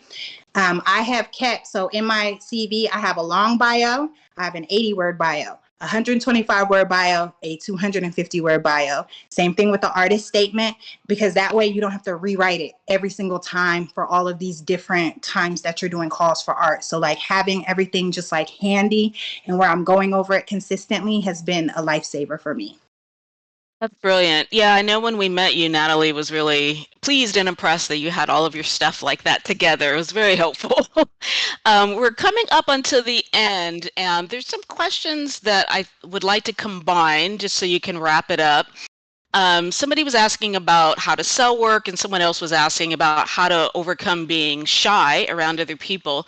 But I was wondering if you could just speak to mindset in general to kind of close us out. What's the mindset we should have as professionals? Work. You said how to sell work? Yeah, someone was asking how to sell work, and someone is asking how to not be shy around strangers, people that you don't know. Okay, so boom. I had a time where when I first moved to DC, I'm selling work, wherever I can. And I was, hey, I need $250. That's going to be enough for me to get groceries and like maneuver during the week. Then I started to think to myself, and I was like, this piece is $2,500 and $250. Why am I only thinking about the week? Why am I not thinking about the month and like all of the other things that I have to do?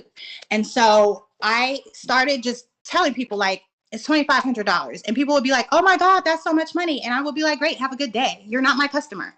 And I think that that's one of the hardest things for us to do is like realize that everybody is not your customer. And you don't have to lower your prices because folks go buy $200 Nikes.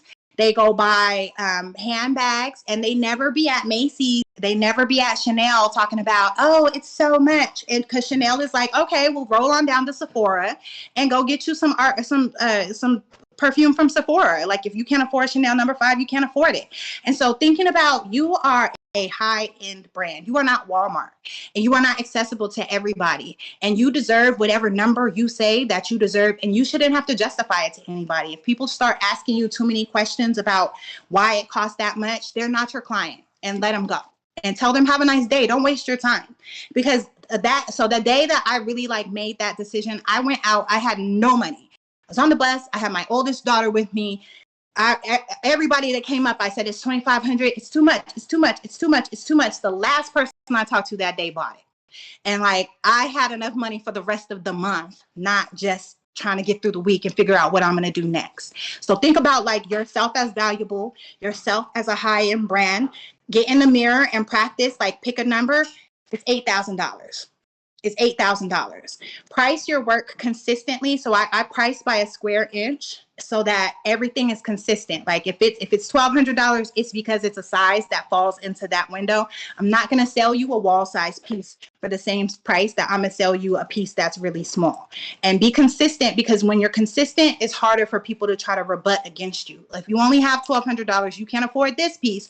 Maybe you can afford this one. Maybe you need to save your coins. Maybe you need to get on a payment plan, but I'm a high-end brand. And so say that to yourself before you walk in. Do Superman pose, so get your shoulders back, take a deep breath before you walk in.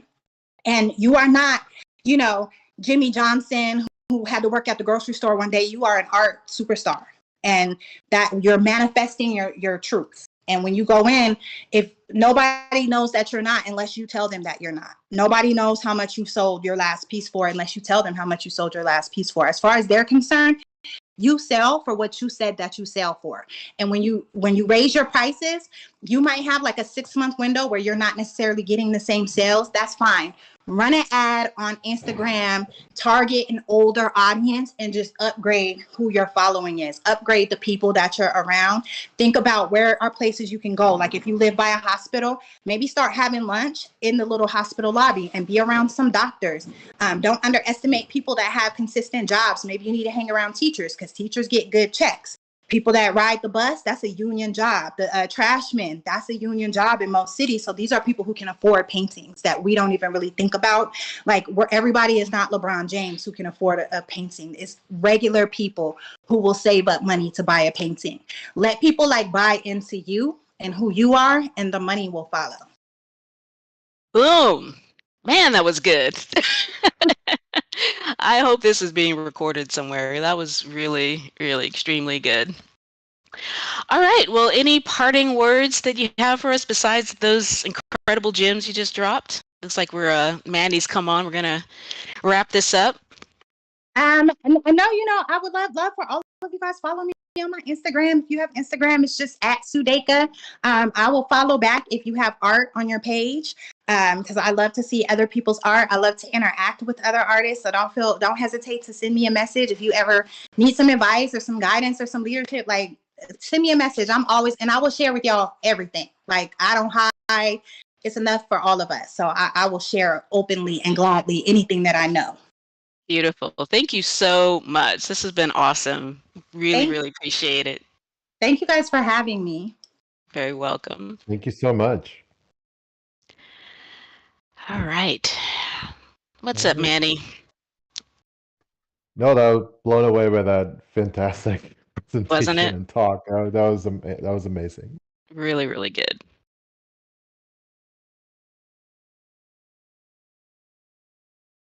All right, let me move Sudeka down to the audience.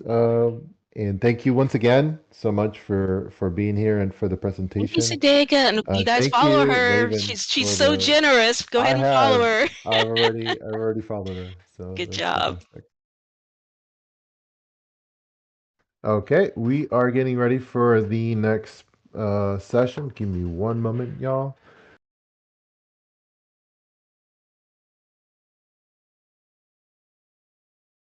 So we have switch. Kel, come on. Yeah, we're ready. We're ready when you are. We're ready when you are.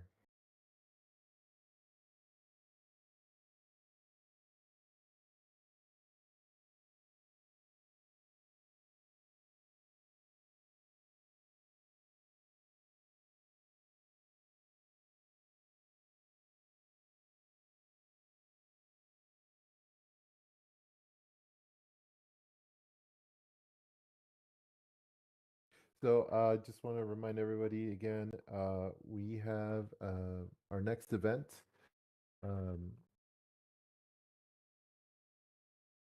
We'll have a couple of artists on in a little bit, and again, our Saturday coaching, which is normally just a group event, is going to get moved to the stage channel.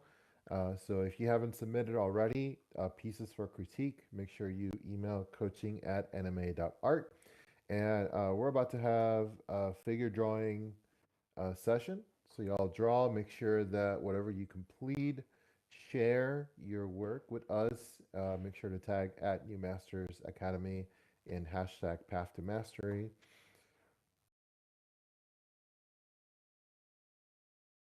All right, here we go. Can you see it full screen? I can see it. I see the full screen. Yes.